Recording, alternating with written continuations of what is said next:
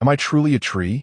Upon hearing the voice resonating in his mind, Lin Feng felt no tremor within his heart. Rather, a hint of amusement flickered within him. This marked the 10th year since his transmigration. He vividly recalled a decade ago, when he was merely an exemplary young man on Blue Star. On a stormy night, his neighbor's younger sister messaged him, trapped at a challenging level of solitaire, seeking his assistance. Fueled by indignation, Lin Feng rushed to her aid. The night was dark. The neighbor's sister was exceptionally beautiful, and indeed, that level was quite formidable. After sitting before the computer, ruminating for half an hour, a spark of inspiration struck him. Eureka! With exhilaration coursing through him, he maneuvered the mouse with haste, and when all the cards vanished, he triumphantly cleared the level. Bathed in the admiration of his neighbor's sister, Lin Feng felt as though life brimmed with hope. He abruptly rose, intending to depart with flair, leaving a lasting impression on her. However, due to years of neglecting physical exercise and indulging in excess, he experienced a momentary lapse in blood flow to the brain upon standing, his vision darkening as he lost consciousness. When he regained awareness, he found himself amidst an expanse of desolate wilderness. Transmigrated, what a twist, to have traversed realms through a game of solitaire, while others transmigrated as favored children of destiny, capable of bending heaven and earth to their will. Even the most mediocre could aspire to greatness. Why, then, was he but a willow tree? This thought sent a shiver of indignation through Lin Feng. Resigned to his fate, he gradually accepted this reality over the span of a decade. He now found himself atop a peak, with a dense primordial forest to the west, and a perilous cliff looming 100 meters ahead. Over the years, he had gleaned some understanding of this world. It was a realm of profound mysteries, where under the starry sky, divine beings shattered stars while frail humanity struggled to survive in the crevices. Awakened to a system that promised him boundless longevity, he realized there were but two paths to transform into a human. One must either elevate their level to 100 or pursue an alternative path to ascendancy. Presently, his level stood at 1. Indeed, after 10 years, he remained at level 1. Daily, he absorbed the essence of the sun and moon to accrue experience. To expedite his ascent in levels, he could either consume extraordinary nutrients or cultivate followers. The former was straightforward, yet demanding on his roots, and such fortuitous encounters were rarely bestowed from the heavens. The latter, however, suggested that the strength of his followers would enhance his own. The greater the number and quality of his adherents, the more significant his experience gain would be. His followers were inherently loyal, and as their prowess grew, so too would his, surpassing theirs by a small margin.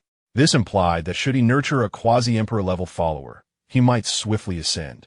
Yet, with no living soul within a 10-mile radius, perhaps it was best to reconsider. Moreover, each passing year, the system granted him a modicum of points, which could be utilized to strengthen his roots, trunk, and branches. Currently, Lin Feng had reinforced his trunk 4 times and one branch 6 times. That particular branch had become as solid as iron and remarkably agile. This place was rife with formidable beings. Understanding his predicament, in Lin Feng's mind, a phrase suddenly emerged: grow steadily and do not indulge in recklessness. Embracing this sentiment, a decade swiftly passed. Over these 10 years, he weathered storms, vanquished numerous mundane beasts that sought to prey upon him. One unremarkable afternoon, an elderly man, clad in animal hide and wielding a stone axe, entered Lin Feng's field of vision. After more than 20 years, Lin Feng finally beheld another human, albeit one who appeared merely mortal.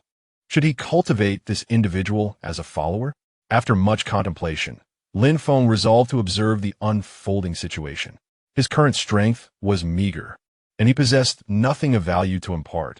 Revealing his identity would be unwise. Upon approaching, Lin Feng noticed the old man dragging a lifeless body, a young man, whose expression suggested he was likely a close relative. Ultimately, the old man buried the body nearby, casting a lingering glance filled with sorrow before departing. The following spring brought a heavy snowfall. On a radiant morning, the old man returned, this time accompanied by a woman and a small child who had recently learned to walk. The elder meticulously cleared the snow from the burial site, exhaling a cloud of mist as he spoke. He was interred here, slain by the Qingyang tribe, who stole our possessions. The woman, tears brimming in her eyes, remained silent. The child, in innocent confusion, asked, "Is Daddy here?" The woman nodded. "Yes, Daddy is asleep. He is waiting for you to grow up." They lingered for an hour before departing. From that day forth, the trio returned almost every year. However, in the 5th year, an unexpected turn of events transpired. That night, the woman returned, dragging the old man's lifeless body. The child, now more aware, helped his mother lay his grandfather to rest, their eyes reflecting profound resentment. It was evident that the old man's demise was shrouded in a web of grievances. For the subsequent 2 years, neither returned. During this interval, Lin Feng finally leveled up. Race, mutated willow tree. Level, LV, 2. Current influence, none. Number of followers, none. Divine abilities, no skills, no items, none. Defense value, 12. Extremely fragile. Combat ability, 7. Feeble, 150 LV, 3. Level up successful. Reward, lucky draw. Would you like a draw? Gazing at the system panel, Lin Feng felt a wave of numbness wash over him. Although his defense and attack had seen slight improvements post-upgrade, the increments were disappointingly minimal. Fortunately, he had received a lucky draw, a chance to transform a bicycle into a motorcycle. Any opportunity was welcome. Without hesitation, Lin Feng initiated the draw. Ding! Reward, skill, empty breath technique. With this skill, he could embark on the path of cultivation. The thought of stepping into the realm of the extraordinary exhilarated Lin Feng. He envisioned himself treading upon the divine and subduing the heavens. However, reality doused his enthusiasm with cold water. He discovered that this technique was beyond his reach, drawing sustenance through its roots, absorbing the essence of the sun and moon, yet utterly incapable of controlling its own breath. Alas, currently, it appears that with each passing year, my experience and points increase by a mere 1. After several enhancements to my roots, my annual experience has only risen from 1 to 1. 0-1. This, however, demands nearly 50 years. Is it my fate to endure another half-century without cultivation? Lin Feng resigned himself to this harsh reality. 3 years later, on a summer morning, a diminutive figure clad in animal hide unexpectedly entered his line of sight. This time, upon her back rested a woman, presumably his mother. Her small face bore an icy demeanor, yet her eyes shimmered with determination as she ascended step by step. Ultimately, he laid her to rest, though tears brimmed in his eyes as he buried her. How does an 8 or 9-year-old child, bereft of parents, survive in this merciless wilderness? Lin Feng regarded the scene with a heavy heart. After ensuring his mother was interred properly, he did not depart immediately. Instead, he lay beside her. The summer breeze wafted gently, and a solitary tear slipped from the corner of his eye. This place was his home, the closest yet farthest from his loved ones. Now, Lin Feng possessed the Qingming breathing technique, a means to cultivate his own followers. By imparting his knowledge to mortals, he merely needed to make physical contact with them. Once they practiced the techniques he taught, they would be considered his disciples. Not only would his cultivation level automatically surpass theirs by 1 stage, but any techniques they acquired would immediately synchronize with him. Moreover, upon his demise, items imbued with his essence would manifest in his presence. Regrettably, due to level restrictions, the transmission of techniques was limited. At LV 2, he could only impart knowledge to cultivators of a lower realm 3 times. After deciding to pass on his teachings, Lin Feng gently stroked the child's forehead while he slept. "Who?" The child awoke with a start, his alertness palpable, yet upon surveying his surroundings, he ultimately attributed the occurrence to the spirits of his departed kin. After a full day's stay, he took his leave. Bearing the heavy burden of profound enmity at such a tender age, he undoubtedly fit the mold of a protagonist. I hope he does not disappoint me. This notion seemed to be validated when Lin Feng returned the following year, discovering that the child's aura had grown significantly stronger than that of his peers. Chapter 2. The slaying of the Crimson Bull. Though still bearing traces of youthful innocence, he had already matured into a young man. In the blink of an eye, for years had passed, and by the 4th year, Lin Feng suddenly noted an increase in his experience points, accompanied by the resonance of a system notification. Ding! Acquired a low-grade mortal technique, Fierce Tiger Fist. This technique must have been learned by that boy. His annual increments in experience points had been scarce, a situation that persisted for 6 years. In the autumn of the 6th year, a youth clad in white cloth, bearing a broken sword upon his back, entered Lin Feng's line of sight. With sharp brows and bright eyes, he stood tall, carrying the weight of 7 heads, approaching his parents' side. Father, mother, grandfather, I have avenged you. The entire Qingyang tribe, 3,000 souls, have perished. These are the culprits who caused your demise. As he spoke, his voice trembled with passion, an aura of fierce determination radiating from him. After fulfilling this grim task, he knelt before Lin Feng, exclaiming, "Since that fateful year at the age of 8, I dreamt of a divine, trees spanning the chaotic void, each leaf shimmering as if it were a grand star. From that moment, Zhao Ling's cultivation soared, and I have avenged this grievance." In the subsequent years, the visions grew clearer, revealing it to be an ancient chaotic willow. I recall resting beside you at the age of 8. Was it your blessing? This boy was named Zhao Ling. He knelt there, seemingly awaiting Lin Feng's response. Yet Lin Feng remained motionless. After an hour, Zhao Ling rose, slicing open his wrist, letting a few crimson droplets fall before Lin Feng. The kindness bestowed upon me is indelible. Zhao Ling has no means to repay but to bow in humility. After 3 profound bows, Zhao Ling departed, venturing beyond the vast wilderness in pursuit of greater horizons. Observing his retreating figure, Lin Feng felt a surge of satisfaction. This lad indeed had the potential for greatness. In the blink of an eye, a decade had elapsed. In those 10 years, Lin Feng's reinforced branch had extended to 30 meters. One afternoon, a colossal bull, standing 2 zhang tall with a singular eye upon its forehead, approached, intent on devouring Lin Feng. This creature was formidable, its tough skin and dense fur resembling steel needles, instilling terror. Initially, Lin Feng remained still. As the beast drew near, a branch erupted, plunging fiercely into its heart. The bull's vertical eye shone with a glimmering light, likely a manifestation of some arcane power. Yet, before the power could reach Lin Feng, it dissipated and the beast fell lifeless. Had he not caught it off guard, Lin Feng knew he would have been no match for such a beast. Within this primordial wilderness, ancient trees towered high and fearsome beasts roamed. Thus, it was imperative to enhance his strength and act decisively. Noticing that within a 200-meter radius there was but one tree, he nurtured several saplings nearby, filling the area with greenery.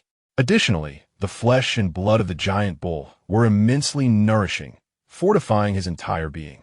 After 2 weeks of absorbing the remnants of the giant bull, he was astonished to discover an additional item in his possession. The Eye of the Red Bull, rating low tier. It appears that slaying ferocious beasts grants the possibility of acquiring certain items. This artifact could be bestowed upon my followers. Regrettably, Zhao Ling did not return in the subsequent 5 years, nor did any other human approach. On a day in the 6th year, a voice resonated in Lin Feng's mind. Ding! Acquired the lower-tier mystical technique, Xian Ling Ju. Remarkably, it seems that Zhao Ling has encountered extraordinary adventures outside. Lin Feng felt he had made a wise choice in trusting him. Ascendancy to divinity seemed imminent. The imperial throne was within reach. However, reality delivered a harsh dose of cold water. 7 years later, he suddenly realized that the experience Zhao Ling was supposed to provide had diminished. What could be the reason? Lin Feng pondered for a long time, perplexed. This question found its answer one dusky year later, as the glow of sunset illuminated the sky. Zhao Ling finally reappeared nearby after many years. Now a youth, he bore the loss of an arm and was marred by numerous grotesque scars. His dantian was utterly shattered. This signified that he had become an ordinary person, severely injured. It was evident he had endured great trials, both physically and mentally. Lin Feng chose not to assist him this time. The spark of youth had vanished from Zhao Ling's eyes, and his fighting spirit had been entirely extinguished. No longer young, he had missed the prime opportunity for cultivation. Imparting knowledge to him would only squander resources. Ultimately, Lin Feng watched as Zhao Ling departed. In the following years, Zhao Ling occasionally returned to this place. About 5 years later, he arrived with a woman and child, finding the resting place of his parents and saying, "Father, mother, grandfather, Linger has started a family. Do not worry." This time, he spoke with a calm demeanor. Revenge had been exacted. Although he had not truly departed from this land, he now possessed a blissful family and felt no lingering attachments. After completing these rites, Zhao Ling approached Lin Feng with his wife and daughter. Lin Feng had planted many trees around, some of which had grown robustly, towering over him. He had initially assumed that Zhao Ling would be unable to find him. Yet to his surprise, Zhao Ling recognized him at once. Clutching his wife and child, the trio bowed to Lin Feng. "Though I am uncertain if it was you who granted me fortune, you have accompanied my loved ones for many years. I bow before you." The following day, Zhao Ling brought offerings and established a tribute altar before Lin Feng's trees. In this desolate wilderness, such an altar seemed somewhat out of place, and to avoid unnecessary trouble, Lin Feng relocated the altar after his departure. The trees, though grand, were still unremarkable. It must be noted that Zhao Ling's daughter was remarkable. If she possessed potential, she could be imparted with teachings. Yet time waits for no one. Zhao Ling's absence extended for 15 years. In those 15 years, aside from some oblivious beasts, no one approached. As the years passed, Zhao Ling's life should have stabilized, and Lin Feng was on the verge of forgetting this matter.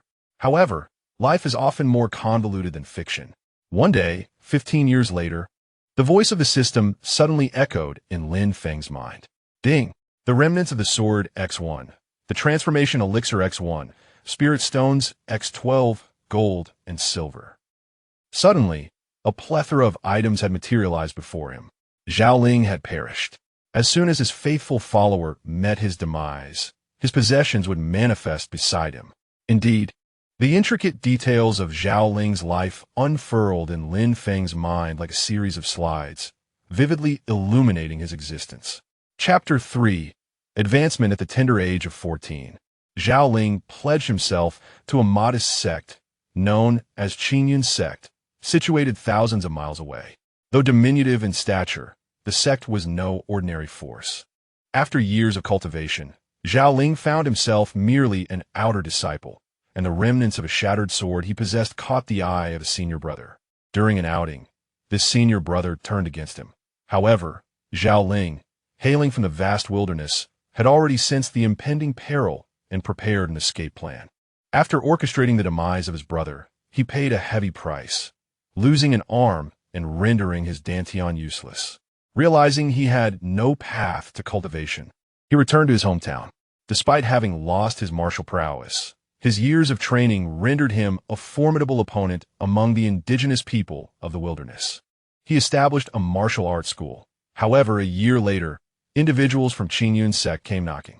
They were connected to his fallen brother. For an entire year, Zhao Ling, along with his wife, daughter, and a group of disciples, evaded capture. Yet ultimately, he could not escape his fate and was slain by the sect's cultivators.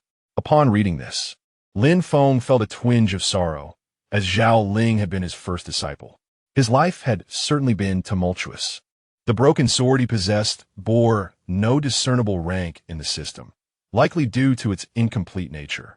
The elixirs and spirit stones were of the lowest tier, while gold and jewels held no value for him. Through the recollections of Zhao Ling's life, Lin Feng gained a clearer understanding of the cultivation realms within this world.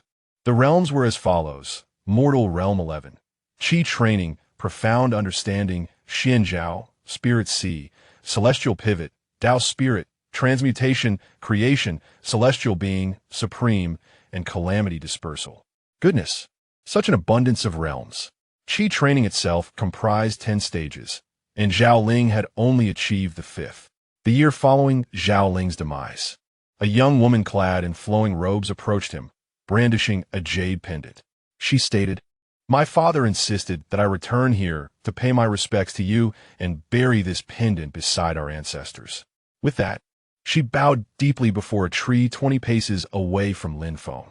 Given the passage of time, her ability to locate this place was remarkable, especially considering the numerous barriers Lin Feng had established around it.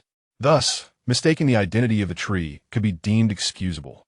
Observing her spirited demeanor and the lengths she traveled to fulfill her father's promise, Lin Feng surmised she was a person of deep loyalty and affection. He had long wished to impart his teachings to her.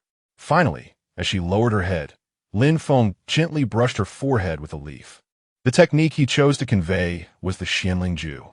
As she felt a cool sensation on her brow, a look of astonishment flickered in her beautiful eyes. She glanced around, noting the serene atmosphere, and murmured, "Could it be that you have truly manifested your spirit?"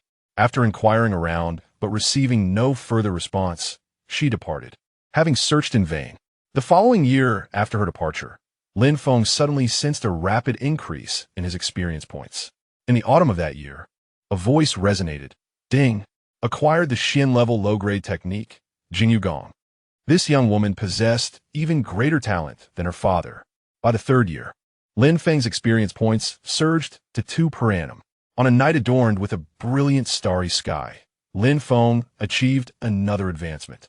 Race, mutated willow, level, LV, 3, current influence, none, number of followers, 1 divine abilities, none capabilities, none techniques, tiger fist mystic spirit technique pure feather skill, items, broken sword, eye of a red bull, essence transformation pill, spirit stone XXX, defense value, 27, extremely fragile, combat ability, 13, feeble, 1/500 LV, for level of successful. Reward, lucky draw. Would you like to draw? Lin Feng chose to draw immediately. Ding. Reward ability true sight. After glancing at the description, Lin Feng sighed. This divine ability can scan the talents, strengths, and ages of beings within a radius of 500 meters. But it is ineffective against those who are 2 levels above his realm. It can be considered a decent auxiliary skill. After developing 2 followers, the progress increased by approximately 20, but unfortunately, there were not many people around. At this moment, Lin Feng had a sudden flash of inspiration. If there are no people, what about beasts?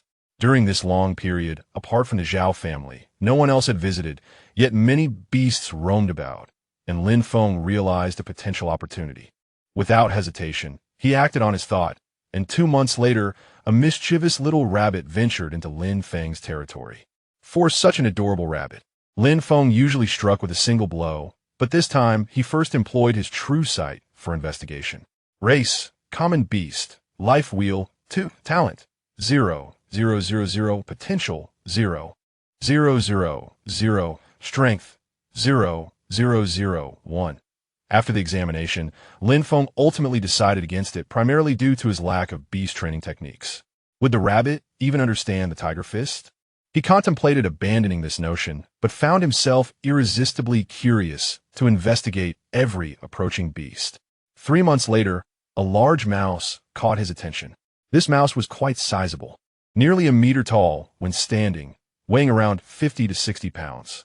Race, common beast variant, life wheel, 7 talent, 0, 0, 0, 1 potential, 0, 0 strength, 0, 0, 1. With this thought, Lin Feng gently stroked its body, and the mouse squeaked before soon departing. This time, he imparted the technique clear breathing method. From a scientific standpoint, since they are both mammals, unlike himself who primarily relies on roots, there should be a way to integrate the teachings. In the spring of the following year, the mouse reappeared in Lin Feng's sight. It had grown larger than the previous year, now exceeding a meter in length, and its once yellow fur was interspersed with several strands of snow-white hair. The changes did not stop there. The mouse had visibly become much smarter. A glimmer of human-like intelligence shone in its eyes. Lin Feng placed a spirit stone on the ground, and the mouse directly picked it up and took it away. From that day on, the mouse made its home with Lin Feng, foraging during the day and sleeping in the cave with the spirit stones at night, as punctual as if it had a job. 3 years passed in the blink of an eye. In the past 3 years, Zhao Ling's daughter has acquired a wealth of experience, while the mouse has grown nearly 2 meters in length, resembling a small pig, its head adorned with a mantle of white fur. A mouse of such extraordinary size, if placed within the realms of Blue Star, would undoubtedly ascend to the pinnacle of trending topics in an instant. Yet, the marvel does not cease there. After completely absorbing a particular spirit stone within its burrow, the mouse astonishingly stood upright, reminiscent of a human, as if in request. Lin Feng then offered it another spirit stone while imparting the tiger fist technique, bestowing upon it the name Xiao Huang. He was eager to witness just how far this remarkable rodent could evolve and whether it would surprise him in the end. 5 years have elapsed, and one morning, a voice resonated within Lin Feng's mind. Ding dong, you have acquired the mid-grade mysterious technique neon decision. Mid-grade mysterious. This girl truly surpasses her father. Chapter 4. How could this mouse fight? Moreover, Lin Feng felt his strength had significantly increased, both in offense and defense. Unlike merely allocating points, it was likely a result of the return gift from Zhao Ling's daughter.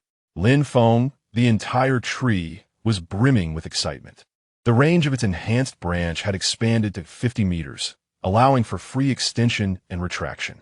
With a heart full of anticipation, Lin Feng sensed that life was imbued with hope, while continuously scouting for other creatures. If this progression could persist, it would indeed be splendid. However, 2 months later, an unforeseen calamity arose. That night, a dazzling ray of light, accompanied by a resounding earthquake, appeared over 100 miles away, the brilliance unparalleled, radiating treasures. A rare artifact had descended. Lin Feng's leaves nearly withered from anxiety. This was the Hai Xian world. If a formidable being were to strike, it could effortlessly raise the surrounding area to the ground. Fortunately, it was 100 miles away, with countless trees in between. Statistically, it should not affect him. If misfortune were to strike, however, there would be no recourse. Moments after the anomaly began, the previously tranquil wilderness erupted into chaos. A rustling sound echoed through the forest. A colossal bird, with wings spanning dozens of feet and a body entirely crimson, dove toward the distant horizon. Each feather glimmered with a metallic sheen, flames seemingly flickering upon them, emanating a terrifying aura even from afar. Following closely was a serpent, as thick as a water barrel and 100 meters long, with 2 protrusions atop its head, moving with astonishing speed. Throughout the night, the sounds of a fierce battle reverberated, a spectacle of unimaginable ferocity. Fortunately, Lin Feng was situated at a high vantage point, with a rare artifact below and several hundred miles away. The mere commotion sent shivers down his spine, compelling him to remain exceedingly low-key, wary of revealing any uniqueness. Xiao Huang was equally astute, remaining hidden within its burrow. The following morning, Lin Feng witnessed several cultivators transform into streaks of light, soaring above him. The forces of humanity had also become involved. The battles of the first 3 days were the most intense, with terrifying divine abilities overshadowing the sun, reminiscent of an apocalyptic scene. Enormous creatures were felled in midair, their blood raining down like a deluge. This tumult persisted for a month. After a month, the clamor finally subsided. It seemed the significant opportunities within had been seized, and at this juncture, some lesser beings began to trickle in. Lin Feng deemed it unwise to take unnecessary risks. After all, life was long, and the priority was to maintain stability. 2 years later, the area had finally returned to its previous tranquility. Just as Lin Feng believed this ordeal had passed, one evening, a man crawled up from beneath the cliff. He appeared to be a middle-aged man, clad in a black robe, several parts of which were torn. Struggling to ascend, he looked skyward and laughed heartily. I never anticipated that I, Zhang Zheng, would still be alive. The damned Haotian sect shall pay dearly. After catching his breath, he was nearly at the end of his strength. Lin Feng employed his true vision to investigate. Upon gauging the man's strength, Lin Feng decided to remain stationary and wait for him to depart. Yet, fate took an unexpected turn. As Zhang Zheng regained his composure, his expression suddenly shifted, revealing he had noticed something. He muttered to himself, "How can there be other beings in this vicinity?" Rising to his feet, he relied on the luminous starlight to locate the cave where Xiao Huang resided. At that moment, Xiao Huang had also spotted Zhang Zheng, and their eyes met, causing Zhang Zheng to momentarily doubt his own vision. He had encountered numerous rats before, yet never one as robust as an ox. How could such an ordinary creature grow to such a size? Was it an illusion? Shaking his head, the shrill call of Xiao Huang echoed, indicating its intention to attack. At this point, Zhang Jing finally acknowledged the reality before him. There was indeed a rat with the stature of a bull. Had he not been ambushed by that group of people, exterminating a rat would have been a mere flick of his wrist, but now, severely injured, he was uncertain of his capability. Then an even more astonishing scene unfolded. The rat suddenly stood upright, assuming a peculiar stance with its hands, as if preparing to fight. Only Lin Feng understood that this was the fierce tiger fist he had taught Xiao Huang, and he was taken aback that the creature had grasped its essence. A rat that could fight. Who would believe it? Zhang Jing was momentarily stunned, hastily preparing for combat. Yet given his injuries, he found no advantage against Xiao Huang. Embarrassment washed over him. It was the first time he had been beaten by a rat. Enraged, he retaliated, but each counterattack resulted in blood spilling from his wounds, revealing a weakness to Lin Feng. This creature was not as formidable as he had imagined. Whoosh! Lin Feng's enhanced willow branch struck with deadly precision, piercing Zhang Jing's body and shattering his heart. The expression on Zhang Jing's face froze. He wished to glimpse the face of his killer, but it was too late as he collapsed heavily to the ground. Xiao Huang chirped, seemingly suggesting that even without Lin Feng's intervention, it could have resolved the matter. Lin Feng paid no heed, hastily searching the fallen man's belongings, fearing he might possess something that could lead to disaster. Fortunately, he found nothing of particular note. Within the storage ring, there were merely a few feathers and a collection of spirit stones. After thoroughly looting, Lin Feng cast the corpse over the precipice, ensuring it would be shattered beyond recognition. This incident made Lin Feng realize that having Xiao Huang by his side posed a significant target. After a series of gestures, Xiao Huang, whose intelligence had begun to awaken, understood Lin Feng's intention and moved away, settling a mile distant. As time flowed gently by, Zhao Ling's daughter reported that her cultivation seemed to have reached an impasse. Now nearing 30, her talents were only slightly superior to the average person, rendering her incomparable to the true prodigies.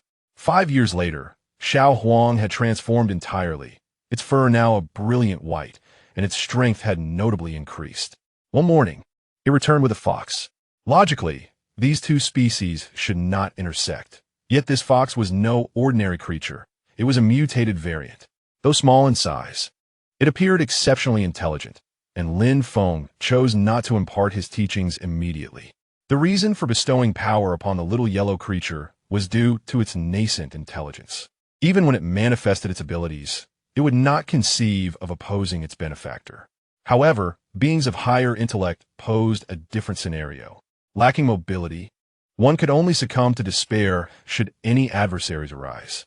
Yet, this fox appeared to exhibit even greater devotion than the little yellow creature, faithfully presenting itself each night, gazing intently at its benefactor. After a year, Lin Feng resolved to impart his power to the fox. That fateful evening, a delicate willow leaf gracefully brushed against the fox's forehead, and it seemed to sense a profound change. 3 months later, Lin Feng offered the fox a spirit stone, which it took and commenced its cultivation, retreating into seclusion for nearly a year. On a rainy morning, a year later, both the fox and the little yellow creature arrived, their eyes fixed on Lin Feng with eager anticipation. Intending to assess their loyalty, Lin Feng refrained from immediately presenting them with the spirit stones.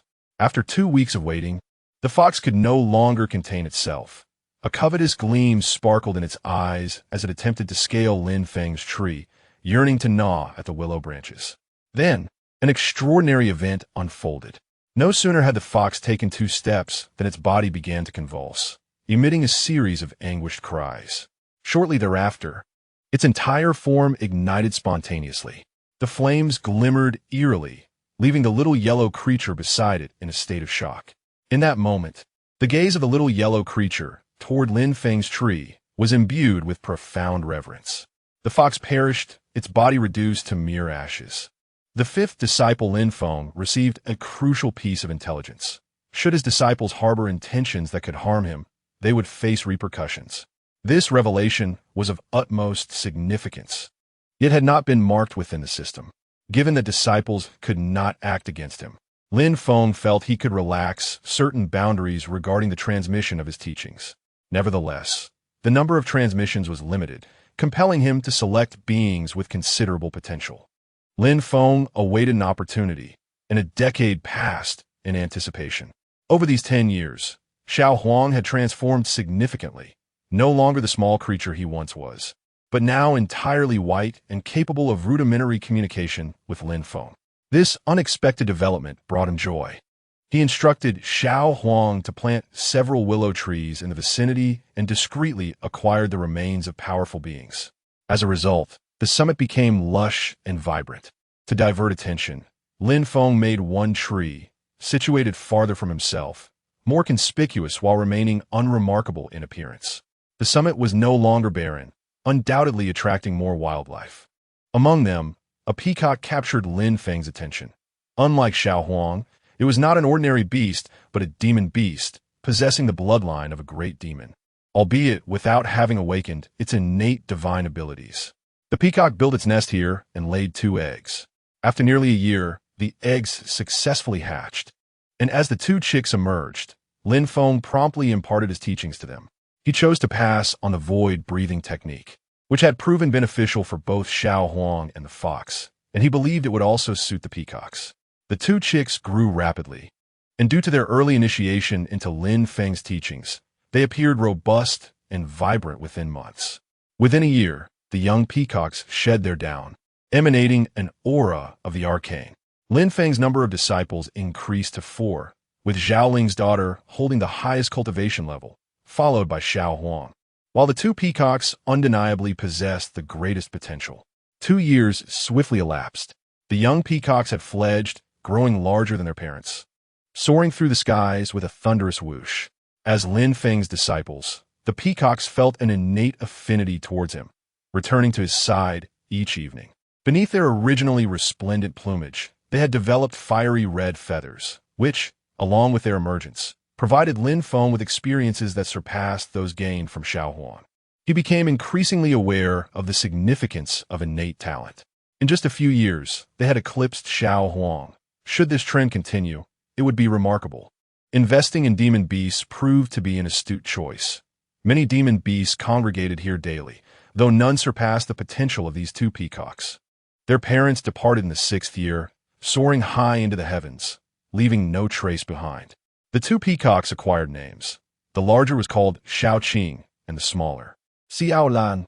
By the time Xiao Qing reached 6 years of age, its wingspan approached 3 meters, and its eyes were sharp and piercing.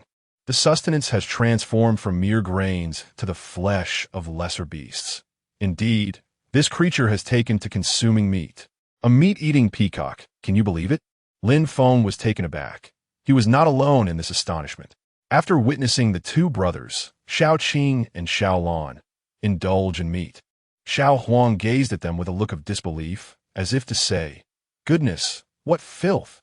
Fortunately, having grown up together, Xiao Qing and Xiao Lan harbored no malice toward Xiao Huang. Their newfound carnivorous diet inadvertently benefited Lin Feng, as he absorbed the blood of several lesser beasts. At this rate, the experience that would typically require 500 years to accumulate may only take a little over 300. Thankfully, having transformed into a tree, he had grown accustomed to the passage of time and persevered through the challenges. The advantages bestowed upon him by these 2 peacocks did not end there. One afternoon, Xiao Qing returned with a vibrant green branch, the origin of which was unknown. It placed a branch before Lin Feng and called out a few times. Upon examination, Lin Feng sensed that the branch was brimming with vitality, unlike any ordinary plant, and ultimately planted it nearby. Days turned into weeks, and with the presence of Xiao Huang, Xiao Qing, and Xiao Lan, life became less monotonous. As spring arrived the following year, amidst a heavy rainstorm, a young man appeared in Lin Feng's line of sight, drenched and devoid of vitality, resembling a living corpse. He ambled to the edge of a cliff, and just before stepping off, he cast a glance downward. Below, swirling mists and howling winds loomed, and one misstep would lead to utter ruin. A shiver ran through him as he finally turned his gaze to Lin Feng. After nearly a century of growth, Lin Feng had attained a thickness comparable to that of a person. His growth was slightly slower than that of an ordinary willow. The young man mumbled to himself, "Well, the scenery here is quite lovely. Let me rest here in a dignified manner." With that, he stripped off his shirt and twisted it into a rope. This man intended to hang himself. Lin Feng felt an ominous chill. He had initially wished to ignore this individual, but upon using the true sight ability, he discovered that this man's potential had reached a staggering 10. It is worth noting that Xiao Qing and Xiao Lan now possessed a potential of merely 7, and the Zhao father and daughter were unlikely to be any higher.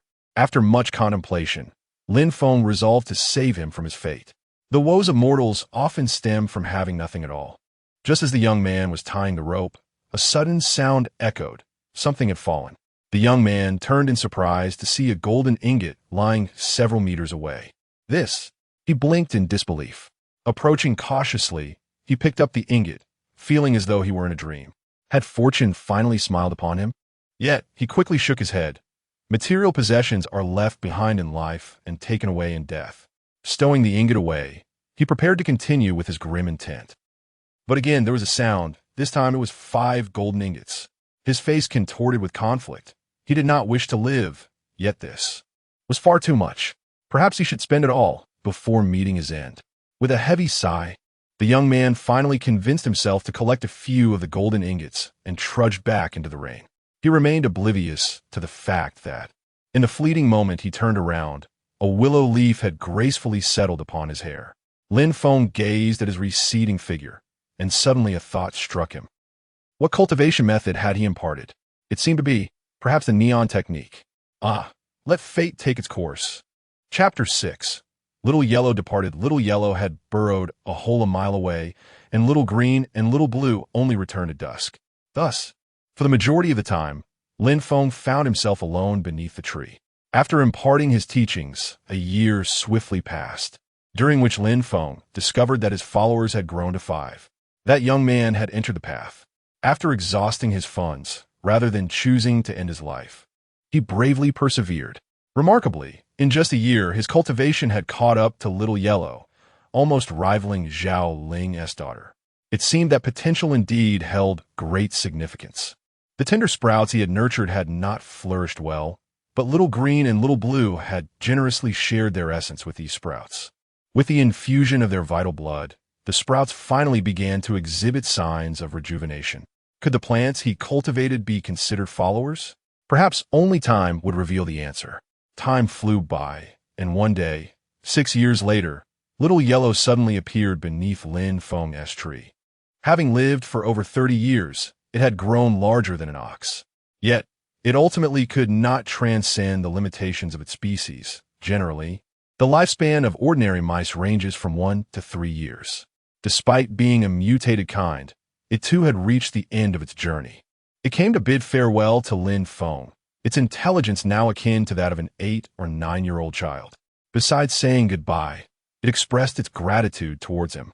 In a rare moment, Lin Feng responded, gently brushing its forehead with a branch.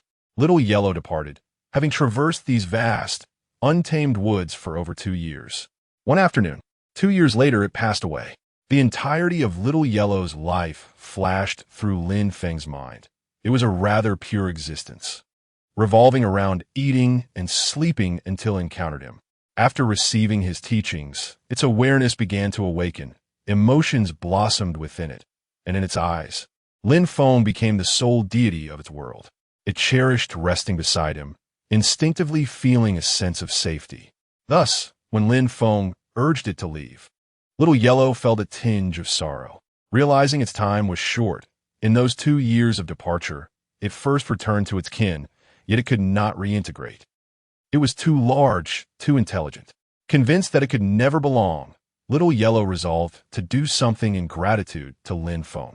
It journeyed to a forbidden place 1,000 miles away, where a sacred spring lay, the water imbued with ethereal energy, ideal for nurturing trees. Alas, a primordial ape guarded the spring, and when Little Yellow attempted to steal some water, it was severely injured. Little Yellow managed to escape, barely clinging to life. Aware that it was on the brink of death, though it was not wise, it understood that its time had come. Curled beneath an ancient tree, Little Yellow gazed towards Lin Feng's direction, pondering why it had not brought back even a drop of the spring water. As Lin Feng reflected on Little Yellow's life, he fell into silence. From his perspective, the investment in Little Yellow had merely been an experiment. It might have been a failed endeavor, yet Lin Feng bore no regrets. Little Yellow ultimately could not retrieve any water, nor could he grant it a true rebirth. It seemed to sense something for that day. Little Green and Little Blue circled in the sky, emitting piercing cries. One afternoon, Xiao Qing returned, dragging the lifeless body of Xiao Huang, which Lin Feng laid to rest beside him, marking the tragic conclusion of Xiao Huang's existence. In truth, approximately 2 years prior, both Xiao Qing and Xiao Lan had surpassed Xiao Huang in strength, rendering his experience minimally impactful. The most astonishing development, however, was that of a young man whose power had surged dramatically, presumably having entered the realm of profound understanding, and concurrently, he had acquired various other techniques. Yet, these techniques seemed somewhat dubious. Lin Feng found himself inexplicably anticipating the replay of this young man's life, intrigued by the whimsical nature of his journey.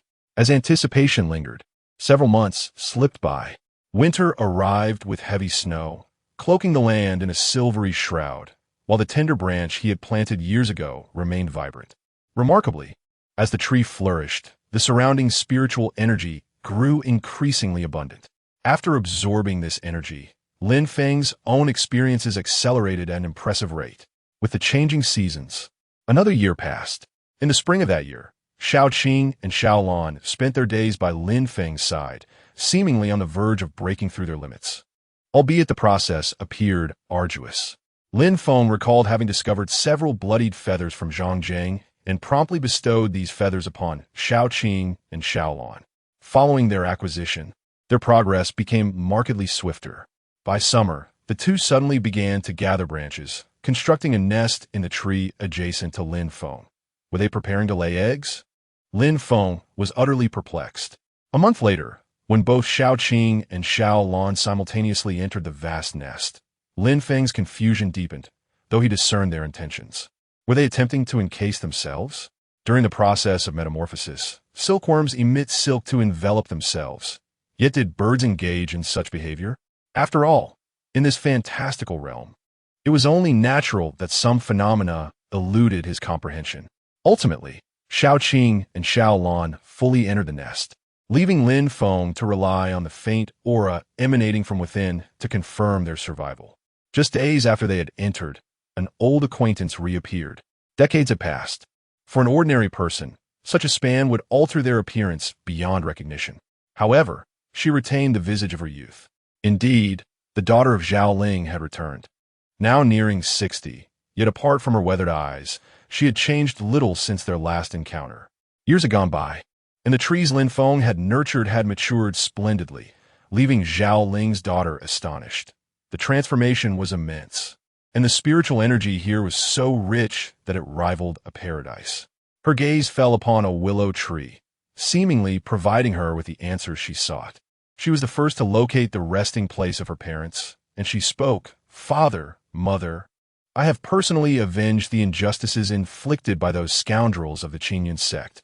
You may now rest in peace beneath the 9 springs." Subsequently, she knelt before a nearby willow tree, expressing her gratitude. "I thank you for bestowing upon me this celestial opportunity. My Zhao family has long benefited from your grace. And today, Zhao Yin offers this modest repayment." With that, she produced a jade vial from her sleeve, delicately tapping it, causing a cascade of exquisite nectar to spill forth.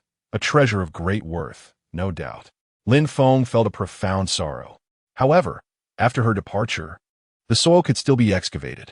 Zhao Yin left, but before she did, she marveled at the enormous nest constructed by Xiao Qing and Xiao Lan. Initially, it seemed that her departure would be permanent, yet unexpectedly, she returned the following year, accompanied by a dozen individuals.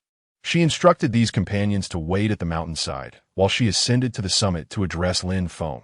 The individuals at the mountainside are the children of my father's former subordinates. Ever since being pursued by the Qingyun sect, they have lived in a state of constant upheaval. Previously, I eliminated several enemies of the Qingyun sect, which has only intensified their pursuit of me. In desperation, I have decided to return to my homeland to settle down, seeking a stable residence. I wonder if you would grant your consent? After contemplating Zhao Yan's words, Lin Feng hesitated. His aspiration to cultivate followers seemed rather fortuitous. However, if he could indeed establish his own tribe, it would undoubtedly be the finest outcome. Yet, what if the Qingyun sect were to come after him? After much reflection, Lin Feng ultimately acquiesced. From Zhao Ling's recollections, it became evident that the Qingyun sect possessed only mediocre strength, being a rather inconsequential sect. Regardless of how they might discover this place, even if they did, they would not be able to find him, for he appeared merely as an unremarkable willow tree.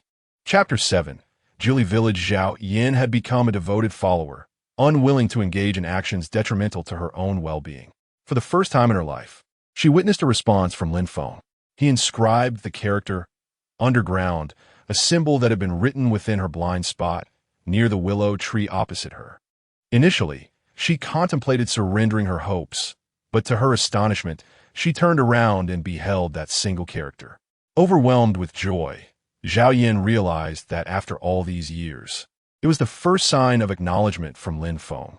Though she had always believed in his existence, self-doubt had lingered. Now, Lin Feng had finally responded directly to her. With Lin Feng's tacit approval, Zhao Yan was elated and hurried back to the mountainside to reassure her fellow disciples. Over 60 years had passed, and it was likely that those who had once been his loyal followers had perished, leaving only a few elderly individuals and their descendants. Nevertheless, Zhao Yan remained diligent, embracing her responsibilities wholeheartedly. She had not erred in her judgment regarding this young woman. Little Qing and Little Lan were still undergoing their transformations within the nest. This process took longer than she had anticipated, but one thing was certain. They were alive. Days turned into weeks. On the mountainside, Zhao Yan and her companions had cleared a patch of land and constructed wooden cabins. After several exchanges with Zhao Yan, Lin Feng issued a command to the people below. No one was to ascend to the summit. This decree rendered the peak a forbidden zone. Time flew, and 3 years had passed. During this period, many among Zhao Yan's followers had become pregnant and welcomed new life. Autumn arrived, heralding the falling of leaves. Finally, there was movement within the nest of Little Qing and Little Lan. A piercing cry shattered the silence, and Little Qing's nest exploded open. A magnificent bird, entirely crimson with piercing eyes, emerged. Compared to before, Little Qing was now smaller, with a wingspan of merely 2 meters, yet its strength had more than doubled. The moment it appeared, Lin Feng felt a significant surge in his own experience. Little Qing gleefully regarded itself. Having undergone a rebirth, its power greatly enhanced. A month later, Little Lan also broke free from its nest. The two siblings were identical. Lin Feng was suddenly reminded of an adventure from centuries past, when a large, fiery bird had soared through the sky, exuding an intimidating aura. He wondered if they could reach such heights. The experiences imparted by Little Qing and Little Lan had far surpassed those of the young man from before. After staying by his side for a year, they took their leave. Before departing, both Little Qing and Little Lan bid farewell to him, destined for broader horizons. Yet, Lin Feng felt a pang of reluctance. After such a lengthy companionship, he had come to regard them as family. Following their departure, Zhao Yan would occasionally ascend to pay respects to her parents' graves, taking the opportunity to converse with Lin Feng. Another 5 years slipped by, during which Little Qing and Little Lan rapidly advanced in strength, reaching a level comparable to that of human practitioners in the profound realm. For smaller sects, they had already attained the status of cave masters. Naturally, Lin Feng's combat prowess had far surpassed that of ordinary practitioners in the profound realm. In the present day, the branch he has fortified can extend 300 meters, while the other branches possess an activity range of approximately 50 meters. Moreover, the nameless youth has become increasingly charming over the years. Evident from the techniques he has mastered, 9 techniques of the chamber and indestructible golden lance. Each of these skills elicits a twitch at the corner of Lin Feng's mouth. This is certainly not the behavior of a virtuous individual. Additionally, the village nestled on the mountainside has finally acquired a name, Jiuli Village. This appellation was derived from Zhao Yan's inquiry to Lin Feng. Her father often spoke of Lin Feng during her childhood, coupled with Lin Feng's transmission of knowledge. She frequently dreams of an ancient chaotic willow. To her, Lin Feng is undoubtedly a divine presence, and she seeks his counsel on all matters. On an unremarkable night, Lin Feng realized that his experience points were nearing completion. Remarkably, it has not even been a century. Initially, Lin Feng's experience growth was approximately 1 point per year, but since the reinforcement of the roots, it has surged to 2 points. Before Xiao Huang's demise, he had 5 followers, accumulating nearly 8 points of growth experience annually. After Xiao Huang's passing, the number was still 7. Hence, he was on the brink of leveling up. Upon upgrading, his foremost concern was undoubtedly the lottery rewards. He wondered what he might draw this time. With a heart full of anticipation, on a night 2 months later, Lin Feng finally achieved a successful upgrade.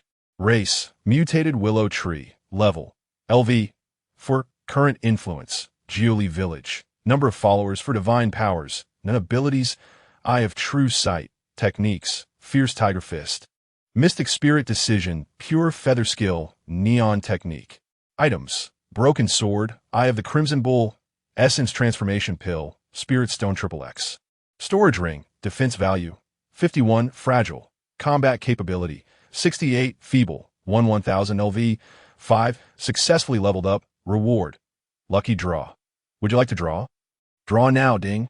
Congratulations on obtaining the ability Spirit of Nightmares. Upon hearing this announcement, Lin Feng promptly sought to understand the function of the Spirit of Nightmares.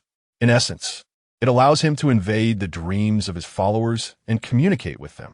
As his power grows, he will be able to penetrate anyone's consciousness directly. How remarkable! Yet another auxiliary skill.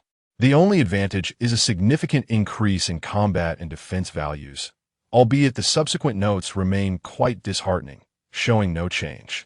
Logically, the next level should require 1,000 years. However, with his experience points now increasing by over 7 points annually, he would need nearly 140 years. With 5 followers, his experience is almost doubled. What if he had 100? Upon reaching level 4, he can impart profound techniques to beings of lower realms 10 times and mundane techniques 20 times. Presently, Jiuli Village, comprising both young and old, totals only 16 individuals, all of whom he can cultivate into followers. Once they become followers, they would no longer be able to act against his interests. Contemplating this, that very night, Lin Feng employed the Spirit of Nightmares to infiltrate Zhao Yan's dream. In the dream, Lin Feng exuded an overwhelming aura deeply rooted in the void, spanning the heavens and the earth. Countless stars encircled him, and each leaf shimmered with a terrifying divine light, as if within them resided deities. Zhao Ling had once described his dream self, and upon witnessing this fearsome sight, Lin Feng could not help but be momentarily astonished. Is this me? The leaves quivered gently, and the surrounding void trembled. Divine light flickered, and the power seemed boundless. What an astonishing revelation! What manner of being is this? No wonder Zhao Ling and his daughter, Zhao Yan, sought him after many years. To the eyes of the divine, mortals are but ants. Yet at this moment, Lin Feng felt as if the divine were no more than ants themselves. He even harbored an illusion. If he exerted just a slight force, he could pierce through this celestial dome. At that moment, Zhao Yan materialized before him. After all, it was her dream, and although she appeared as mere dust in his perspective, she was still distinctly visible. Lin Feng spoke, "Tomorrow, gather the entire village of Jiuli at the peak." As he uttered these words, the starry sky quaked, and the great Tao resonated, reverberating like a divine decree. Chapter 8. Collective Transmission of Skills. Zhao Yan found herself in a state of bewilderment. She often dreamed of such scenes, yet the ancient chaotic willow had never spoken. Today, however, it summoned her to the summit. Was this truly a dream?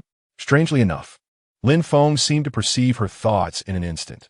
Within this dreamscape, he appeared as an omniscient deity. Lin Feng spoke again. Bring your people along. Once at the peak, approach the offering platform in order of age and close your eyes. Understood. Zhao Yin nodded vigorously, overwhelmed by the gravity of the moment. Was she truly communicating with such a being? After imparting a few additional details, Lin Feng withdrew from Zhao Yan's dream, equally astonished by the encounter.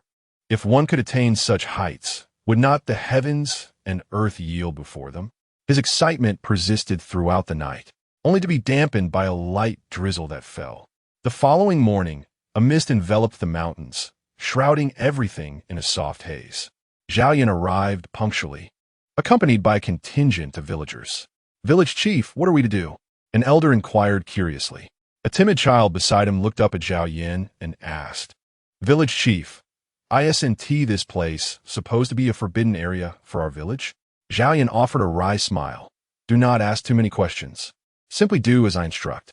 Years of accumulated authority silenced the crowd. Presently, an elderly man approached first. He appeared to be in his 70s, trembling with age. This man was the eldest disciple of Zhao Ling, having once mastered a few techniques, and was once a person of considerable repute. Alas, time had not been kind, and he had not embarked on the path of cultivation, destined to become a mere shadow of his former self. Lin Feng assessed him, 73 years of age, with lamentably low potential and talent. Yet, one does not disdain food merely because it is stale. He had not reached the stage of being choosy. The tiger fist was transmitted to him. The second individual, a woman aged 67, exhibited similarly poor aptitude. The third, a middle-aged man, showcased decent potential. He was Zhao Yan's junior disciple from years past. Yet, if the two stood side by side, one might easily mistake them for father and daughter. Lin Feng bestowed upon this man the void-breathing technique. The subsequent individuals were of the second generation. However, youth and potential did not always correlate. Among several, Lin Feng merely imparted the tiger fist. A 16-year-old girl, however, showed promise, and Lin Feng transmitted to her the neon technique, along with several spirit stones. This process had been meticulously detailed to Zhao Yan in a prior dream. During the transmission of skills, not only must others keep their distance, but the recipient must also shut their eyes. Thus, when the girl beheld the spirit stones on the ground, her mouth fell agape in astonishment. The following few individuals displayed average talent, yet it was the final child who captivated Lin Feng's attention. This lad possessed an astounding potential value of 20. Lin Feng had a rudimentary understanding of potential values. A value of 1 indicated an ordinary person, while a value of 10 or above granted access to the threshold of cultivation. The young man's potential was precisely 10, and he had now ascended to the realm of profound mysteries, on the verge of entering the mid-stage of that realm. Previously, the potential values of Shaoqing and Xiaolan were merely 7, yet after undergoing a remarkable transformation, their potential soared to 16. This child, merely 2 years of age, might achieve even greater heights if he embarks on cultivation from an early age. Lin Feng, on this occasion, not only imparted his skills, but also bestowed a transformative elixir, the Huasui Dan, on the spot. In the future, when this child reaches the age of 5 or 6, several spiritual stones could be provided to assist in his cultivation. After all was concluded, 2 hours had elapsed, and some individuals, having reaped considerable rewards, could not help but smile broadly. As they prepared to depart, everyone offered a deep bow to Lin Feng. 3 months swiftly passed, and within this time, those with considerable talent were on the verge of entering the initial stages of cultivation. "Village chief, I feel a new cyclone forming within me," exclaimed a plump boy from the village, who at 12 had begun to grasp the threshold of the qi refinement stage through Lin Feng's teachings of the Xianling Ju. Prior to formally entering the qi refinement stage, one must pass through the qi induction stage, which involves drawing energy into the body to form cyclone. Once the cyclone stabilizes, one may then progress to the qi refinement stage. Zhao Yan, having explored this phenomenon, widened her beautiful eyes in astonishment. "Zhao Meng, you have induced qi." Zhao Meng, with his dark skin and round physique, innocently replied, "Is this what inducing qi feels like?" "Village chief, Didn't you say cultivation is exceedingly difficult? Zhao Yan stood there, momentarily dumbfounded. She recalled her own initiation into Honggu, where throngs of people struggled at the entrance. And now this boy had actually made it through? A mix of surprise and joy enveloped her. If more cultivators emerged from the village, their chances of survival would significantly improve. Though she herself was a practitioner, she had stagnated for 2 decades at the 10th layer of qi refinement. In Honggu, she was merely an introductory disciple, far from grasping the intricacies of the art. From a Xianling Ju to the rainbow technique, she had only skimmed the surface, unable to impart true knowledge. Yet now, after the opportunity presented months earlier at the summit, the village had produced a new cultivator. Holding her breath, she considered the situation. This was a natural occurrence. Here is a spiritual stone for you. Take it, and let your brother assist you in absorbing it. Zhao Yan did not dare to delay. This was the future of their village. No one wished to remain in the depths of the mountains forever. It was a necessity born of despair, yet now, Zhao Yan's hope was rekindled. You little rascal, keep a low profile for a few days while I hunt spiritual beasts for you, using their blood to strengthen your body. Zhao Ming responded with an "oh" before departing. In the following days, villagers gradually awakened. Even the village's elder, Zhao Fengzheng, who had already begun to sink into the earth, could execute a few sets of punches at the age of 76. The entire village was rejuvenated, and Zhao Yan busied herself with various tasks.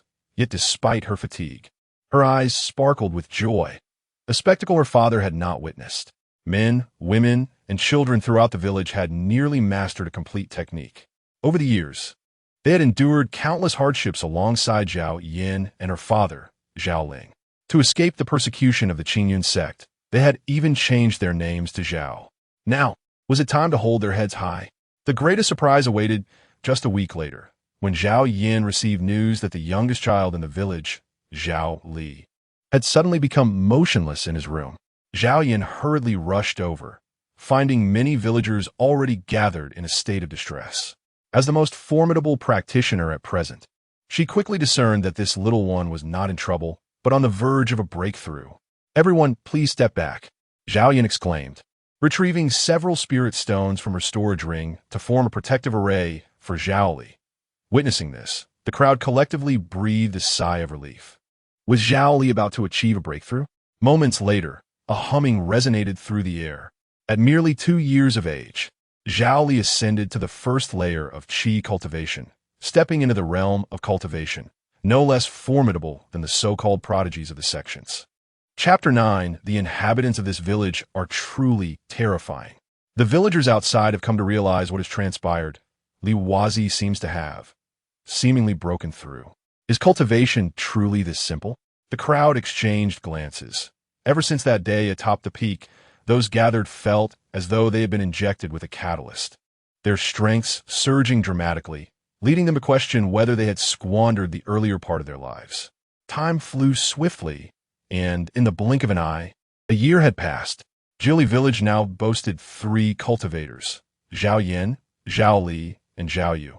Several others had also entered the realm of qi induction, including the stout Zhao Ming and Zhao Yan's junior disciple Zhao Ming, while the martial skills of the remaining villagers had also progressed remarkably.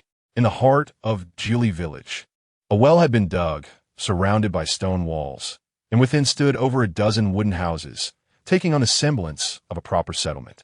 Throughout this year, Lin Feng had not been idle. He had ventured into the dreams of several followers. By entering their dreams, he could assume any form, thus transforming into a human to converse with the believers under the guise of a divine envoy of the willow god. During these interactions, he imparted knowledge to Zhao Yan regarding various technologies: papermaking, brick firing, architectural design, and agricultural techniques. Although Lin Feng was not a specialist, the directions he provided were indeed sound. Under Zhao Yan's execution, a vast expanse of arable land was cultivated to the west of the village, while livestock was raised to the east, with villagers taking turns to tend to their duties. Among the 5 cultivators on the verge of ascension, the others were also warriors, their strength surpassing that of ordinary folk. Tasks such as logging and farming were mere trifles. Upon reaching the qi refinement stage, One could survive for months without food or drink. Yet it remained essential to replenish one's vital energy. Otherwise, depletion would leave one frail and emaciated. The flesh and blood of spiritual beasts and ferocious creatures were immensely nourishing and offered enhancements to one's realm. Thus, even advanced cultivators would partake in consuming spiritual meat. Outside the village, Lin Feng had only entered the dreams of Xiaoqing and Xiaolan once. They were seeking opportunities in a relic located thousands of miles away. After entering the profound realm, they hardly slept, resulting in limited opportunities for communication. Apart from them, there was also the young man named Shijun, who had left the great wilderness and become a renowned libertine in the area, causing many young maidens and wives to pine for him. Lin Feng frequently entered his dreams, and their exchanges were exceedingly pleasant. As a staunchly heterosexual man, Lin Feng, having lived 2 lifetimes as a virgin, found many curious queries finally answered here, some of which left him blushing. Fortunately, he had conjured a divine envoy persona. Otherwise, his facade would have crumbled entirely. Days passed, and Julie village became increasingly organized. The once dilapidated and damp wooden houses transformed into tidy abodes under Lin Feng's guidance. With 20 followers, Lin Feng's annual experience points surged to 13, indicating that within 70 years, he could ascend to the next level. In reality, this time frame would be shorter, as the growth potential of Xiaoqing, Xiaolan, Zhaoli, Zhaoyu, Zhaoming, and others remained substantial. The following winter, as the grains ripened and the livestock matured, this undoubtedly attracted the covetous gaze of nearby tribes. Scattered throughout the great wilderness were numerous tribes, each typically comprising around 100 individuals. After a year of life in the village, the residents' activities expanded significantly, drawing unwanted attention. On a night blanketed with snow, a nearby tribe, comprising over 30 individuals, launched an attack. Fortunately, Zhao Yin discovered their intentions in time. That evening, the battle commenced. The assailants, numbering more than 30 robust men, represented a formidable force within the primitive tribal landscape. Having conducted thorough reconnaissance beforehand, they were well informed about the village, which consisted mainly of the elderly, the weak, and the infirm. However, upon engagement, their morale swiftly crumbled. It was a one-sided massacre. An elderly man, over 70 and seemingly on the brink of death, felled a burly attacker with a single punch. A plump young boy, around 13 or 14, executed a vicious kick that brought a once mighty warrior to tears. Most astonishingly, a 3-year-old child boldly proclaimed his desire to challenge them all to a duel. In an instant, the invading tribe was rendered bewildered. What manner of people resided in this village? They fought with the ferocity of tigers among sheep, holding their ground against overwhelming odds, akin to avenging spirits. They had struck a hard wall. By the time they realized the gravity of their miscalculation, it was too late. Ultimately, over 30 robust men were subdued and trampled by a mere dozen of the frail and ailing. Blood blossomed upon the earth, a testament to the law of the jungle, survival of the fittest devoid of mercy. In the end, they all perished. A large pit emerged in the southeastern corner of the village. After burying the fallen, the young Zhao shed a tear and lamented in a childish voice. The village chief is so cruel. He didn't leave even one for me, sob. Zhao Yin pinched his ear, admonishing, "What do you know, little brat? Have you had your milk? I'm already 3 years old. Do I still need milk?" He protested. "You must drink it. This is no ordinary milk. Hurry and drink it." Zhao Yin scolded like a doting mother. "Oh, okay." Once the turmoil subsided, the villagers of Julie returned to their homes as if nothing had occurred. Lin Feng, having witnessed the entire scene, turned pale. The world indeed possessed a fierce spirit, killing without a second thought. Initially, he had intended to ensure no loose ends remained, but it appeared the villagers were quite self-sufficient. Nevertheless, Lin Feng identified other concerns and entered Zhao Yan's dreams that night, repeatedly stressing the need for the villagers of Julie to maintain a low profile. Consequently, the following afternoon, Zhao Yan gathered the villagers with a solemn expression and stated, "Last night, the deity Lu visited me in a dream." Upon hearing Lin Feng's name, everyone perked up, for they were all his devoted followers, inherently drawn to him. Zhao Yin cleared her throat and continued, "Essentially, I am to urge you all on your cultivation, and there are additional rules." "Cultivation matters?" Zhao Meng's voice rose a notch. Before he muttered softly, "But we've been working hard lately." "Zhao Meng." Zhao Yin fixed him with a serious gaze, saying, "What you call effort is hardly sufficient. Do you not realize that disciples of your age in the sect have already reached the realm of comprehension?" Upon hearing this, Zhao Fengzheng and the other elders were momentarily taken aback, yet they resolved not to undermine the village chief's authority. Having ventured outside, they were well aware of the absurdity of such claims. However, it was deemed a beneficial endeavor for the chief to admonish these youngsters. Zhao Meng, momentarily rendered speechless, quietly queried, "Chief, did you not say that cultivating immortality is exceedingly difficult?" Zhao Yin let out a disdainful snort. "That was merely a ruse. In truth, after the divine gift from the god of willow, your performance has been utterly lacking." Instantly, the atmosphere grew somber as the children, who had been basking in the euphoria of victory, bowed their heads in silence. In that moment, their confidence plummeted, leaving them feeling like complete failures. Zhao Yin continued with a few poignant remarks before establishing village regulations. 1. Do not assist those unrelated to you. 2. Maintain a low profile outside the village, avoiding crowded places. 3. Strike decisively against foes. After vanquishing them, ensure they possess no soul jade or similar treasures before scattering their ashes, preferably into the river. 4. Always deliberate before acting. If certainty is not absolute, exercise restraint. 5. Avoid interactions with individuals bearing the surnames Yi, Lin, and Su. 6. Remember that outsiders often conceal their true capabilities. Never underestimate anyone.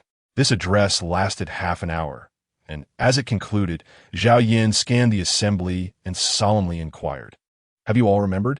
In unison, they affirmed, "We have." The impact of this discourse was palpable, from dawn till dusk. These children either practiced their skills or pursued the path of cultivation. Regrettably, the techniques at their disposal were woefully insufficient, as the low-tier, profound techniques severely limited their potential. Currently, only Shijun held the key to breaking through this impasse. One evening, Lin Feng entered Shijun's dream, where the latter appeared markedly fatigued upon their encounter. In truth, Lin Feng's frequent intrusions into his dreams had left Shijun feeling somewhat mentally drained. "Is there an issue with the acting lord?" he queried. "Not at all. Please convey my regards to the god of willow," came the reply. "No problem. I am here to share a secret with you today." Shijun's expression turned to one of astonishment. In a year and a half, this was a first. Curiously, he asked, "What is it? Which is the mightiest sect in your vicinity?" A sect called Howren Sect lies 1,000 miles away. It possesses considerable strength. Indeed, that secret resides within the Howren Sect. Lin Feng continued earnestly, "Do you wish to enhance your strength?" "I do." "Then you must visit the scripture repository of the Howren Sect, as it harbors the secrets to attaining divinity." Attaining divinity. Upon hearing this, Shijun couldn't help but feel a surge of excitement. Yet he quickly donned a wry smile.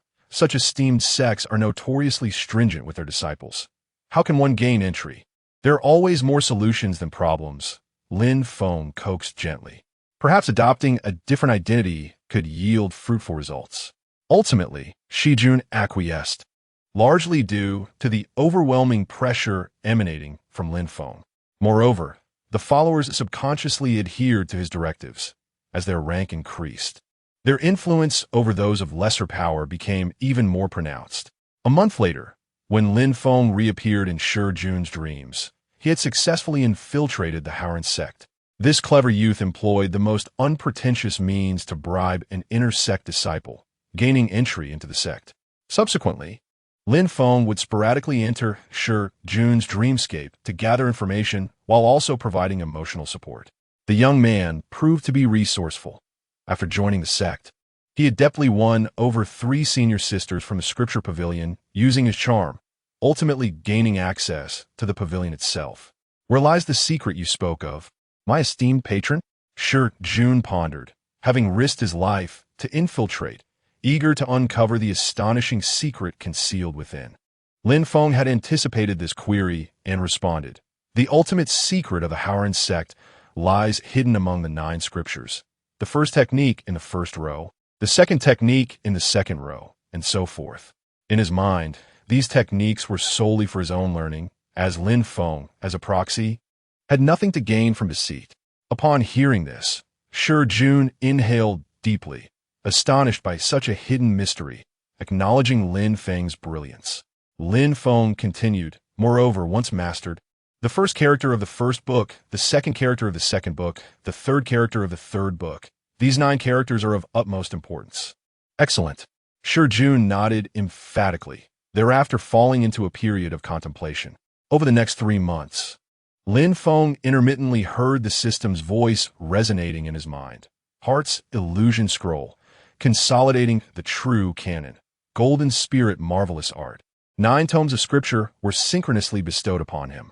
Among them were 3 high-grade techniques, 5 mid-grade techniques, and 2 low-grade techniques, with no offerings above the Xin level. Inquiring further, Lin Feng discovered from Shi Jun that he lacked the authority for higher-level techniques. At this juncture, Shi Jun had successfully distilled the 9 characters as instructed. They were sunrise, wind, chaos, bright, time. Chapter 10.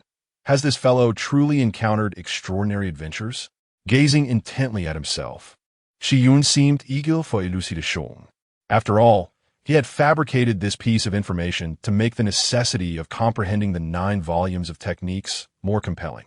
Upon hearing those 9 words, Lin Feng sighed toward Shi Jun, expressing disappointment. You do not grasp this? I once thought you were a prodigy. Shi Yun suddenly agitated, responded. What do you mean by that? I have contemplated for quite some time and still do not understand. Please enlighten me. Is there water within the Haoran sect? Indeed, there exists a lake within the Haoran sect. Precisely. The time and location are already established. The remaining matters are entrusted to you. Upon hearing this, Shi Jun felt a mix of belief and skepticism. What could this signify? Time, location. His mind raced. And suddenly he comprehended Lin Feng's implication. Ocean relates to water, while sun and brightness pertain to time. Could it be that he must venture to a water source at dawn? Having reached this juncture, Shi Jun did not waver. He resolved to take a chance as advised by Lin Feng. After exiting the dreamscape, Lin Feng began to consider candidates for imparting his teachings. At this point, he had only 4 remaining opportunities to transmit his profound techniques. Logically, it would be preferable to pass on the techniques to strangers. However, as his devoted followers, these children had demonstrated great diligence and deserved superior techniques. Ultimately, he settled on his selections: Zhao Li, Zhao Yu, Zhao Ming, and Zhao Yuan. Originally, the last spot was intended for Zhao Ming, who had already begun to cultivate. Yet, after careful consideration due to his advanced age, Lin Feng decided to allocate it to Zhao Yuan instead. The following day, the 4 children ascended the back mountain. This was their second visit, and it was evident that they felt a degree of trepidation, as this place had long been regarded as forbidden territory after so many years of habitation. You must close your eyes shortly, Zhao Yin instructed them as they climbed, continuously issuing reminders. The 4 children nodded earnestly. After becoming Lin Feng's followers, they too began to dream of the towering willow tree, majestic and imposing, which fostered a sense of reverence within them. Standing neatly before the offering platform, they all closed their eyes, observing the youthful innocence on their faces. Lin Feng was suddenly reminded of Zhao Ling. They were far more fortunate than Zhao Ling, had he bestowed upon Zhao Ling the superior profound techniques. His life would undoubtedly have taken a different trajectory. Alas, time does not wait for anyone, and dust returns to dust. Among the 4 children, Zhao Li and Zhao Yuan were bestowed the Ning Zun Jinjing. Zhao Ming received the Jin Ling Qi Fa, and Zhao Yu was granted the Su Xin Huanhuan. These 3 superior profound techniques had been meticulously chosen by Lin Feng after careful consideration. The efficacy of superior techniques varies from individual to individual. If one's constitution is incompatible, the efforts may yield no results. A quarter of an hour later, the children opened their eyes, curiously surveying their surroundings. A flash of green caught their attention. It was a branch that Shaoqing had once brought back, now thriving and reaching a height of more than half a person, its emerald hue resembling jade. It was this very branch that enriched the spiritual energy of the area. Its growth was slow, and it would take an indeterminate amount of time to reach the thickness of a person's girth. Before long, Zhao Yin approached and took the children away, marking the conclusion of this transmission of teachings. In the blink of an eye, half a year had elapsed. During this period, Zhao Meng successfully broke through to the first level of qi cultivation, while the young Zhao Li astonishingly touched upon the threshold of the second level. The village was thriving, and individuals from nearby tribes expressed a desire to join. Initially, Zhao Yin was inclined to refuse, but Lin Feng, considering the village's modest size, engaged Zhao Yin in a discussion. Those above 20 years of age would not be accepted. However, for the youth under 20 wishing to join, a tour of the back mountain was required. Moreover, they must adhere strictly to the rules of Jiuli village, commencing with menial tasks to test their character. Lin Feng also made it clear that his resources would favor those who had been with him the longest, unless an extraordinary talent emerged. Eventually, Zhao Yin acquiesced, recognizing that as the children matured, matters of marriage arose.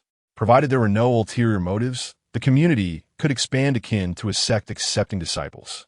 However, after announcing this condition, the number of suitable candidates was scarce, and it was temporarily set aside. In the following days, Lin Feng would often enter the dreams of various disciples to understand their circumstances. Throughout these 6 months, Jun searched daily by the lake of Howren's sect for a so-called opportunity, yet found nothing. Although he had voiced complaints during this time, he ultimately chose to trust Lin Feng's unwavering assurances. One day, Lin Feng appeared again in Jun's dream, and with great excitement, he recounted, "Today at the lake, I saved a girl who was about to drown." Heroic rescue? Such a trope is not only prevalent, but also rather cliché. Jun, being a seasoned romantic, could hardly be so stirred by the mere act of saving a girl. To Lin Feng's surprise, Jun provided an unexpected response. She was simply too beautiful. For a notorious flirt to find a woman captivating, she must indeed possess unparalleled beauty. Regrettably, he could not behold her himself. Lin Feng, with a profound tone, remarked, "The secrets of heaven are not to be divulged. An opportunity may manifest as an object or a person, depending on your comprehension." He employed the old tricks from the Blue Star's divination, leaving Jun momentarily bewildered. As Jun pondered these words, a flash of insight struck him, and he suddenly felt enlightened. A month later, when Lin Feng again entered Jun's dream, he was met with an expression of admiration from Jun. Lin Feng was perplexed and began to realize, had this fellow truly encountered an opportunity? Jun raised his thumb and exclaimed, "Master, you are truly remarkable. Do you remember the girl I mentioned before?" Lin Feng nodded. "What of her?" "She possesses a natural Tao body and has already been taken as a closed-door disciple by the peak master of the 7th peak. She is likely to inherit the 7th peak." As he spoke, Jun lavished praise upon Lin Feng. "Ah, is that all?" Upon hearing this, Jun revealed a look of being seen through, suddenly slapping his thigh. "How did you know? There is even better news." Lin Feng, winky face, "Just tell me directly." Upon hearing these words, a radiant smile nearly overflowed from Jun's face. "I have successfully grasped all 9 cultivation techniques you imparted to me. Just the other day, I astonishingly discovered that these 9 techniques have intertwined, allowing me to distill a new set of practices from their distinct forms." One delightful revelation after another sent Lin Feng into a state of unease. It was not that he begrudged Jun's success. After all, Jun's ascension in cultivation benefited him as well. Yet, those opportunities he had spoken of, including the 9-character mantra, were entirely fabricated.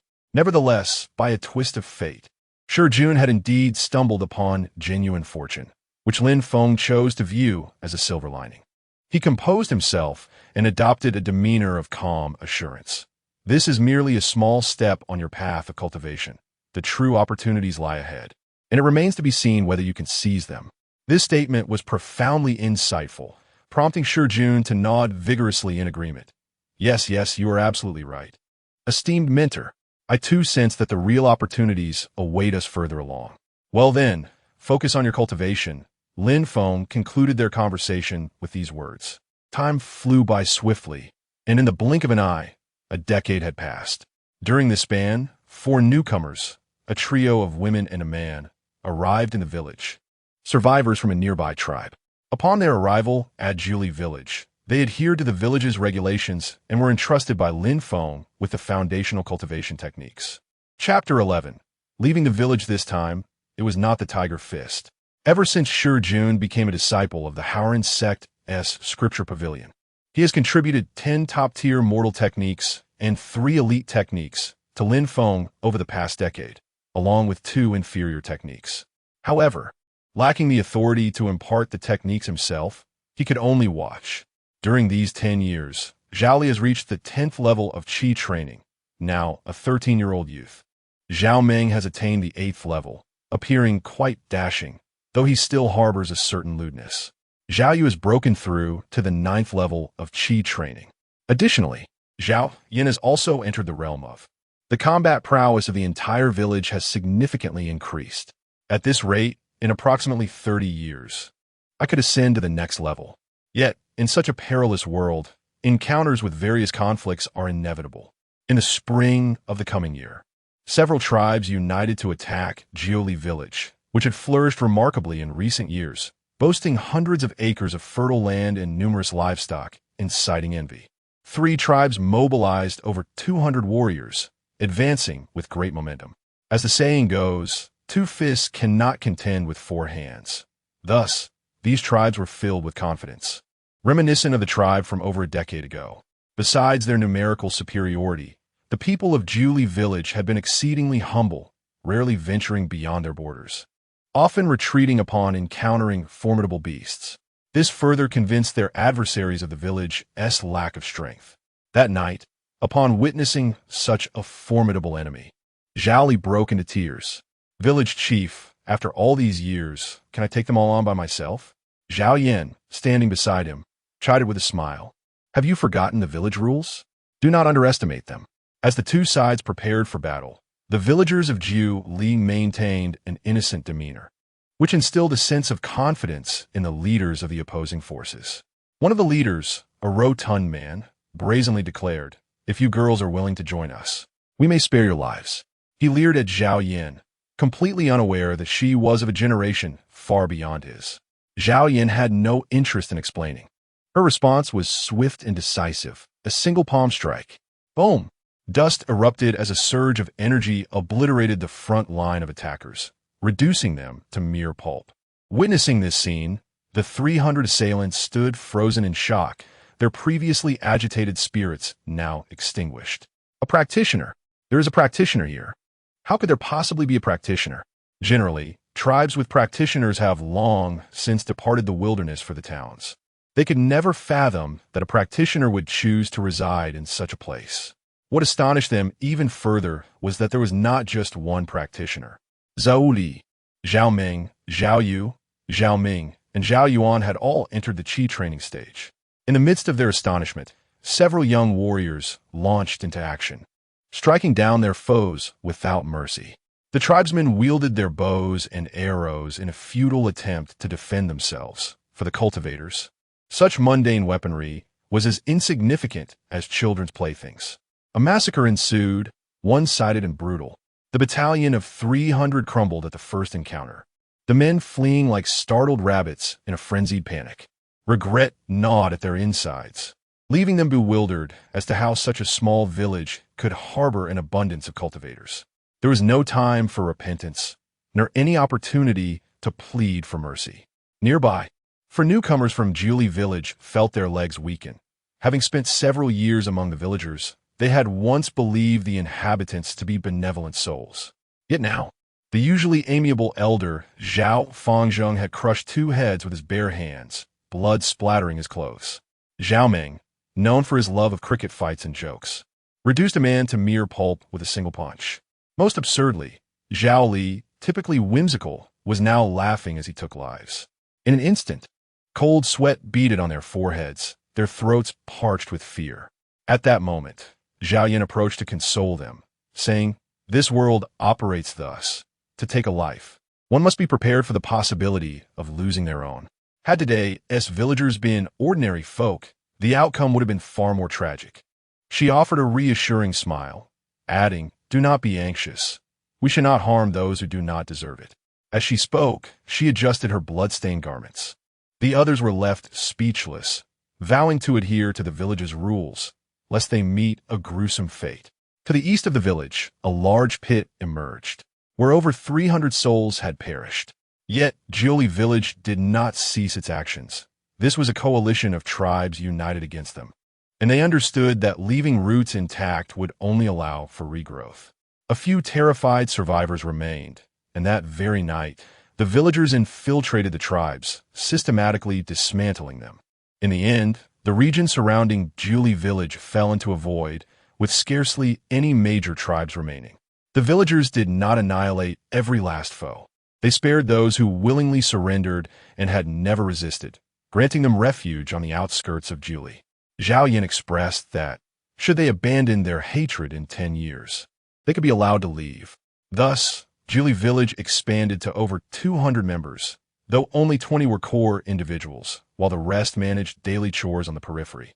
With the tribes eradicated, survival in the wilderness proved exceedingly difficult for the few remaining individuals, and aside from dealing with a handful of captives attempting to flee, the situation remained manageable, a method that Lin Feng tacitly accepted. Now, he possessed 4 reinforced branches, capable of extending over 100 meters, rendering him superior to any cultivator beneath the realm of Xianzhao. In the blink of an eye, another year had passed, during which an unexpected occurrence took place. Lin Feng lost contact with Xiao Qing and Xiaolon. In his dreams, he could only observe them in slumber, seemingly undergoing another transformation. Had they encountered new opportunities? The only certainty was that they were alive and in no imminent danger. In truth, this may not be an entirely unfavorable circumstance. He fondly recalls the surprise that accompanied the initial transformation of the two brothers, and perhaps, one day, another delightful surprise awaits.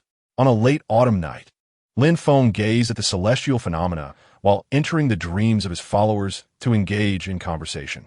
Upon entering Zhao Meng's dream, he expressed, "Great messenger, I yearn to venture beyond. Could you inquire with the deity Lu?"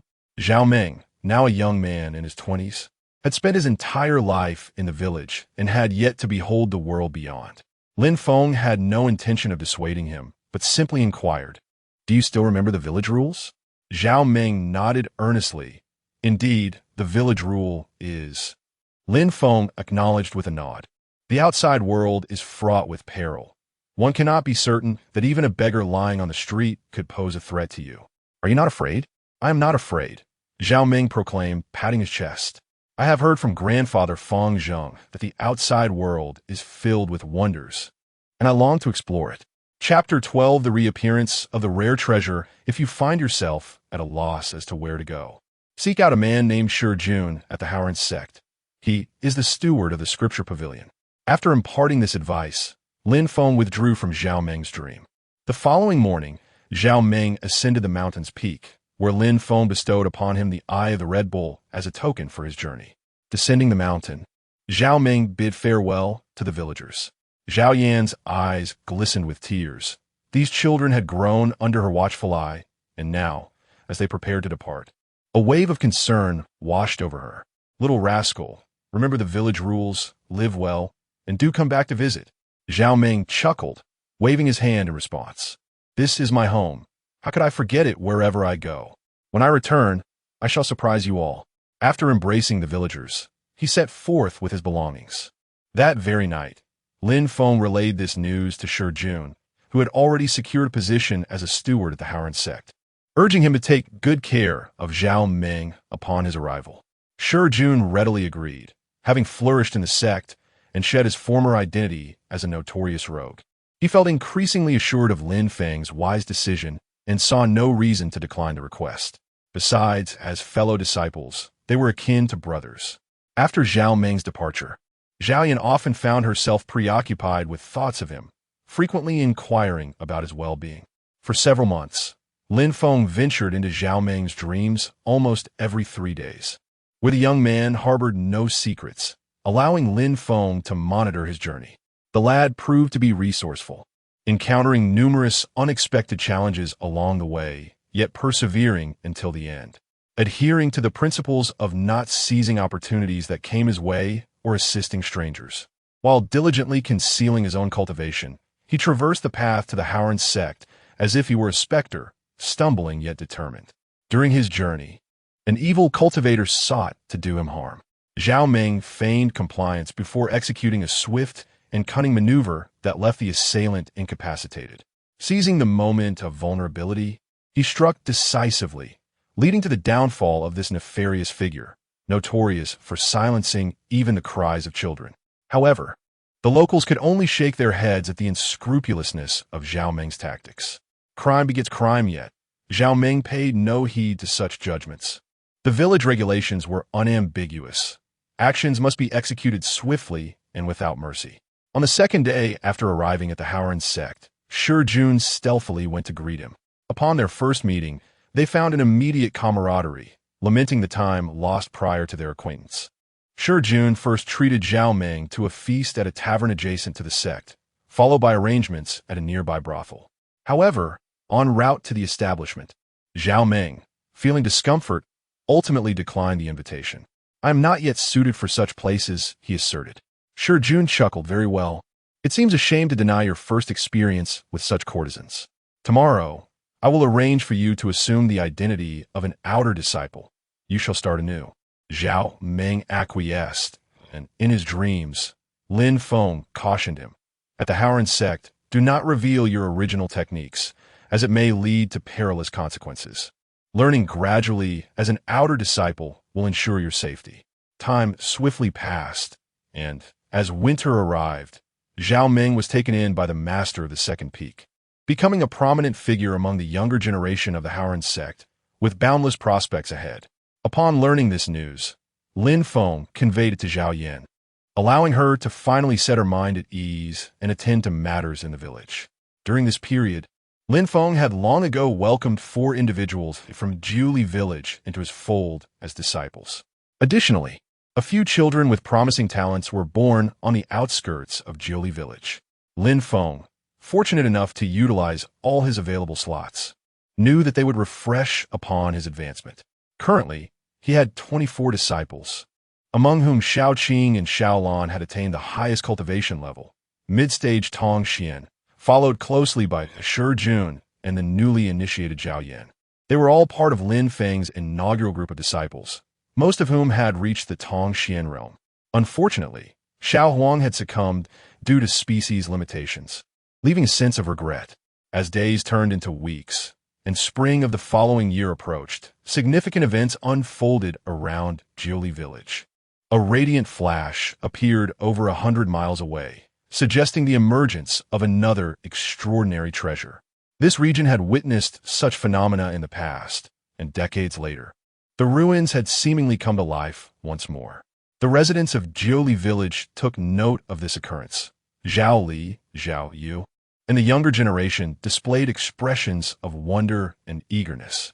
Zhao Yan and the elder generation sighed, recognizing the gravity of the situation. Should beings from the depths of the wilds come seeking opportunities and discover the village, it could spell disaster.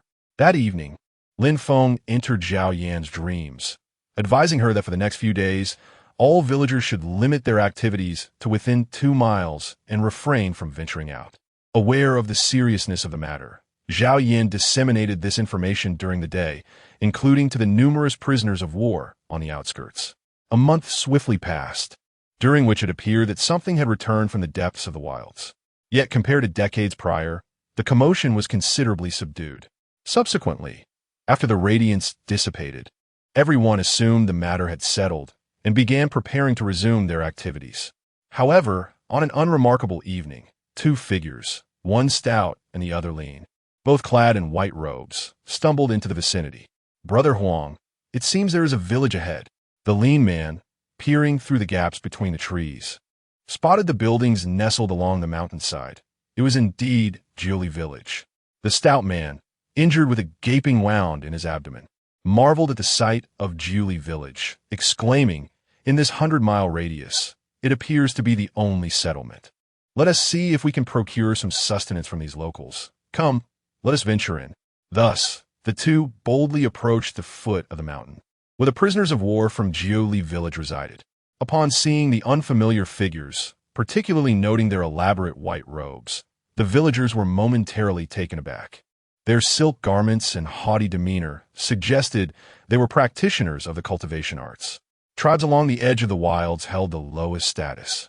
They could not afford to provoke even the smallest of spiritual sects, let alone the affluent scions of larger towns. Naturally, the terrifying clans from the depths of the wilds were another matter entirely, often harboring ruthless individuals who kept ancient divine beasts as pets, entities that no ordinary sect would dare confront. The moment they laid eyes on the two newcomers, someone rushed to report deep within the village, while the others attempted to stabilize the situation with these distinguished guests. The indigenous people appeared to be living quite well, devoid of the usual odors associated with their kind.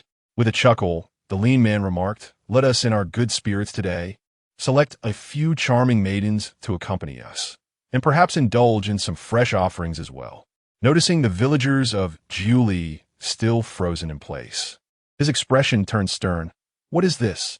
Refusing a toast and opting for punishment instead?" The rotund fellow snorted derisively and added, "Summon your chieftain and inquire if he wishes to continue living." As they proceeded, the lean man suddenly made an intriguing discovery, his eyes lighting up. "Brother Fat, have you noticed? The spiritual energy here is remarkably abundant, rivaling that of our sect's blessed grounds." Chapter 13. Zhao Li's opportunity. What a remarkable piece of spiritual land. Yet it is inexplicably occupied by a group of indigenous people. Such a waste of resources. As these words were spoken, the two exchanged glances, both understanding each other's thoughts. To abandon such a splendid location would be folly. They should rest here for a few days, and once their injuries healed, they would eliminate these natives. Suppressing the greed in their eyes, they impatiently addressed the villagers of Jiuli. "Where is the clan leader? Why has she not come out to greet us?" At that moment, Zhao Yan arrived, accompanied by Zhao Li and Zhao Yu.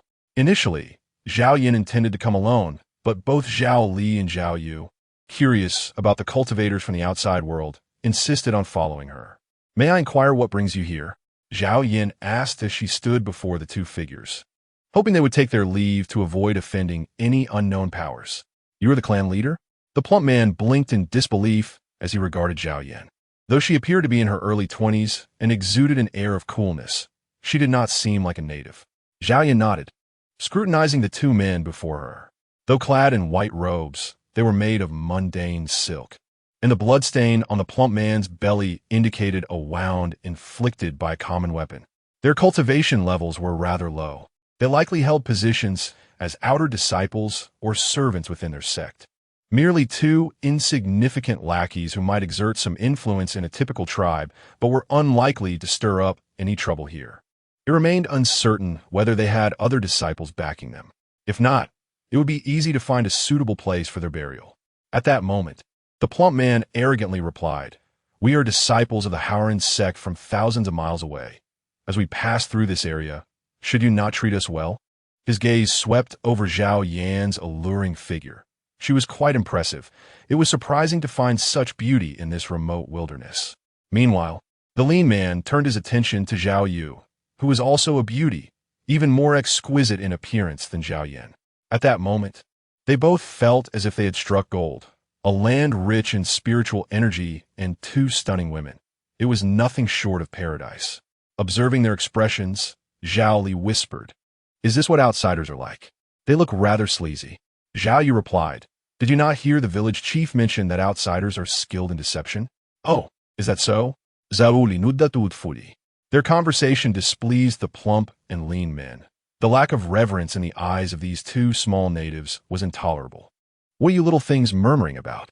The plump man barked, turning a fierce gaze toward Zhao Yan.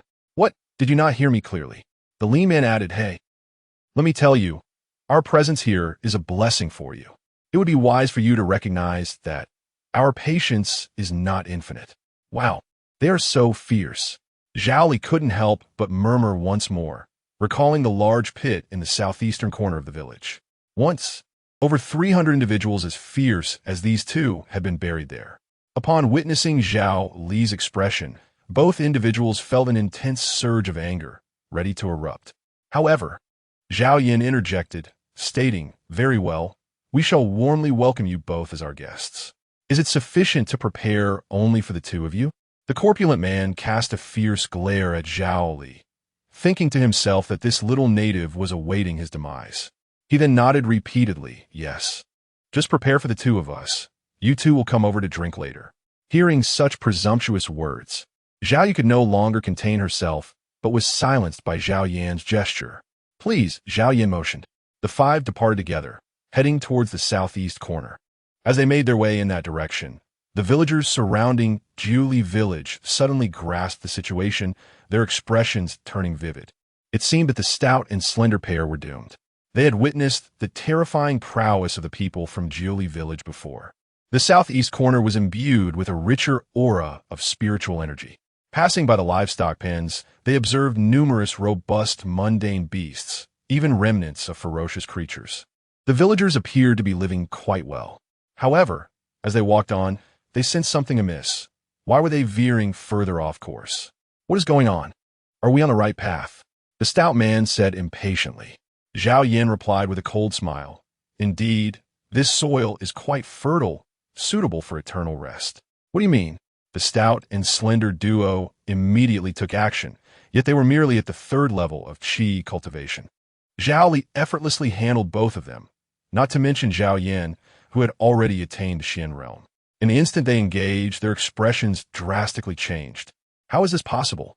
This is a practitioner of the Xian realm. By the time they realized the gravity of the situation, it was too late. The transformation from arrogance to pleading for mercy and finally to their demise transpired in the brief span of merely 15 minutes. After Zhao Li and Zhao Yu buried the two, Zhao Yin ascended to the peak to report the incident to Lin Feng. Before the burial, they had searched the two and discovered storage rings containing several magical artifacts and a few drops of essence blood, all of which Zhao Yin brought along. After laying the items before them, Zhao Yin recounted the events that had transpired. If Lin Feng had facial features, one could imagine his expression being quite remarkable. It turned out they were members of the Haoran sect, which was indeed a curious coincidence. After inscribing the words, "No problem," on the ground, Zhao Yin finally departed. The droplets of essence blood resembled amber, infused with a rich vitality. Lin Feng rolled them up with a twig, allowing the leaves to absorb the essence, and felt invigorated. He then shared some with the tender sprout at the center, which yielded promising results. Meanwhile, after burying the two, Zhao Li could not help but lament to Zhao Yu. The outside world harbors such depths. They were on the verge of death, yet failed to reveal their true strength. Time flew by, and soon it was the summer of the following year, during which a remarkable event occurred.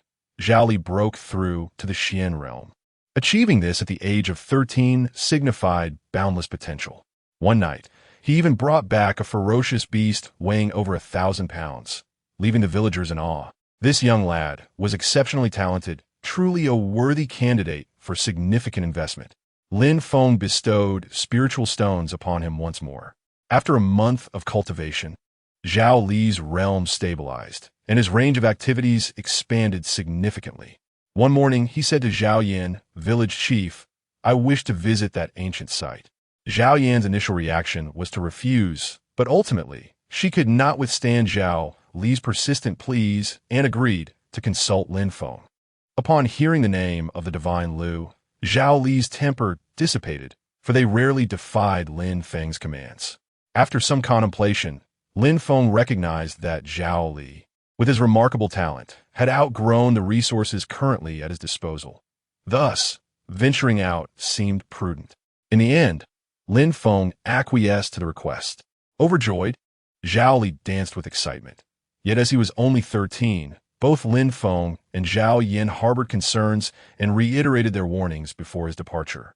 All right, I shall remain low-key," Zhao Li assured, patting his chest while reciting the village rules 3 times before bidding farewell to everyone.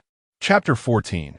The enigmatic bird egg. The ancient ruins lay 100 miles away, and it took half a day to arrive.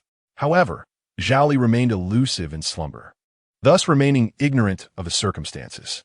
Zhao Yin was deeply concerned, spending her days beneath the roots of Lin Feng's tree, inquiring about Zhao Li's condition. For 3 consecutive days, Lin Feng felt a sense of perplexity. The critical issue was that Zhao Li had not entered the dream realm, leaving Lin Feng uncertain of his actions, though he was assured that Zhao Li was still alive. On the 6th day, Lin Feng finally entered Zhao Li's dream, seeking to unravel the events of the past few days. The inquiries revealed startling revelations. The ruins had not truly closed. Rather, they were deemed too perilous, rendering the endeavor not worth the risk, prompting several prestigious sects to abandon their pursuit. On the 2nd day of Zhao Li's arrival, he encountered an underground palace, and as he ventured deeper, he encountered many fellow practitioners from his clan. Some among them sought to enlist Zhao Li as a vanguard, urging him to risk his life in exploration. However, Zhao Li cleverly found an opportunity to eliminate them.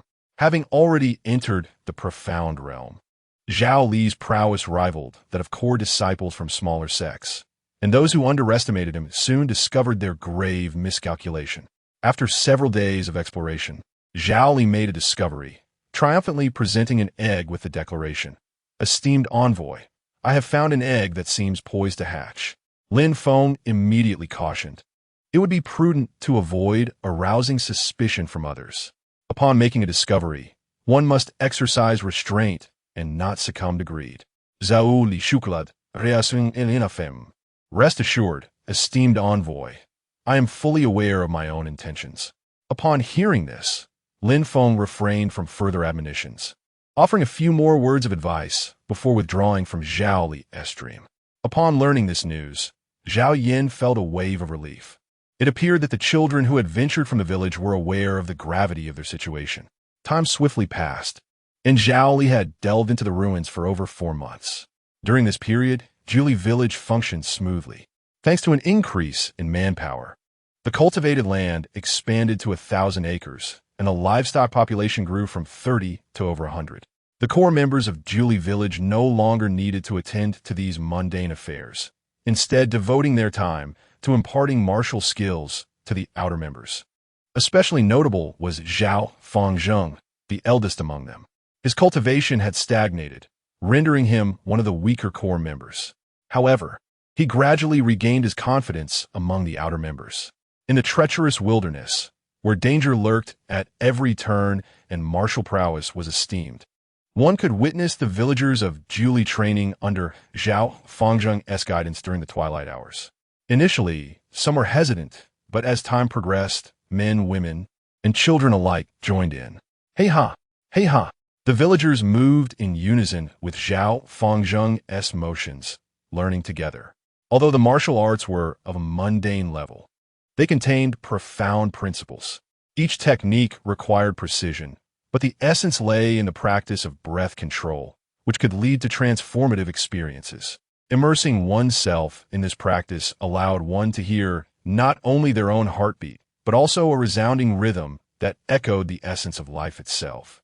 After several days of dedication, many had indeed made significant progress. The outer members of Zhuli village, having spent nearly a year in camaraderie, discovered that the core members were far more approachable than they had initially presumed. As long as they do not cross the red line, they do not treat these prisoners of war like mere slaves. In fact, their daily labor is considerably lighter compared to before, to the extent that over time, they begin to regret not having been born directly in this village. Lin Feng observes all of this keenly. Newborns have already appeared on the outskirts of Zhili village, and once these infants reach full term, they will first be entrusted to Zhao Yin for evaluation of their potential. One of the female infants shows promising potential. Unfortunately, Lin Feng has exhausted his quota for passing on his teachings. He advises Zhao Yin to allow this girl to grow a bit before she learns alongside her. Zhao Yin agrees, and now that the village is thriving, the children of these captives can learn from a young age, letting go of their hatred and becoming part of the community. After parting ways with Zhao Yin, Lin Feng stretches his body. The sound of explosive energy echoes like thunder. Several reinforced branches emit a faint golden glow during use, exuding an aura of mystery. He wonders about Shaoqing and Xiaolan. If they can reach the Xianzhao realm after this transformation, his strength will increase significantly. After stretching, Lin Feng enters the dreams of his followers to engage in casual conversations. Among them, Zhao Ming has gained the trust of the second peak master of the Haoran sect. When asked about the feelings of the closed-door disciples, he chuckles and replies, "It was only after coming here that I realized some of the techniques were already taught in the village.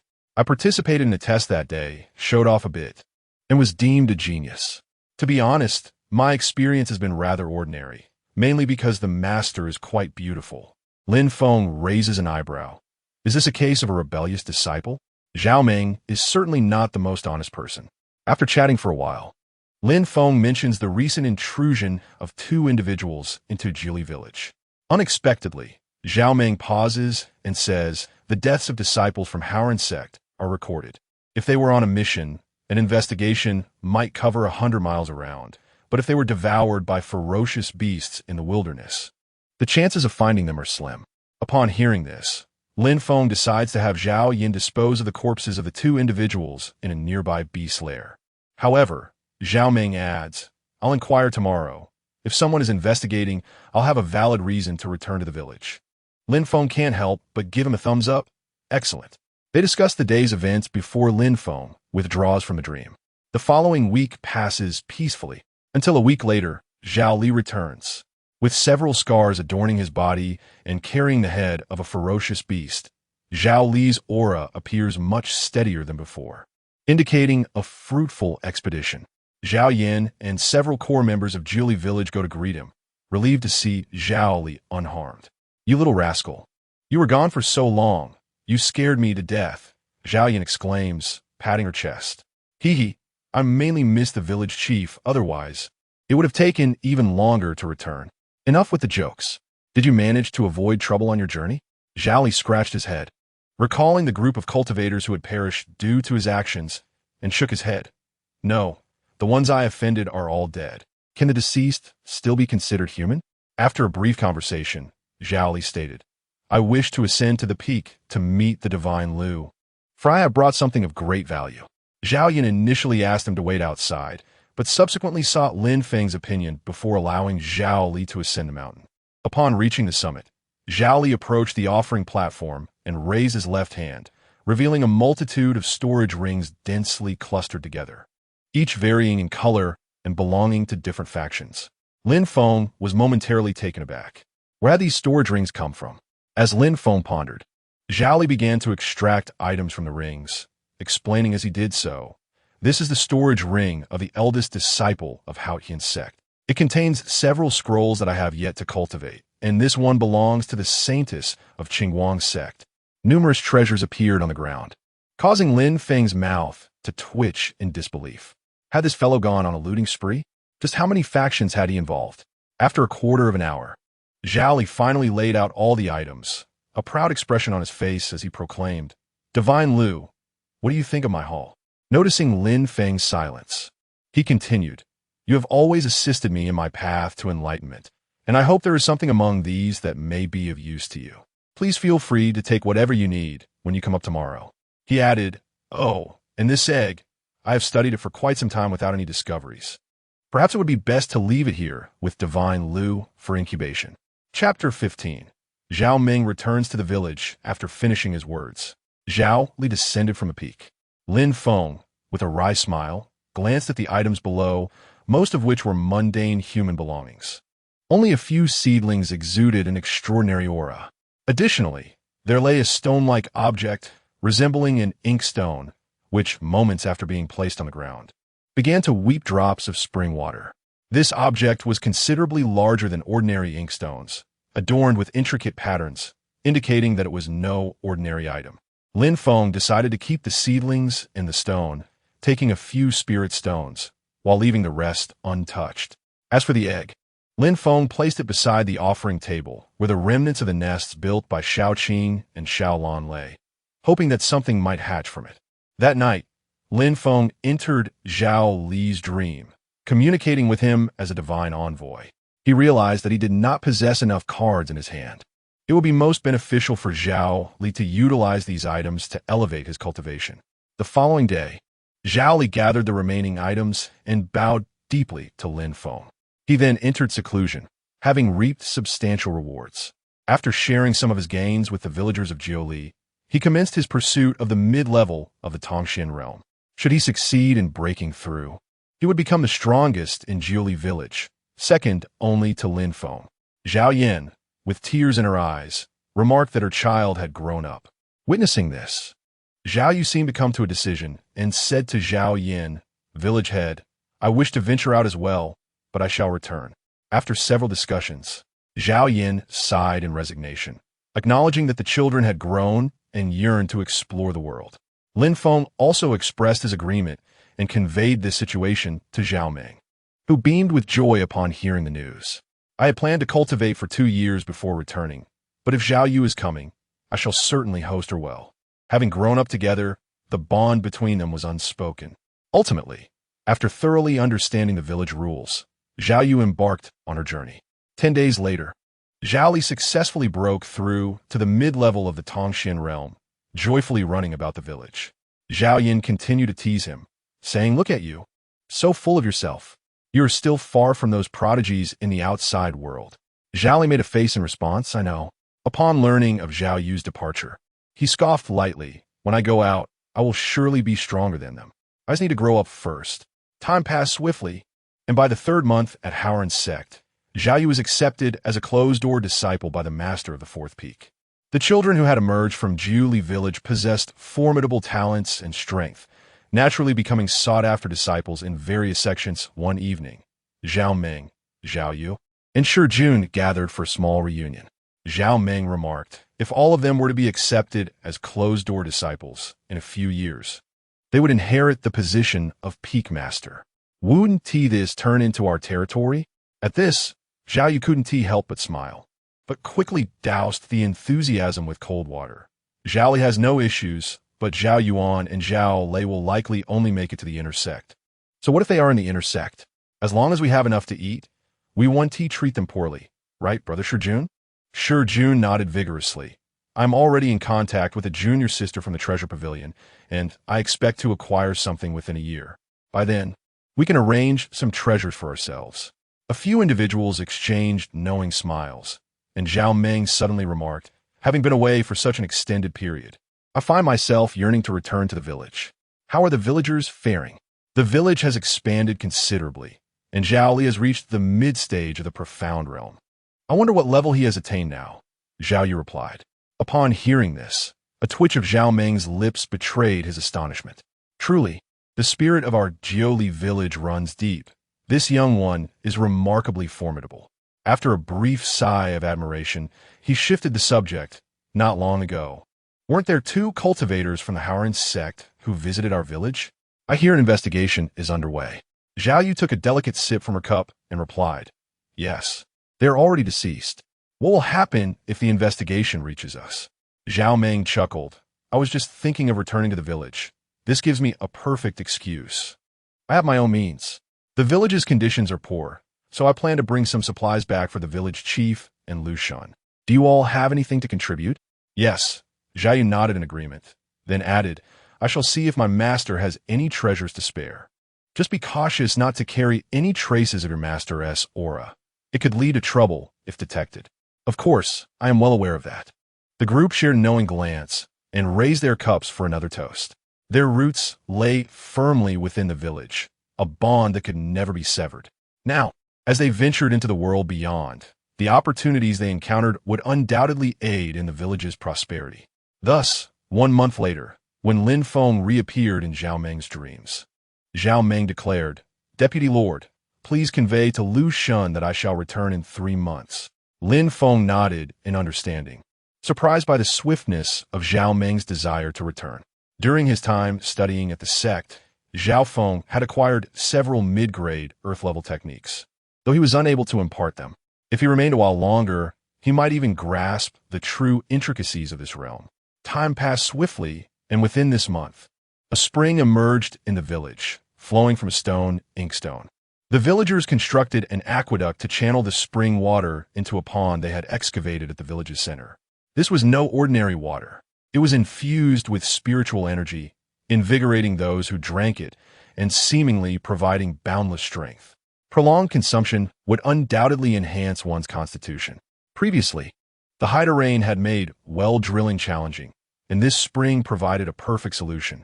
Naturally, this spring also benefited Lin Feng, whose roots had developed extensively, reaching directly beneath the ink stone to absorb its essence. During this time, Lin Feng, seeking leisure, introduced the game of chess from his previous life to Zhao Fengzheng. The game resonated deeply with the elder, who now engaged in chess after his training sessions, growing ever more impressed with Lin Feng's ingenuity. However, the most remarkable surprise of the month came from Zhao Li, who amidst the vast wilderness had engaged in combat with some unknown entity. One fateful day, he returned with a turtle of a striking amber hue. Rather than consuming it, the turtle found its way to Lin Feng. Upon assessing its potential, Lin Feng was taken aback by the number 52. At that moment, he was astonished. Zhao Li, who possessed the best talent, had shown significant growth, yet he had only reached 30. How could this turtle possess such extraordinary potential? Regrettably, Lin Feng has exhausted his opportunities to impart his teachings, leaving him with no choice but to allow this unworthy individual to accompany him. The most effective means of cultivating followers lies in the transmission of skills. However, should a follower disseminate the techniques they have learned to others, those subsequent practitioners may also become his followers. Yet, their allegiance will not be as steadfast as that of those who receive direct instruction, and the experience points they contribute will be comparatively diminished. For instance, some individuals on the outskirts of Jiuli village have already become secondary followers through a few core individuals. As time swiftly passed, 3 months had elapsed, and Zhao Meng was set to return. The villagers had eagerly prepared to welcome him. Zhao Li, brimming with excitement, boldly declared, after such a long absence, when he returns, I shall certainly give him a good beating. Having progressed to the mid-stage of the profound realm, Zhao Meng was no match for Zhao Li, who regarded him as a brother. In their youth, Zhao Li had often been outsmarted by Zhao Meng, and now he was determined to reclaim his dignity. Chapter 16. The mysterious miasma. On the 3rd day of Zhao Meng's return, his presence at the village entrance captured the attention of the villagers. Upon recognizing his familiar face, they promptly reported to the core members. That brat, you've finally returned, Zhao Yan exclaimed, leading a group of core members from Jiuli village toward Zhao Meng, their faces alight with joy. Zhao Meng chuckled. I missed you all, so I came back. That rascal, Zhao Li, uses the same line. Could it be he learned it from you? Zhao Meng laughed heartily. At that moment, Zhao Li approached and, upon seeing Zhao Meng, playfully delivered a punch. Though he tempered his strength, the impact still elicited a yelp from Zhao Meng. Ah, feeling bold now, are we? You dare to act so recklessly with your elder brother? Zhao Meng retorted with a grin. Hey, not convinced? Care for a spar? Zhao Li shot back. Respect your elders and cherish the young. Do you understand? The two continued their playful banter as they made their way through the village. The villagers eagerly inquired about his adventures along the journey. Zhao Meng embellished his tales, painting a picture of thrilling escapades and breathtaking encounters. Soon after, Zhao Yan broached the subject of the Haoran sect. Zhao Meng, did you come back to investigate the 2 missing disciples from the Haoran sect? Zhao Meng nodded. Indeed, and 2 fellow disciples have followed me here, having been lured to a more carefree existence. The only downside of being a closed-door disciple is the restriction on leaving. However, once I become the peak master, such trivial rules will no longer apply. The peak master? Zhao Yan chuckled. Do you really believe you possess the qualities to become one? Why not? My master hold me in high regard. I estimate that by this winter, she will impart to me the skills necessary to protect our home. Becoming the peak master will be a breeze. By the way, what realm is your master at? I'm not sure, but she is undeniably powerful. I witnessed her effortlessly cleave a stone peak with a single stroke of her sword. A glimmer of hope sparkled in Zhao Yan's eyes.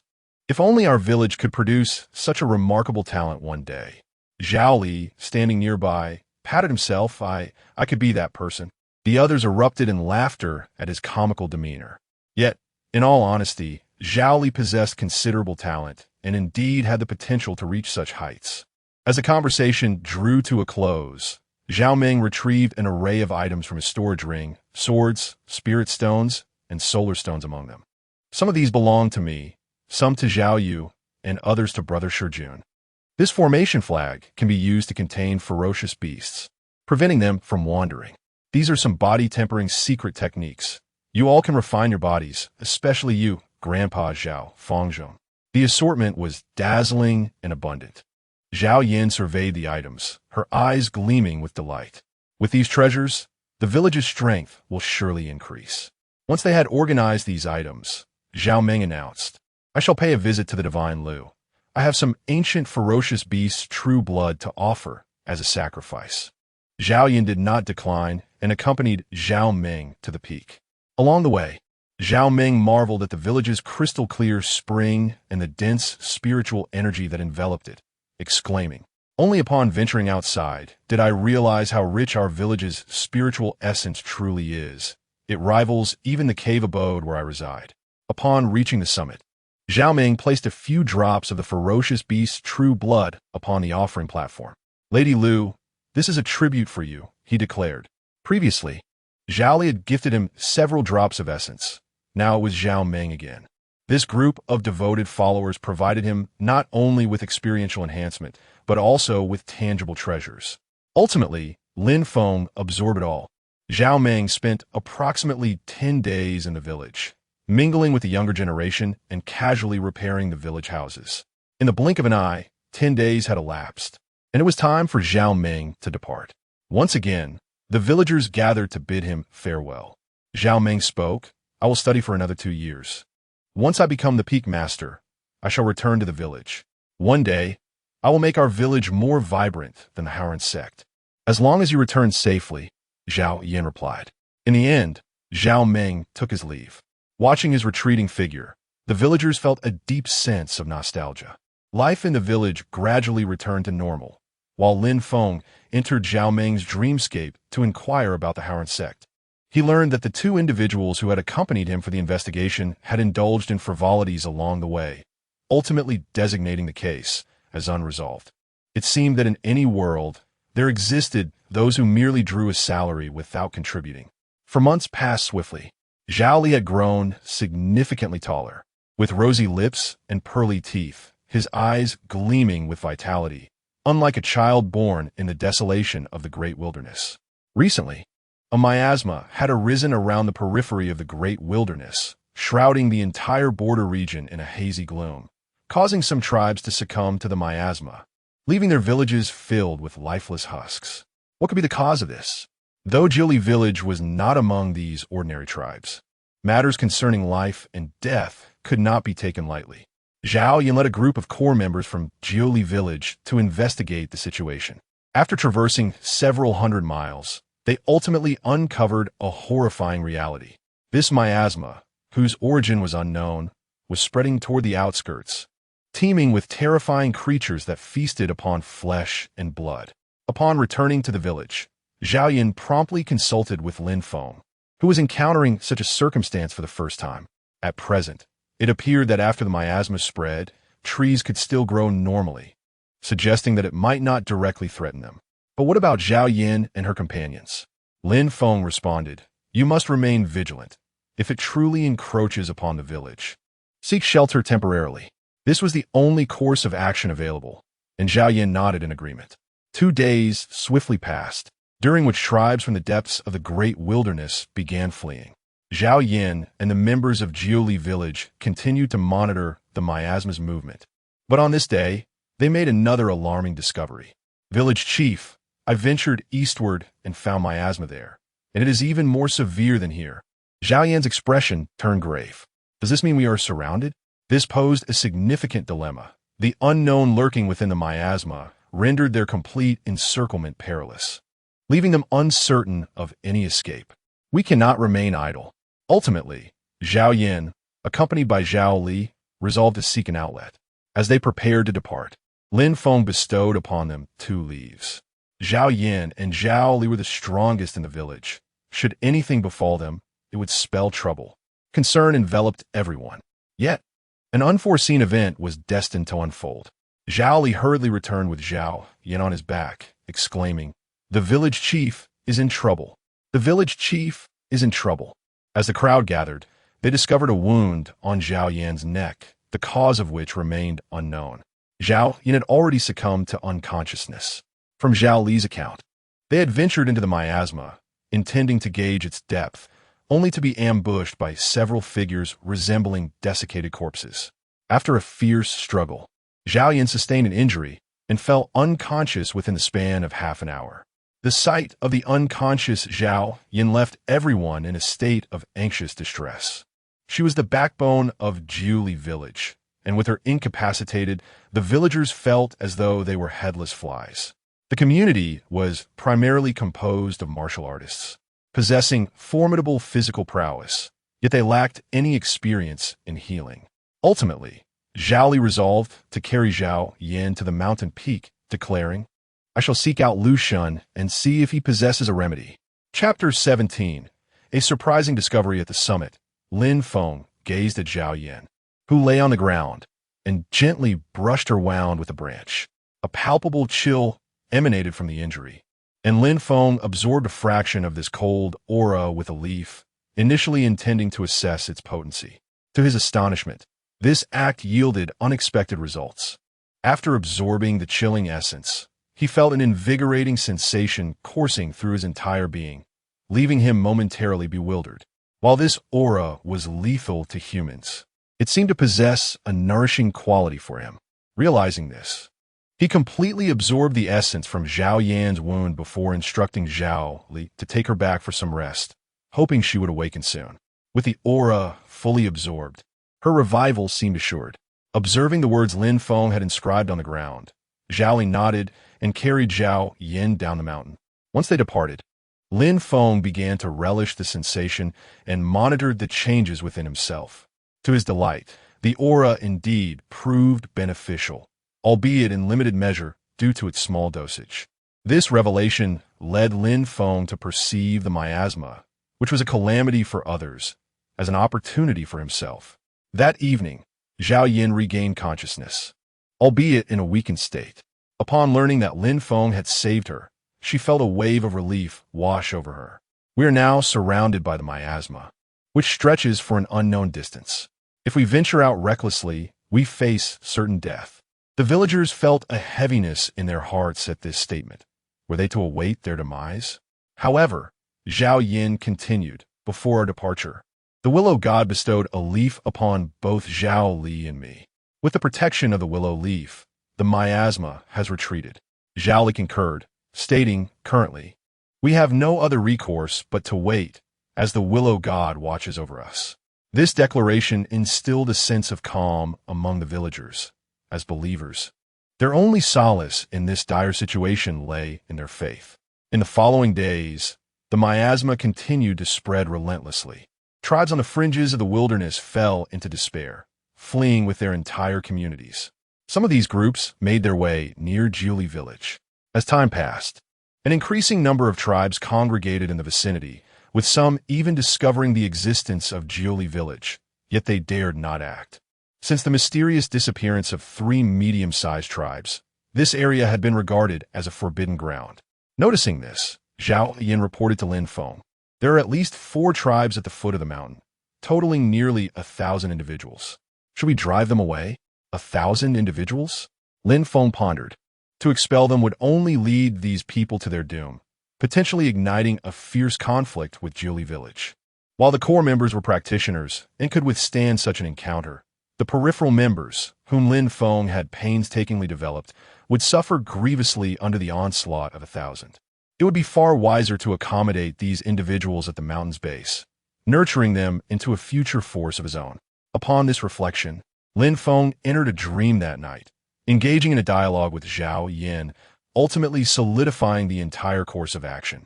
It was determined that should the miasma further contract, these individuals could be settled at the foot of the mountain, receiving assistance as necessary.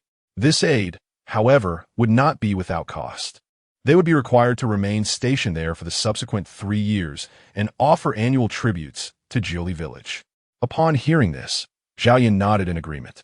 In the blink of an eye, Another fortnight had passed. Under Zhao Yan's meticulous organization, 5 tribes comprising nearly 2,000 individuals had taken residence at the mountain's base. Naturally, among them were a few rebellious spirits. Yet, Zhao Li and Zhao Yuan, representing the younger generation, patrolled day and night, executing those who dared to overstep their bounds. Particularly after Zhao Li unleashed his mid-stage cultivation prowess, the inhabitants at the foot of the mountain fell into an immediate hush. Within a radius of 300 miles, the peak housing Jiuli village stood as the sole sanctuary. It seemed as if an unseen hand had become aware of the unfolding events. The miasma, centered around Jiuli village, gradually ceased its expansion within a 20-mile radius, its pace noticeably slowing. At this moment, fear permeated the hearts of all. Should this final bastion of purity succumb, it would signify the irrevocable extinguishing of their hopes for survival. Yet, Lin Feng found himself both pressured and motivated. Having nurtured his followers from their inception, he could not bear the thought of their demise in this desolate place. Conversely, the prospect of absorbing the miasma, transforming it into experience, filled him with anticipation. The sheer volume of miasma promised unimaginable benefits. A month swiftly elapsed, during which nearly 3,000 individuals congregated at the foot of Jiuli village, belonging to over a dozen distinct tribes. The reward and punishment system established by the villagers kept these refugees relatively orderly, with no one daring to ascend the mountain. Furthermore, the villagers took turns patrolling, executing anyone who dared to incite unrest or attempt to scale the summit. As darkness enveloped the land, a gentle rain began to fall. Zhao Li and Zhao Yuan were on night watch, utilizing the sunstone brought back by Zhao Meng to observe that the miasma seemed to encroach steadily. In the hazy twilight, they discerned outlines of humanoid figures wandering within. Instantly alert, they summoned the core members of Jiuli village. The sight sent a jolt of apprehension through everyone. The miasma was approaching. The most feared scenario had materialized. Zhao Yin calmed the crowd before ascending the peak to report to Lin Feng. He had already sensed the challenge ahead. Now, he could only brace himself for the impending confrontation. He instructed Zhao Yin to keep a watchful eye on the people at the base to prevent insurrection, while bestowing numerous willow leaves upon the members of Jiuli village. Zhao Yin acknowledged with a sound before descending. In the latter part of the night, visibility plummeted. A group of shivering refugees huddled together, casting fearful glances into the mist, dreading the emergence of lurking predators that might devour them whole. Just before dawn, a withered corpse indeed emerged from the miasma, launching an assault on the villagers. Fortunately, the core members of Jiuli village were nearby. The young Zhao Lei wielded his sword in a fierce battle against the monstrous entities. Having attained the 6th level of Qi cultivation, he swiftly drove the creatures away after a few exchanges. These monsters varied in strength, with most possessing combat abilities only slightly superior to those of an ordinary person. However, they were utterly helpless when faced with those capable of inflicting severe injuries upon Zhao Yin. The villagers of Jiuli, almost entirely descended from the mountains, witnessed some of the able-bodied youth emerge, rallying the crowd. This threat is not as formidable as initially imagined. United, we still possess the strength to fight. Before long, groups of young men formed collectives, ensuring the safety of the women, elderly, and children at their core. At the peak, Lin Feng sensed the increasingly dense miasma. Remarkably, every leaf of his being felt invigorated, akin to a person on the brink of asphyxiation suddenly inhaling a breath of high-concentration oxygen, bringing forth an exquisite sense of relief. Chapter 18. Lin Feng takes action amidst hesitations. It became increasingly apparent that his strength was growing at an accelerated pace. As the critical moment approached, everyone remained on high alert, taking turns to stand guard against the monstrous entities that emerged from the miasma. Despite their vigilance, however, casualties began to occur. This would undoubtedly be a protracted battle. On the first day alone, 43 lives were lost, all refugees from the vast wilderness. Concurrently, the miasma thickened and the creatures that emerged grew more formidable. These monsters were not limited to humanoid forms. They included deer, lions, tigers, and various other beasts. The origins of these creatures had long been a mystery until one person stumbled upon the lifeless body of a fallen comrade. In an instant, the answer became clear. These monsters were once corpses, transformed into terrifying beings by the miasma, which explained the presence of animalistic features among them. Upon receiving this grim news, the villagers began to cremate the deceased at the foot of the village. For 3 consecutive days, nearly 100 individuals perished, and the stench of burning flesh wafted through the air. The people of Juli village were overwhelmed, uncertain of when this turmoil would subside. The sole beneficiary of this ordeal was Lin Feng. As the miasma thickened, his absorption efficiency increased remarkably. Within just a few days, the trunk of his tree had grown nearly 1 centimeter in diameter. Typically, it would take him nearly a year to achieve such growth. If he could continue to cultivate within this miasma, it was likely that he could ascend to the next level within 2 years. Yet, he harbored concerns for the followers within the mountain. Should the miasma persist for a year or more, even seasoned practitioners like Zhao Li and Zhao Yin would likely struggle to survive. Lin Feng continued to absorb the miasma, realizing that the stronger he became, the greater their chances of survival. Days turned into a week, and 500 souls fell victim to the eerie fog. The tribes at the mountain's base began to run out of provisions. They had fled with scant supplies, and now they faced utter depletion. Fortunately, Juli village fared better. After a bountiful harvest in previous years, Zhao Yin and others had stored grains in their spatial rings, and the village still boasted nearly 100 livestock, ensuring sustenance for another 2 months. Meanwhile, some tribes of the mountain's foot resorted to rioting out of desperation, fighting over the meager food supplies of the weaker members. Though these insurrections were swiftly quelled, yet hope was not extinguished. A turning point emerged from the spring water of Juli village. This spring, which flowed down from the mountaintop, was the very water Zhao Li had brought back from the stone inkstone. The villagers of Juli consumed this water daily. Their strength and vitality multiplied beyond measure. Now, they began to share some of this precious water with those at the mountain's base. After drinking it, the overwhelming hunger was alleviated to some degree, and they regained some strength. Coupled with Juli village's food reserves, they could endure a little longer. Thus, another fortnight passed, and the situation gradually stabilized, though the morale of the people remained shattered. For an entire month, the atmosphere remained steeped in an oppressive miasma, showing no signs of abating. Many began to question the very essence of perseverance. During this time, prolonged exposure to the noxious air led to peculiar transformations in the populace. Their bodies grew gaunt, and their veins darkened to a sinister shade of blue-black. Those who had begun their journey into cultivation seemed relatively unscathed, yet the ordinary folk suffered profoundly. Some individuals inexplicably developed a craving for blood. Were they destined to become something neither human nor ghostly? Fear spread like wildfire among the people.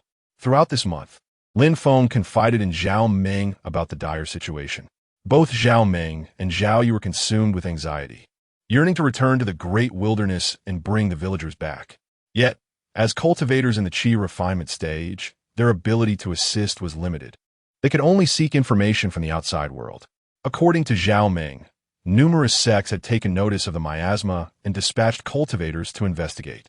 But all efforts had ended in failure, as the miasma stretched over 400 miles. To this day, its source remained elusive. Reflecting on Zhao Meng's words, Lin Feng pondered the daunting reality of venturing forth into such a terrifying expanse. Ultimately, Lin Feng entered Zhao Yan's dream and urged her, "We must endure for 7 more days. If there is no improvement, we shall gather everyone, take provisions, and attempt to break free." Zhao Yan nodded in agreement. It seems there is no other option. Breaking through a span of hundreds of miles would undoubtedly be a perilous endeavor, yet it remained their sole recourse. That night, the villagers of Jiu Li convened a meeting, and upon hearing the news, a heavy pall fell over them. The following day brought no relief. Monstrous beings lurking within the miasma claimed the lives of dozens. By the 3rd and 4th days, the changes in their bodies grew increasingly severe, with some individuals descending into delirious ramblings. By the 5th night, hope had all but vanished among the villagers. Yet, an unforeseen event disrupted their plans. A grotesque creature, towering at 4 meters and stitched together from several corpses, materialized within Jiuli village. It possessed 7 arms of varying lengths, with dark, viscous blood oozing from the seams, dripping onto the ground. Its head was a harrowing sight, with a jaw grotesquely torn open, its mouth gaping a full 180 degrees, and its bloodshot. Dark eyes seemed ready to burst from their sockets. Zhao Lei, the first to spot this horror atop the peak, immediately engaged in combat. However, the creature's formidable strength was overwhelming. Zhao Lei struck but missed, only to be caught by the creature's jaws on his left arm, nearly torn asunder. In a panic, he was forced to flee. His desperate cries attracted the attention of others.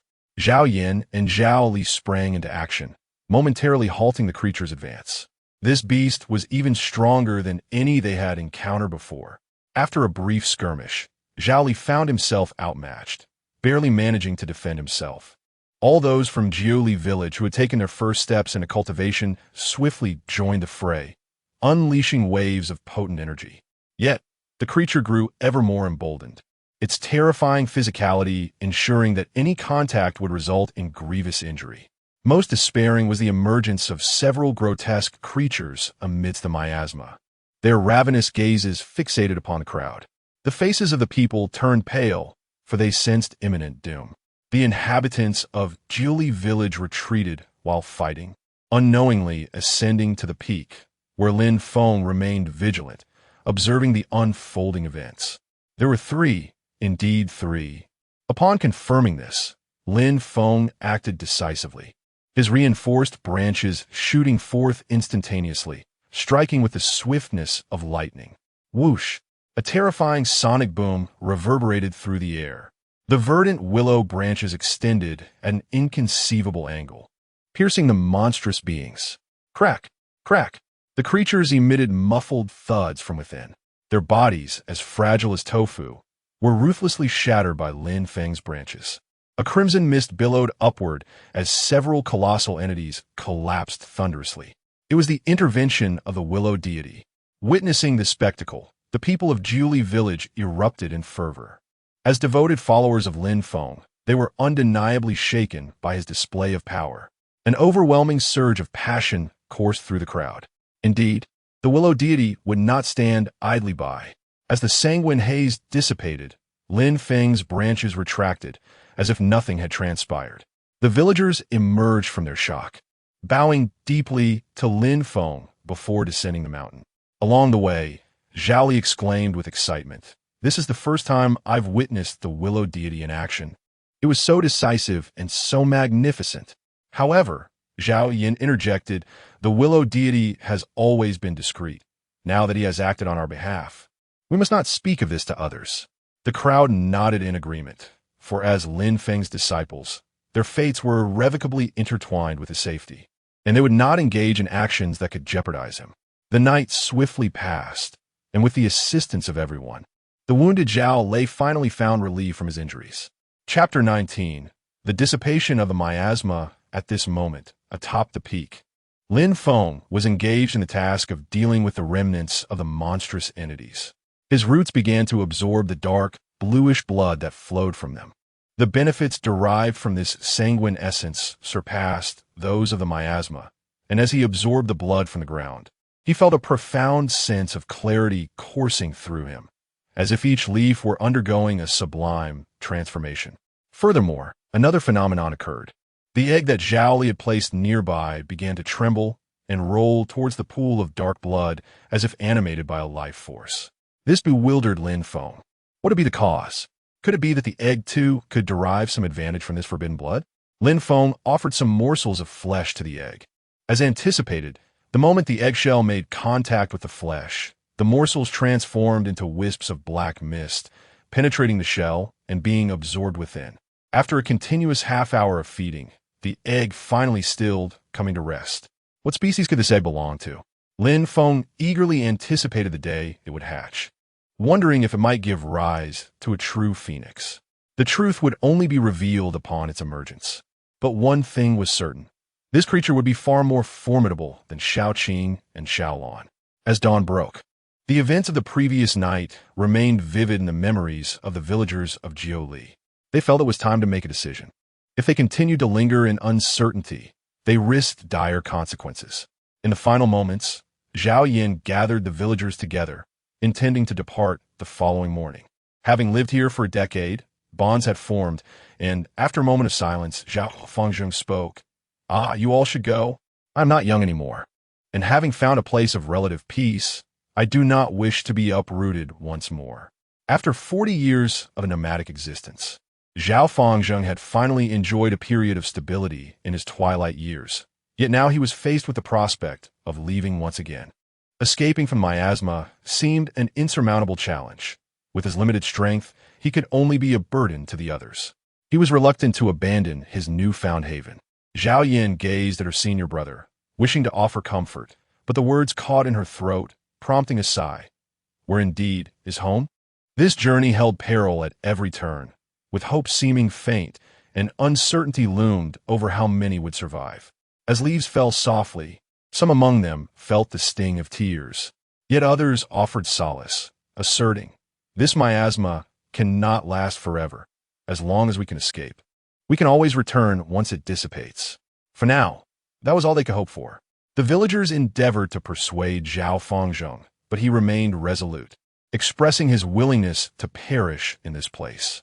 Eventually, they relinquished their attempts to dissuade him. Having made their decision and formulated a plan, they were about to convey this news to the outer disciples and the community when a sudden change occurred in the sky. The heavens, previously shrouded by the miasma, revealed a blazing sun, the source of which was unknown. As noon approached, Zhao Li, pointing at the sky, exclaimed, "What is that?" Everyone looked up in unison. It was not only they who noticed. Lin Feng atop the peak also observed this astonishing spectacle. The luminous sphere in the sky radiates an ominous light and heat, with energy fluctuations that are remarkably terrifying. Is this a turning point or a harbinger of destruction? In this dreadful world, there exists an abundance of phenomena that surpass human comprehension, much like this pervasive mist which emerged from unknown origins and has claimed countless lives. Similarly, this radiant sphere possesses a terrifying power capable of easily extinguishing many lives. Under the current circumstances, it is prudent to exercise caution. The villagers of Jiuli have temporarily abandoned their thoughts of departure, fixated intently on the celestial sphere above. As evening approached, they noticed that the miasma had indeed weakened considerably. Can you perceive it? The miasma has truly thinned. Yes, it has become significantly less dense. In this moment of change, a sense of rebirth enveloped them. Could this be their salvation? Countless souls yearn for the miasma's disappearance and the dawn of a new life.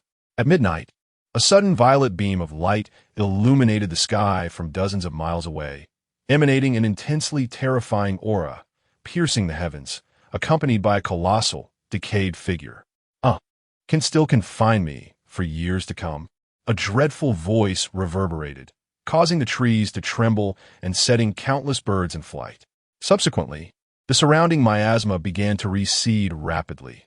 Within a mere quarter of an hour, the stars could be seen twinkling in the night sky. Has the miasma vanished? At this moment, Lin Feng atop the peak experienced the phenomenon most directly, acutely aware of the diminished miasma. From a voice and the shadow, it was not difficult to deduce that something previously suppressed in this place had, for reasons unknown, broken free, and now must be subdued once more, affirming his hypothesis. Around 2 in the morning, the ground quaked, and the violet light dimmed.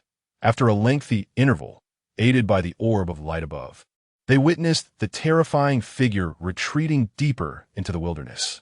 Concurrently, the surroundings erupted with activity as numerous unknown entities from the wild pursued after it. Throughout the night, the anomalies persisted, exuding extreme terror as supernatural forces clashed in the night sky, akin to the end of the world. Fortunately, as that entity ventured further into the wilderness, it distanced itself from Lin Feng. The miasma that had lingered for months finally dissipated. At the foot of the mountain, many survivors shed tears of gratitude. Yet Lin Feng felt a pang of trepidation. This world is undeniably fearsome, A power nurtured over decades could be obliterated in an instant by an unforeseen force. The following morning, as sunlight bathed the earth anew, inhaling the fresh air, the villagers finally erupted in joyous celebration of their rebirth. Lin Feng gleaned a wealth of experience from this ordeal, and a considerable number of potential disciples gathered at the foot of the mountain. He could hardly wait to impart his teachings to more individuals. In the morning, Zhao Yin arrived for guidance. With the miasma now gone, the first order of business was to tend to the group of refugees at the mountain base while remaining vigilant against the potential resurgence of that terrifying miasma. Zhao Yin nodded, having established a clear course of action.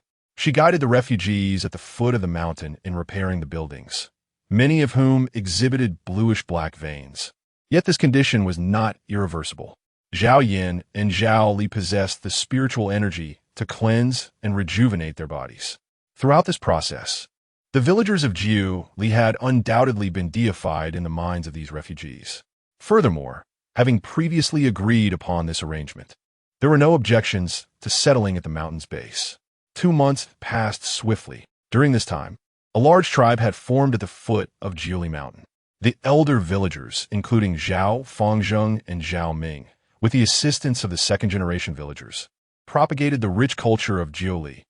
Additionally, the mountain itself was bestowed with a name, Changsheng Peak. This name was designated by Lin Feng, encapsulating his aspirations for the future. Only those who endure can ultimately rejoice. Throughout these 2 months, the miasma had not returned. Upon receiving this news, Zhao Ming and Zhao Yu, far away at Haoren sect, breathed a sigh of relief. They had previously worried about the village's circumstances and contemplated rushing back to share in the villagers' tribulations, but thankfully, the outcome was favorable, bringing joy to all. As for this crisis, Zhao Ming had gleaned some secrets after subtly inquiring with his master on multiple occasions. Chapter 20. The young eagle emerges from the wilderness. Surrounding the vast wilderness, there exist several formidable demons suppressed by the great Yin kingdom. These malevolent beings seem nearly immortal, emerging every few years to wreak havoc upon the world. Upon their discovery, there are designated individuals tasked with their containment. The great Yin kingdom, located at the opposite end of the wilderness, is presumably a flourishing realm of cultivation. This revelation left Lin Feng awestruck, as he realized the hidden dangers lurking within this expansive wilderness where untold horrors abound. Elevating his own strength became paramount. Atop Changsheng Peak, there were currently over 300 individuals, while the village below boasted around 1,700. Among these nearly 2,000 souls, Lin Feng had merely 30 devoted disciples. Influenced by the people of Jili village, he had several indirect followers, but due to their insufficient loyalty, only 3 of them were represented on the system panel. However, prior to his ascension, this was the only means available to increase his follower count. 5 months swiftly passed, and under Lin Feng's guidance, the settlement at the foot of Changsheng Peak had transformed into an orderly community. The architecture here differed from the stone houses within the tribe, resembling individual residences akin to a small town. The matter of sustenance for the 2,000 inhabitants remained unresolved. Once the food supplies in the storage ring were nearly depleted, Zhao Yin, under Lin Feng's direction, commenced the reclamation of barren land nearby. The foothills, characterized by flat terrain, provided fertile soil after the timber was harvested to construct houses. The seeds sourced from Changsheng Peak were of exceptional quality after several generations of cultivation. However, this year's planting would not yield a harvest until the following year. Individuals aged 15 to 50, upon completing their daily labor, would be assisted in martial training by the first-generation disciples, such as Zhao Fengzheng and Zhao Ming, who would also take turns hunting. The past year proved arduous. Fortunately, the wealth of Juli village sustained them, where they might have truly struggled to persevere. During winter, their meager food reserves barely sufficed, compelling everyone to ration their supplies, thus avoiding any significant famine. As spring arrived in the second year, many newborns were brought to Changsheng Peak for Lin Feng's assessment after reaching full term, revealing several promising talents. Lin Feng signaled to Zhao Yin that these children, upon reaching 5 or 6 years of age, should be nurtured closely for a period of time, to which Zhao Yin readily agreed. Moreover, there was more good news. Zhao Yu had broken through to the Xian realm, and Zhao Meng had achieved the 10th level of qi cultivation. Throughout the year at Haoran Sect, both had reaped substantial rewards. Observing the figures on the peak and in the valley, Zhao Fengzheng and several elders from Jili village expressed their admiration, remarking, "Who would have thought we could grow to such numbers?" Zhao Ming added, "The abilities of the god of willows and the village chief are remarkable. I cannot fathom how this will develop further. Do you think it is possible that we could one day become a small town, or perhaps a sect?" Upon hearing this, Zhao Ming chuckled and shook his head. "Senior brother, you are overreaching. Becoming a small town may be feasible, but having even 1 out of 1,000 individuals step into the realm of cultivation would be commendable. A true sect requires at least several hundred cultivators. The gap in between is far too vast." Zhao Fengzheng posed a thought-provoking question. "Have you not noticed the astonishingly high proportion of cultivators in our village?" Upon hearing this, Zhao Ming found himself momentarily speechless. Indeed, when they initially settled here as a group of 16, now Zhao Li, Zhao Meng, Zhao Yin, Zhao Yu, Zhao Yuan, Zhao Meng, and Zhao Lei had all ascended to the ranks of cultivators. This ratio was undeniably remarkable. Even he, someone who had previously struggled with martial cultivation, had now taken a significant step into the realm of cultivation. Ultimately, Zhao Ming and Zhao Fengzheng exchanged a glance, genuinely marveling at the prowess of Lu Shun. They held profound admiration for Lin Feng, recognizing the potential that lay ahead. Zhao Ming, with a wry smile, mused that if this trend continued, the future was indeed beyond imagination. Time passed swiftly, and by the summer of the following year, Lin Feng received delightful news. Xiao Qing and Xiao Lan had awakened. Furthermore, they had both achieved breakthroughs to the Xianzhao realm.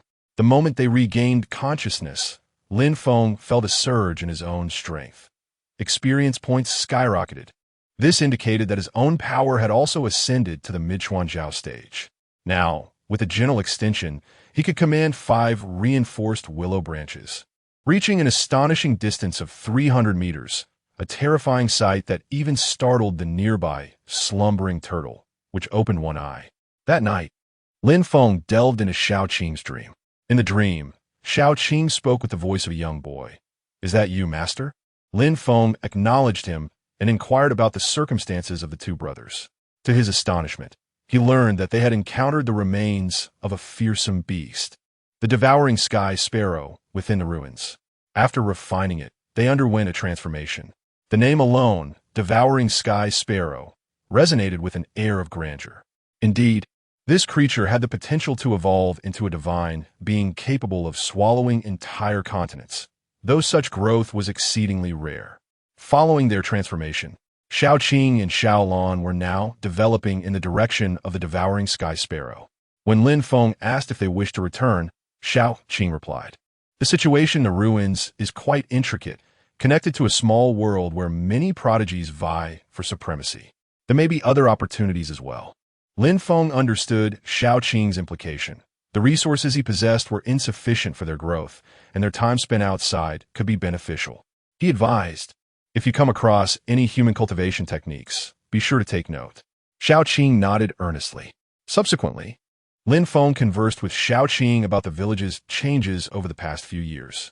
In Xiao Qing's heart, Lin Feng was like a father figure, and thus, he shared everything without hesitation. Afterward, Lin Feng also entered Xiao Lan's dream to chat, remaining there until dawn broke. Days of splendid sunshine passed, with the sun shining brightly, and the vast wilderness of the Linhai swayed like undulating waves in the wind. Time flew by, year after year. Zhao Li, now 16 years old, had grown to a stature rivaling that of an adult. As a mid-transcendence cultivator, he had gained the ability to compete with the prodigies of the outside world. After celebrating his birthday, Zhao Li decided it was time to leave. This time, Zhao Yan did not try to hold him back. The eagle belongs to the blue sky, and children inevitably grow up. In recent years, Zhao Meng and Zhao Yu each returned once, bringing with them numerous treasures from various sections. Upon seeing their appearance, Zhao Li felt a strong desire to venture outside. That very night, Lin Feng intruded upon Zhao Li's dreams. during which Zhao Li expressed his intention to depart the following afternoon, wishing to request a leave from Lin Feng before his departure.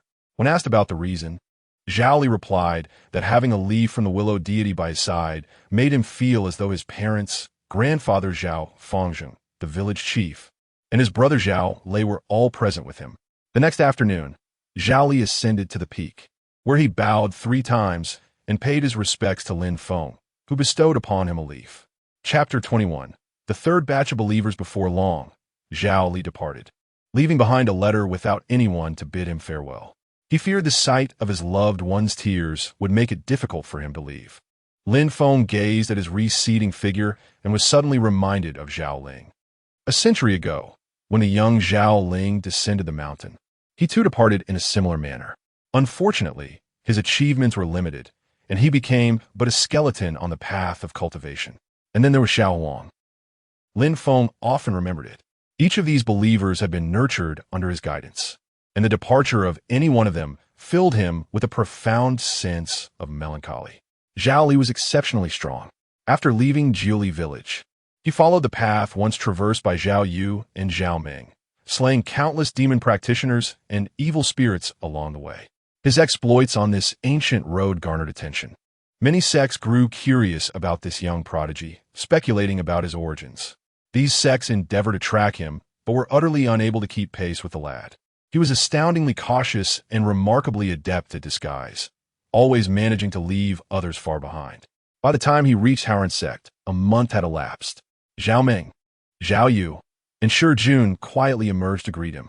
Shi Jun had since become a steward of the scripture pavilion and an overseer of the treasure pavilion.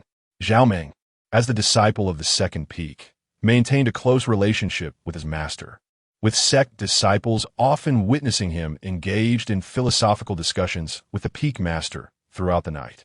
Zhao Yu had made even greater strides, emerging as a leader among the younger generation. With a few more years of cultivation, she would become a core disciple, already a goddess within Haoran sect. Shi Jun took charge of hosting Zhao Li's welcome banquet, quickly securing a grand tavern in the area. The group celebrated and exchanged toasts, their raucous chatter reminiscent of their childhood. These bothersome sects were indeed a hassle. Daily cultivation left them with little opportunity to venture outside. Yet they certainly garnered a wealth of knowledge. Zhao Ming appeared troubled as he took a sip of wine. Shi Jun cleared his throat and remarked, brother, I've heard that your life has been rather carefree of late, spending entire nights conversing with your master. How have you fared in your studies? Zhao Ming's expression stiffened, and after a few moments of contemplation, he replied, it's just as it is. It's quite exhausting. Shi Jun couldn't suppress a chuckle and leaned closer to Zhao Ming, whispering, young man ought to learn some techniques. I happen to have a few manuals here. Would you like them? What do you mean? Zhao Ming's eyes widened, a sense of alarm washing over him. Shi Jun, unable to contain himself, teased, I haven't even mentioned any techniques yet. Why are you so anxious? Do you have something to hide? Zhao Yu, overhearing, felt her ears grow warm and retorted, are there even any legitimate techniques among those? I take offense at that remark. Shi Jun began to defend himself. The playful banter left Zhao Li bewildered. Scratching his head in confusion, he asked, what on earth are you all talking about? Nothing, little one, don't ask. Oh, ultimately, Zhao Ming could no longer withstand Shi Jun's teasing and abruptly terminated the subject, redirecting the conversation back to Zhao Li. With Zhao Li at the mid-stage of the transcendence realm, becoming a core disciple should be a feasible endeavor. Ideally, he could ascend to become the heir of the Haoran sect. Thus, the entire sect would be ours, wouldn't it? At his age, reaching the mid-stage of the transcendence realm is indeed plausible. It seems the grand disciple of the Haoran sect achieved this at the age of 22 with initial mastery of the Xianjia. With diligent effort, Zhao Li may very well catch up to him. Zhao Ming patted Zhao Li on the shoulder, saying, you must strive for success, my lad. Zhao Li, momentarily bewildered, thought to himself, on my very first day, and already I'm being told I should aspire to be the future sect leader? While others might feel overwhelmed by such lofty expectations, Zhao Li chuckled, confidently asserting, leave this to me. I will certainly fulfill this task. Laughter erupted among the group. Time flew by, and 2 years swiftly passed. Zhao Li's astounding talent began to manifest as he officially advanced into the later stages of the Transcendence realm, becoming one of the inheriting disciples. Zhao Meng and Zhao Yu also entered the Transcendence realm in succession, becoming candidates for core disciples. The most surprising development, however, was Shi Jun years prior. When urged to explore 9 ancient texts, he remarkably synthesized their teachings and grasped a new method. Now, after several years, he had indeed made notable progress. After consulting Lin Feng, he named his self-derived technique Inverse Xian Sutra, which, though still in its refinement stage, he claimed surpassed all the Taoist methods he had encountered thus far. Lin Feng was genuinely taken aback by Shi Jun's potential. While offering encouragement, he instilled confidence. "You are on the verge of grasping true profundities. Do not relent." In response, Shi Jun, with fervent assurance, declared, "I will undoubtedly create an extraordinary technique." Beyond these individuals, the village was flourishing as well, with over 300 newcomers added to the large settlement beneath Changxing Peak in just 2 years. As life gradually stabilized, this number continued to rise. Perhaps due to the spiritual spring and the nearby verdant landmark, many newborns displayed exceptional talents, with a few even possessing greater potential than the young Zhao Li himself. Lin Feng entrusted these promising individuals to Zhao Yan, intending to impart teachings as soon as he upgraded. Currently, Zhao Yan had confirmed the acceptance of 22 disciples, most of whom were children under 10 years of age. The prospects for this new generation were unimaginable as they grew. In addition to these children, the ordinary villagers were also advancing rapidly in strength. Zhao Fengzheng, Zhao Ming, and others taught martial arts every evening, and nearly everyone had made significant progress, far surpassing their previous abilities. Furthermore, with the increase in population over the past 2 years, many departments were established within the village. Male villagers over 15 took on roles in farming, hunting, and construction, with clearly defined responsibilities and a system of rotation. Female villagers over 15 engaged in herbal gathering and textile work. Simultaneously, schools and martial halls were established for the underage children. The villagers enjoyed greater choices, fostering holistic development, and the quality of life had improved significantly compared to their previous existence in the tribe. The inhabitants of Jiuli village reveled in their newfound prosperity. Due to the recent outbreak of miasma, there are no other tribes within 100 miles, and the surroundings of Changxing Peak have remained relatively subdued, thus preventing any further conflicts. And so winter arrived. With the onset of the first snowfall, Lin Feng experienced a transformation. Chapter 22. Will Qingyun's sect seek revenge? Race, mutated willow. Level, LV, 5. Current influence, Jiuli village. Number of followers, 38, including second-generation followers. Divine powers, none. Abilities, Eye of True Vision, Spirit of Nightmare. Cultivation techniques, Void Breathing Technique, Fierce Tiger Fist. Items, Defense value, 87, Extremely Fragile. Combat capability, 93, Feeble, 5000 LV. 6, Successful level up. Reward, Lucky Draw. Would you like to draw? At long last, the day had arrived, and Lin Feng was utterly elated. First, he would see what he could draw. Draw now, Ding. Congratulations, you have acquired a new ability. Forbidden Mist, another ability? Lin Feng examined the introduction to his newfound power, and, as anticipated, it was yet another auxiliary skill. Furthermore, this ability bore a striking resemblance to the miasma that had recently transpired. In essence, it allowed him to unleash a fog that obscured external perception within its confines. Upon mastering this ability, he could not only eliminate foes unseen within the mist, but also diminish the strength of intruders. The mist was akin to a part of Lin Feng's very being, possessing all perceptions within it and enhancing Eye of True Vision and Spirit of Nightmare. However, the transmission of power still required physical contact. Currently, his mist could only extend to a radius of 500 meters, reaching just to Jiuli village. Beyond that, it would be ineffective. This was a vital asset for the sixth brother. Now he need not worry about lacking a place to conceal himself. Yet, in comparison to these auxiliary functions, Lin Feng yearned for formidable divine powers. Accepting this reality, Lin Feng turned his attention to the frequency of his power transmission. 3 times for low-grade earth techniques, 20 times for Xian-level techniques, and 100 times for techniques below the Xian level. Thus, he would be able to recruit 123 followers this time, a figure that brought him considerable satisfaction. With over 2,000 individuals at Changshan Peak, finding 123 inheritors was more than sufficient. That day, Lin Feng entered Zhao Yan's dreamscape. He intended to bring forth several promising individuals under her command. Upon receiving the news, Zhao Yan summoned everyone early the next morning to ascend the peak. Hearing they were to visit the summit, the children were filled with excitement. After all, opportunities to ascend Changshan Peak were rare. Previously, they had only ascended once and were required to keep their eyes closed the entire time. What wonders lay at the summit? The children held their own questions in their hearts. During the initial leg of their journey up Changshan Peak, Zhao Yan did not require them to close their eyes. The children's eyes widened in astonishment as they beheld the enchanting scenery of Juli Village. The spiritual energy was ethereal, the waters crystal clear, and the delicate mist enveloping the area made it appear almost celestial. The adults at home had often spoken of immortals residing atop the mountains, and it seemed there was truth to their words. Meanwhile, Zhao Yan furrowed her brow. When had the mist begun to rise? Before reaching the summit, she once again covered the children's eyes, instructing them to stand obediently before the offering platform, where they appeared quite apprehensive. Lin Feng reminisced about the appearances of Zhao Meng, Zhao Li, and their cohort from years past.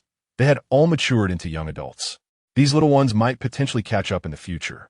Regarding the allocation of these cultivation techniques, Lin Feng had already devised a plan before their ascent. He bestowed the earth-level techniques upon 2 boys on the spot. Both were 5 years old. One was named Li Yunj and the other Su Jing. These names were given by Zhao Yan after she took them as disciples. Prior to knowing Zhao Yan, Li Yunj was known as Dogsheng and Su Jing as Snotty Kid. There was also one more opportunity to impart an earth-level technique, which Lin Feng decided to grant to a recently born baby girl. She was far too young and needed to be carried up by Zhao Yan. As for the other mysterious level techniques, Lin Feng allocated different ones based on each child's unique personality, all of which were of superior grade. Presently, he possessed over a dozen superior grade mysterious techniques, providing ample selection for the children. After a full hour, the transmission of techniques officially concluded. Under Zhao Yan's guidance, the children left the peak, unaware that their life trajectories were about to change. These children were the seeds of the future, and Lin Feng intended to create a dedicated space for their cultivation. However, since he had not yet stabilized his own situation, it was unwise to invest human resources into this endeavor, as it would burden the populace and deplete resources. In the afternoon, Lin Feng disseminated the techniques below the mysterious level, all to a group of promising talents who were likely to flourish in 20 years. However, the resources required for this multitude of practitioners amounted to an astronomical figure. Previously, Zhao Meng and Zhao Yu had returned with a large haul of spirit stones and elixirs, but it was somewhat inadequate to sustain the training needs of over 30 individuals. Lin Feng surveyed his possessions: an egg, a turtle, a nameless verdant tree, and a stone ink slab. After the children departed, he imparted a mysterious level technique to the turtle, yet it seemed disinterested, lounging in the sun at his feet without foraging for food. The small tree was a branch brought by Shaoqing many years ago, after decades of trials.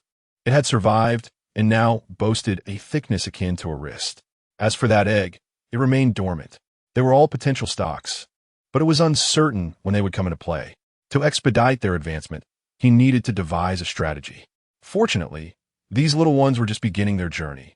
The abundant spiritual energy here would suffice to help them overcome this stage. Once their strength grew, they could hunt fierce beasts and bathe in blood, which would also sustain their cultivation needs. 3 months had passed since the transmission of techniques, and Lin Feng checked his system panel, noting that the number of followers had reached 161. All these little ones had embarked on their path. His annual experience points had increased to 27. implying that he would ascend to the next level in under 200 years, although this process might be even shorter. During these 3 months, a significant event occurred: the appearance of the Qingyun sect in the vicinity. Lin Feng had grown somewhat unfamiliar with the name of the Qingyun sect, the very sect that Zhao Ling had joined years ago. Zhao Ling had slain his fellow disciple there, ultimately meeting his demise at the hands of the Qingyun sect in his later years. Later, Zhao Yin sought vengeance for her father, which led to her being pursued by the Qingyun sect, ultimately forcing her to flee back to this place. It has been nearly a century since those events transpired. However, the recent appearance of the Qingyun sect's members nearby raises troubling questions. Are these individuals still intent on troubling Zhao Yin and the rest of the Zhao family? The villagers at the foot of Changshan Peak reported spotting a stranger clad in a blue robe entering their village yesterday. Despite inquiries, he remained silent. This news was promptly relayed to Zhao Yin. Yet before she could arrive at the scene, the young man turned and departed under the watchful eyes of the villagers. It was evident that he had crossed into the realm of practitioners, making him beyond the reach of ordinary individuals. Zhao Yin, however, pursued him and engaged in a fierce battle, ultimately slaying him. It was then that she discovered his identity as a disciple of the Qingyun sect. The mere mention of this sect ignited a furious wrath within Zhao Yin. Years ago, her father had been murdered by someone from this sect, leaving no complete remains behind. After cultivating her own powers, she sought retribution. But what are their intentions after all these years? Before Zhao Yin executed the young disciple, she attempted to interrogate him, yet he uttered not a single word, leaving his motives shrouded in mystery. That evening, Lin Feng inquired about the strength of this sect. The Qingyun sect boasts over 100 practitioners, with its leader at the Spirit Sea realm, for peak masters at the Xianjiao realm, and most cave masters at the Tongxian realm. As long as the leader does not intervene, the remaining members of this sect would find little advantage on the peaks. Chapter 23. Deceitful schemes. The events have transpired, and Lin Feng could only urge Zhao Yin to dispose of the body discreetly. If only they could endure for another 2 decades, this trifling sect would amount to nothing before Jiuli village. Upon learning of this revelation, the children at Haoran sect, situated far away, were filled with indignation. Although Zhao Li had lost all memory of the past, Zhao Ming and Zhao Yu had endured the relentless pursuit of Qingyun sect. Upon hearing the news, Zhao Ming remarked to Lin Feng, "At a very young age, my parents fled for their lives under the village chief's guidance. All thanks to this sect. Now that they do not come seeking me, I had nearly forgotten this chapter of my life." Haoran sect stood as the mightiest sect within 1,000 miles, boasting 12 peaks, 37 caves, and over 10,000 disciples. The sect master possessed formidable abilities, ranking among the most esteemed even in chaotic realms. As core disciples, Zhao Ming and Zhao Yu held significant positions. Upon receiving this intelligence, they began devising strategies to confront this sect. Alone, their strength was inadequate, yet leveraging Haoran sect's influence would render the insignificant Qingyun sect a mere shadow. Coincidentally, the disciples of Haoran sect were currently engaged in a rigorous training expedition, providing ample opportunity for maneuvering. Furthermore, Qingyun sect was not far, merely 700 miles away. Upon awakening from the dreamscape, Zhao Ming extricated Zhao Yu and Zhao Li, initiating a brainstorming session. Ultimately, they settled upon a cunning plan. After finalizing the scheme, Zhao Li gave Zhao Ming a thumbs up, exclaiming, "Your cunning is unmatched. This tactic will surely leave Qingyun sect feeling worse than if they had ingested excrement." Zhao Ming flashed a broad grin, chuckling, "You've much to learn from me, my friend." Thus, amidst their banter, their strategy against Qingyun sect reached its conclusion. A month later, Zhao Li, one of the inheriting disciples, took his leave from the sect, embarking on a month-long journey to the south, garnering the attention of the entire sect. As an inheriting disciple, he represented the future core leadership of the sect, and it was prudent for him to explore and forge alliances with nearby sections. Zhao Li was indeed a remarkable talent, rising from an outer disciple to a prospective heir in just a few short years, becoming a focal point within the sect. The communication stones constantly relayed Zhao Li's well-being. This form of notification was a privilege reserved for inheriting disciples, as they were crucial to the sect's future. In the first month, Zhao Li visited Windstorm Valley, spending 3 days as a guest, engaging in delightful conversations with the Valley Lord's daughter. In the following month, he visited Flying Fish Gate, where he debated with its chief disciple for a month, exchanging tokens of goodwill and establishing a deep camaraderie. In the third month, he visited Qingyun sect. Upon learning of Zhao Li's impending arrival, the members of Qingyun sect were understandably excited. After all, Haoran sect was undeniably a prestigious sect, and the arrival of its inheriting disciple warranted utmost respect. They immediately prepared the highest honors for his reception. The peak masters and cave lords all came forth to greet him, while the sect master, currently in seclusion, was unable to attend. Otherwise, it was likely he would have personally come forth to welcome him. Zhao Li found this scene somewhat amusing.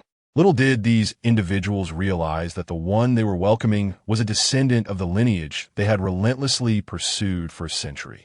That evening, the Qingyun sect arranged for several exquisite and enchanting female disciples to attend to Zhao Li during his banquet.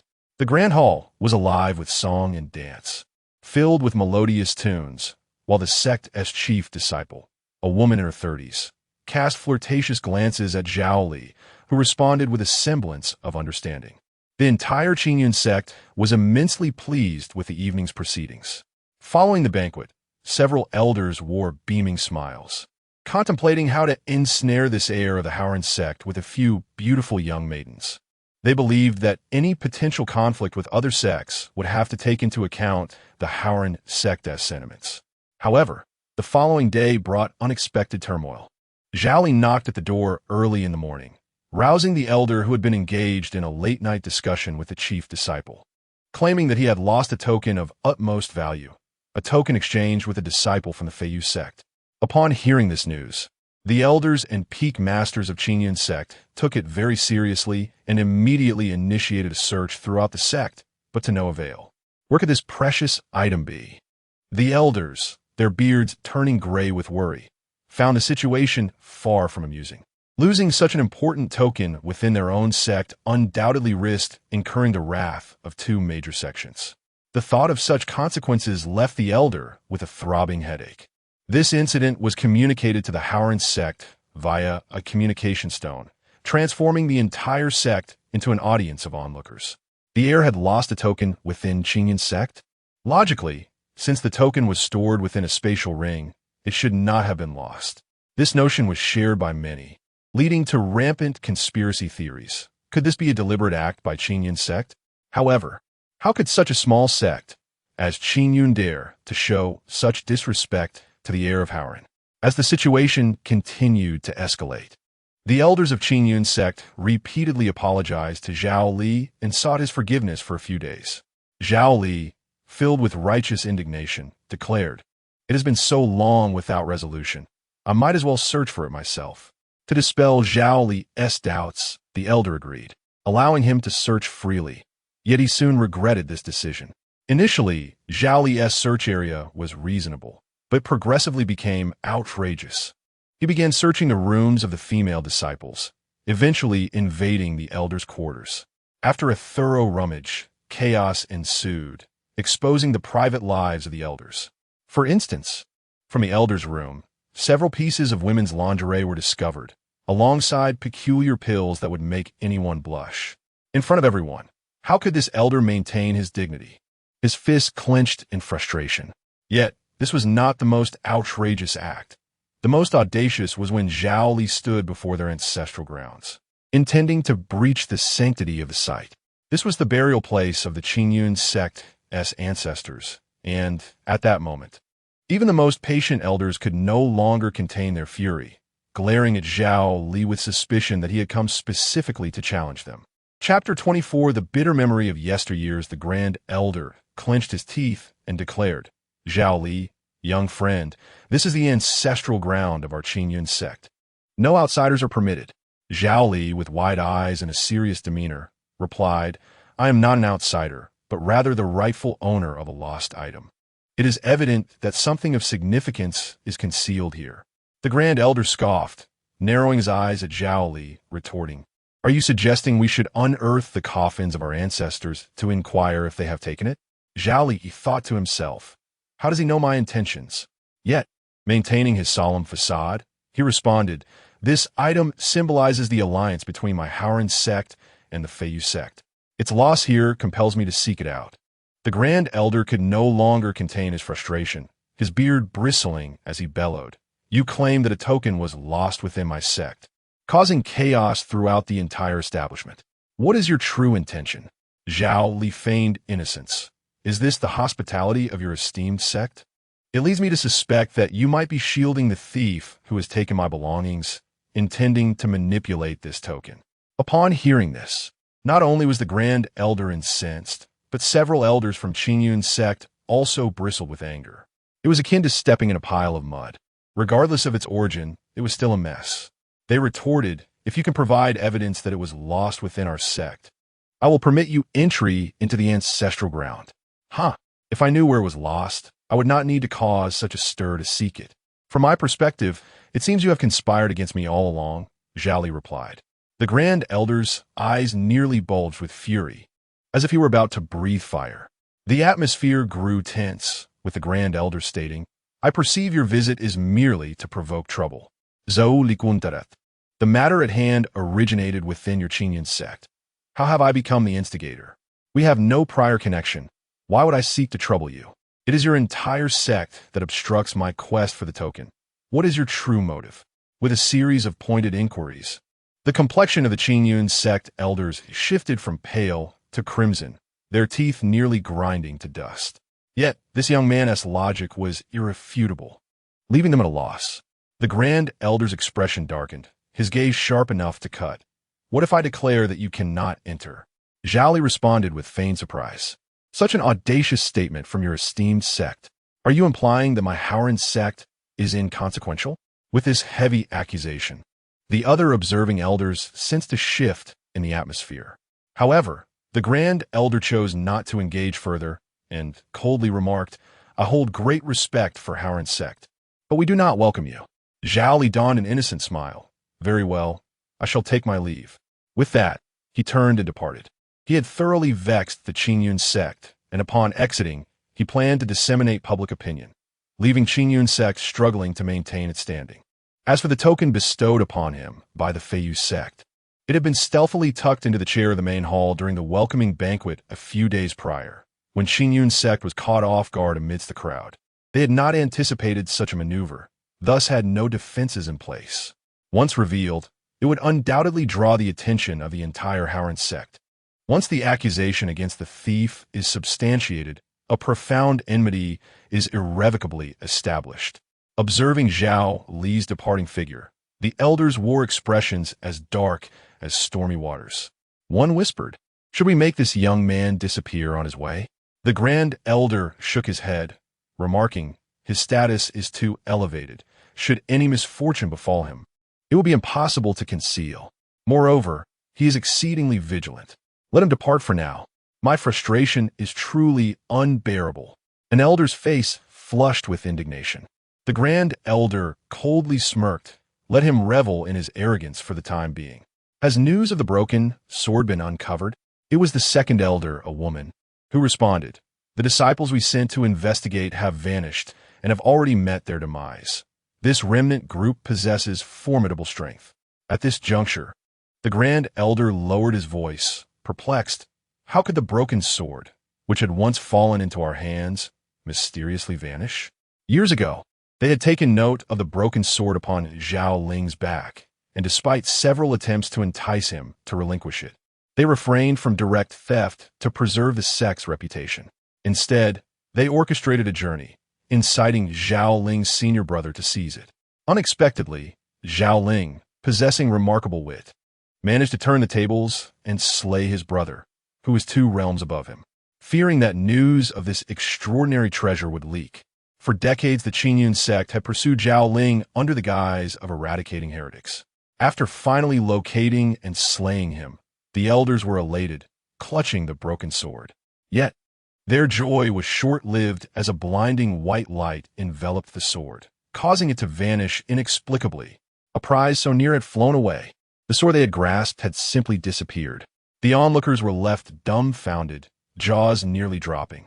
Just as hope seemed lost, Zhao Yin avenged her father by slaying several disciples of the Qingyun sect, reigniting their prospects. This young girl had rapidly ascended in strength within mere years. Could it be that she had benefited from the broken sword? Thus, the hunt for Zhao Yin commenced anew. This sword was intimately connected to the emperor of the Yin kingdom and was not to be overlooked. Could it pinpoint the location of the missing disciples? It was indeed attempting to do so, but its signals were erratic, seemingly in constant motion. They searched Zhao Ling's former residence, yet found no one. The area had suffered from severe miasma, leaving few survivors. We shall continue our search. This sword is ours to claim.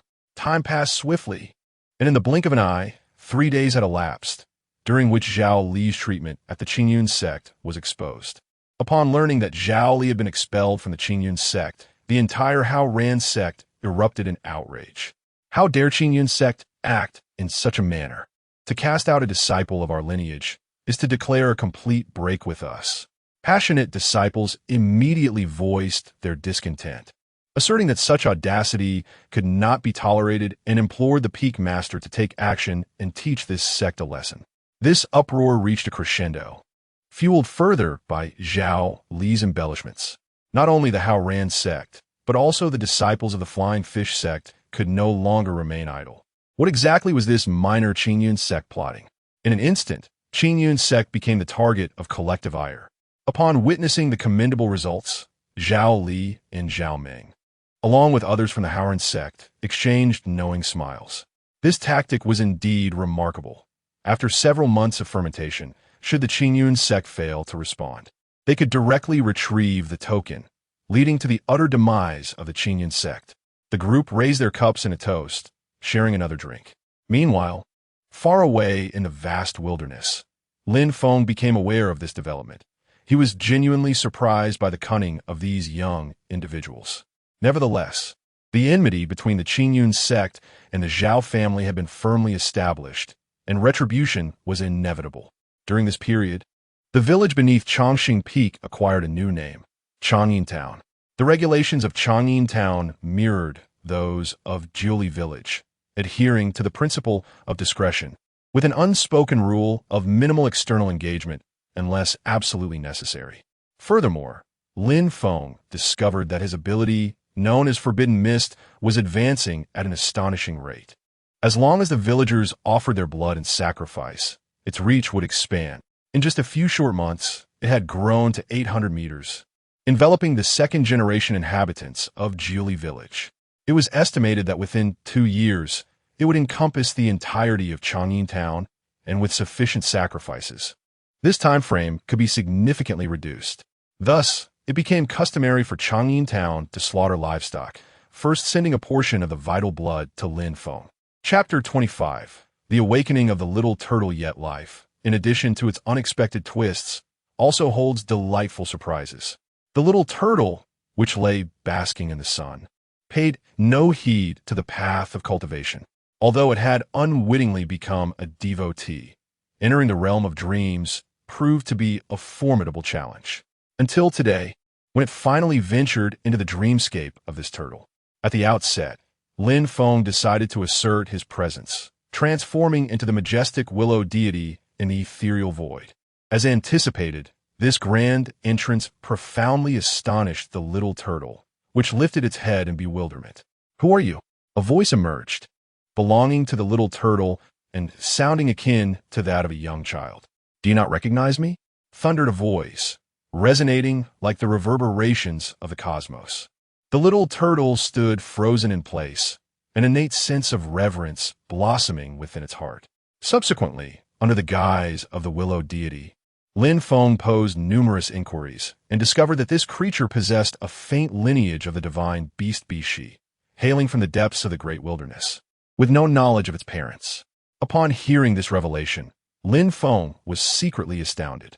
The vast expanse of the great wilderness was far more terrifying than he had imagined, not only containing the remnants of the sky-eating sparrow, but also the remnants of Bishi. Could it be that within the depths of this wilderness lay other unknown entities? Perhaps a true divine beast?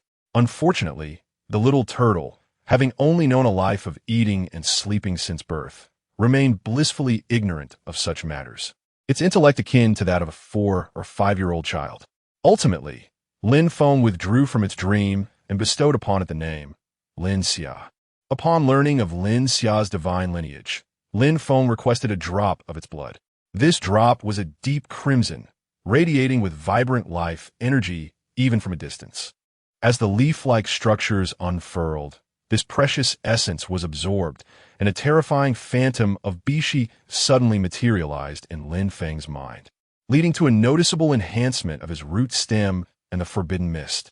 The forbidden mist expanded, enveloping the entire longevity peak.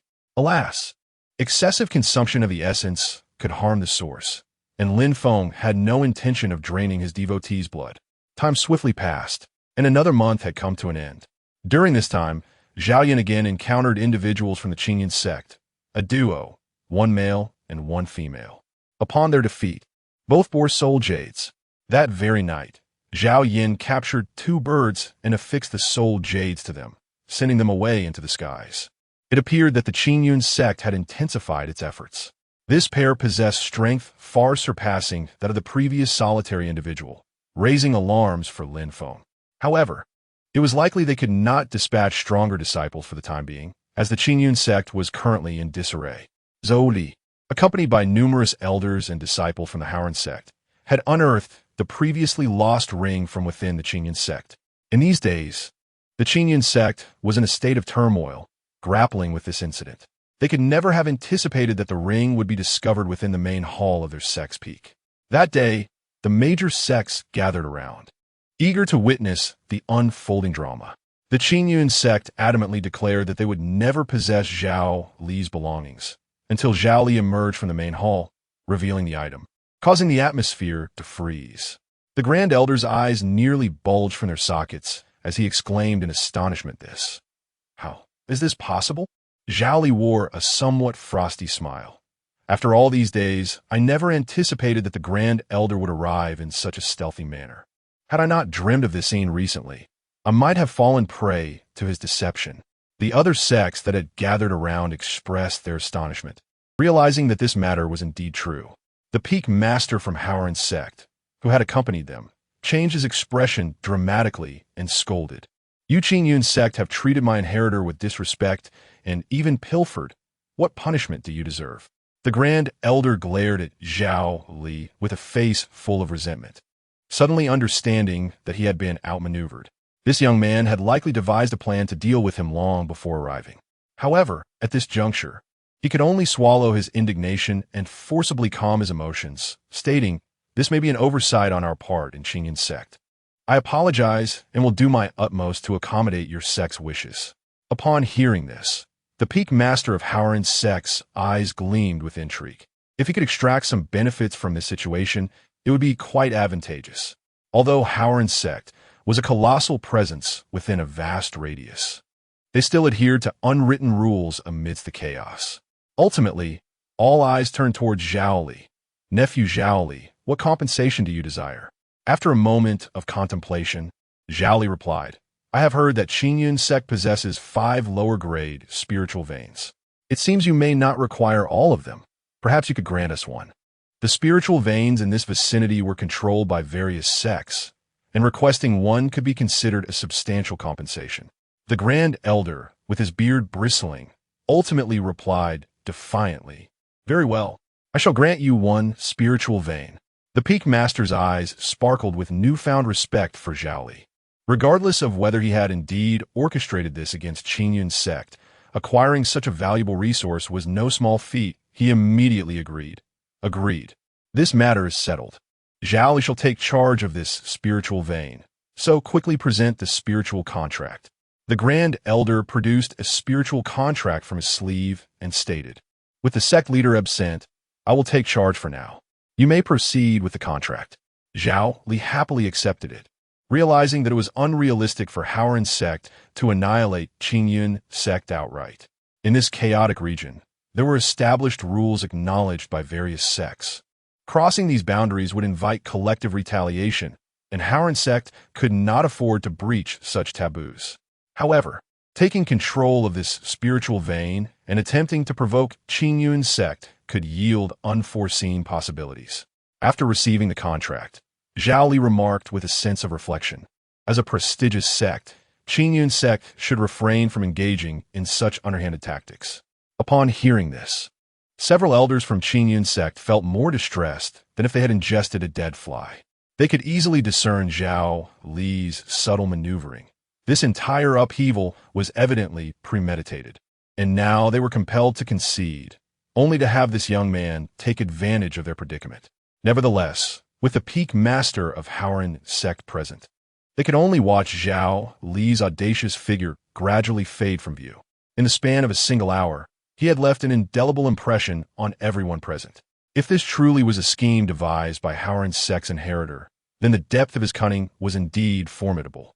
As the remaining sects gradually departed, the Grand Elder of the Qingyun sect suddenly slammed his hand down upon the chair beneath him, reducing it to dust, his murky eyes filled with a terrifying hatred.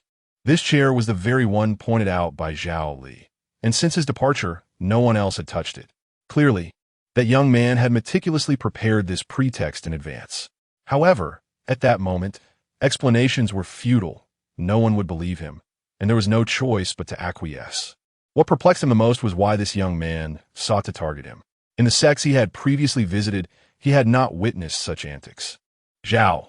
Could it be that this young man also believed in Zhao?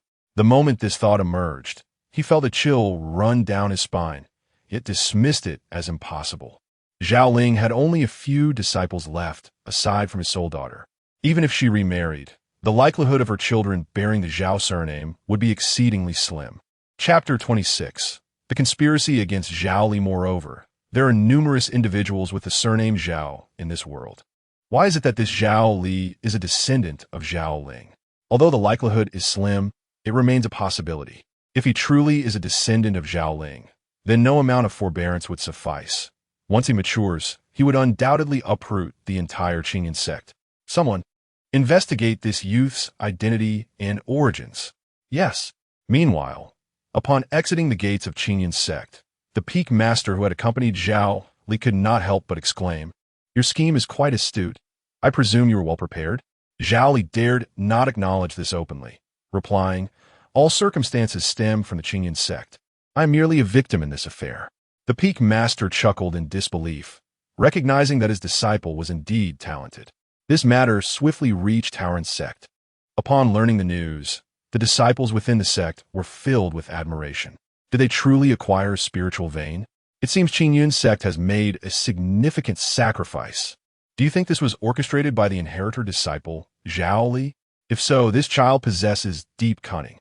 Does that even matter? The spiritual vein is already in hand, came a disciple's retort, hitting the crux of the matter. In this chaotic realm, without Zhao Li's clever maneuvering, securing a spiritual vein would have been impossible.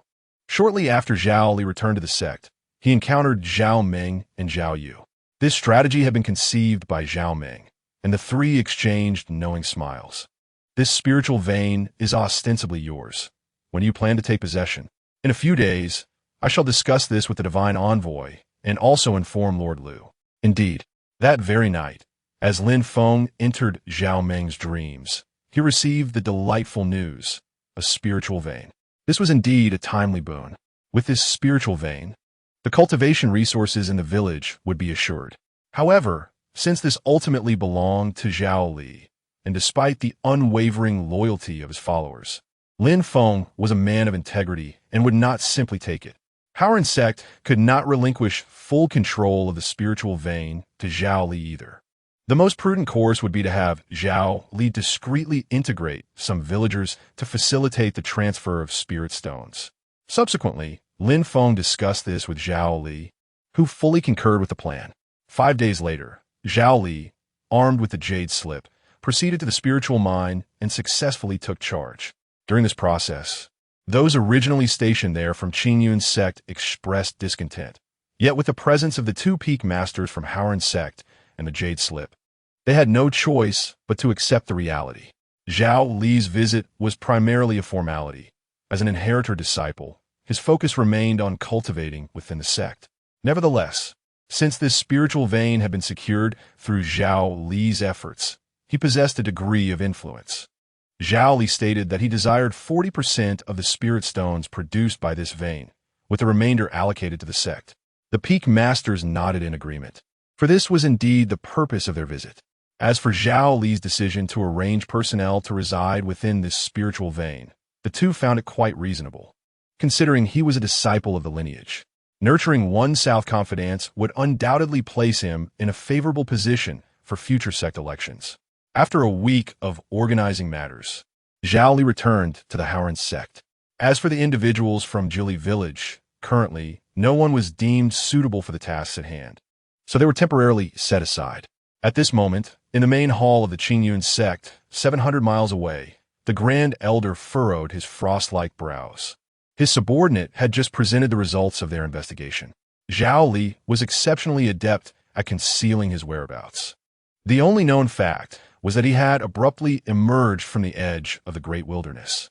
The more enigmatic he became, the more anxious the Grand Elder felt. If memory served correctly, Zhao Ling also hailed from the great wilderness, and after slaying 2 members of the sect, Zhao Ling's daughter chose to retreat back into the wilderness. Although the vast expanse of the wilderness spanned countless miles, making it likely an incidental occurrence, it nonetheless left him on edge.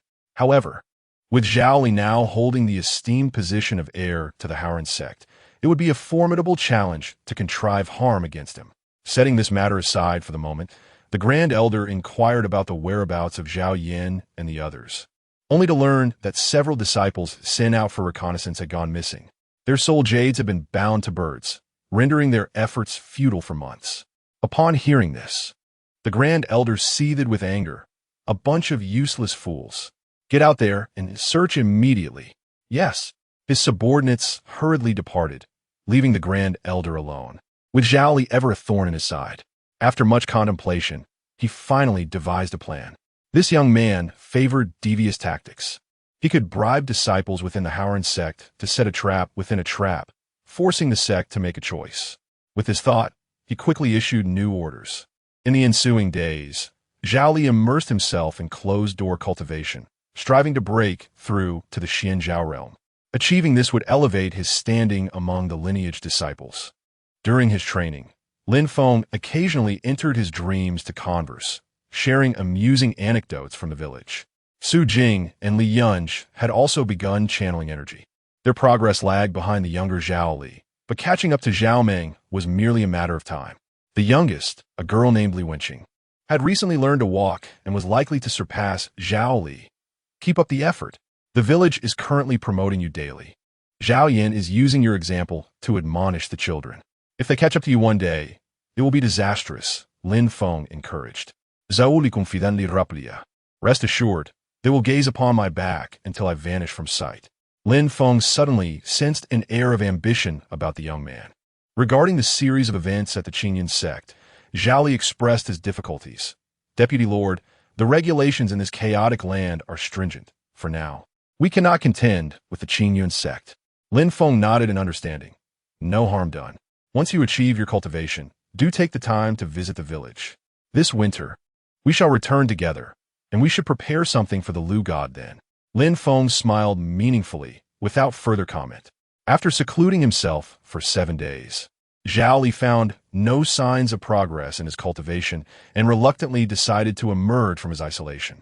Upon his return, he was met with whispers and rumors. It appeared that a core disciple had issued a challenge, claiming his intent to usurp Zhao Li's position.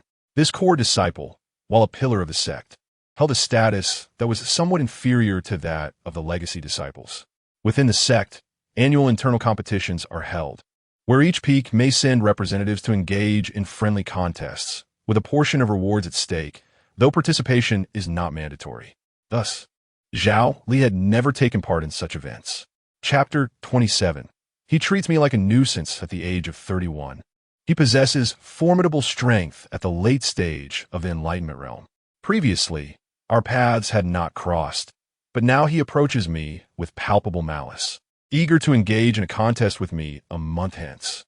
His words imply that Zhao Li, despite his innate talent, lacks experience and, therefore, should relinquish this opportunity to other core disciples. Zhao Li stifled a laugh at this assertion. Having fought for survival in the wilderness since childhood, he has faced perils far beyond what these disciples can fathom, and his journey to the Howren sect is nothing short of legendary. To claim he lacks experience now? Yet, he sensed something amiss. This senior brother, with whom he had previously had no interaction, why would he suddenly target him? After emerging from seclusion, Zhao Meng and Zhao Yu also met with Zhao Li. In the same small tavern, Zhao Meng remarked, "That fellow is no simpleton. It's best you disregard him. Responding to one provocation will only invite another." Zhao Li reassured him, "Rest assured, the village rules are etched in my mind. I possess enough composure for this." The three exchanged glances, raised their cups, and took a sip, after which Zhao Li dismissed the matter from his thoughts. Consequently, this brother named Zheng Fei spent an entire week brazenly disparaging Zhao Li without eliciting any response.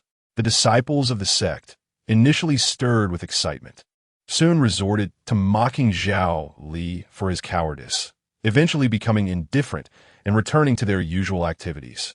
Zheng Fei, on the other hand, was bewildered. How could this lad endure so much? By the end, the disciples regarded him as nothing more than a joke. He lamented the difficulties of existence in this era.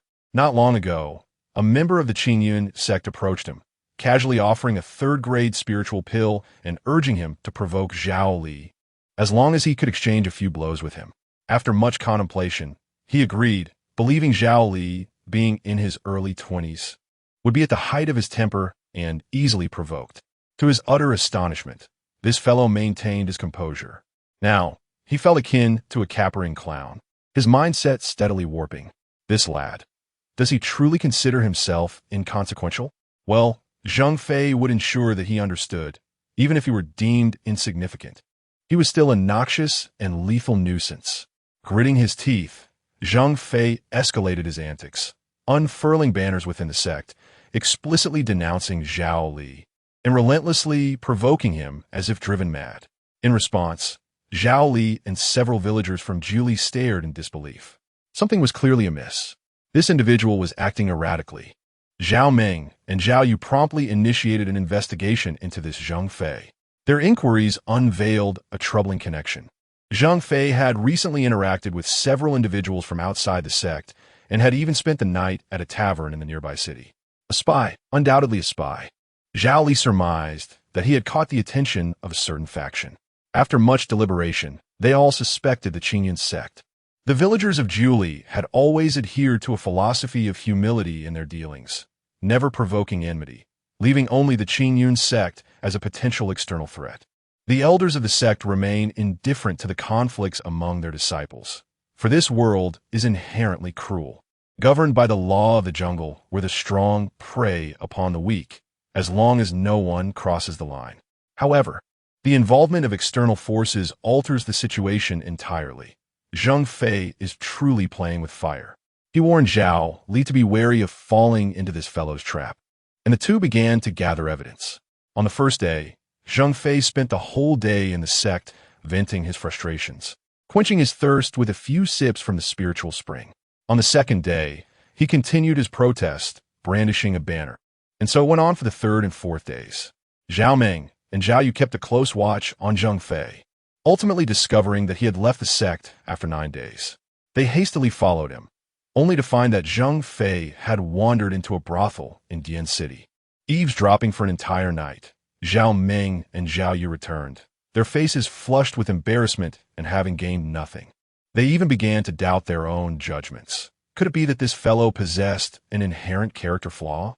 Did he perhaps have a proclivity for trouble? Otherwise, there would be no reason for such reckless behavior. Confused, they returned to the sect. Fortunately, just 3 days later, Zheng Fei ventured out once more. The two resumed their pursuit. Upon exiting the grand gates of the Howren sect, they found themselves in the vibrant heart of Dian City, the most significant city within their jurisdiction, boasting a population of millions. Thus, cultivators could not unleash their powers or cause disturbances here, which conveniently aided their quest for information. After donning disguises, Zhao Meng and Zhao Yu successfully followed Zheng Fei to a tavern. where they discovered he had ascended to the second floor, seemingly meeting someone of importance. Zhao Ming promptly reserved a private room nearby, and, together with Zhao Yu, they leaned against the wall to listen intently. The first voice they heard was Zheng Fei's, expressing his frustration. "It's not that I'm lacking in strength. Zhao Li is simply too timid. I provoke him daily beneath the sect, yet he pays me no heed." This vague utterance confirmed Zhao Ming and Zhao Yu's suspicions, though they could not discern the conversation on the other side. Using spiritual energy might have drawn attention, so they remained oblivious to the specifics of their dialogue until Zheng Fei exited. As they withdrew from their room, they caught sight of an elderly man wearing a straw hat hastily departing. "Is it a member of the Qingyun sect?" Zhao Ming glanced at Zhao Yu, questioning silently. "We have had no dealings with the Qingyun sect. We should have called Zhao Li over." Zhao Yu shook his head. Summoning Zhao Li would have made it more difficult to follow. Zhao Ming chuckled helplessly. Nonetheless, this outing yielded some insights. It at least confirmed that someone was indeed orchestrating events behind Zheng Fei, and responding to his request could potentially lead them into a trap. After a simple meal at the tavern, they ensured that Zheng Fei had not noticed them and returned to the Haoran sect. That evening, Zhao Ming relayed the events to Lin Feng, who served as their intermediary. Upon learning of the situation, Lin Feng was equally intrigued. The Qingyun sect was stirring trouble, not only eyeing the Zhao family with suspicion, but also casting their gaze upon Zhao Li within the Haoran sect. Lin Feng instructed them, "Recognize it as a trap. It is best to avoid falling into it, and to act without leaving behind any incriminating evidence." Zhao Ming chuckled. "Do you still not understand me? You can rest assured about my work. Caution makes for a safe journey," Lin Feng remarked, quoting a well-known saying from Blue Star, which instantly earned Zhao Ming's admiration as he gave a thumbs up. "Your level of awareness is commendable. This saying should be inscribed in our village regulations." Lin Feng smirked. "You certainly know how to flatter." Subsequently, Lin Feng entered Zhao Li's dream, conveying to him the discoveries made by Zhao Ming and the others, urging Zhao Li to meet at their usual location the following day. Zhao Li promptly nodded in agreement. At the old meeting place, the three reunited once more. Chapter 28.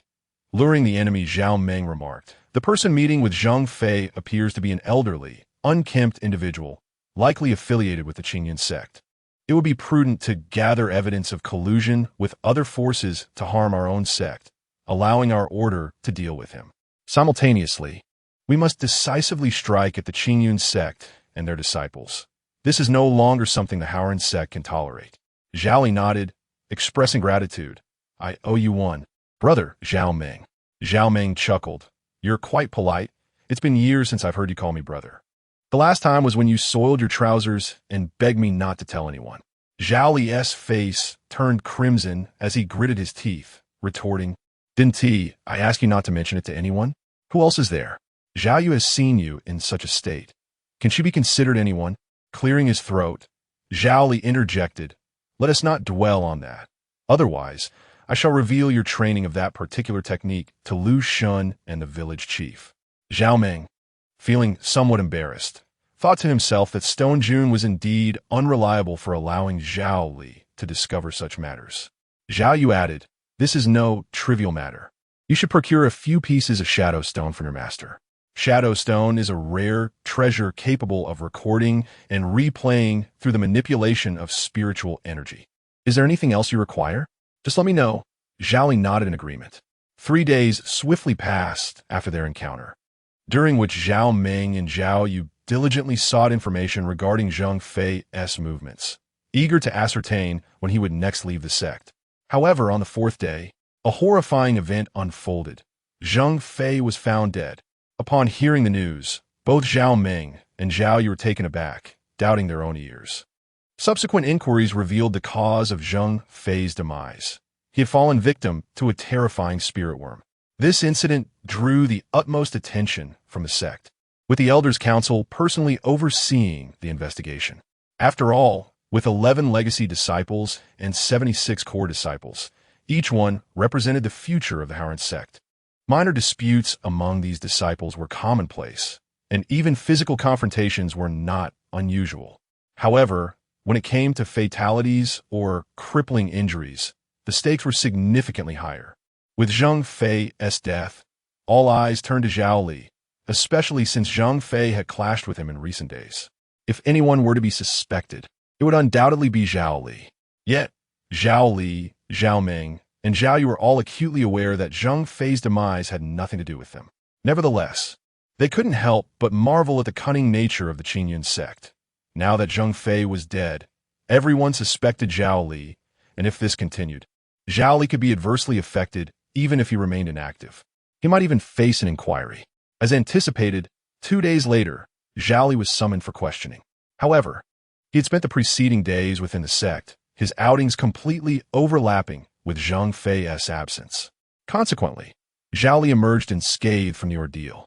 Yet, he noted that the elder conducting his examination bore an unusually grim expression when discussing the matter. After inquiring, it became evident that the lethal sorcery used against Zhang Fei was a technique of a demonic sect, which had been eradicated only after nearly a century of fierce struggle with the Haoran sect, during which countless lives were lost. Following this revelation, Zhao Li grew increasingly hesitant to venture outside, instructing Lin Feng to convey this information to Zhao Ming and Zhao Yu. Lin Feng, too, found the methods employed by these individuals to be rather peculiar, and while relaying the message, he also shared his thoughts. However, this only troubled Zhao Ming and Zhao Yu further. They had initially hoped to uncover some clues, but were instead met with such a direct and alarming tactic. Zhao Ming remarked, "To break this deadlock, we must present the most concrete evidence. I believe it is imperative for me to stage a performance. If they refuse to relent, they may well fall into a trap." Meanwhile, discussions regarding Zhao Li within the Haoran sect reached a crescendo. The elders contended that Zhang Fei's demise had nothing to do with Zhao Li, yet I found this hard to believe. How could someone who had lived for over 30 years meet their end the very next day after offending Zhao Li? In my view, Zhang Fei's death is inconsequential. The elders seem intent on safeguarding Zhao Li. Among the members, many upheld these two perspectives, yet others voiced concerns. What if it is true? It is said that the forbidden technique of the Burning Moon sect was employed, a demonic sect indeed. If Zhao Li truly has ties to such a sect, how could the elders possibly support his advancement? Zhao Li became a topic of conversation as a disciple of the sect. At this juncture, Zhao Ming, as a closed-door disciple, publicly declared, "Zhao Li is nothing but a disgrace to the Zhao surname, utterly shameless." This statement left everyone bewildered. Previously, it was assumed that Zhao Ming and Zhao Li shared a good rapport, given their shared surname and common origins from the Great Wilderness. Yet, at such a critical moment, Zhao Ming chose to betray him. This left many onlookers perplexed, altering their perception of the relationship between the two. It seemed their private interactions were far from amicable. Moreover, in the ensuing days, Zhao Ming incessantly disseminated remarks targeting Zhao Li, becoming a second Zhang Fei. Concern for Zhao Ming's safety grew. Would he become the next Zhang Fei? Just as Zhao Ming continued to mention Zhao Li in public, a servant disciple unexpectedly approached him. They were in the training chamber, a place Zhao Ming frequented after listening to his teacher's teachings. As a closed-door disciple, Zhao Ming was typically guarded by 2 gatekeepers, and disturbances from other disciples were rare. However, today, a servant disciple actively sought an audience with him, suggesting there was something amiss. Upon receiving this news, a barely perceptible smile crept onto Zhao Ming's lips as he allowed the servant disciple to enter. Once inside, the disciple scanned the vicinity. Noticing no one else was present, he spoke in hushed tones. "It seems brother Zhao Ming harbors significant disdain for Zhao Li." Zhao Ming resolved to test the waters, responding, "What makes you say that?" The servant disciple, after some indirect conversation and establishing rapport, began to enumerate Zhao Li's faults, ultimately shifting the discussion to mention that someone wished to meet him. Zhao Ming feigned ignorance, skillfully following the rhythm set by his counterpart, leading them to genuinely believe they had ensnared him. Ultimately, this disciple instructed Zhao Ming to meet the legendary figure at a tavern in Dian City the following noon. Zhao Ming readily accepted the invitation. Once the individual departed, he discreetly investigated the disciple's identity. It turned out that this fellow was the son of a city lord, under the jurisdiction of the Qingyun sect. Following a decline in fortune, he had sought refuge in the Haoran sect, having been there for less than 6 months. Indeed, he was affiliated with the Qingyun sect. Zhao Meng's conviction in his own thoughts grew stronger. That evening, he relayed this information to Lin Feng, who then conveyed it to Zhao Li and Zhao Yu. Chapter 29. I truly am Zhao Li's shadow at dawn the following day. He instructed Zhao Yu to assist him in extracting the Qingyun sect through the Tuoying stone. Once this idea was presented, everyone shared their thoughts, and after a series of adjustments led by Lin Feng, a consensus was finally reached. The ability, known as Spirit of Nightmares, was Lin Feng's most frequently utilized power. Previously, one could only infiltrate a believer's dreams, but since the last upgrade, this ability had inexplicably strengthened, allowing him to intrude into their minds whenever the believers were in a relaxed state. Moreover, a sort of telepathic connection had developed. If they wished to converse with him, their names would appear in his mind. Currently, both Spirit of Nightmares and Forbidden Mist could be continuously enhanced, with Forbidden Mist evolving in astonishing pace, visibly growing. Following closely was Spirit of Nightmares, which, as his strength increased, would enable him to penetrate anyone's consciousness. When that day arrived, this ability would indeed be considered a remarkable divine skill, capable of shattering minds and dispatching foes unseen. The next day, Zhao Meng sought his master's permission, stating, "Disciple wishes to leave the sect today. I shall take my leave here." "Very well, return promptly," his master replied. After bidding farewell, Zhao Meng met with Zhao Yu as planned and proceeded to the inn they had arranged the previous night. The private room was already booked, and after waiting for about half an hour, a mysterious old man wearing a straw hat arrived, exuding an enigmatic aura without the need for divine perception. Upon glancing at Zhao Meng, he smiled slightly. "You must be Zhao Meng." Zhao Meng nodded and inquired, "May I ask who you are?" "My identity is not convenient to disclose, but Zhao Li is my adversary. Due to my circumstances, I cannot confront him directly at this time. The purpose of inviting you here is clear. I hope you can assist me in luring him out." The old man briefly explained, essentially requesting Zhao Meng's help to draw out Zhao Li. He assured Zhao Meng that he would not need to act himself and promised a generous reward, all while continually serving him food. However, Zhao Meng refrained from eating and instead remarked, "The previous disciple, Zheng Fei, is deceased. Could this be related to you? If matters do not proceed as planned, what if you decide to turn against me?" The old man regarded him with a knowing look. "You are astute. However, you must understand why he met his end." He elaborated on the reasons behind Zheng Fei's demise, indicating that he had transgressed certain taboos. Yet, he assured Zhao Meng that if he followed his instructions, his safety would be guaranteed alongside certain benefits. Zhao Meng appeared genuinely captivated, his astonished demeanor greatly pleasing the old man. When the elder produced a third-grade spirit pill, Zhao Meng's desire became palpable as he gazed at the pill, asking, "As long as I adhere to the plan, will I receive resources for my cultivation?" The old man was exceedingly satisfied with Zhao Meng's reaction. He nodded slightly and said, "Indeed, this is a token of sincerity I bring for my young friend. Feel free to take it and use it for now." Zhao Meng silently accepted the offering, then quietly inquired, "I'm still quite curious about your identity. I have heard that Zhao Li, that little scoundrel, has recently provoked the Qingyun sect. Are you affiliated with them?" Upon hearing this, Zhao Meng closely observed the elder's expression, noticing a fleeting glimmer in his eyes. The elder, with a hoarse voice, replied, "You need not dwell on that." Unfazed by the lack of answers, Zhao Meng did not rush.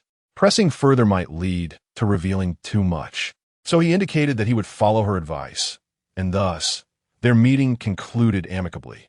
Upon returning to the sect, the disguised Zhao Yu approached him and whispered, "So, is he from the Qingyun sect?" Zhao Meng replied, "This old fellow is exceedingly cautious. It seems we need to engage with him several more times." He refrained from divulging too much detail and merely informed Zhao Yu that the evidence in their possession could not definitively link those individuals to the Qingyun sect's machinations. Once back in his meditation cave, Zhao Meng took out the pill he had received. It was nestled within a jade vial, and upon uncorking it, a faint, delicate fragrance wafted forth. Upon closer inspection, the pill appeared unremarkable. However, with Zheng Fei's grim fate as a cautionary tale, Zhao Meng resolutely decided against consuming it. He would keep it as a piece of evidence instead. After addressing these matters, Zhao Meng relayed the situation to Lin Feng regarding Zhao Li. He then commenced a campaign within the sect, disseminating numerous disparaging remarks aimed at Zhao Li. The disciples, caught in the whirlwind of events, were bewildered. What had Zhao Li done to attract such relentless challenges? Even Zhao Meng's master inquired about his recent behavior. "What is going on with you lately?" Zhao Meng responded, "I find Zhao Li insufferable and unworthy of his position." His master chuckled softly, covering his mouth. "With all this time, you should focus on enhancing your own cultivation.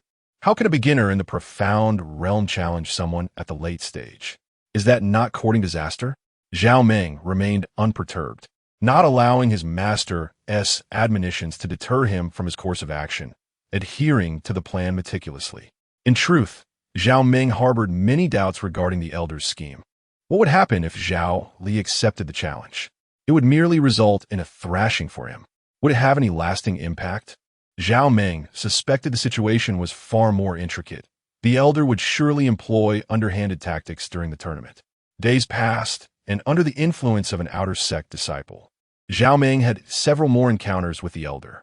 Upon each meeting, he lamented, claiming Zhao Li was excessively cowardly and utterly indifferent, all while securing a substantial number of spirit stones under various pretexts. By this point, he thought it wise not to let such opportunities slip away.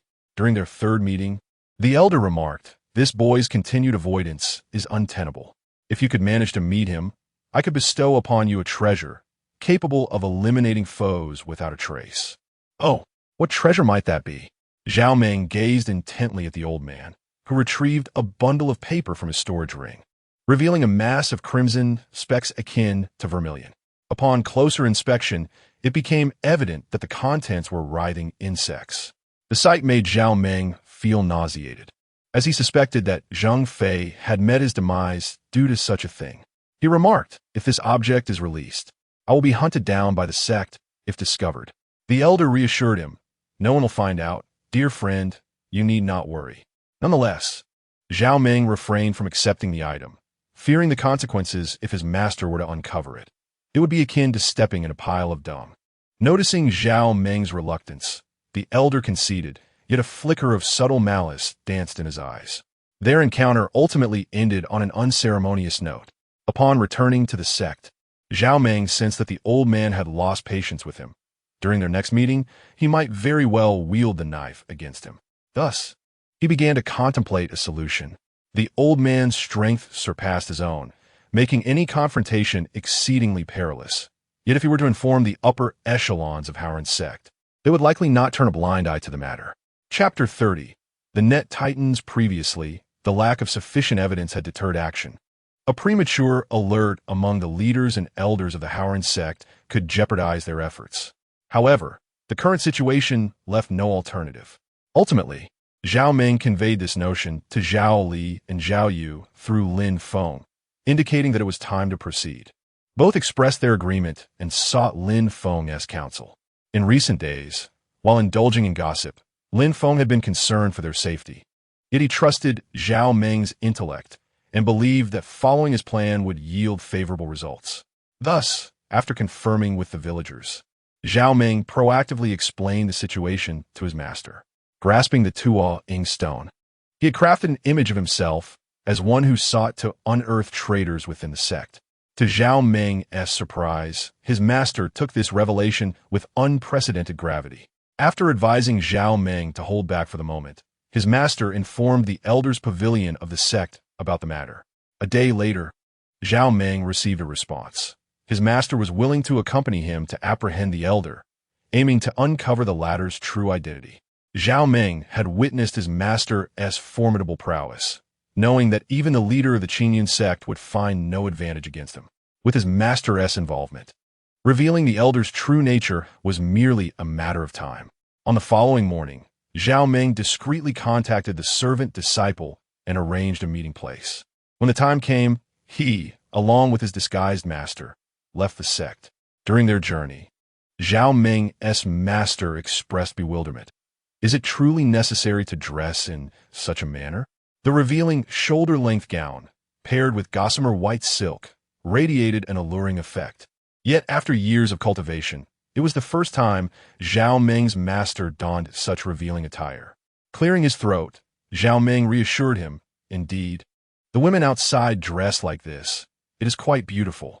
We are here to apprehend someone, and looks are irrelevant." His master arched an eyebrow, scrutinizing him deeply. Zhao Meng, feeling the weight of the gaze, coughed again. Wei arrived. Inside the familiar inn, Zhao Meng and his master took their seats. Given that their purpose was to catch someone, there was no need for further concealment. They waited for half an hour, during which Zhao Meng began to doubt whether he had inadvertently revealed their intentions. Just as this thought crossed his mind, the door to their private room creaked open, and the elder peeked in, casting a penetrating glance inside. Before Zhao Meng could react, his master struck with thunderous force, an overwhelming aura enveloping him. "Ah, you little wretch! You've schemed against me!" The elder screamed in agony as Zhao Meng's master severed one of his arms, attempting to flee. However, Zhao Meng's master afforded him no such opportunity. The disparity in their strengths was evident. After a few exchanges, the elder could only defend himself, and it was only the restraint of Zhao Meng's master that prevented the elder's demise. Chaos erupted within the inn, patrons shrieking as they fled, fearful of being caught in the crossfire.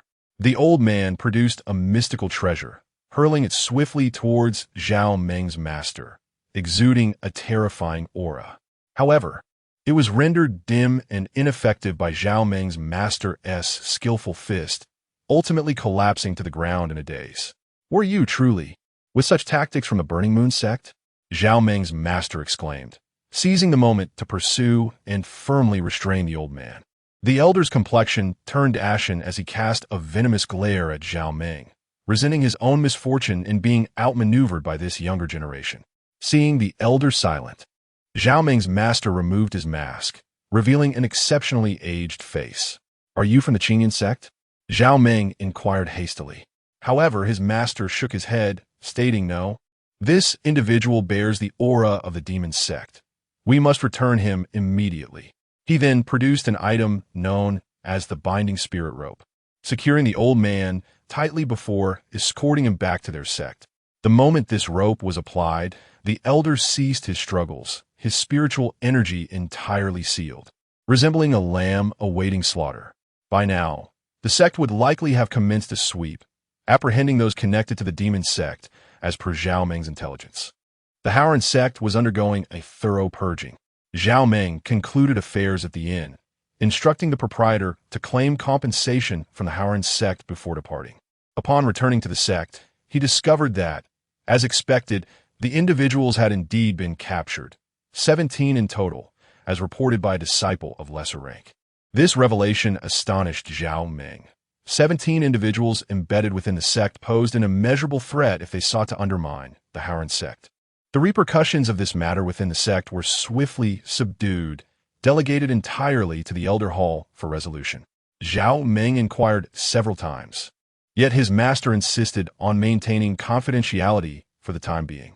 What truly concerned Zhao Meng was the origin of the old man. His master had stated he was not from the Qingyan sect, which seemed illogical.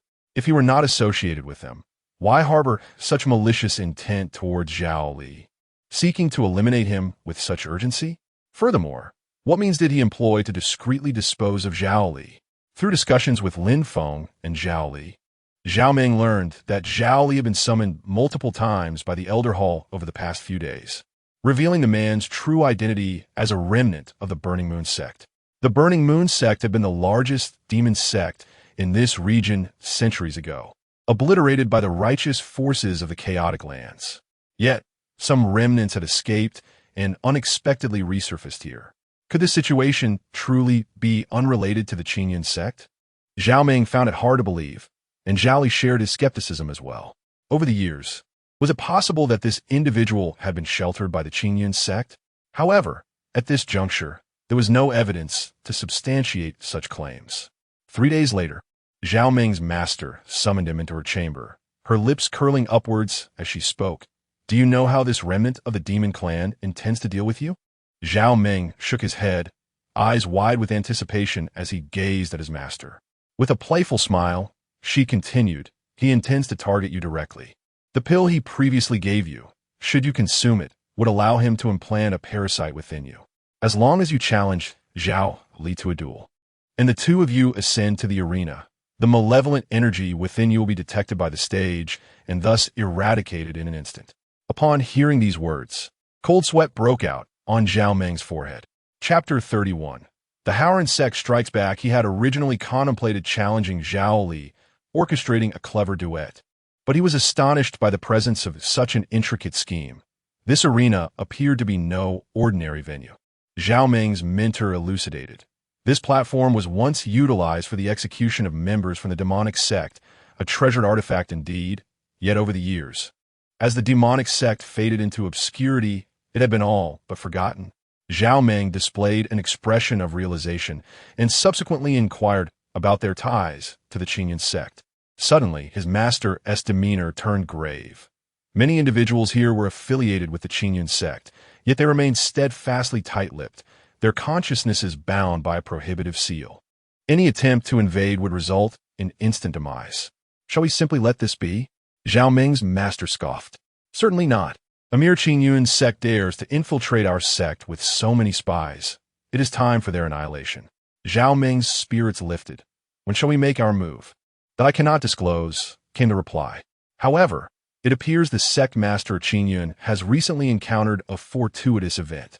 Some time ago, he engaged in a delightful conversation with our Grand Elder concerning a relic, which is why action has yet to be taken. Once he emerges from seclusion, we shall capture him and extract the truth. At that point, they shall meet their end. Zhao Meng raised his thumb in approval. Excellent. I always believed a trifling Qingyun sect could not possibly oppose our Howren sect. I reckon you could single-handedly challenge their entire sect.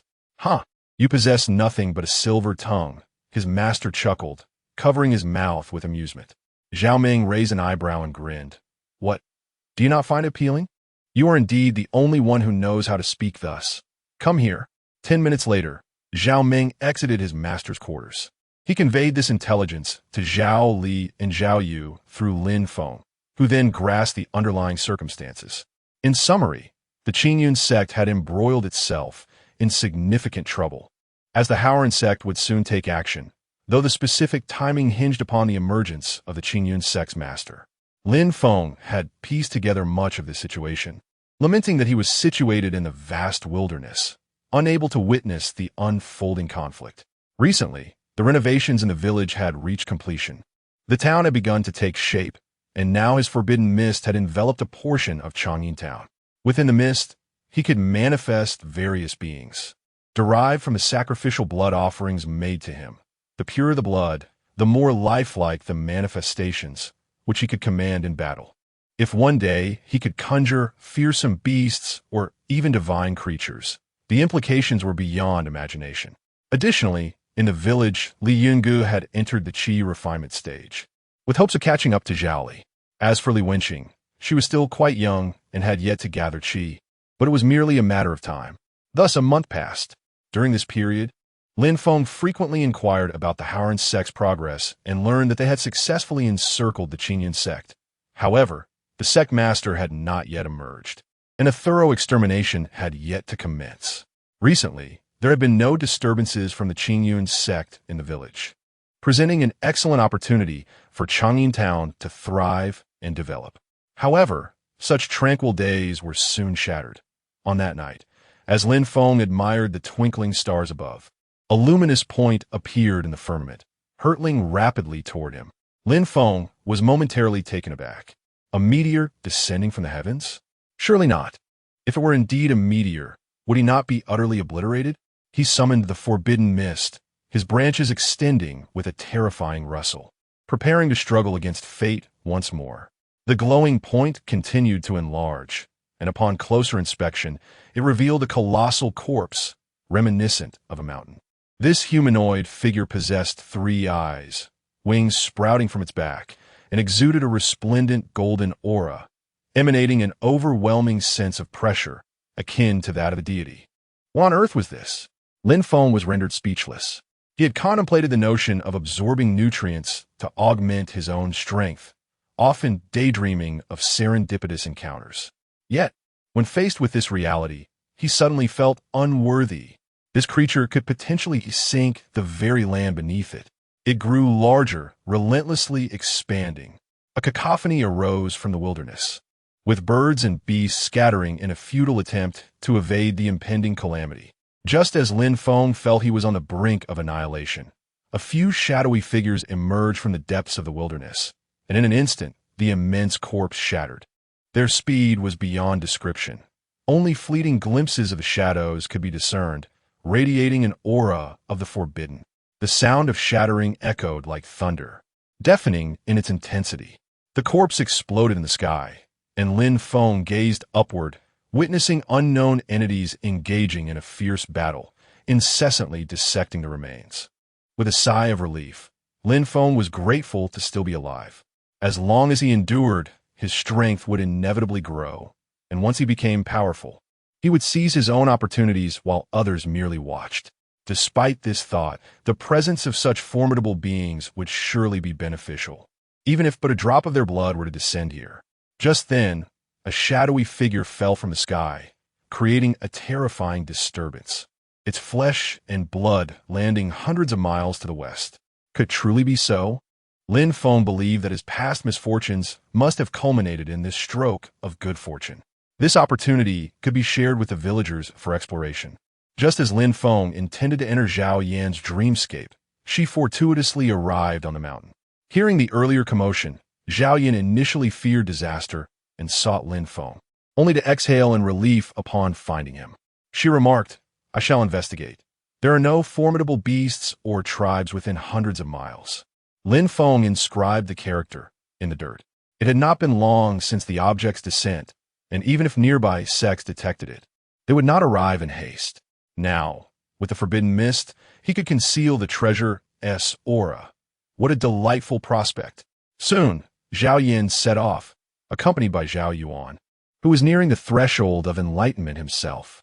Half an hour later, terrifying sounds echoed from that direction, likely the growls of ferocious beasts. This opportunity was extraordinary. He must ensure no one fell victim to it. The branches of Lin Feng now extended merely a few hundred meters, a reflection of his aspirations thwarted by limitations. Fortunately, the calamity he feared did not transpire. At dawn, Zhao Yin and Zhao Yuan returned, their bodies marred by extensive bloodstains. Zhao Yuan appeared pallid and in a dire state. Zhao Yin promptly escorted him indoors before hastily ascending the mountain. Lin Feng inquired about their injuries. The opportunity felt elusive, yet the safety of individuals remained paramount. Zhao Yin shook her head, reassuring him, "Fortunately, it is merely some minor injuries." Lin Feng exhaled a sigh of relief at that moment. Zhao Yin revealed a translucent piece of bone, reminiscent of jade, from her inner garment. "We vanquished several fearsome beasts and discovered this fragment at the periphery. This shard likely originated from the depths of the wilderness, remnants of bones shattered by some formidable entities.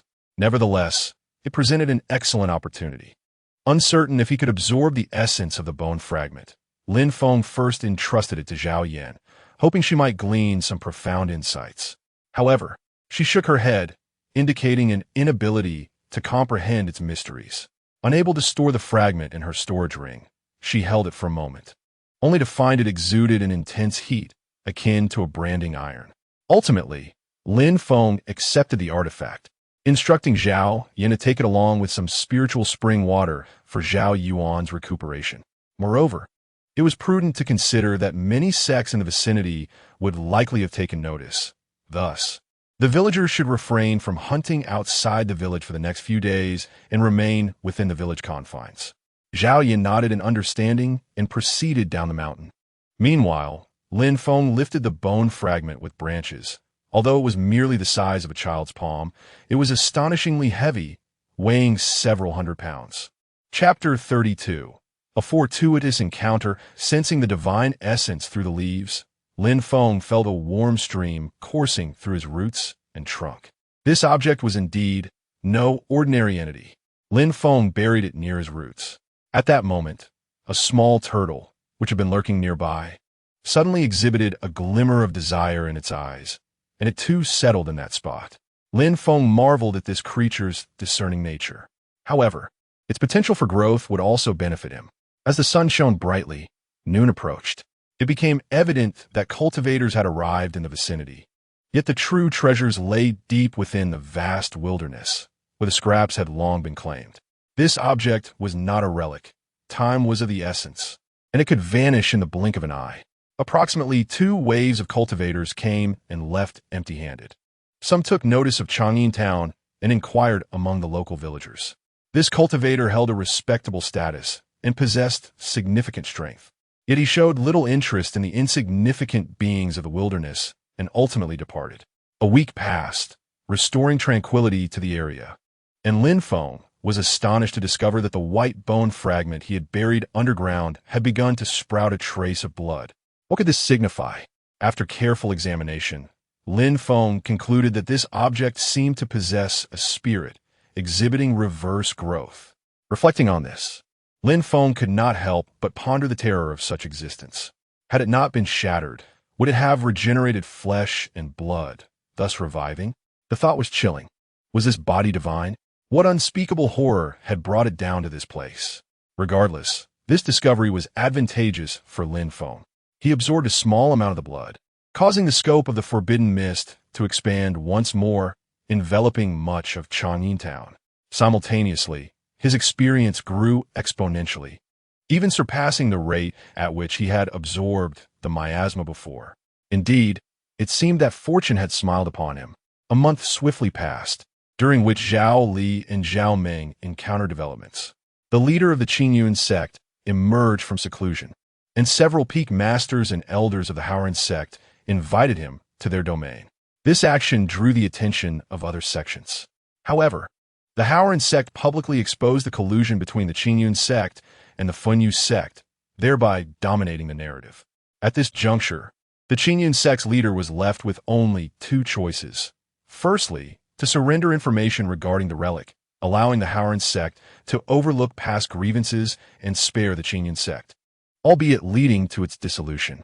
Secondly, he and all members of the Qingyun sect would perish. The specifics of the matter were beyond the reach of disciples like Zhao Li and Zhao Ming, as the elders of the Haoran sect and the leader of the Qingyun sect had not been seen for several days. By the 8th day, the ordinary disciples of the Qingyun sect were dismissed, while the core disciples were absorbed into the Haoran sect, with the elder council's whereabouts unknown. At this point, the Qingyun sect had brought this upon themselves. In a world governed by the survival of the fittest, transgressions against taboos led to annihilation. No one knew the price the higher echelons of the Qingyun sect had paid, but a month later, several elders and peak masters of the Haoran sect temporarily departed from their own sect. Was the relic about to be unveiled? As anticipated, a month later, Zhao Li and the other disciples of inheritance were summoned by the elders of the Haoran sect. Within the hall, they finally laid eyes upon the elusive Grand Elder of the sect. The Grand Elder surveyed the gathered disciples and spoke in a deep voice. "You will soon be organized for an expedition to a relic. The extent of your fortunes will depend on your own efforts." The disciples exchanged glances, having previously heard whispers of a similar nature, that the leader of the Qingyun sect possessed a relic. Yet they had not expected to be sent on this trial so soon. As disciples of inheritance, they were the most treasured members of the sect. Surely, it will be prudent to first send some ordinary disciples to scout such an uncertain and perilous place. Perceiving their doubts, the Grand Elder elaborated. "The opportunities within this relic are beyond imagination, yet strict limitations apply. Higher-level practitioners may suffer backlash and find it impossible to delve into the core areas, while outer and inner sect disciples may be able to enter. Their talents may not suffice to seize the opportunities within." At these words, enlightenment dawned upon them, accompanied by a flicker of excitement. If they were to obtain a significant fortune, they could transform their fates and soar like dragons. How splendid that would be! The disciples remained silent. The Grand Elder continued with a few points of caution before declaring, "Prepare yourselves. We shall depart tomorrow." "Yes," the disciples replied in unison and then withdrew temporarily. Among them, Zhao Li returned to his cave abode and conveyed the news to Lin Feng, who then informed Zhao Ming and Zhao Yu, among others. Another opportunity awaited. Zhao Li was indeed fortunate. Yet, relics of this nature were fraught with both risks and rewards, thus caution was warranted. As a native of Jili village, Zhao Li understood this well and confidently declared, "When I return, I may very well break through to the Xianzhao realm." Lin Feng could only smile in response. On the following day, Zhao Li departed with the other disciples of inheritance, exiting the Haoran sect and flying westward on a magical artifact conjured by the Grand Elder. In the days that followed Zhao Li's departure, Lin Feng attempted to connect with Zhao Li's consciousness, but received no response. This marked the first occurrence of such a phenomenon, leaving Lin Feng bewildered and increasingly concerned. Could something unfortunate have befallen him? However, he was certain that Zhao Li was still alive. If he had truly encountered misfortune, Lin Feng would have experienced a playback of Zhao Li's life. Zhao Meng and Zhao Yu inquired several times during this period, and Lin Feng assured them confidently, "Zhao Li is fine. He is destined for greater fortunes." Hearing this, they finally felt reassured. This situation persisted for 3 months. Before long, winter arrived, bringing with it a flurry of snowflakes. They recalled how the group had promised to return during the winter, yet plans often falter in the face of change, ultimately leading to abandonment. Chapter 33. The monarch of the Great Yin Kingdom. It was during this winter that Lin Feng was astonished to discover a notable increase in his experience points once again. Zhao Li, he had made a breakthrough. This news was indeed splendid. Now, alongside Xiao Qing and Xiao Lan, Lin Feng finally had a third disciple of the Xianzhao realm. With the addition of other followers, it was likely that he would ascend to the next level in just over 30 years. It seemed that this young man had indeed encountered some fortuitous opportunity within. But something had also transpired that prevented Lin Feng from successfully communicating with him. Nevertheless, Lin Feng did not give up, attempting to reach out every few days. Efforts are not wasted on the diligent. After countless attempts, Lin Feng finally entered Zhao Li's dreamscape, only to be rendered speechless upon his arrival. Zhao Li's sea of consciousness had undergone a complete transformation. The sky was tinged with an otherworldly hue, and the ground was a deep crimson. Zhao Li had taken on the form of a giant, adorned with a crown and draped in a dragon robe, seated upon a colossal purple gold dragon throne. His eyes tightly shut, exuding an aura of formidable majesty with every subtle movement. The moment Lin Feng appeared, Zhao Li opened his eyes, which were filled with the weight of ages, as if he had traversed through endless epochs. This was not Zhao Li. Had he been usurped? Lin Feng quickly realized the implication. At that moment, Zhao Li on the throne spoke. "No wonder such a feeble ant sea of consciousness is so terrifying. It turns out you are the one who obstructed me." Lin Feng regarded him coolly. "Who are you?" Zhao Li snorted disdainfully. "The true name of the emperor is death upon utterance." As he spoke, he made his move. Zhao Li's sea of consciousness surged violently, coalescing into a massive hand. The hand approached Lin Feng with overwhelming force. While it was true that Lin Feng possessed only the strength of the Xianzhao realm in the external world, he was no match for this power. However, within the sea of consciousness of his disciple, he was akin to a deity, capable of creating or destroying anything. Such tricks were insignificant.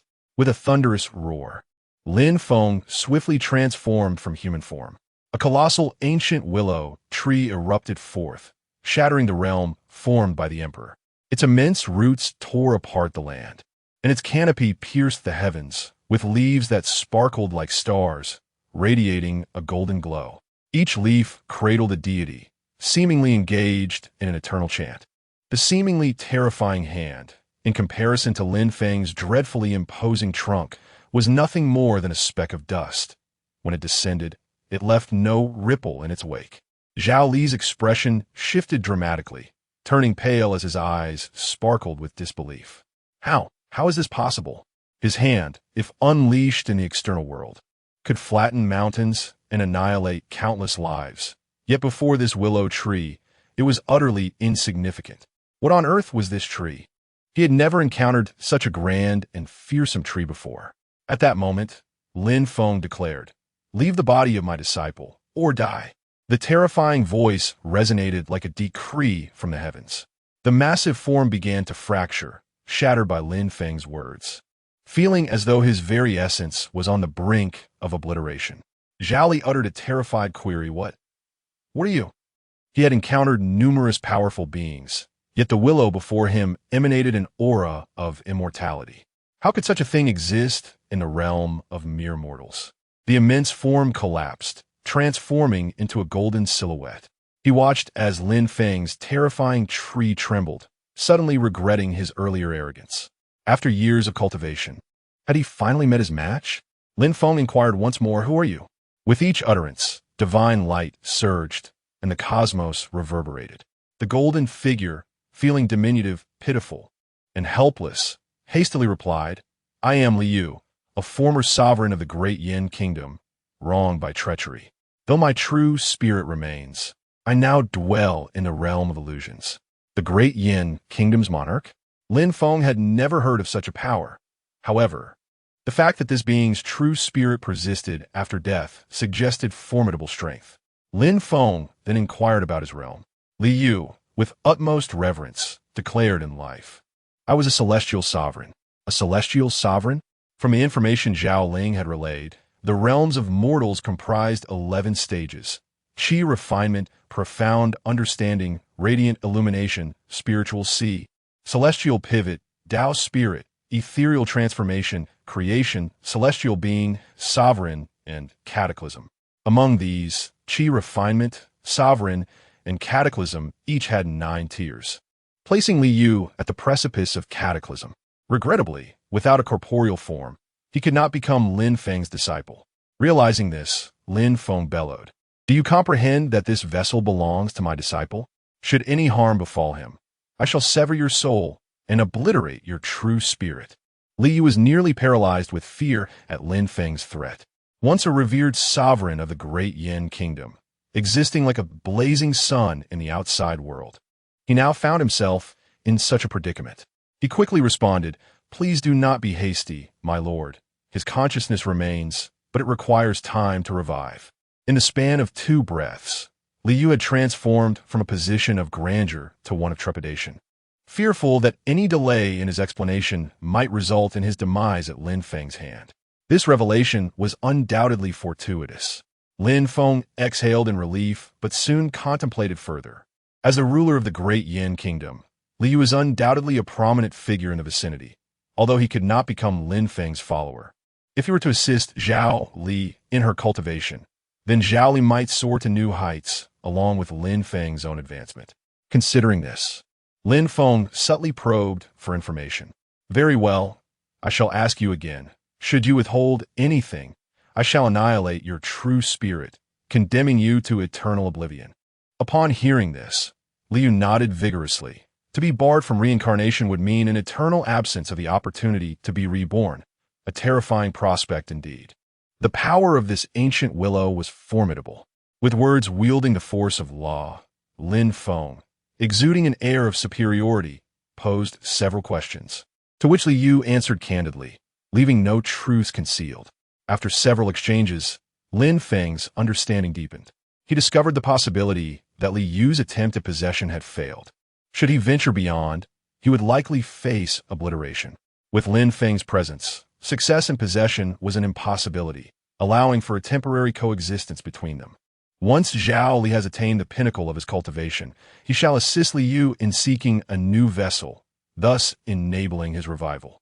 Throughout this process, Lin Feng traversed a convoluted path and unearthed numerous secrets, ultimately discovering that the sovereign of the Yin kingdom met his demise through treachery. For centuries ago, during a period of seclusion devoted to his cultivation, striving to break through to the robbery dispersal realm, Liu found himself on the precipice of success when his own brother, the current Yin emperor, conspired with several prominent sects within the kingdom to orchestrate a rebellion. In a moment of desperation, Liu narrowly escaped a tragic fate, thanks to his profound cultivation.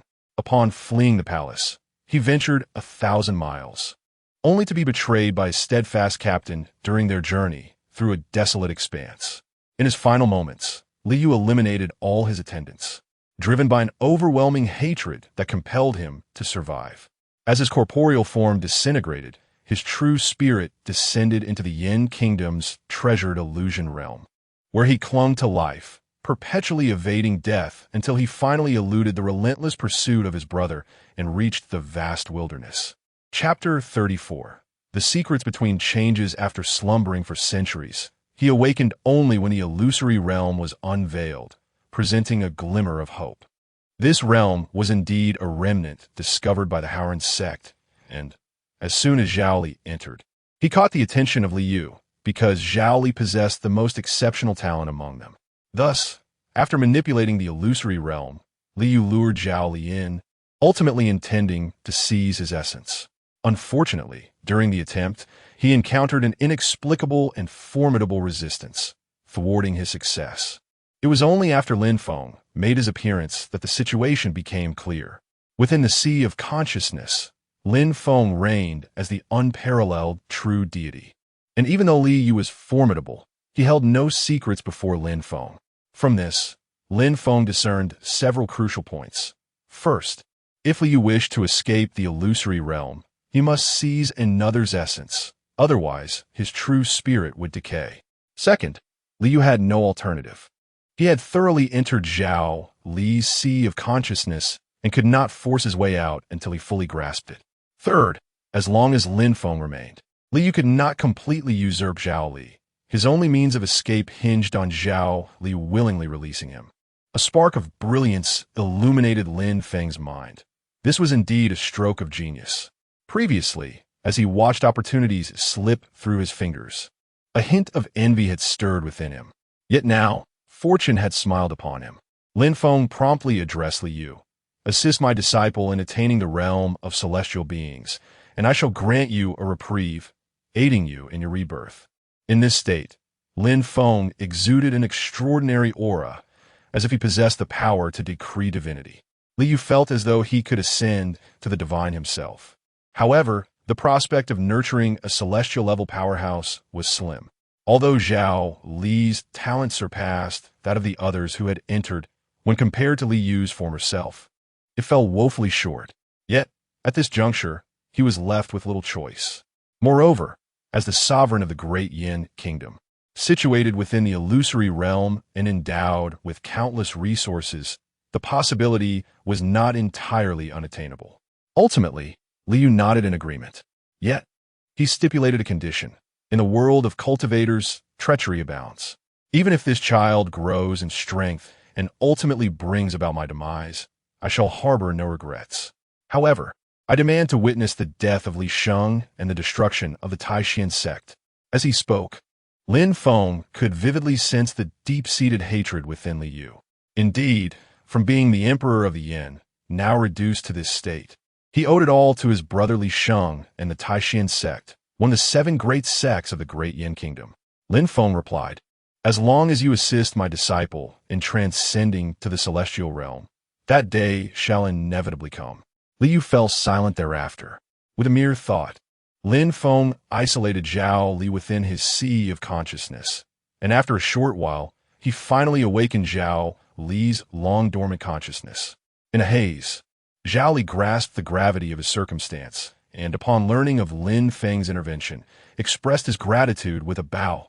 Thank you, Divine Lu, for saving my life. On the path of cultivation, Lin Feng's assistance had been invaluable, yet their relationship was one of mutual respect akin to that of teacher and father. Thus, excessive expressions of gratitude felt somewhat distant. Lin Feng advised him to take a moment to recuperate, for a delightful surprise awaited him. He then coordinated with Li Yu. Henceforth, Li Yu would serve as Zhao Li's guide on his journey of cultivation. After concluding all matters, Lin Feng exited the dream, only to discover that 3 days had elapsed in the real world. Fortunately, no significant events transpired during this period. Lin Feng resolved to periodically enter Zhao Li's dreams to ascertain the situation. Should Li Yu dare to engage in any mischief, he would quell it on the spot. Thankfully, such occurrences did not unfold. A month swiftly passed, and winter deepened, blanketing the world in a pristine layer of snow. Chang'an Town experienced a bountiful harvest this year, yielding tens of thousands of grains and over 1,000 common beasts, alongside dozens of fierce creatures. The villagers' quality of life had improved manifold, their faces radiating health and vitality. Another positive development was that Lin Feng's forbidden zone now enveloped the entirety of Chang'an town, a delicate mist that could isolate the town when necessary. Amidst the perilous vast wilderness, a semblance of safety had finally emerged. Regarding the disciples, both Li Yunj and Su Jing had reached the third tier of Qi training. These two youngsters frequently competed with each other, often challenging Zhao Yin with questions. Master, is Zhao Li truly as formidable as you claim? Where is he now? Zhao Yin would smile and reply, could I possibly deceive you? When he returns, you shall see. How has your training been of late? Allow me to assess. At this mention, both would deflate. Though young, their training intensity was the highest, as possessing a robust physique subtly enhanced their overall constitution, enabling them to progress further. Endurance training, combat drills, and medicinal baths. After this rigorous regimen, the two would often grimace. Presently, Zhao Yin led over 20 disciples, most of whom had already entered the Qi induction stage, displaying considerably greater talent than the previous cohort. Among the tribes of the wilderness, special festivals akin to the Spring Festival of Blue Star were observed. However, the dates were not fixed. If 4 consecutive days of heavy snowfall occurred after winter's onset, the tribes would bring forth food, igniting bonfires at night, singing and dancing for 3 days. With favorable conditions, Chang'an town also commenced grand celebrations. These arrangements were orchestrated by Zhao Fengzheng, Zhao Ming, and several other seasoned participants, creating a vibrant and lively atmosphere. Zhao Yin granted the children holiday, leading a multitude of villagers from Jiuli village down to Chang'an town to partake in feasting and revelry. Observing the youths dancing around the bonfire and children engaging in snowball fights, they felt a profound sense of worth in their circumstances. Once mere ants in this world, drifting aimlessly like floating weeds, they now possessed a place to call home, a foundation for their lives. All of this was a blessing from the god of willows. Contemplating this, they cast a deep gaze toward the mountain peak where their faith resided.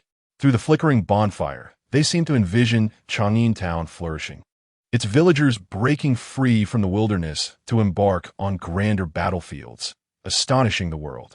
That day did not seem far off, yet uncertainty lingered about whether they would witness it.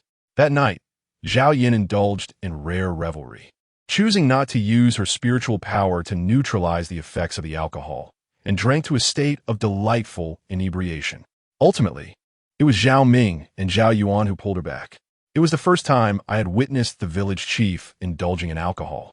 Zhao Yuan, while dragging Zhao Yin, wore a wry smile. Zhao Ming remarked, "You are still young." I had encountered him once before, decades ago, but on that occasion, he did not drink to such a state of inebriation. Oh, what could have caused this?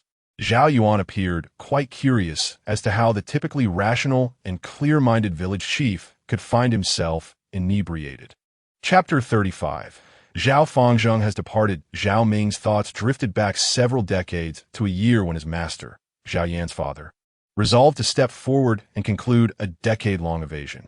Prior to his departure, the father and daughter shared a drink. This occasion was different. Zhao Yan dared to indulge in inebriation, her anxieties finally quelled. Yet, in the end, Zhao Ming refrained from divulging the matter, instead teasing Zhao Yuan with a smile. "You rascal, still prying into the village chief's gossip? How untrustworthy. When she awakens from her stupor, I shall enlighten her. Let's see how you fare then." Zhao Yuan's expression faltered. "I was merely inquiring casually. Please do not take it to heart." Zhao Ming chuckled softly, and the two conversed as they escorted Zhao Yin to her quarters, before returning to their respective homes to spend a tranquil night. However, amidst the joy, sorrow soon followed. Zhao Fengzheng had passed away. During the day, he had been playing chess with Zhao Ming, and by noon, he had been basking in the sun on a chair. And then, he departed quietly. Zhao Fengzheng left this world with a smile. In his advanced age of over 90, despite a lifetime of martial practice and robust health, he ultimately could not take that critical final step and collapsed on the path. Upon hearing the system's notification, Lin Feng swiftly checked to confirm it was Zhao Fengzheng and felt it was a natural conclusion. After all, he was merely a mortal. Having fulfilled his mission and discovered his value, there was little to regret. Zhao Fengzheng possessed few belongings. Just a few teacups collected during his fugitive years and a letter now yellowed with age. He blossomed in Jili village and passed from it, ultimately granted by Lin Feng the honor of being buried atop the peak. The villagers of Jili and the second batch of residents from the mountainside gathered to bid farewell. As the oldest in the village, Zhao Fengzheng had bestowed kindness upon many, guiding numerous villagers in their martial pursuits. The funeral lasted 4 days, marking a grand finale to his life. During this period, Zhao Meng and Zhao Yu learned of the event, their eyes reddening with emotion as they clamored to return to the village. They had grown up under Zhao Fengzheng's nurturing presence. Though they often referred to him as the stubborn old man, their affection for him surpassed that of anyone else. However, with death akin to extinguishing a lamp, the absence of their final meeting rendered any future reunion inconsequential. Nevertheless, Zhao Meng and Zhao Yu resolved to return in a month, and Lin Feng did not impede their decision. In his leisure, Lin Feng perused Zhao Fengzheng's belongings and came across an envelope containing only a few lines, which left him momentarily stunned. If there is a next life, marry me early. I have yet to hear you express your fondness for me. Will you say it? The elegant handwriting bore the marks of time, appearing to have been penned long ago. As a thought crossed his mind, Zhao Fengzheng's life replayed in Lin Feng's memory. Zhao Fengzheng, originally named Chun Feng, was the son of a small-town landlord. In his youth, he enjoyed a life of comfort, fostering a generous and kind-hearted disposition. However, during his adolescence, his father fell gravely ill, leading to a decline in their fortunes. Amidst this turmoil, several families vied for prominence while his father languished, often resulting in violent confrontations. It was during this tumultuous period that Chun Feng encountered a girl who would profoundly influence his life, Zhou Ping.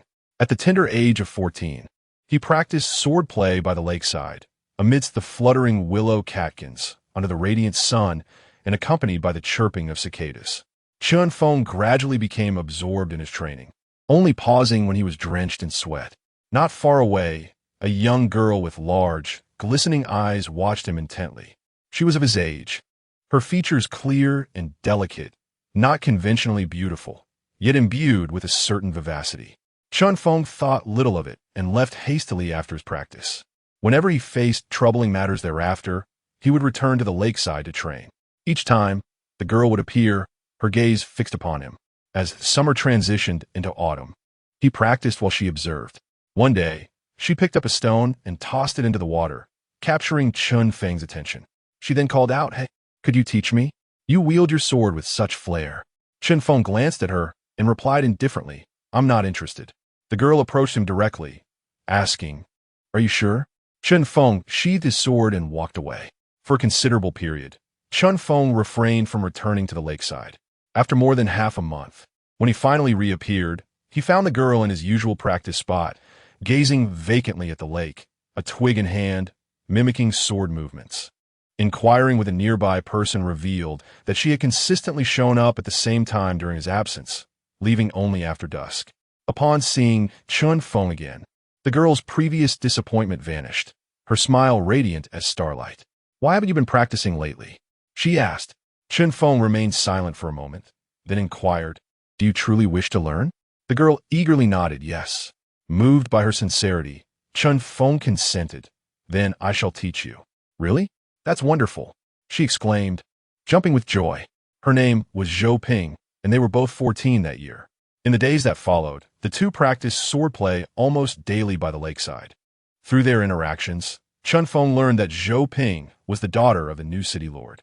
However, her mother had passed away when she was very young, and her father remarried, having several younger brothers, leaving her somewhat neglected. Their backgrounds were strikingly similar, fostering a deep understanding between them and providing ample topics for conversation. Yet, Chun Feng's demeanor was often reserved. Most of the time, it was Zhou Ping who spoke while he listened. Typically, their time together revolved around sword practice. However, one day, when Zhou Ping did not appear, Chun Feng felt an inexplicable void within him, causing his entire day to be off-kilter. Days passed, second, third, and by the fourth day, Chun Feng's restlessness grew, Zhou Ping's image haunting his thoughts, a most unsettling sensation. He sought information through acquaintances and learned that Zhou Ping was unwell, recuperating at home. Thus, leveraging his father's connections, he stealthily visited the Zhou residence to catch a glimpse of Zhou Ping. Upon seeing him, she sat up in her sickbed, her face lighting up with joy. "You came to see me?" she exclaimed. Chen Feng replied, "No, I merely wanted to ask why you haven't visited lately." Chen Feng averted his gaze from Zhou Ping. After their exchange, the two sat in silence for a while. It was improper for an unmarried lady to remain in the same room with a stranger. Although the world was not as harsh on women as an ancient blue star, it was still inappropriate. Before long, Chen Feng took his leave from the Zhou residence. It seemed as though they had said nothing, yet it felt as if they had shared a multitude of unspoken words. As Chen Feng exited the Zhou estate, he placed his palm over his chest, feeling his heart race. In approximately 3 days, Zhou Ping had recovered somewhat and sought Chen Feng by the lakeside. She picked up a branch and declared, "I'm back." Chen Feng observed her, freshly convalescent, and furrowed his brow in concern. "You're still unwell. What brings you here?" he asked. "What's the matter? Do you find me bothersome?" Zhou Ping approached him, her gaze unwavering. Her clear eyes, with distinct black and white, sparkled in the sunlight, revealing the fine fuzz on her rosy cheeks. Chen Feng's heart skipped a beat. He turned away, murmuring, "No." At that moment, Chen Feng did not comprehend the meaning of affection. He merely found the young lady exceptionally beautiful. As winter arrived, snowflakes danced through the air, blanketing the city in silver. The lake had frozen over, and Chen Feng and Zhou Ping frolicked atop its surface, crafting numerous snowmen. That day, they did not return home until dusk. As they prepared to part ways, the twilight melded with the snowy landscape in a dreamlike haze. Zhou Ping, exhaling cold air, called out to Chen Feng, "Hey, wait a moment." Chapter 36. Unspoken Regrets. "What is it?" I inquired. "Pose your question, and I shall respond." Chen Feng replied with a nod. Zhou Ping inhaled deeply. Chen Feng vividly recalled her enveloped in a pristine white mink coat, her nose slightly reddened from the cold. Gazing at him, Zhou Ping softly uttered, "Do you like me?" At the moment those words escaped her lips, their eyes met. Zhou Ping's long lashes were adorned with white frost, and there was a hint of hesitation in her gaze. The atmosphere shifted palpably. Like the moment the word left her mouth, Chen Feng felt a dull roar in his head. His heart raced. He wanted nothing more than to nod in affirmation, yet he found himself paralyzed with fear. Should his father pass away, both he and his mother would likely be cast out, rendering him a lost soul unworthy of the city lord's daughter. He bore other burdens upon his shoulders, and until he fulfilled those obligations, he could not afford to be responsible for this young lady. As if sensing his hesitation, Zhou Ping's expression transformed from anticipation to sorrow, ultimately breaking into a smile. "I understand. Farewell. See you tomorrow." She turned to leave, and in that fleeting moment, Chen Feng perceived the glimmer of tears in her eyes. The biting cold wind stung his face. Night had fallen. It was time to return home. Upon his arrival, fate dealt a cruel hand. His father, long bedridden, had passed away that very night. The death occurred under the care of Chen Feng's mother, and the circumstances were grim, as if he had been poisoned. Consequently, the family turned their accusatory gazes towards the two of them. Ah, the treachery of a wife! How vile! Within Chen's household, the second concubine glared menacingly at his mother, openly declaring her intent to have the local constables arrest her. In that moment, Chen Feng's mother was utterly distraught. It was an unspoken truth that the second concubine had allies within the magistrate's office, and the situation was evident to all, yet they chose to remain silent, knowing the two of them lacked power and influence. Desperate, Chen Feng's mother cried out her innocence, kneeling and bowing her head in supplication. Her forehead bloodied from her repeated prostrations. Yet, this was evidently a meticulously orchestrated scheme. The second concubine would not relinquish her grip easily, pressing on with her intent to demand a life for a life. Chen Feng, burning with rage, watched helplessly as his mother pleaded in a tone of submission, while the second concubine remained unmoved, intent on eliminating them both. Enraged beyond reason, Chen Feng seized his sword and, for the first time, took a life. The strike was swift and decisive. As a head fell to the ground, a piercing scream erupted from those present. Blood gushed forth, warm and vivid. Lin Feng felt no fear. Rather, he was consumed by a sense of exhilaration. He raised his sword once more, targeting all those who had wronged him.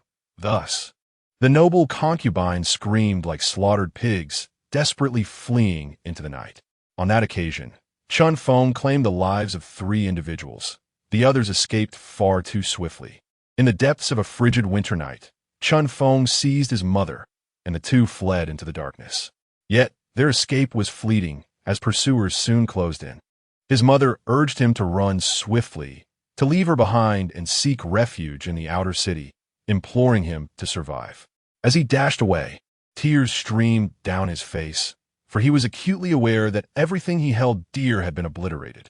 He was left without a home. Ultimately, Lin Feng managed to escape and reached another city, where he found purpose and vengeance.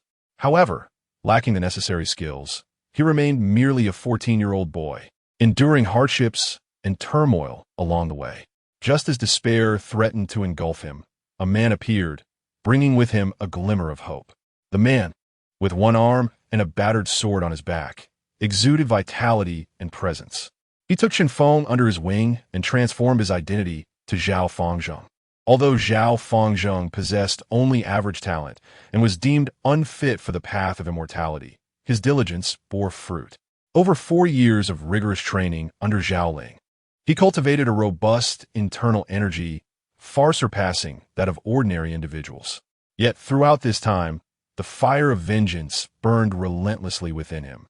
Those wretches had shattered his family, and he was certain that his mother had suffered a tragic fate. Moreover, he lamented the loss of the girl he could never confess his feelings to, wishing he could have slain all who wronged him.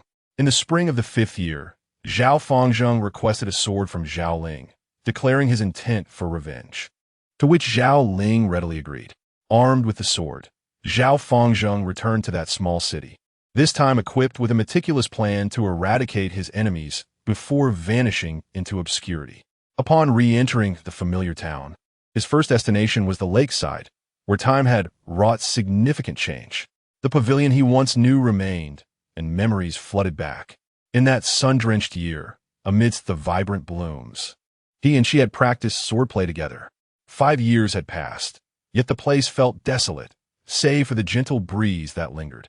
Had circumstances been different, had they been mere mortals, they might have been wed by now.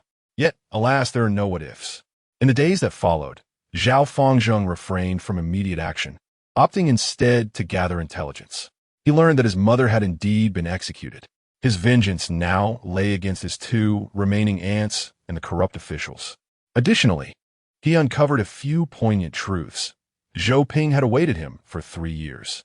From the ages of 14 to 17, from dawn to dusk, she often picked up the willow branch he had taught her to wield, repeatedly uttering his name.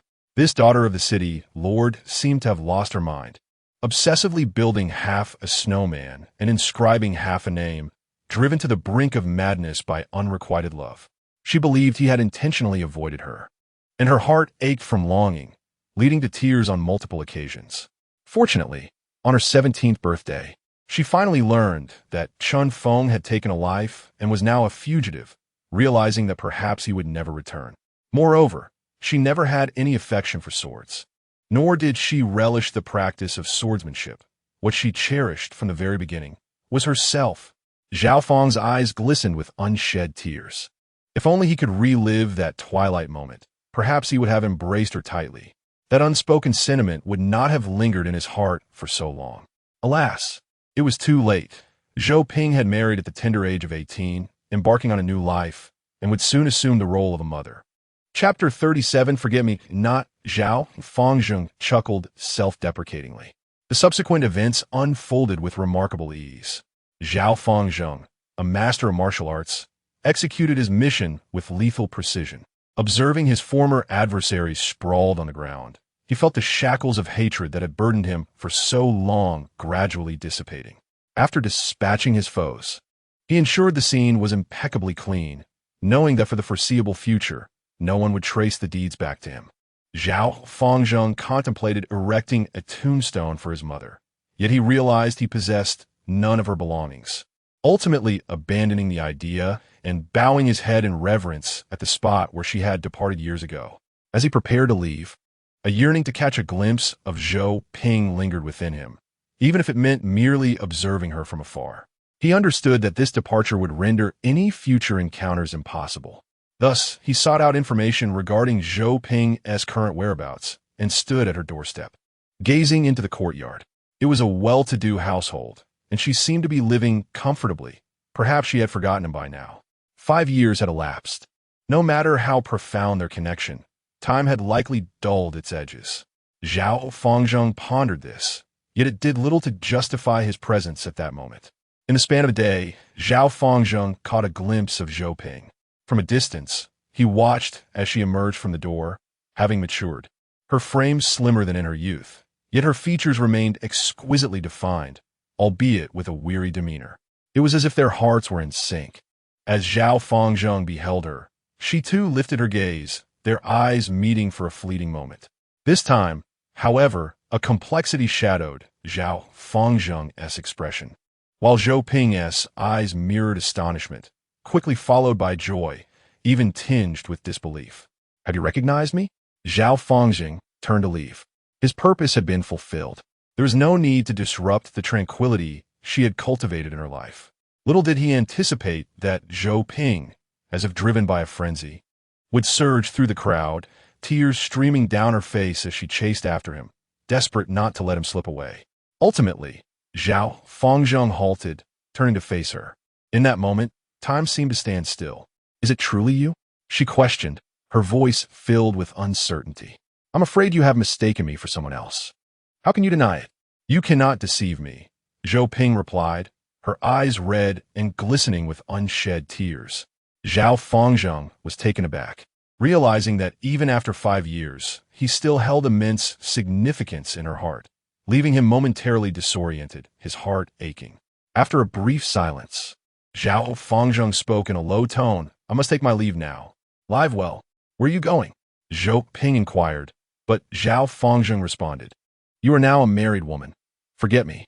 Having uttered those words, he turned to depart, leaving Zhou Ping standing there, as if struck by lightning. "It's impossible. It can never be," she murmured. As Zhao Fengzheng took a few steps away, Zhou Ping called out to him once more, "I cannot accept this farewell. 6 years have passed. My devotion deserves more than a mere forget-me. Tomorrow, at our old meeting place, I want to say goodbye in person."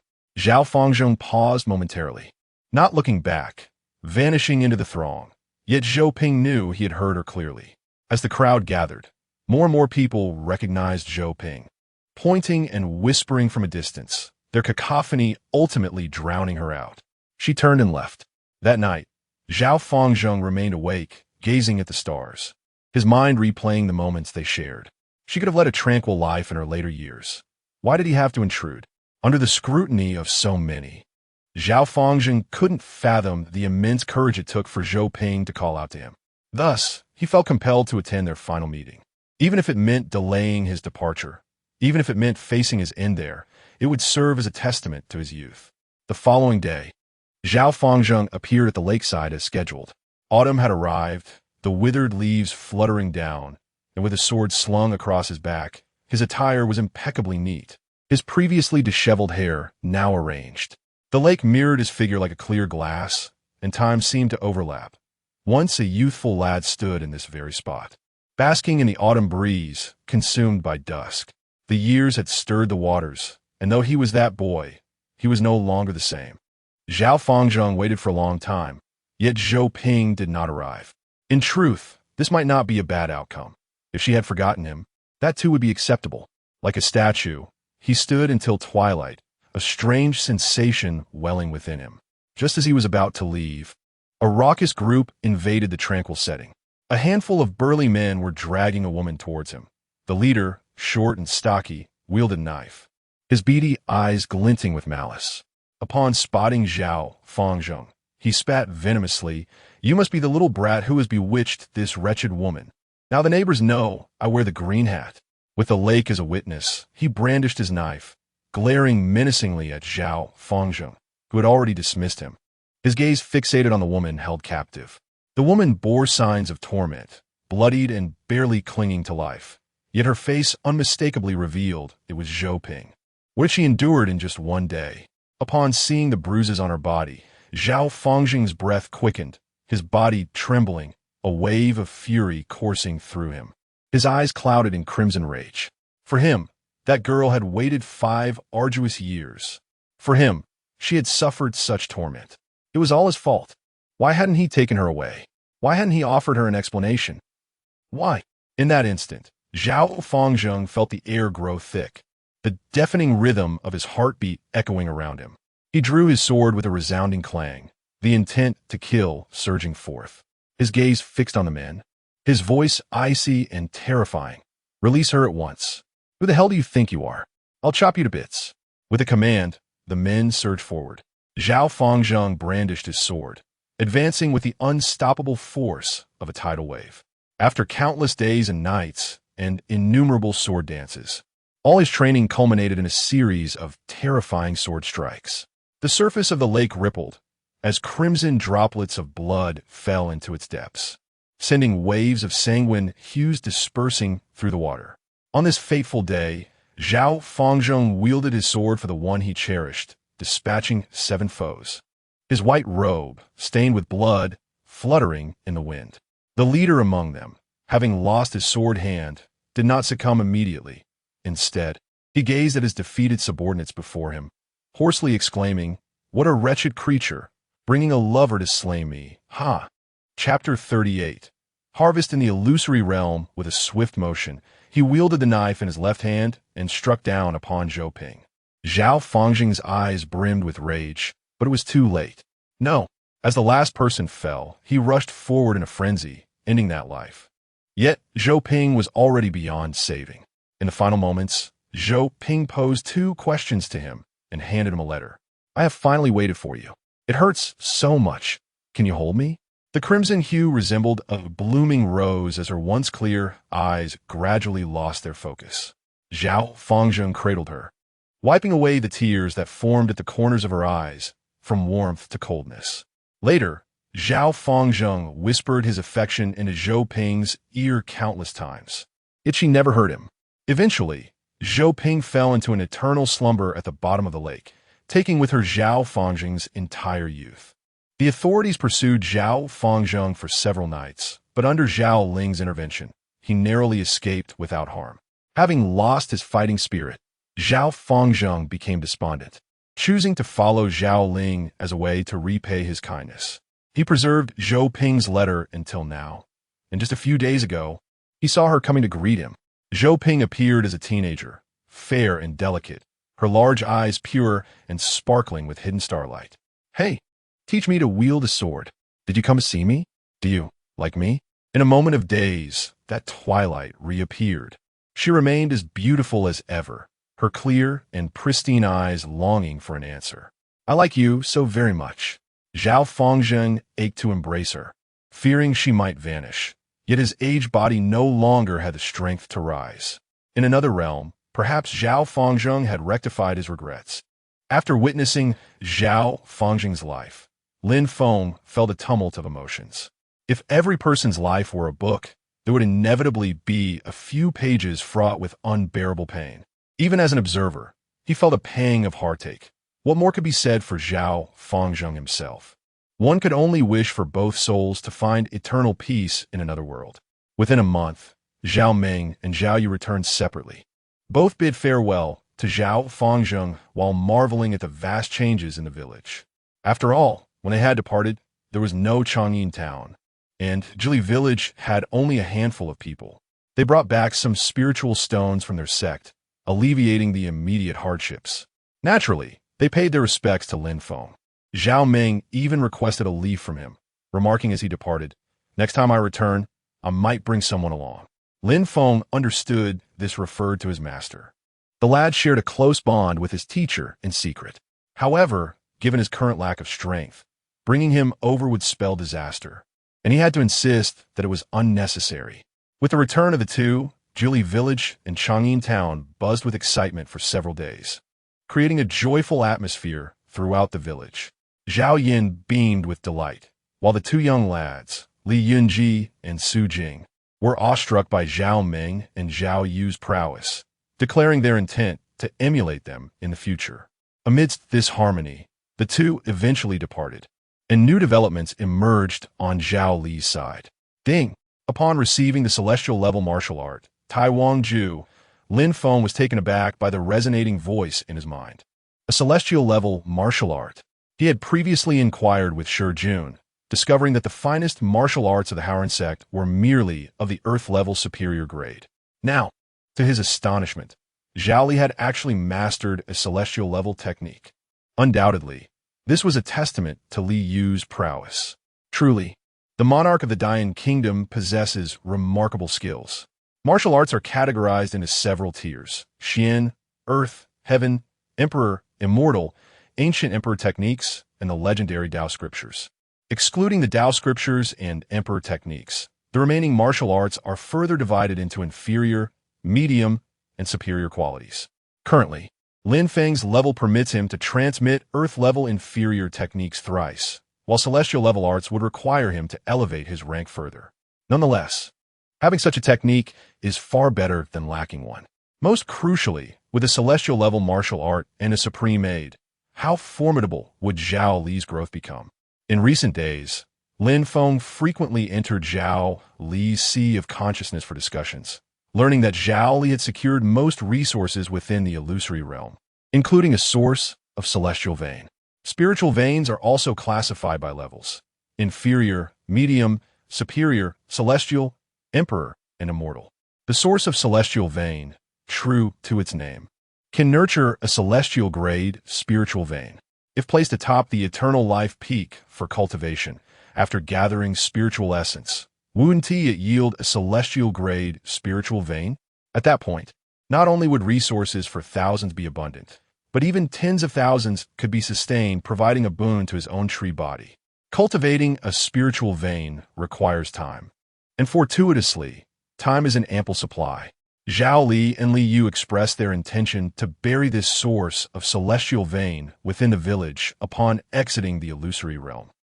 This indeed ranks among the top treasures within the illusory realm, as per Li Yu's estimation. Currently, he resides within Zhao Li's body. Lacking sufficient power and having lost complete control over the illusory realm. Thus, he must rely on Zhao Li to summon these treasures. With Li Yu's assistance, Zhao Li has become an unstoppable force within the illusory realm, seizing nearly all opportunities presented. Conversely, the disciples of the Haoran sect have not been so fortunate, suffering great losses within the illusory realm, with some disciples even perishing and the chief disciple appearing utterly disheveled. 3 months, an entire span of 3 months. The disciples collectively communicated with the sect elders, demanding the cessation of this exploration. Upon hearing this news, Zhao Li felt a profound sense of reluctance. However, the means of connecting to the outside world were now in the hands of the Haoran sect. Should they choose not to exit, they risked being trapped within. If they failed to grow to a level capable of controlling the illusory realm, they might ultimately become mere dust within it. Li Yu, too, was becoming impatient. After centuries of isolation from the outside world, he was eager to discover the current state of the Dayan Kingdom. Consequently, the two ultimately joined forces with the main contingent of the Haoran sect and appeared at the entrance of the illusory realm. The Grand Elder of the Haoran sect gazed solemnly at the disciples who had remained within for months, a heavy sigh escaping his lips. The most gifted inheritor had emerged with little to show for his efforts, instead appearing disheveled, with some disciples having met their demise within. Now, guarding a relic, they could only observe without partaking. The experience was profoundly stifling. Upon exiting the illusory realm, the Grand Elder inquired of the disciples, "Did you truly gain nothing within?" The disciples collectively bowed their heads, their expressions steeped in melancholy. However, the chief disciple of the Haoran sect cast a glance at Zhao Li and addressed the elder, saying, "Junior brother, Zhao Li has successfully broken through within the illusory realm. I have observed him navigating through the mists with an air of natural ease. Perhaps he has gleaned some unforeseen insights."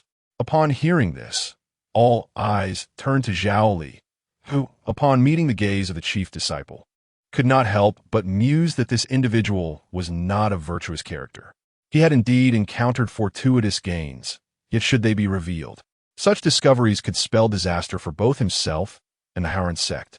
Fortunately, prior to his departure, he had anticipated this possibility and embedded the storage ring within his flesh, concealing its presence. Otherwise, he would have been unable to withstand a thorough search. As expected, the Grand Elder approached discreetly and scrutinized Zhao Li from head to toe. In response, Zhao Li spoke, "I merely grew up in the vast wilderness, familiar with the patterns of these pervasive myths. From a destitute youth to my current standing, I am deeply grateful for the cultivation bestowed upon me by the Haran sect. Should there be any gains, I shall certainly present them to the sect and disclose the truth." His words were articulated with finesse, and indeed, the elders found no evidence against Zhao Li. Chapter 39. A transformation in the village. Ultimately, Zhao Li managed to navigate through the situation unscathed. The disciples gathered together, and the esteemed senior disciple of Haran sect, Han Yuan, approached Zhao Li with a composed demeanor, saying, "The remarks I made earlier were not directed at you, junior brother. Rather, I hope for your candidness. Do not hold it against me." Zhao Li replied with a smile, "How could I, senior brother? We are both disciples of the Haran sect, bonded as if brothers, and I would never let a trivial matter disrupt our camaraderie." "That is reassuring," Han Yuan responded. "Next time you visit, I shall ensure you are warmly welcomed." Their exchange appeared cordial, yet the true thoughts swirling in their minds remained concealed. Upon returning to the Haran sect, Zhao Li refrained from practicing the Tai Huang Ju transmitted by Liu or utilizing any magical artifacts, opting instead to maintain a facade of normalcy. He was acutely aware that the elders would be observing him discreetly. Zhao Li's instincts proved correct. The elders had indeed stationed spies to monitor the movements of the disciples. However, this group of inheritors exhibited no peculiar behavior. It seemed that no significant findings emerged from their scrutiny. The illusory realm had proven to be a test of mental fortitude.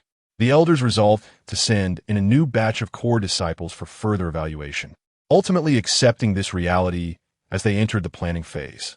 After nearly a month of seclusion, Zhao Li emerged and expressed a desire to explore the spiritual vein he had previously secured, aiming to solidify his cultivation.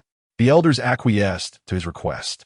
Thus, a month after exiting the illusory realm, Zhao Li ventured into the spiritual vein under his name, ensuring the proper arrangement of Zhao Ming, Zhao Yuan, and Zhao Lei, whom Lin Feng had placed there.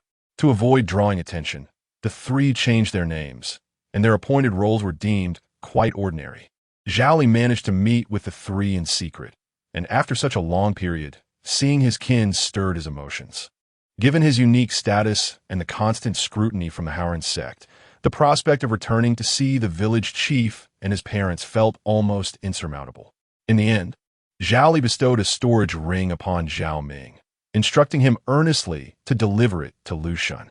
Within it lay a portion of offerings for the village, alongside resources he currently had no use for. The exposure of any item could incite chaos throughout the tumultuous lands, potentially even alerting the great Yin kingdom. Zhao Ming understood the gravity of the situation and, having coordinated a return plan with Zhao Li, made his way back to the village at a leisurely pace. This journey took Zhao Ming 3 months. Along the way, he encountered various minor disturbances but refrained from involving himself, successfully completing his mission. Lin Feng had received the storage ring some time ago, which bore remnants of blood, Zhao Li's blood, concealing the ring within flesh and suppressing its aura. He finally presented it before himself. Using a twig, Lin Feng lifted the ring, and with a mere thought, the space within the storage ring vividly materialized in his mind. The capacity of this storage ring was astonishing, seemingly able to contain the entirety of Changshan Peak. Though, naturally, since living beings could not enter the storage ring, such a notion was impractical.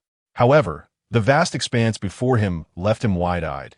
Countless exquisite spirit stones, along with various demon cores, treasured artifacts, elixirs, and martial arts techniques. Truly, this was the domain of the sovereign of the great Yin kingdom. The abundance of treasures here bordered on the extravagant, with their worth surpassing that of the entire Howard sect, most of which Lin Feng had never even encountered. Among them, the source of the heavenly vein caught his eye. It was a diamond-shaped stone, the size of a grinding wheel, entirely blood-red, emanating a terrifying aura. Beneath the ground, it could gather surrounding spiritual energy, condensing it into crystal stones, known as spirit stones. The larger the spirit stones, the stronger the power of spiritual energy accumulation, creating a virtuous cycle over time. The value of this item was beyond estimation. Having previously conferred with Zhao Li, Lin Feng buried the source of the heavenly vein not far from his tree roots, deep within the earth, enhancing the surrounding spiritual energy further. Fortunately, with the presence of the forbidden mist, all traces of the items could be concealed. Otherwise, it would likely attract the covetous eyes of other sects in the future. After burying the source of the heavenly vein, Lin Feng examined the other treasures within his storage ring. 2 grand cauldrons also seemed promising, useful for refining essence blood to enhance the physiques of the children. He would first check what Zhao Li required, setting aside any unnecessary items for future rewards should the children excel in their endeavors. That evening, after securing the treasures, Lin Feng entered Zhao Li's dream realm for further discussions, ultimately reaching a consensus. Concurrently, Lin Feng became aware of additional news. Zhao Ming and Zhao Yu, as core disciples, were also set to enter this relic, seeking to glean insights from Zhao Li, who had previously ventured within. Upon learning this, Zhao Li conferred with Li Yu and produced a rough map for Zhao Ming and Zhao Yu, clearly delineating the locations of opportunities and taboos. The two gained a general understanding of their quest. Upon entering the illusionary realm, they followed the guidance and indeed acquired some legacies. Notably, Zhao Ming obtained the precious bones of a great demon, from which he comprehended certain secrets of the physical body, while Zhao Yu secured a soft sword. They were among the few to reap benefits within the illusion. As for the other core disciples, their luck fared poorly. The legacy disciples possessed strength surpassing that of core disciples at the same realm, rendering the latter incapable of gaining any advantages, let alone the ordinary core disciples. Thus, despite the core disciples numbering 10 times that of the legacy disciples, they only served to increase the casualty rate, with no other recourse available. In the span of 3 months, Zhao Ming successfully refined all the demon cores, his body having been tempered to an exquisite state, his punches howling with terrifying force. Under the guidance of the sword soul of the soft sword, Zhao Yu cultivated a top-tier earth-grade technique, Moon's Veil. When it came time to exit the illusionary realm, Zhao Yu, at Zhao Li's suggestion, employed a similar tactic to deceive the guardians. The most vexed were the other core disciples and elders. 2 waves of individuals had entered, yet all emerged empty-handed. This relic was indeed a cruel trap. Even the esteemed Master Howard cannot forcibly shatter the rules within this illusory realm. Thus, despite his reluctance, he must endure with restraint.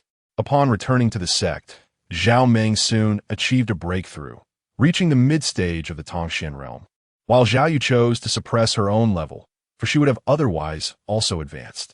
This experience proved immensely beneficial for both of them. During their time in the outside world, Zhao Li has already approached the threshold of the mid-stage of Xianzhao, and within a month or 2, he may very well attain the next level. This pace surpasses even the effects of medicinal pills. Everything flourishes, and Lin Feng feels a sense of joyous anticipation. The day of his ascension to emperorhood is drawing near. He can hardly wait to revel in it. During this period, he also took the initiative to present several elixirs to Li Yungu, Su Jing, and Li Wenqing. He possesses numerous such pills within his storage ring, and having inquired with Li Yu about their efficacy, he confirmed that they indeed serve to solidify one's foundation. Chapter 40. The Forbidden Source. Moreover, Zhao Yan was bestowed a pill to enhance her aptitude by Lin Feng. Having stood by his side for many years, Zhao Yan has become one of the sole figures of the village. Unfortunately, her talents are rather mediocre, and she has yet to break through to the mid-profound realm.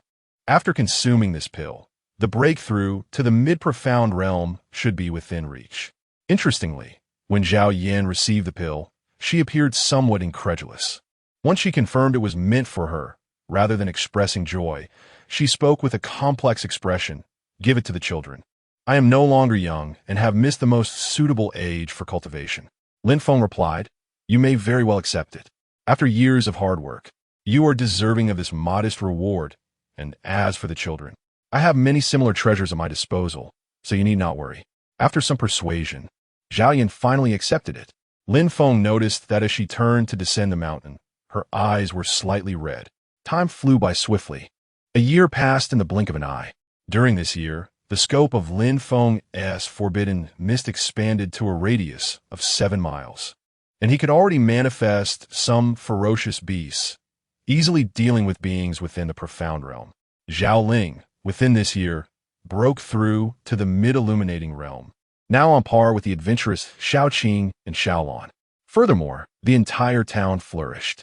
Among the newborns, many displayed commendable talents.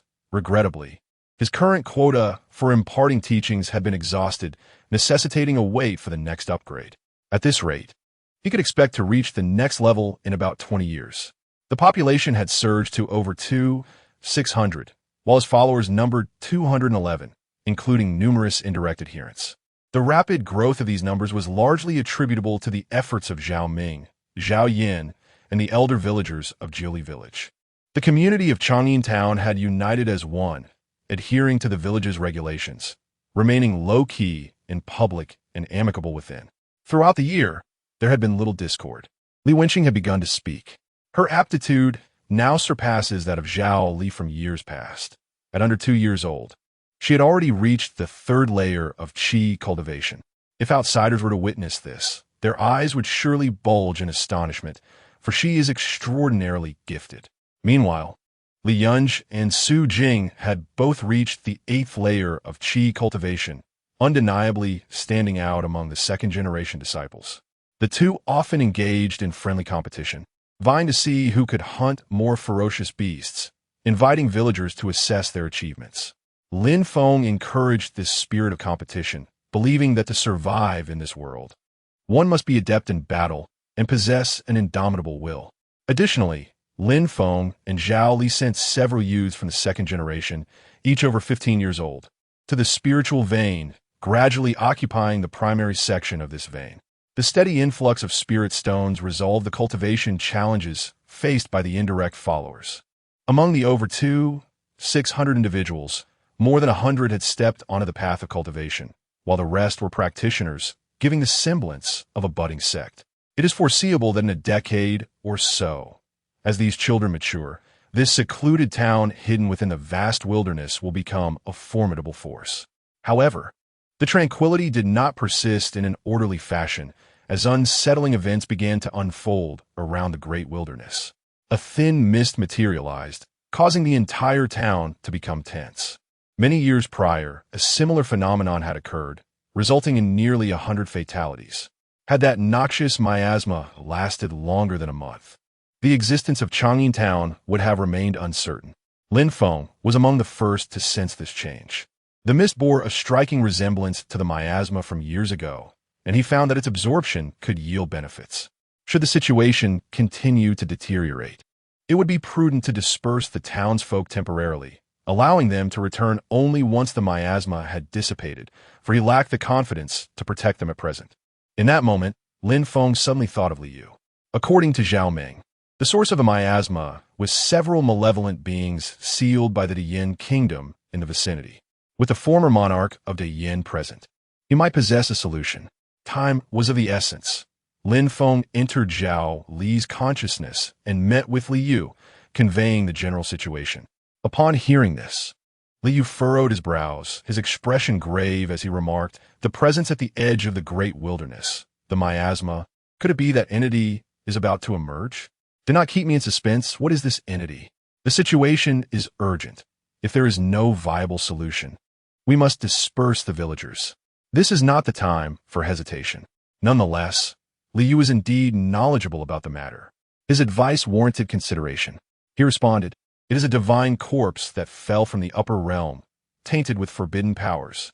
The body, having developed sentience at some unknown juncture, gathers deathly aura and wreaks havoc near the borders of the Diyin kingdom.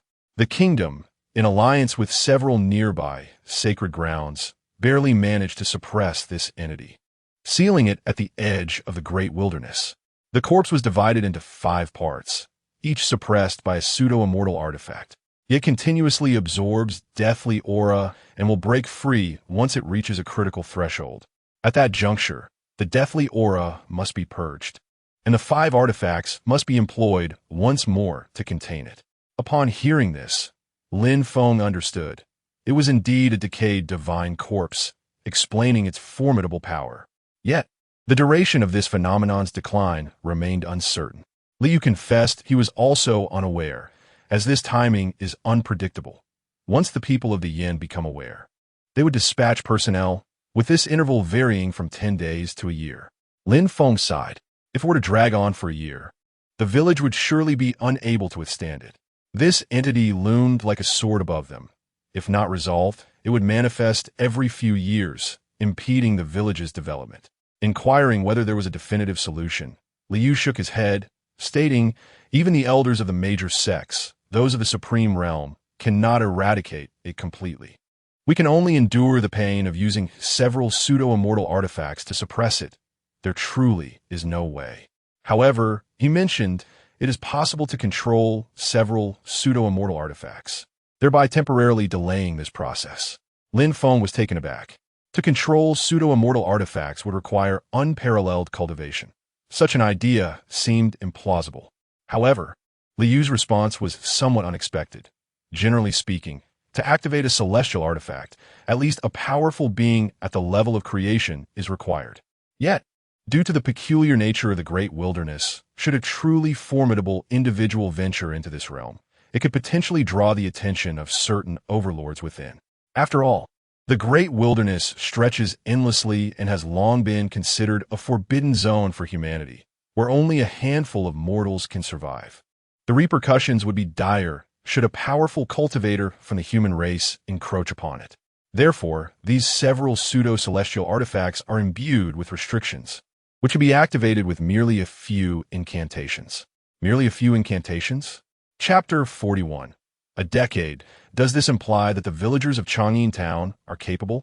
However, there exists a crucial prerequisite, the eradication of the deathly aura. This is a task I can undertake. Yet the challenge lies in the fact that I am too distant from a source. The deathly aura I can absorb is merely scraps, far from sufficient for my needs. Once again, Lin Feng engaged in conversation with Liu and discovered their method for absorbing the deathly aura was remarkably simple. They employed a unique formation to gather the deathly energy within spirit stones, subsequently destroying those stones. Ingenious.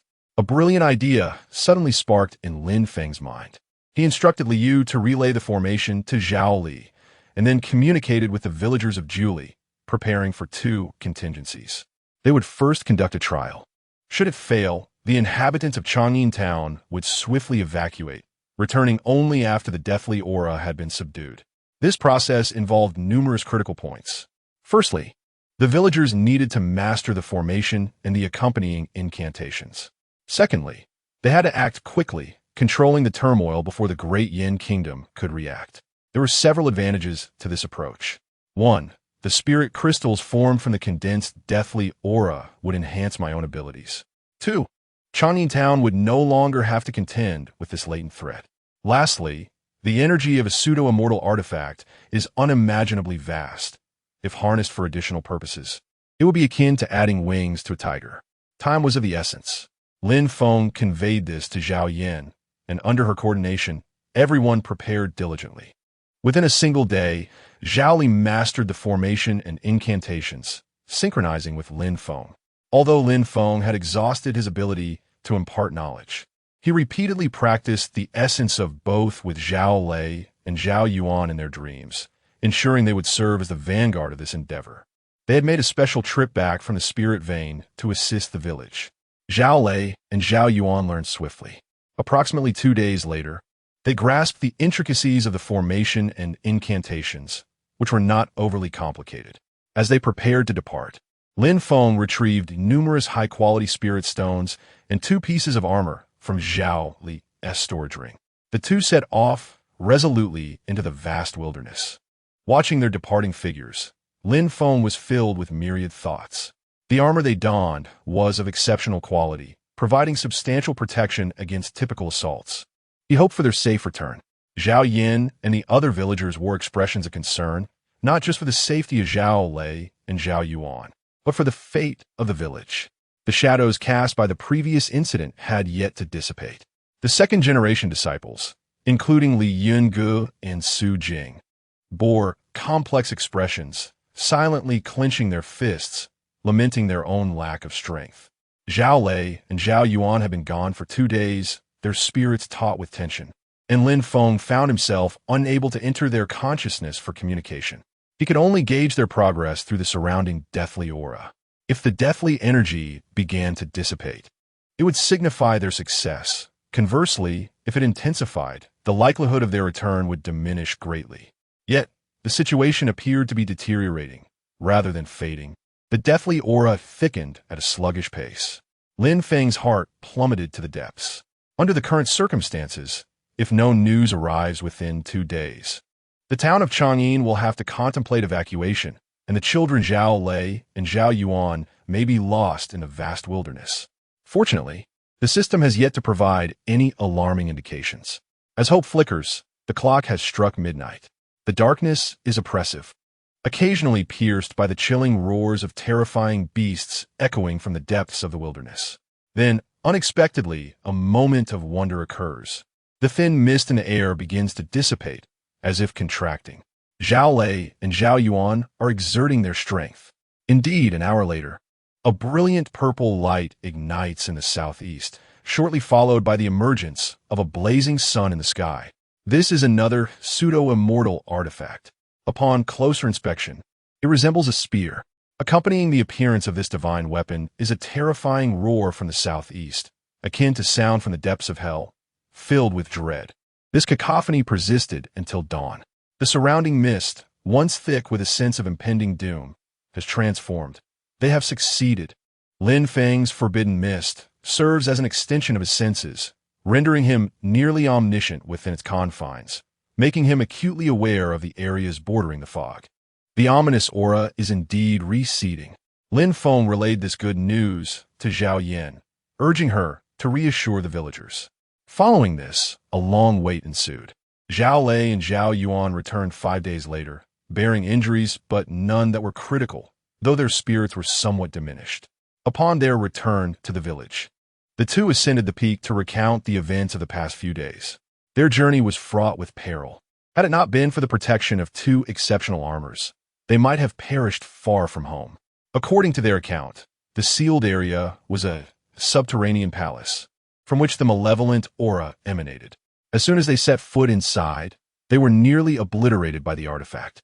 Fortunately, they recalled the incantations. At the moment they activated the pseudo-immortal artifact, the entity guarding the seal unleashed its powers. After a battle of wits and strength, they emerged victorious.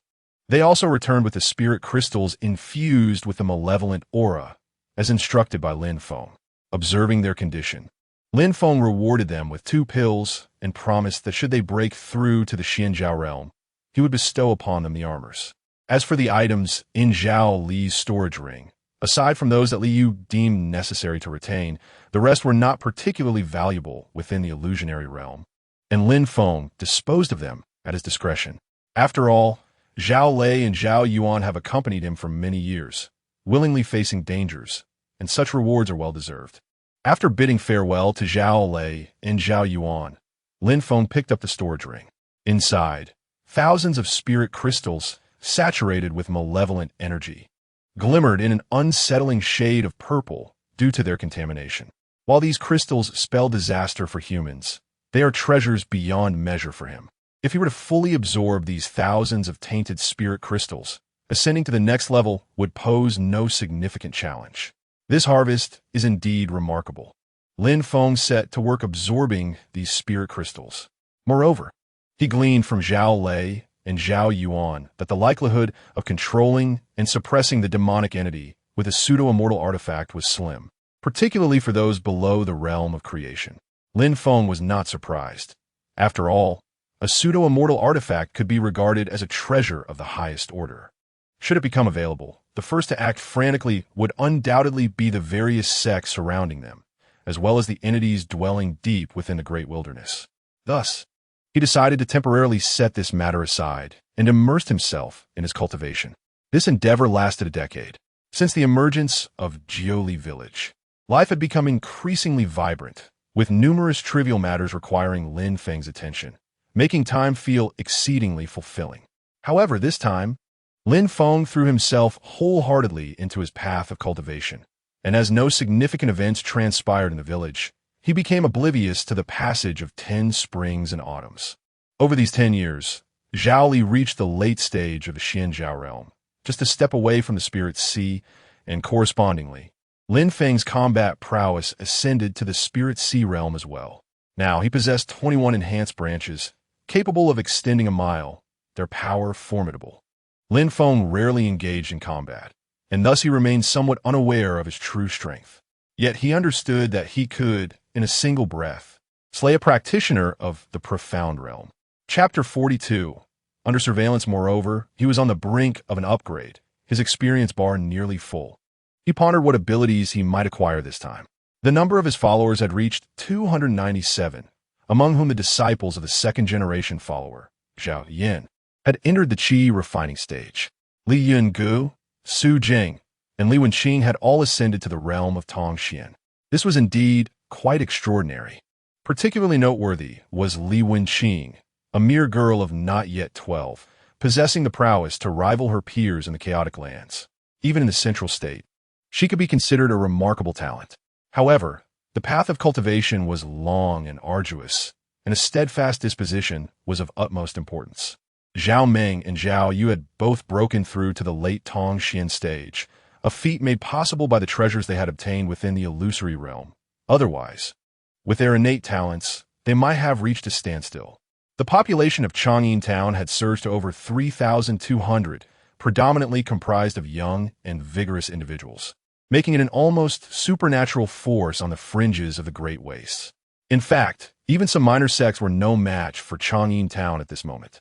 Yet, under Lin Feng's directives and Zhao Yan's execution, the villagers remained remarkably low-key, behaving as humble and diligent farmers. Furthermore, the forbidden mist had spread to a radius of 15 miles, within which Lin Feng had no secrets left. One unremarkable afternoon, several strange individuals emerged near Chang'an town, discovered by the hunting villagers.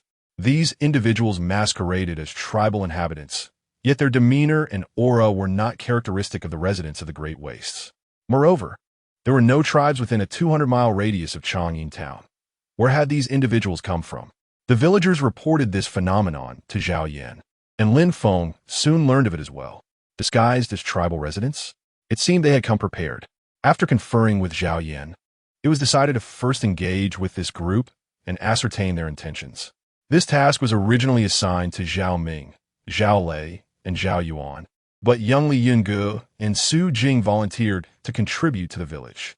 Unable to dissuade them, it was ultimately decided that Li Yungu, Su Jing, Li Wenqing, and Zhao Lei would approach this group. 3 cultivators of the Tongxian realm constituted a formidable force on the outskirts of the Great Wastes. However, this group exhibited erratic movements, and the 4 could only rely on the clues provided by the hunting villagers, waiting at their frequently visited locations. They waited for 3 days. Just as the group believed the strange individuals had departed, the latter entered their line of sight. This time, 5 figures appeared, clad in tiger skin and wielding stone axes. Their hair unkempt as they whispered amongst themselves while occasionally surveying their surroundings. At first glance, their attire seemed quite ordinary. Yet, individuals who had survived for long in the Great Wastes would not possess such pristine animal hides, nor would their stone axes be so impeccably fashioned. There was clearly something amiss. The 4 concealed themselves on the slope below, intending to eavesdrop on the conversation of these peculiar individuals. It was autumn, with a thick layer of fallen leaves blanketing the ground, allowing them to remain undetected for the time being. At that moment, the voices of several peculiar individuals echoed up the slope. Any news? If we cannot find it soon, we are doomed. The elder will have our heads. For over a decade, they could only ascertain that it was in the vicinity, and the group of hunters sighted a week ago seemed suspicious. I had tracked them all the way, only to be discovered. These individuals were not ordinary hunters. Alas, I hesitated then. I should have acted decisively and captured them all. If given another chance, I would not let such a splendid opportunity slip away again. The chatter among them revealed they were searching for something, or perhaps someone, and had been at it for over 10 years, with the mention of the elder resonating ominously. Cultivators. It must be cultivators. The individuals at the bottom of the slope exchanged glances. It was evident that their strength was lacking, and they had already identified their target, the inhabitants of Chang'an Town. This presented a perfect opportunity. Thus, the residents of Chang'an Town signaled to one another, roughly determining their next course of action. Soon, the group at the slope created a diversion from another direction, masquerading as hunters in search of prey, typical denizens of the wilderness. When they were a few hundred meters away, they deliberately made a commotion, which indeed caught the attention of the 5 individuals. Upon hearing the noise, the 5 exchanged glances and turned to look. The opportunity had arrived. Moments ago, they lamented not capturing the nearby hunters, and now fate had presented itself once more. However, they remained cautious and refrained from acting impulsively, first observing for a while. Once they confirmed that Li Yunj, Su Jing, and the others had not detected them, they approached. Cough, cough, esteemed fellow villagers, please halt. They discreetly blocked the retreat route of the group, and one pudgy individual called out to Su Jing. Who are you? Su Jing responded, his expression one of bewilderment, although he bore a delicate appearance. The unmistakable aura of a denizen of the wilderness radiated from him, instilling confidence in the others. Li Yunj and Zhao Lei also performed as previously agreed. Who are you? From which settlement do you hail? Observing their seemingly innocuous demeanor, the pudgy man's face jiggled with amusement as he replied, That's not important. We merely have a few questions to ask. What do you wish to inquire? Zhao Lei asked. I would like to know, where are you from? Huh? What did you say? Su Jing Feigen In Godan. I said, where are you from? The pudgy man repeated. Su Jing finally feigned understanding, yet provided an unhelpful answer. We are from the village. The 5 were irked, unsure if they were genuinely foolish or merely toying with them. Ultimately, they exchanged glances and, with an enticing tone, inquired, Could you take us to your village? Li Yunj, Su Jing, Zhao Lei, and Li Wenqing exchanged a momentary glance, silently agreeing to the request. Along the way, the 5 continuously attempted to extract information but yielded nothing, while Su Jing managed to elicit numerous details from them, though these individuals spoke naught but falsehoods. As it currently stood, the 5 lacked considerable strength. Entering the village would render them lambs to the slaughter, directly delivering them into the hands of the village chief and the deity Lu. Half an hour later, 5 individuals, including Li Yungu and his companions, ventured into the domain controlled by Lin Feng, penetrating the depths of the forbidden mist. If Lin Feng desired to prevent their entry, no amount of effort on their part would yield any result. Likewise, should he wish to eliminate them, it would merely require a single thought. However, the forces backing these 5 warranted caution. Should an unknown power take an interest in them, it would be imperative to understand their origins thoroughly. Thus, entrusting Zhao Yin with the interrogation emerged as the most prudent course of action. Chapter 43. This village is terrifying at this moment. As the 5 individuals gazed upon the architectural complex nestled at the foot of the mountain, they were profoundly struck by its grandeur. The structures here were unlike those of the tribes in the great wilderness. They exuded a majestic air, rivaling that of sect.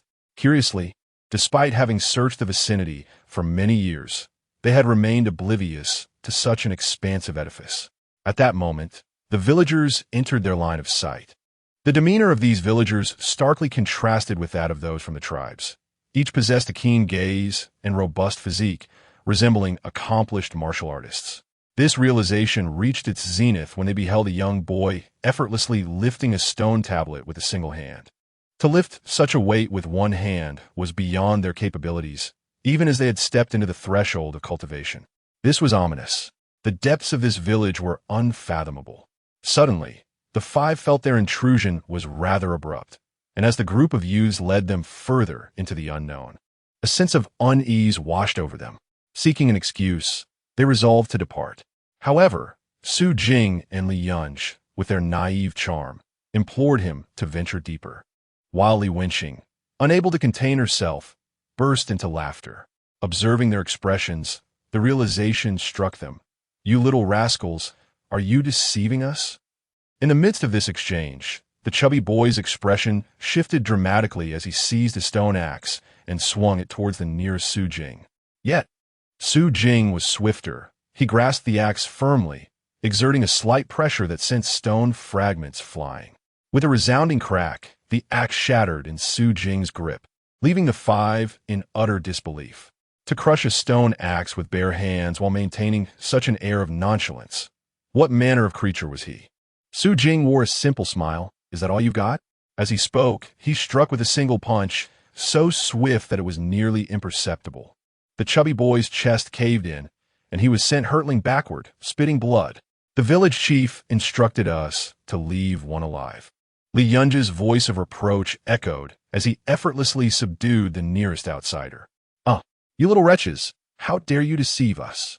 The five let out anguished cries of indignation, but their protests were in vain. The disparity in strength was insurmountable. Desperation led the five to cast their gaze upon the petite Li Wenqing, intending to take her as a hostage. Yet in the next moment, they realized this was a grave miscalculation. With a swift motion, Li Wenqing extended her delicate hand, rendering the spiritual treasure they had summoned dull and lifeless. With another surge of power, a subpar spiritual artifact was obliterated in an instant. Terrifying, utterly terrifying. This girl, appearing to be no more than 10 years old, could annihilate a spiritual treasure with mere physical strength. The five recalled that before the sect's downfall, even the most extraordinary elder brother had not possessed such prowess. And this young girl was merely in her early teens. How formidable would she become as she matured?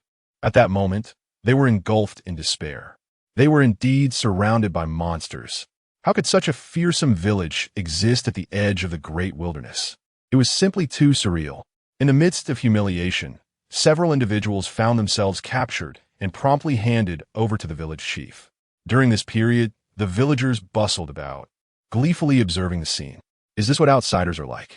They appear rather ineffectual, soft and tender, reminiscent of the little pig I had consumed not long ago. The villagers' gossip left an indelible mark on the fragile hearts of these five captives. It was not until Zhao Yan arrived that the situation began to ameliorate, as she presented a semblance of normalcy. The ensuing events were predictable. Zhao Yan's methods were undoubtedly effective, and after enduring severe torture, the captives ultimately divulged their identities. They were remnants of the Qingyun sect. Over a decade ago, the ordinary disciples of Qingyun sect were dispersed, while the core disciples were absorbed into the Haoran sect, with the sect leader and elders disappearing without a trace. Now, from the lips of these captives, it was revealed that the elders and sect leader of Qingyun were imprisoned in the dungeons of Haoran sect.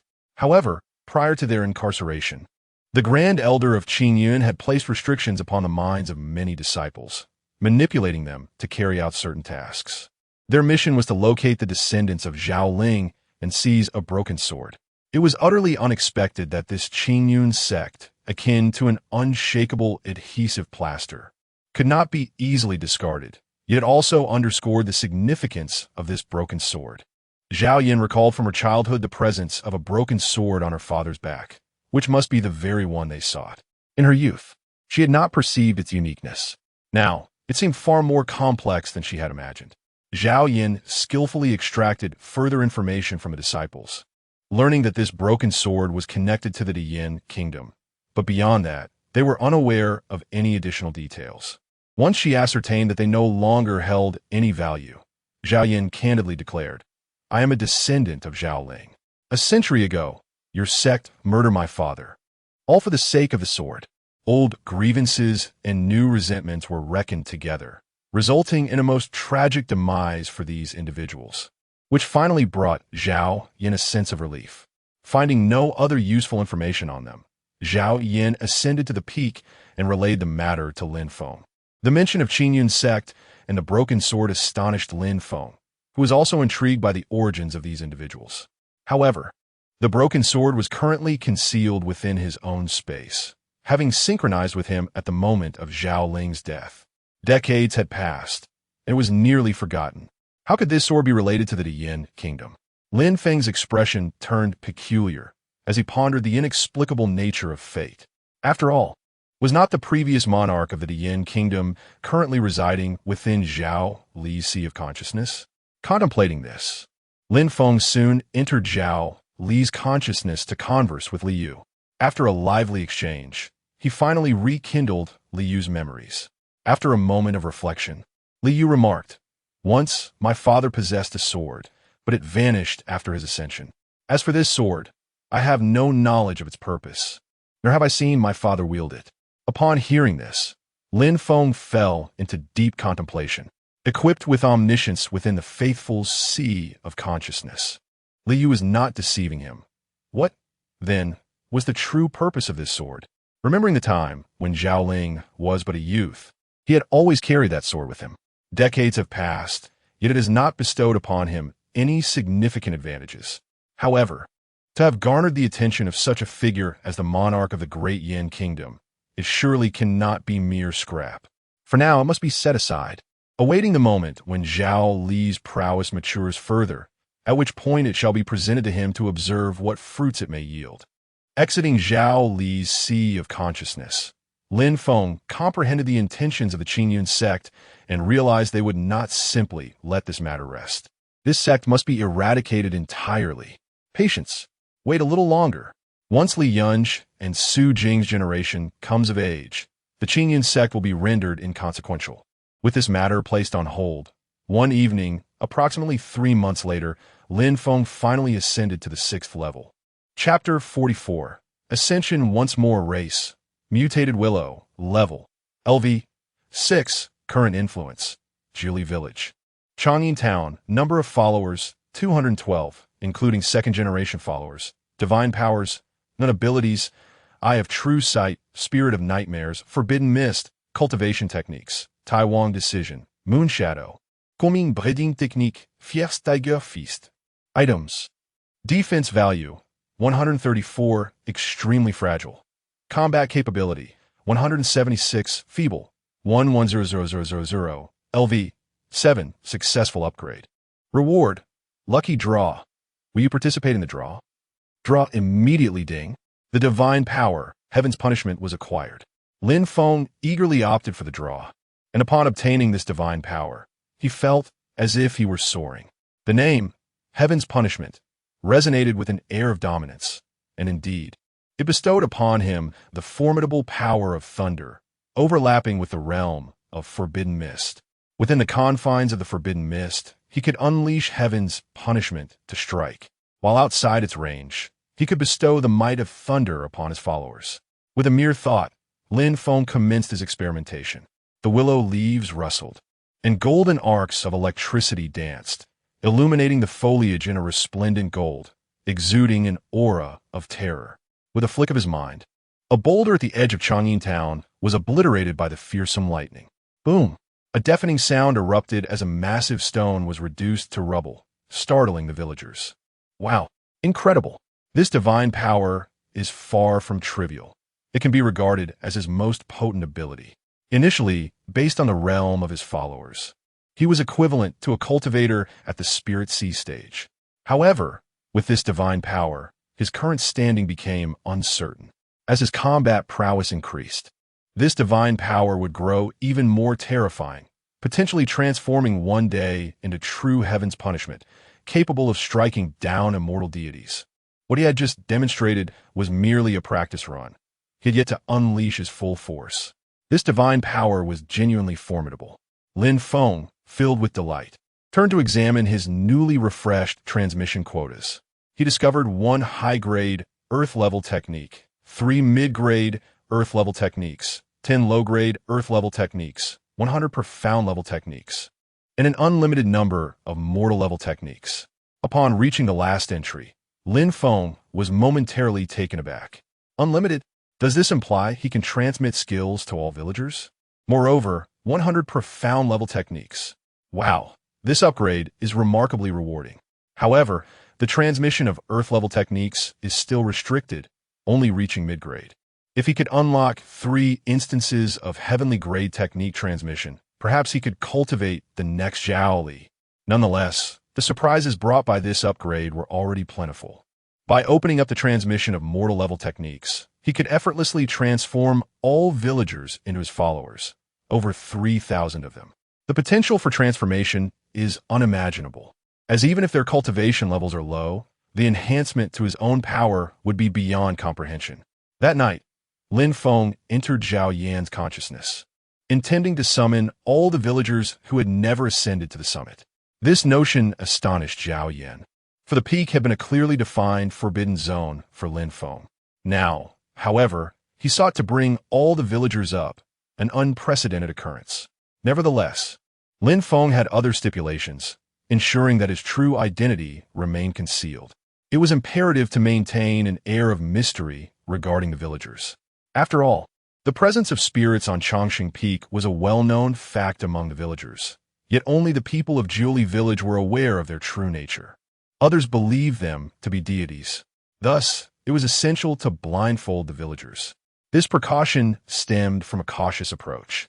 While followers are unlikely to act against their own interests, their sheer number necessitated such measures for security. Additionally, the villagers ascending needed to be categorized. The most gifted among them would ascend first, receiving techniques of the earth and profound levels, while the others would be granted ordinary level techniques. Zhao Yan accepted the task and swiftly set about overseeing the process, which lasted a full 8 days. Over 3,000 individuals, regardless of age or gender, received techniques from Lin Feng, all while being blindfolded and guided to the peak by the villagers of Jiuli. Lin Feng imparted the earth-level superior technique only once, to a youth named Wang Qie. This boy's aptitude paled in comparison to Li Wenqing, Li Yunj, and others, and he was even lesser than Zhao Li. Yet he possessed an inexplicable aura, as if he held dominion over all things in existence. Wang Qie's parents were both born and raised in the vast wilderness. When he was 2 years old, a miasma event occurred, prompting his parents to seek refuge on Chongqing Peak, which had been over a decade ago. Lin Feng had previously assessed his aptitude and deemed him an ordinary individual. However, now it appeared that this boy's potential and talent had significantly increased, placing him in the mid-tier. Further investigation by Zhao Yan revealed that this child was extraordinary from birth. He spoke mere months after arriving in the world, incessantly declaring his desire to cultivate immortality and seek vengeance. Wang Qie's parents were taken aback, having never encountered a child who could speak at such an early age. They summoned a shaman from their tribe, who suggested that he had been possessed. After enduring 3 days of hunger, he was placed in a cauldron, where he was purged with 5 toxins for 2 hours. The results were evident. Following this ritual, Wang Qie returned to normal and refrained from speaking for a considerable time. Later, when the miasma erupted, he attempted to venture outside multiple times, but was unsuccessful. It was only now that Lin Feng discovered him. Upon hearing this, Lin Feng became more convinced of the boy's unusualness and resolved to test his depths. Time passed swiftly, and a month after Lin Feng bestowed his teachings, many found themselves dreaming of the ancient willow that spanned the heavens, filled with reverence. Some particularly gifted individuals seemed to experience sudden enlightenment. Wang Qie, as the sole recipient of the earth-level superior technique from Lin Feng, drew special attention. 7 days had passed, and Wang Qie finally became a follower of Lin Feng. A surge of joy filled Lin Feng's heart as he hastily entered Wang Qie's sea of consciousness, eager to engage in dialogue with him. Within the sea of consciousness, Wang Qie's expression shifted dramatically. With a sullen face and furrowed brows, he thought to himself, "After concealing my true self for so many years, I have still been discovered." He raised his gaze to behold the colossal willow tree that spanned the heavens within his mind, his heart sinking into desolation. I, Wang Qie, have never been inferior to others throughout my life, yet I never anticipated such tribulations in this existence. In this humble village, there exists such an extraordinary presence. Wang Qie sighed inwardly, reflecting on his past life as a prodigious talent, born into the limelight, under the watchful eyes of his family from the age of 10, and crowned as a holy son at the tender age of 16, basking in glory. Chapter 45. The Chosen One, Wang Jie at the age of 32.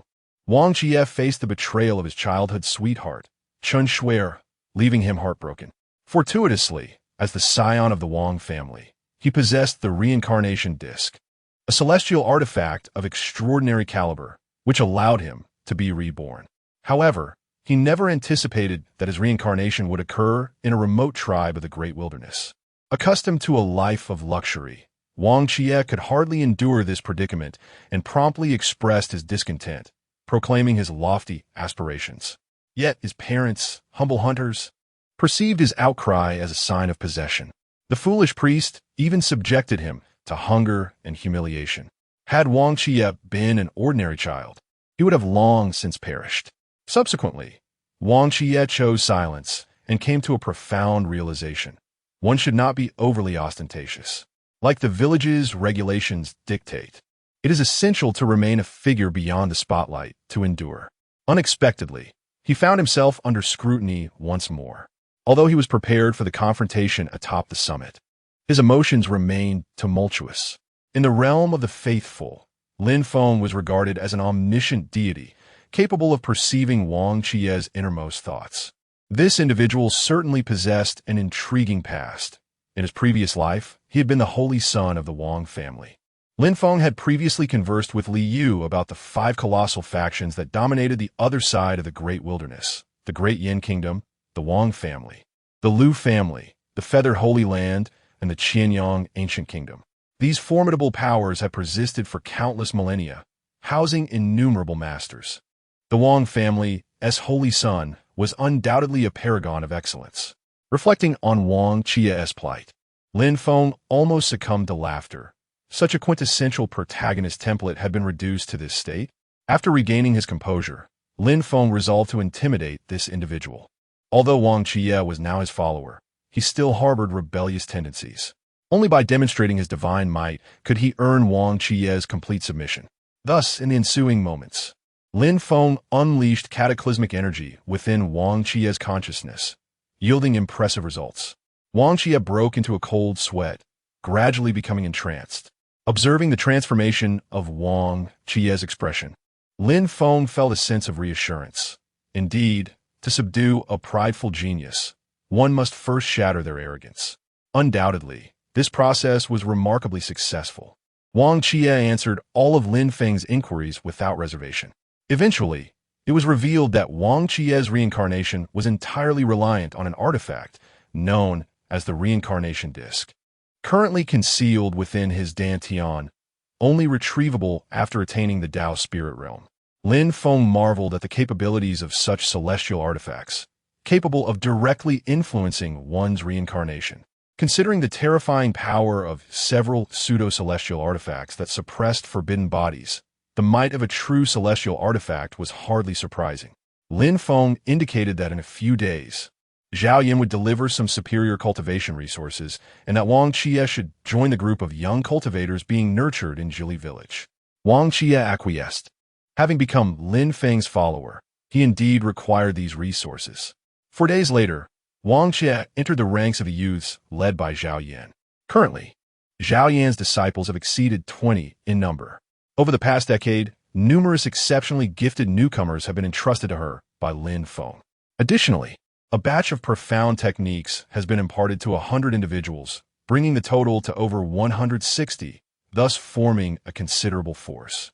During this period, the residents of Changyin Town and Jili Village have also dedicated their efforts to construct several grand halls at the foot of Chongqing Peak, serving as training venues for this group of newcomers. Ultimately, they settled on the name Chongqing Academy.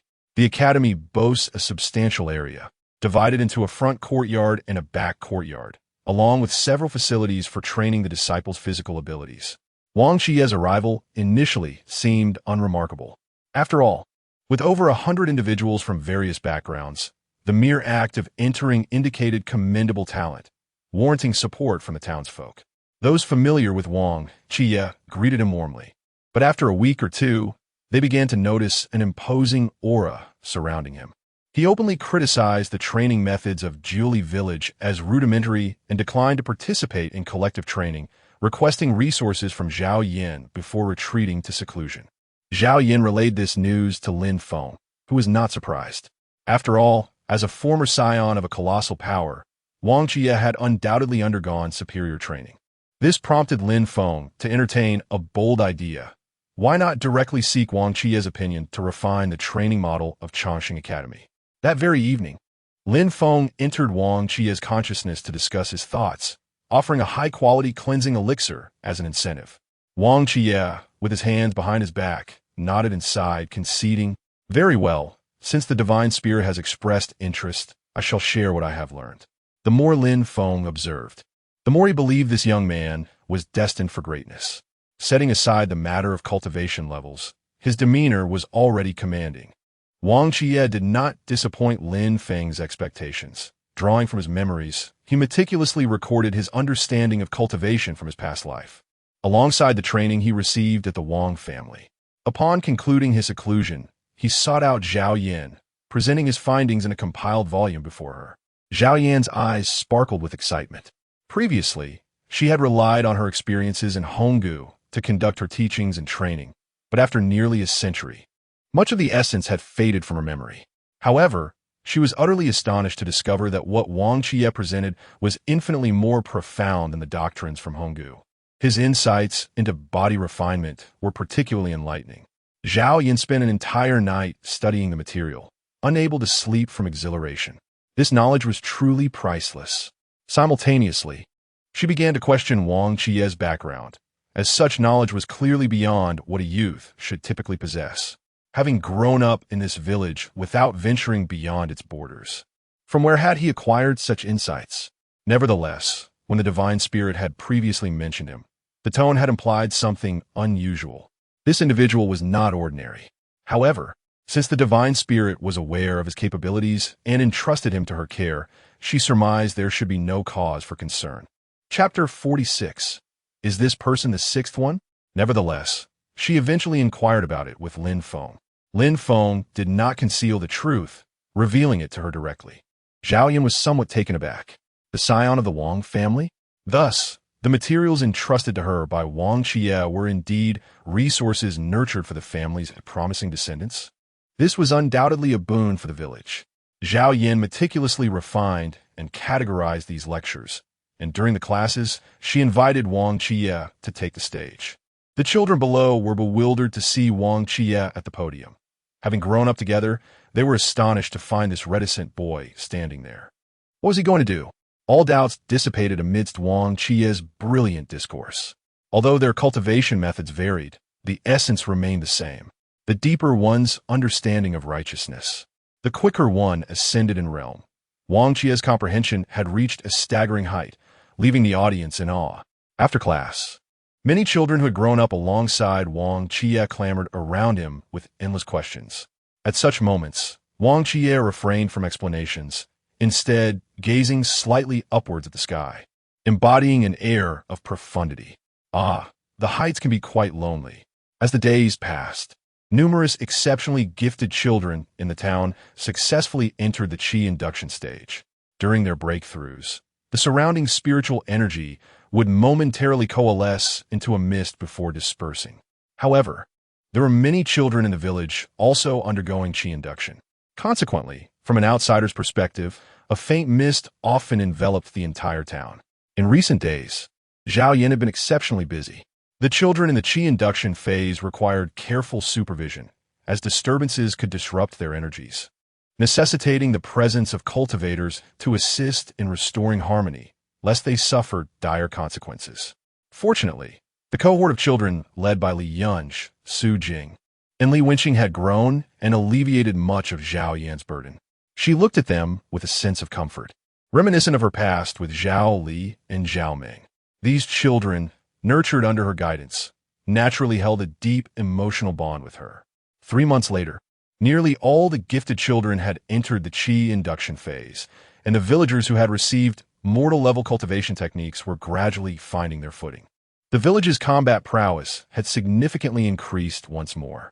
Lin Feng checked his system panel and found that the number of his followers had surged to 2,795, a historic high. This represented a tenfold increase from the previous tier. This was still with the understanding that some individuals, due to their lack of aptitude, had not yet begun their journey. With time, the number would surely exceed 3,000, resulting in a staggering boost to his experience points. Reaching level 7 required a daunting total of 100,000 experience points. However, with so many followers and the allocation of points to the roots, his annual experience accumulation was nearing 200. Moreover, as the strength of his followers grew, this figure would continue to rise. Frankly speaking, Lin Feng felt a tinge of anxiety. 100,000 experience points. Goodness, if he had no followers at all, it would take nearly 100,000 years to amass such points, a terrifying thought. Thankfully, such a scenario had not come to pass. Fortune still favored him, and he increasingly felt that the decisions he had made in the past were indeed the right ones. As spring gives way to autumn, another year has passed. Throughout this year, the days in Chang'an town have flourished, with an increasing abundance of cultivated fields and ferocious livestock. The villagers have all become martial arts adept, their physical prowess elevated to remarkable heights, allowing them to labor with greater vigor.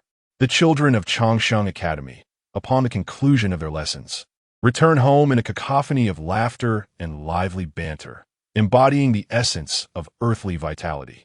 Standing atop the peak, Lin Feng is enveloped by the enigmatic mist, deeply attuned to the experiences unfolding around him. He has witnessed the village's youths sneaking out at night, seeking solace in each other's embrace under the moonlight. He has also observed old Wang, under the shroud of night, slipping into a widow's courtyard at the foot of the mountain. Amidst the vast wilderness, these individuals have found their homes, and he too has discovered a sanctuary for his spirit. Managing a community of over 3,000 souls is no trivial endeavor, and as the village expands, this challenge will only intensify. Yet, Lin Feng remains the unwavering faith for these people. With a resolute backbone in the town, division and the emergence of factions can be avoided. Furthermore, Lin Feng has been discussing with Zhao Yin the enrichment of village regulations, integrating them into the educational framework. Not only should the promising students of Changshan Academy benefit from this education, but the ordinary villagers should also partake. Thus, Lin Feng and Zhao Yin plan to establish another school in the village dedicated to imparting village regulations, language, and moral education to children under the age of 10. With this initiative on the agenda, it is anticipated that the school will be operational by year-end. The teaching responsibilities will be entrusted to Zhao Ming, with Zhao Min and Zhao Rui assisting. Zhao Min and Zhao Rui are among the original 4 members of Jili Village.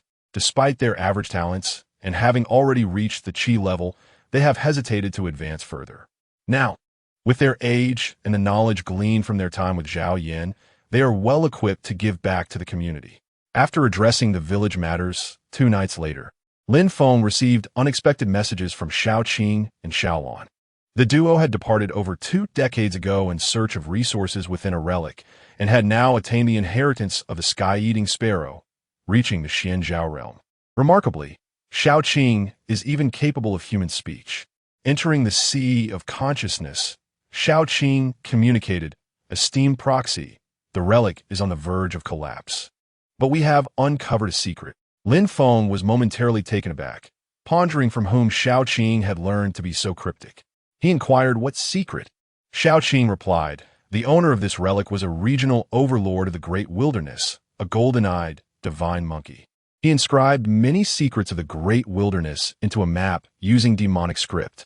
Among them are numerous forbidden zones, one of which bears a striking resemblance to the peak where the willow deity resides. The location and geographical features are remarkably similar." Upon hearing this, Lin Feng was momentarily stunned. What did this imply? Was it possible that this area, in the eyes of the great wilderness regional overlord, was deemed a forbidden zone? Could it be due to the cursed bodies sealed by the great Yin kingdom in the vicinity? However, this answer was soon dismissed. The golden-eyed monkey engaged in a fierce battle with an unknown entity deep within the vast wilderness, returning wounded, and soon met its demise here, nearly 10,000 years ago. The history of the great Yin kingdom sealing this forbidden body spans merely a few hundred years. Moreover, the strength of this divine monkey is formidable. It would hardly be at a disadvantage even against an intact forbidden body, rendering such a notion utterly ludicrous.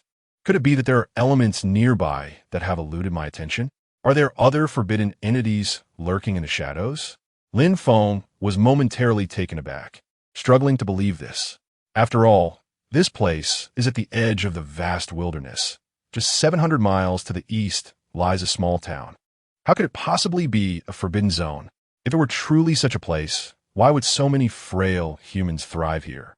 Yet, Lin Feng suddenly recalled an important detail. Within 100 miles of his vicinity, almost all he encountered were mundane beasts, while higher-tier ferocious creatures had nearly vanished. It is crucial to remember that this is, indeed, the vast wilderness. Chapter 47. Xiao Qing and Xiao Lan return to the village in the midst of a vast wilderness. Where ferocious beasts abound, this area seemed almost like a sanctuary. Yet, it is difficult to ascertain whether this is merely a coincidence. Xiao Qing remarked, "We should inform the esteemed agent that this situation may not be entirely accurate. The map drawn by the divine ape, based on celestial positioning, may not be clear since we have been away from the village for too long." Upon hearing Xiao Qing's words, Lin Feng nodded in agreement. Ultimately, it mattered little. After all, the divine ape had perished nearly 10,000 years ago, and the age of the map it created was uncertain. If this place harbored any terrifying taboos, it would have long been marked as forbidden to intruders. With his rapidly increasing strength, Lin Feng felt that even if there were true prohibitions, he would not be easily intimidated after a few more years of careful cultivation. With these thoughts settled, Lin Feng relaxed and engaged Xiao Qing in a discussion about various other matters. The two brothers had garnered considerable benefits from the ruins and had awakened a portion of the heavenly devouring sparrow's divine abilities, far surpassing their forebears. While it is true that these powers had been conferred upon Lin Feng as well, he had been preoccupied with refining spiritual stones while the faithful continuously transmitted techniques to him. Consequently, he had not devoted sufficient attention to Xiao Qing and Xiao Lan. However, despite the extraordinary capabilities of the heavenly devouring sparrow, its powers could only be imparted to avian beings, leaving the young disciples of the Eternal Life Academy without fortune in this regard.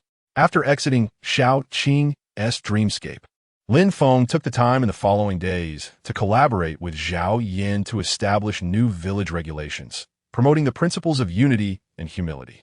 Indeed, over the years, the villagers had become well acquainted with one another. Although there were occasional misunderstandings, they had developed honorable means to resolve conflicts.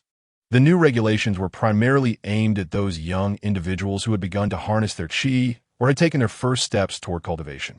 Given their exceptional strength at such a tender age, it was imperative to temper their arrogance, lest they encounter significant challenges in the outside world. During the advancement of this initiative, Xiao Qing and Xiao Lan returned. They arrived at midday, the moment Lin Feng sensed the presence of the fog of taboos. He knew to allow them entry. Decades had passed, and Xiao Qing and Xiao Lan had undergone remarkable transformations. They had evolved from fledglings into majestic rulers of the skies, vibrant red plumage glistening with a metallic sheen, their wings spread wide, measuring an impressive 4 zhang in length. With a subtle flutter, they soared upward, reminiscent of divine birds.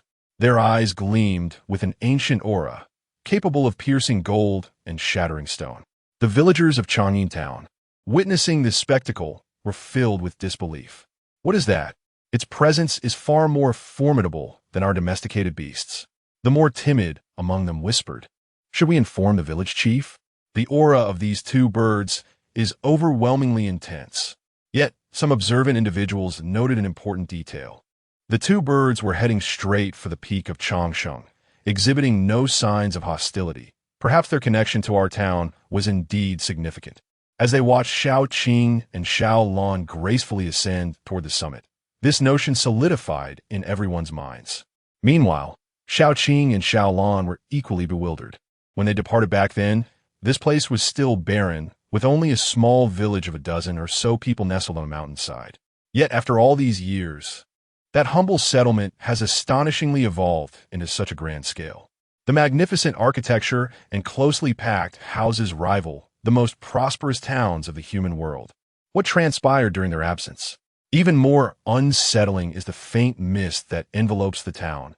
It is almost transparent from within, yet obscures the village's interior from the outside world. Moreover, it possesses the ability to conceal the town's essence. This is no ordinary technique.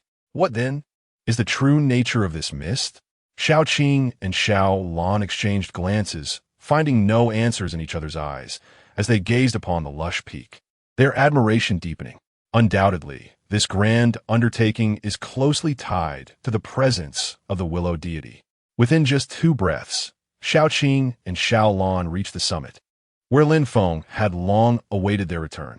Lin Feng gently stirred the treetops to express his welcome to Xiao Qing and Xiao Lan. Returning to their familiar grounds, the two felt a sense of strangeness, for the peak had transformed significantly.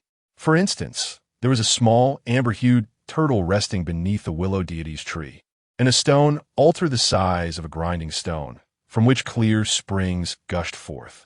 Within their former nest lay an egg, exuding an enigmatic aura, its species unknown.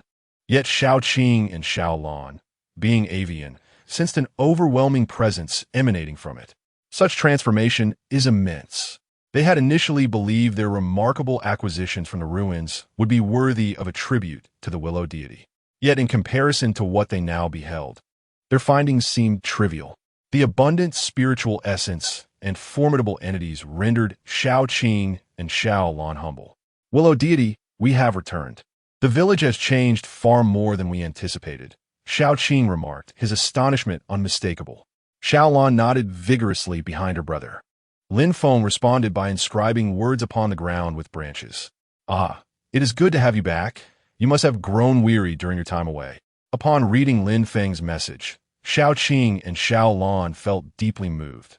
The willow deity remained unchanged, still a shelter from the storms of life. Subsequently, the trio reminisced about old times. Conversations within the sea of consciousness can never match the authenticity of face-to-face exchanges, and Lin Feng inquired about the pivotal matter, namely, the taboo Xiao Qing had previously mentioned. Xiao Qing recounted the map he had seen from the divine ape. By nightfall, when the stars twinkled above, they would ascertain whether that direction was indeed this place. Lin Feng expressed his understanding. Finally, Xiao Qing and Xiao Lan stood atop the cliff, gazing at the ethereal sea of clouds, quietly awaiting the arrival of twilight.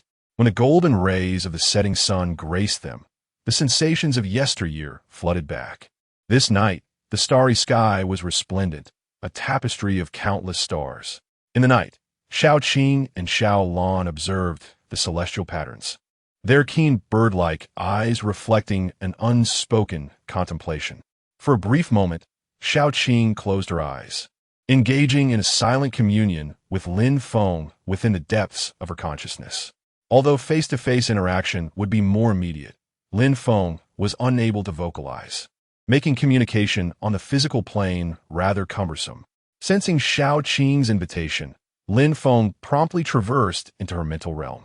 Upon perceiving Lin Feng, Xiao Qing remarked, "My esteemed envoy, this place indeed appears to correspond with the forbidden territory marked by the divine ape." Chapter 48. The strength of Li Wenqing as she spoke, Xiao Qing's thoughts stirred, and an image appeared in her mind. Lin Feng was entirely unaware of such matters. The astrological positioning was not a reliable method of accurate location in his previous life. However, through Xiao Qing's elucidation, he gradually began to comprehend.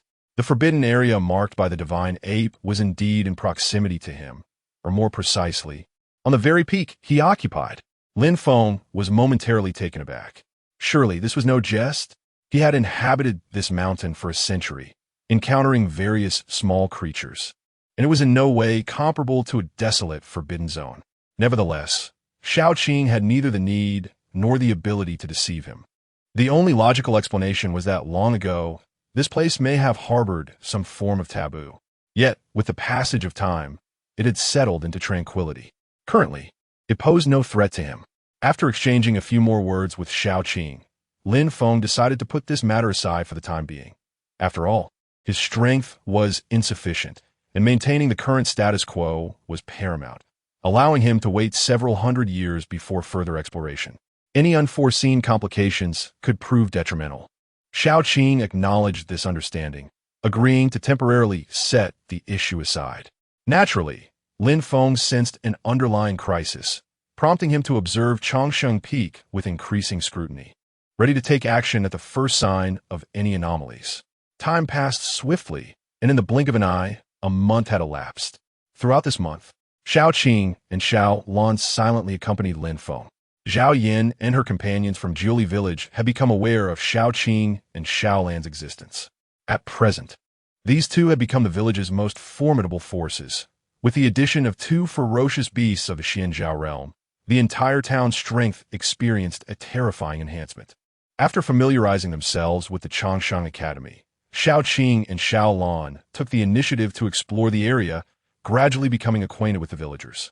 Within the academy, Xiao Qing and Xiao Lan garnered a significant following of admirers, particularly among the children, who were enamored by their presence.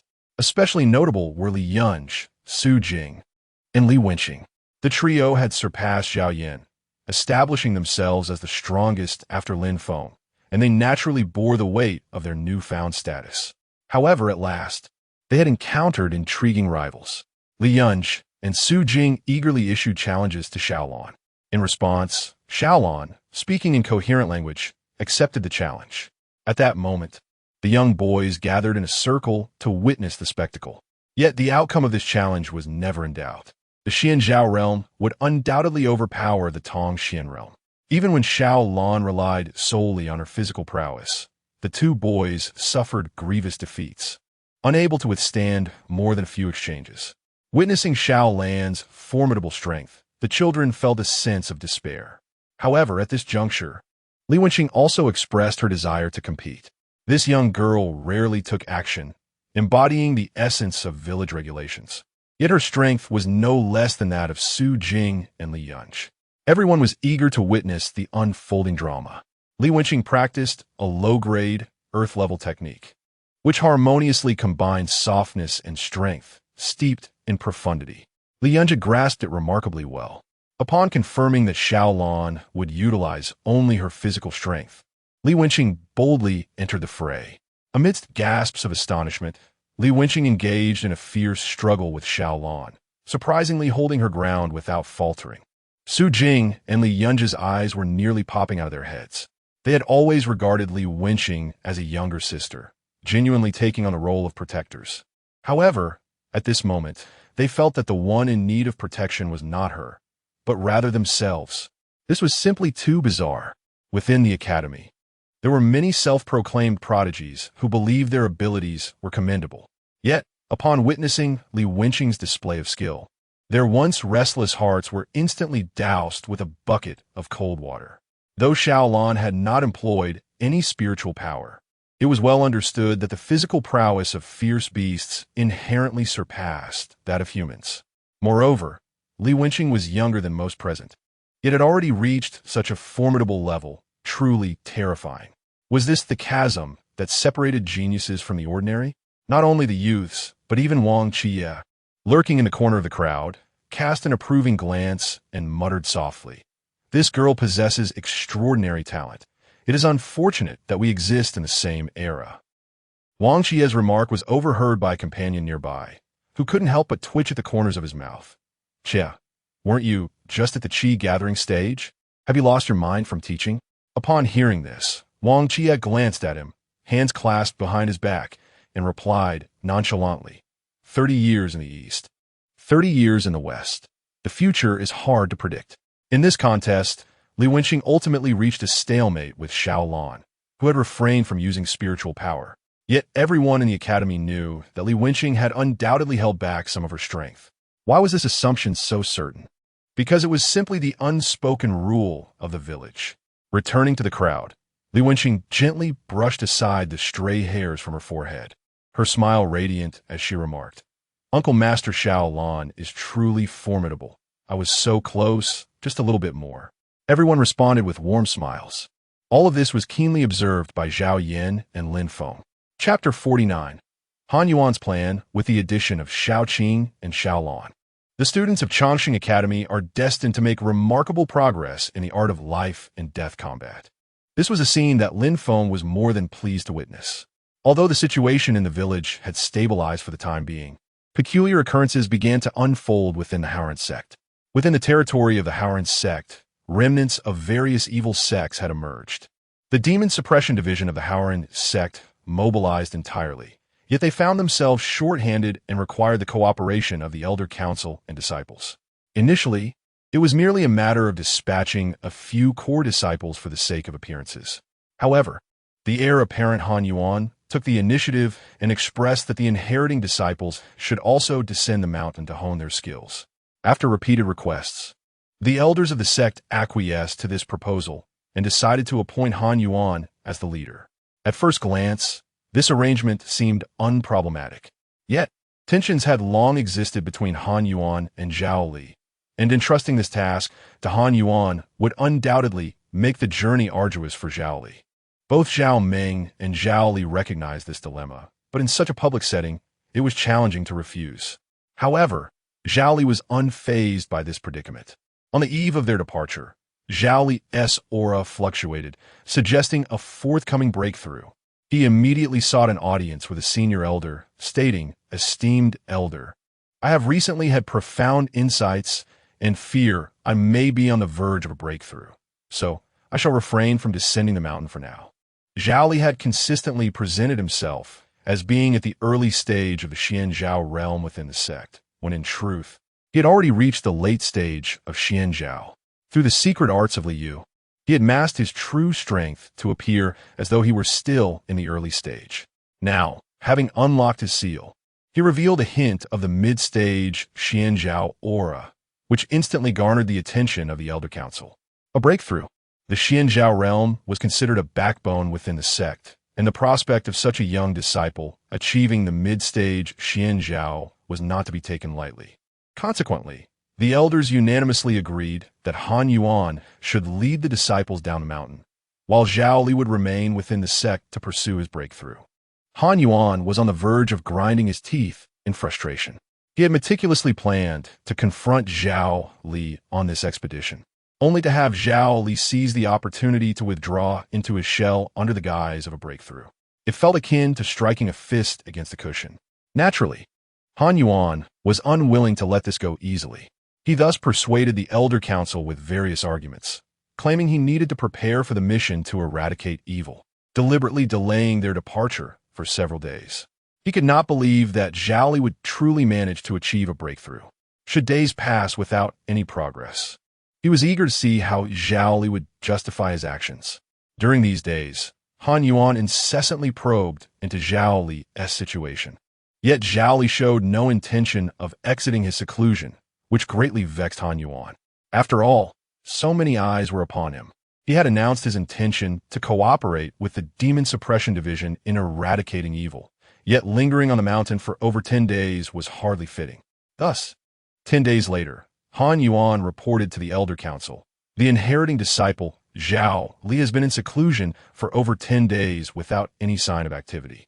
I suspect he is attempting to evade the trials of descending the mountain to confront evil." One elder inquired softly, "Even if he were to evade the trial, what concern is it of yours?" Han Yuan remarked, "As a prestigious sect, it is our duty to eradicate evil and dispel darkness." Now, Zhao Li uses the pretext of a breakthrough to shirk his responsibilities. As a disciple of our lineage, he proves to be of little use, which is a sheer waste of resources. Such a heart is deserving of condemnation. Han Yuan, possessing eloquence, managed to persuade the elder, who agreed to accompany him to assess Zhao Li's situation. Should Zhao Li indeed be in seclusion, striving for a breakthrough, Han Yuan would have no further objections. Upon reaching the cave where Zhao Li was meditating, the two remained silent. Just as the elder was about to employ a secret technique to gauge Zhao Li's realm, the latter unexpectedly emerged from the chamber. Upon seeing the two, Zhao Li greeted them with a perfectly composed smile. "Greetings, third elder. Greetings, senior brother. He has come out? This fellow has simply emerged." Han Yuan exchanged glances with the elder, ultimately revealing a look of feigned surprise.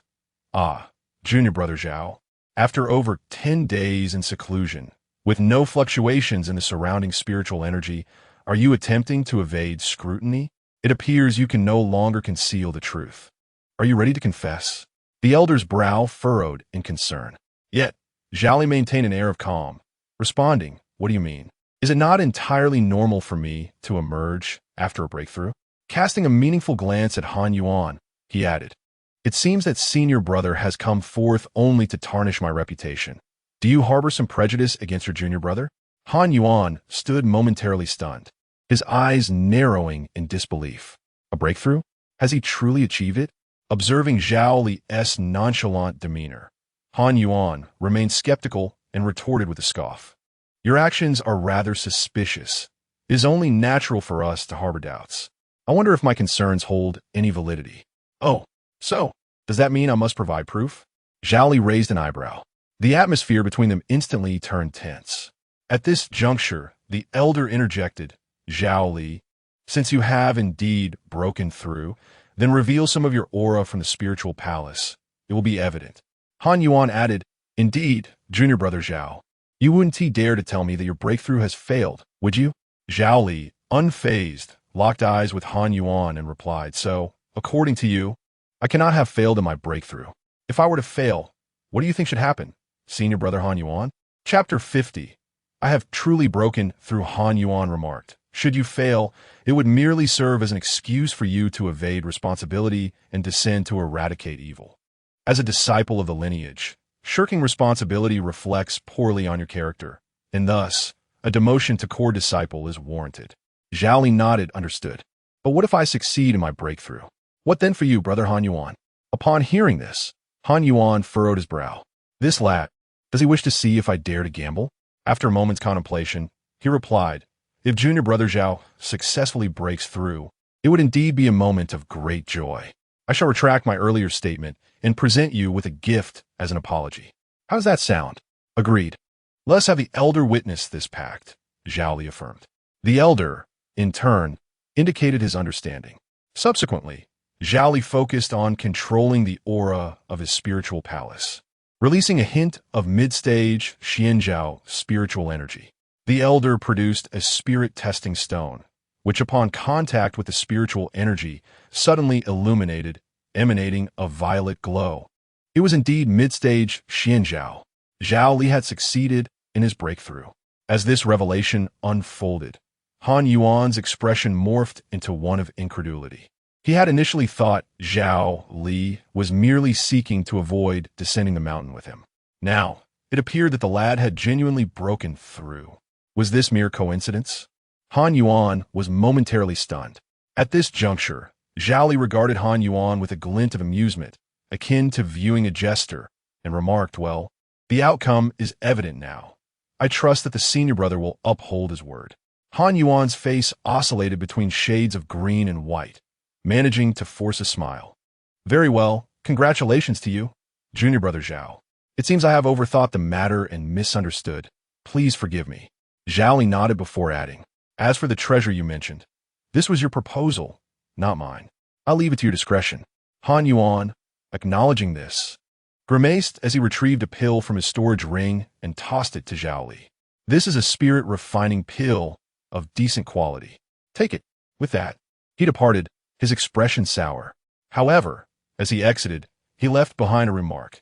Now that junior brother Zhao has attained a breakthrough and increased his strength, he ought to shoulder his responsibilities and contribute to the sect's efforts against evil. I trust that junior brother Zhao will arrive by morning. After uttering these words, Han Yuan conversed briefly with Elder Zhang before returning to his dwelling. Once out of Zhao Li's sight, his expression twisted into a grimace. That lad does not play by the rules. The more he pondered, the more incensed he became.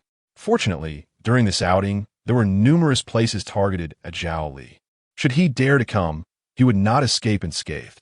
As for the reasons behind his targeting of Zhao Li, there were two primary factors. Firstly, the lad possessed immense potential, likely posing a threat to Han Yuan's position.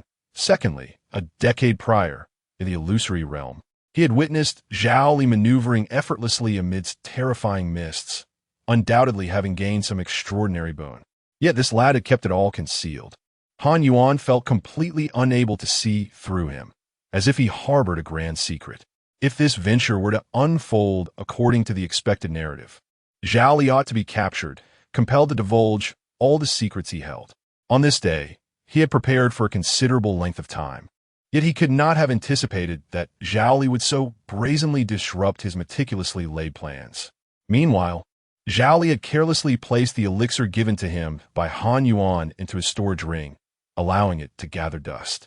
This senior brother hardly seemed benevolent. Could anything he provided truly be of use? However, this incident solidified Zhao Li's conviction. Han Yuan, during this expedition, would undoubtedly target him and had likely devised a scheme in advance. To bide his time, this individual had deliberately prolonged the journey by several days. This further illuminated Han Yuan's intentions. The more insistent he became, the more Zhao Li felt compelled to abstain from participating in the trial. Although he had reached the late stages of the Xianzhao realm, rendering him no weaker than Han Yuan, prudence was the better part of valor. The traditions passed down in his village held undeniable truth. At present, Zhao Li had yet to concoct a suitable pretext for his absence. Ironically, his decision to venture out to greet guests was born of necessity. While he had ostensibly been in seclusion for the past few days, he had been feigning meditation, engaging in dialogue with the deity Lu. Should the elders employ any means to scrutinize him, and if Liu's secret arts were to be unveiled, it would result in a precarious situation difficult to clarify. It would be wiser to take the initiative and provide him with this opportunity. The following day, Han Yuan, accompanied by numerous disciples of the legacy, awaited in the grand hall of the first peak, yet Zhao Li's presence was conspicuously absent. Han Yuan's fists clenched tightly, the sound echoing ominously. This rascal was once again plotting to concoct an excuse for his absence. With that thought, he summoned a servant disciple to ascertain what Zhao Li was currently engaged in. The remaining disciples of the legacy observed Han Yuan's expression, sensing an undercurrent of tension in the air. Chapter 51. A scheme within a scheme. Soon after, the servant disciple returned, his expression a tapestry of emotions as he glanced at Han Yuan, seemingly at a loss for words. What is the situation? What has transpired with Zhao Li? Han Yuan inquired, his gaze piercing. In a hushed tone, the servant disciple finally spoke. Master brother, there has been a predicament concerning brother Zhao Li. It appears he has succumbed to a misstep in his cultivation, and now it is said that his unstable state is due to the ingestion of a pill. At this revelation, Han Yuan was momentarily taken aback. He understood that Zhao Li was likely up to some mischief, but he had never anticipated such a turn of events. To claim that his instability stemmed from a mere pill? Was he attempting to cast blame upon Han Yuan? The very pill he had previously given Zhao Li now served as the catalyst for this upheaval, leading him to suspect a sinister plot. With a cold demeanor, Han Yuan could hardly fathom that Zhao Li would resort to such tactics. Clenching his fists, he declared vehemently, "Take me there at once. I wish to ascertain the truth." As Han Yuan departed, whispers arose among the other disciples. Master brother seems to harbor deep-seated prejudice against brother Zhao Li. It would be wise for us to remain uninvolved. A quarter of an hour later, Han Yuan arrived at Zhao Li's training cave, only to find it surrounded by numerous disciples of the Haran sect, their gazes fixated on the entrance. Many onlookers were engaged in lively discussions, speculating that Zhao Li had provoked the chief disciple and was now facing retribution. It seemed evident that one ought to tread carefully around the inheritor disciples. Preserving one's life was fortunate enough, while concerns about cultivation seemed trivial in comparison. Listening to the surrounding gossip, Han Yuan's countenance turned a shade of green with indignation. The pill he had provided to Zhao Li was flawless, even in his naivety. He would never dare to tamper with matters before the elders. Nevertheless, at this juncture, he could only witness the antics of Zhao Li unfold. Pushing through the gathering of disciples, Han Yuan approached the cave entrance. Upon seeing him, the station disciples quickly saluted, acknowledging their master brother. Yet, just as Han Yuan was about to enter, he was halted. "Master brother, Elder 7 has issued a command prohibiting anyone from entering. Please wait here a moment." Though flames of frustration smoldered within, Han Yuan recognized the necessity of restraint in the presence of so many watchful eyes. For a single misstep could solidify the suspicions against him. Suppressing his ire, he nodded in acquiescence. This wait extended for 4 long hours from morning until afternoon, as the crowd of disciples remained, only to be replaced by new faces eager for the spectacle. Finally, in the afternoon, Elder 7 emerged from the cave, sighing as he declared, "Zhao Li's cultivation has indeed suffered a decline." As he spoke, his gaze inadvertently fell upon Han Yuan, and a flicker of intensity crossed his features, laden with unspoken implications. The surrounding disciples exchanged knowing glances, as if this development had been anticipated. Recognizing the significance of the moment, Han Yuan promptly bowed and inquired, "Greetings, Elder 7. How fares Brother Zhao now?" The 7th elder responded, stating that although the vital energy was in turmoil and the realm had regressed, the body remained largely unscathed. "That is reassuring. May I inquire about the reason behind junior brother Zhao Li's decline in realm?" Han Yuan gazed at the elder, eager to vindicate himself. Just as the elder was about to respond, Zhao Li's voice echoed from within the cave, captivating the attention of everyone present. "Fine. Junior brother is well." His tone suggested a profound weakness. As he emerged, it became evident.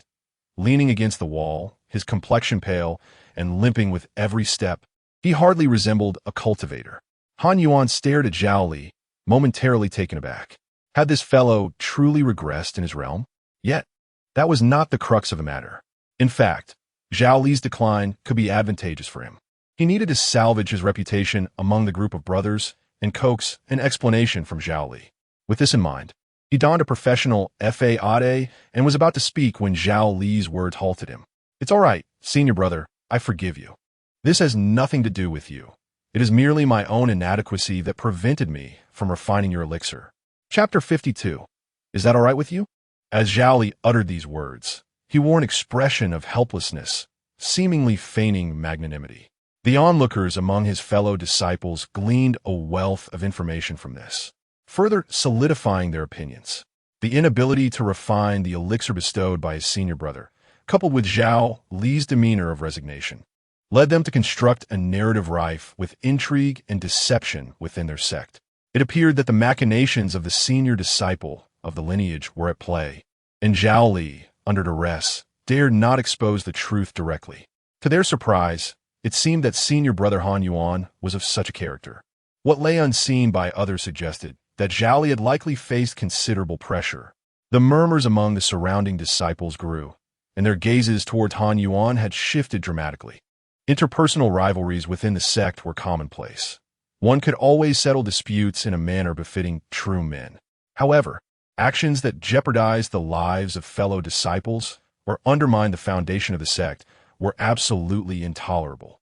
Han Yuan's current predicament, compounded by his coercion of Zhao Li, was utterly contemptible. The impression of Han Yuan had plummeted to the lowest of depths. At that moment, the most bewildered individual in the arena was undoubtedly Han Yuan. He sought clarification, but not in this manner. The implications of his words were glaringly obvious. The smile on Han Yuan's face abruptly faltered, his tone turning icy. "Junior brother Zhao Li, the elixir I provided could never affect your realm. What need is there for forgiveness?" Upon hearing this, Zhao Li quickly nodded in agreement. Yes, senior brother Han is correct. Allow me to clarify that this has nothing to do with senior brother Han." As he spoke, Zhao Li's gaze remained fixed on Han Yuan, exuding an air of compliance, as if to convey that he was merely compelled to speak and that his words were insincere. The gathered disciples exchanged glances, their understanding coalescing into a singular sentiment. Those who grasped the situation were well aware. In this tense atmosphere, a quiet voice broke the silence. "Senior brother Han Yuan is truly domineering, and junior brother Zhao Li is indeed pitiable." Others chimed in agreement. Indeed. These seemingly light remarks fell upon Han Yuan's ears like a fuse igniting dynamite, shaking him to his core. At this juncture, nothing could salvage the situation. He turned his gaze towards Zhao Li, his fury boiling over, whereas he had previously harbored mere interest in Zhao Li's fortunes. Now he desired to exact retribution upon him, with the blame now affixed to him. How could he uphold his status as the senior disciple of the lineage in the future? In a fit of desperation, Han Yuan made a grave error in judgment. He glared towards the source of the remarks, narrowing his eyes and coldly declaring, "If it truly has no bearing on me, which disciple dares to voice dissent?" In an instant, silence enveloped the room. The identity of the senior disciple loomed large, exuding a natural authority. His words bore a palpable threat, sending a chill through the hearts of all present. Han Yuan now resembled a powder keg, ready to explode at any moment, and none dared to provoke his wrath further. What thoughts lingered unspoken in their minds remained a mystery. Elder Seven cast a glance at Han Yuan, a disdainful snort escaping his lips, his eyes brimming with disappointment. Ordinarily, the disciple chosen to inherit the legacy would emerge as the primary successor of the sect. However, with Han Yuan's behavior towards his fellow disciples, how could one expect him to command respect? With a sigh, Elder Seven summoned Han Yuan, stating, "Han Yuan, accompany me to the Elder Pavilion." Suppressing his anger, Han Yuan acquiesced and followed Elder Seven. But before departing, he cast a venomous glare at Zhao Li, a palpable killing intent simmering within his gaze. As the two figures faded into the distance, the remaining disciples dispersed, each one silently expressing their disdain. Clearly, the chosen successor was no paragon of virtue. Zhao Li watched his fellow disciples leave before retreating to his own abode, seemingly to rest, as the entire spectacle had unfolded precisely as he had anticipated. With a mere thought, he connected with Lin Feng within his mind's eye. "Divine Messenger, inform Zhao Meng that the plan has succeeded. Zhou Li Shukulat Sinistarli." Lin Feng recalled the mischievous nature of Zhao Li and Zhao Meng during their youth. These individuals had never been paragons of virtue. Naturally, Lin Feng was well aware of their scheme. After receiving Han Yuan's medicinal concoction the previous day, Zhao Meng devised a cunning ruse, employing a self-inflicted injury strategy to fabricate the illusion that Han Yuan was harming his fellow disciples. Central to this plan was Li Yu's secret technique, which would temporarily diminish Zhao Li's cultivation level, requiring approximately 10 days for recovery. Since this decline in cultivation would be genuine, it would evade the scrutiny of the elders. By utilizing Han Yuan's elixir and allowing the situation to escalate, it would be nearly impossible for suspicion to not fall upon him. Han Yuan was likely seething with rage at this point. Yet, having harbored ill intentions toward Zhao Li, Han Yuan had positioned himself as an adversary. Village customs dictate that one must utilize every means necessary to eradicate an enemy until their complete annihilation is achieved. At present, this was merely the beginning of a much grander performance. Time passed swiftly. By midnight, Han Yuan emerged from the Elder Pavilion, his disciples noting his visibly poor demeanor. Upon returning to his own dwelling, he shattered an unknown number of cups in a fit of rage, causing his attendants to tremble in fear. Chapter 53. The mysterious land. Han Yuan fulfilled his promise. The following day, he descended the mountain with a group of disciples to assist the Demon Suppression Division in subduing the demon beings. According to the disciples accompanying him, Han Yuan was filled with a fierce determination, showing no mercy as he shattered each demon he encountered, muttering ominously under his breath, which was quite terrifying. This endeavor lasted for a month, after which Han Yuan returned to the sect with his disciples. Shortly after his return, he entered seclusion. Within the sect, Han Yuan's performance became a topic of much discussion. Some speculated that he was entering seclusion to break through to the Spirit Sea realm in preparation for the sect's ranking conference at the year's end, while others suggested that he was temporarily retreating to calm his mind due to matters concerning Zhao Li. Opinions varied widely. Only Zhao Li perceived a hint of danger. Should Han Yuan truly break through to the Spirit Sea realm, it would pose a significant threat to him. Consequently, he resolved to enhance his own strength. During this time, Zhao Li secretly convened with Zhao Meng, Zhao Yu, and Shi Jun to discuss two main concerns. Firstly, there was the possibility that Han Yuan, upon ascending in rank, might continue to harbor ill intentions toward Zhao Li. Secondly, there were the remnants of the Qingyun sect. These remnants remained alive, confined on the ninth peak of the Howran sect. Insiders revealed that the Howran sect intended to imprison the elder council of the Qingyun sect for 100 years. The reason for not executing them directly was that, despite the Qingyun sect being a minor sect, its leader had extensive connections. Many factions had already established communications with the Howran sect. However, as long as the remnants of the Qingyun sect lived, they would undoubtedly pose a threat to both Jiuli village and Changyin town. They had also received news of remnants appearing near Changyin town, causing considerable concern. After all, both Changyin town and Jiuli village had long been hidden paradises within the vast wilderness, but if discovered by the outside world, it could potentially spark a great conflict. After sipping a few cups of celestial brew, Zhao Li remarked, "That plan is quite commendable, yet Han Yuan now harbors a deep-seated hatred for me. I must find a way to eliminate him." Zhao Meng, with a proud expression, replied, "My plans have never failed. I will arrange for some informants to investigate Han Yuan's purpose in seclusion, if he is indeed striving for a breakthrough." Zhao Meng left his sentence hanging, merely smiling knowingly. Having mingled within the Howran sect for so many years, Zhao Meng and Shi Jun had built an unimaginable network of connections, forging close relationships with many within the sect. Then they were and was, in fact, entirely under Shi Jun's ownership. The group continued to discuss the matter of a distant spiritual vein. 1/3 of the workforce extracting resources from this vein consisted of residents from Changyin town.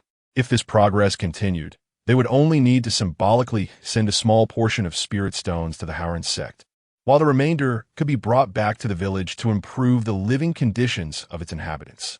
Time flew by, and before long, Zhao Li also began his seclusion. Under the guidance of Liu, he commenced his efforts to break through to the spirit sea realm. Meanwhile, events were unfolding around Jiuli village. The forbidden mist of Lin Feng has expanded to a radius of 20 miles, sustained by the blood sacrifices of the devotees. However, in the southwestern corner, the expansion of this forbidden mist encountered resistance. There lay a diminutive cave, scarcely large enough for a single person, nestled within a grove of bamboo, emanating a mysterious radiance. This was a situation Lin Feng had never encountered before, prompting him to convene a discussion, after which he dispatched Xiao Qing and Xiao Lan to investigate. At their current cultivation level, which was mid-stage of the Xianjiao realm, they could effortlessly flatten a small mountain, and logically, this tiny cave should pose no challenge to them. Yet, the reality was quite the opposite. It appeared as though some form of restriction was in place within the cave. Their assaults failed to inflict any damage whatsoever. The bamboo grove seemed to constitute a unique formation, impervious to the might of Xiao Qing and Xiao Lan. Defeated, they returned to Lin Feng's side. Upon grasping the situation, Lin Feng felt a twinge of astonishment, and recalling the secretive information previously divulged by Xiao Qing and Xiao Lan. A cascade of thoughts began to swirl in his mind. They had mentioned that, according to the records of the divine ape, this place was deemed a forbidden ground. Yet he himself felt no such sensation. Chapter 54. Where is my heart? Yet the bamboo grove now seemed to affirm this notion. Merely 20 miles from here, the potential for uncontrollable factors loomed, threatening to obliterate all efforts overnight. After much contemplation, Lin Feng chose caution over risk. Altering the direction of the forbidden mist, while vigilantly monitoring the area, ensuring the villagers maintained a safe distance. Days swiftly passed, and due to Lin Feng's intervention, the commotion here appeared to subside. However, just as everyone exhaled in relief, fate seemed to play a cruel jest. That night, a radiant glow began to emanate from the cave entrance. With a resounding boom, the bamboo grove rustled violently, and from the cave emerged a gaunt figure. This figure, an elderly man in his 60s or 70s, with disheveled white hair and tattered clothing, seemed to have suffered extensive decay. "Where's my heart? Where's my heart? Return my heart to me." Upon emerging from the cave, he gazed around in confusion, muttering to himself, then looking down at his own body. A gaping, bloodied hole in his chest was painfully conspicuous, revealing the absence of his heart. He clutched his chest, scanning the surroundings, resembling a forlorn old man who had lost something of immense significance. His heart, a most peculiar loss indeed.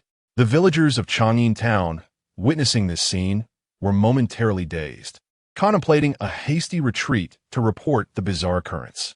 Yet, the old man's piercing gaze left them no time to escape. In an instant, he appeared before them, as if he had teleported, gripping the arm of one villager tightly. With a frenzied urgency, he implored, "Have you seen my heart? Where's my heart?" The villagers, paralyzed by fear, found themselves at a loss for words. Who could possibly know the whereabouts of his heart? It was evident that the old man's power was terrifying, far beyond their capacity to confront. Thus, the villagers exchanged furtive glances, nodding in unison. "Your heart is over there," pointing aimlessly into the depths of the wilderness. The old man showed no skepticism, releasing his grip and madly trudging in that direction. With a collective sigh of relief, the villagers hurried back to the town to report the incident to Lin Feng. Upon hearing the news, Lin Feng furrowed his brow. Typically, a mortal without a heart would perish instantly. Even for cultivators, survival would be fleeting. Yet this individual, devoid of his heart, moved with the ease of an ordinary person. To what extent had his cultivation reached? Fortunately, the old man had succumbed to madness and was now venturing deeper into the wilderness. Now, they could only hope he would not return. Until it was certain he would not, the villagers needed to exercise caution in their movements. Thus, in the following days, Zhao Yan and the villagers conferred, opting to remain safely within the confines of the Forbidden Mist. As for that grove of bamboo, Lin Feng dared not to intrude. Thus, the matter was left in abeyance. A week later, the worst outcome materialized. The eccentric old man indeed returned to the bamboo forest, though his attire was stained with numerous blood splatters, presumably from the ferocious beasts of the wilderness. He incessantly inquired about the whereabouts of my heart, wandering perilously close to the edge of the Forbidden Mist. Due to the existence of the Forbidden Mist, he had yet to encroach upon its territory. The villagers refrained from venturing outside during these days. Lin Feng, along with Zhao Yan and others, conducted an analysis of this old man, ultimately devising a highly reliable strategy. The plan was to allow him to venture into a portion of the Forbidden Mist, attempting to penetrate his consciousness, to ascertain whether he could be manipulated. Should that fail, he would at least remain at a safe distance. Lin Feng undertook a series of meticulous preparations. Now, within the Forbidden Mist, he possessed the potential to access another's consciousness. In many respects, the Forbidden Mist had become an integral part of his being. Chapter 55. Deceiving a powerful being on the following day, Lin Feng proceeded with his plan. At the edge of the old man's consciousness, he conjured a pulsating heart using the Forbidden Mist. As anticipated, the old man took the bait. "Is this my heart?" he inquired, drawing closer and almost instantly entering the realm of mist, leaving Lin Feng astounded. This was undoubtedly a superior art. Remembering his purpose, Lin Feng endeavored to penetrate the old man's sea of consciousness. Attempting to access the consciousness of a formidable being posed certain challenges. Lin Feng contemplated various possibilities, yet he was taken aback by how smoothly the process unfolded, encountering no resistance whatsoever. Upon entry, the reason became apparent. The old man's sea of consciousness had suffered severe damage. It was incomplete and exceedingly chaotic. Within this chaotic sea, Lin Feng's towering form emerged, exuding a terrifying aura that seemed to consume the heavens and the earth. However, the old man appeared rather indifferent. His image within the sea of consciousness was that of an elderly figure, seemingly deranged, unaffected by Lin Feng's overwhelming presence as he continued to mutter the same phrase. Abandoning his attempts at intimidation, Lin Feng sought to derive insight from the old man's repeated words. "Your heart lies within you." Upon hearing this, the old man was momentarily taken aback, a glimmer of horror igniting in his murky eyes as he murmured, "Impossible, impossible. My heart has clearly been stolen." At this juncture, Lin Feng proceeded methodically. "Which heart are you truly searching for? Is it the one that governs your pulse, or the one that symbolizes your essence?" "A heart is a heart," the old man mumbled. Yet, Lin Feng provided a divergent perspective. "You move with ease. That heart has long ceased to hold significance for you. Having cultivated to this extent, your body can regenerate anew. The reason you cannot grow is that you have yet to find yourself. Therefore, before seeking your heart, you must first discover your true self. When you reclaim your identity, you will naturally know where your heart resides. With Lin Feng's imposing presence lending weight to his words, they resonated as if they were oracles, instantly calming the previously agitated old man. Find myself, he repeated, his murmurs transforming into this singular phrase. Subsequently, he turned to Lin Feng and inquired, how does one reclaim oneself? To reclaim oneself, you must first begin by being true to yourself. Lin Feng spoke again, his discourse rendering the once erratic old man silent for an extended period.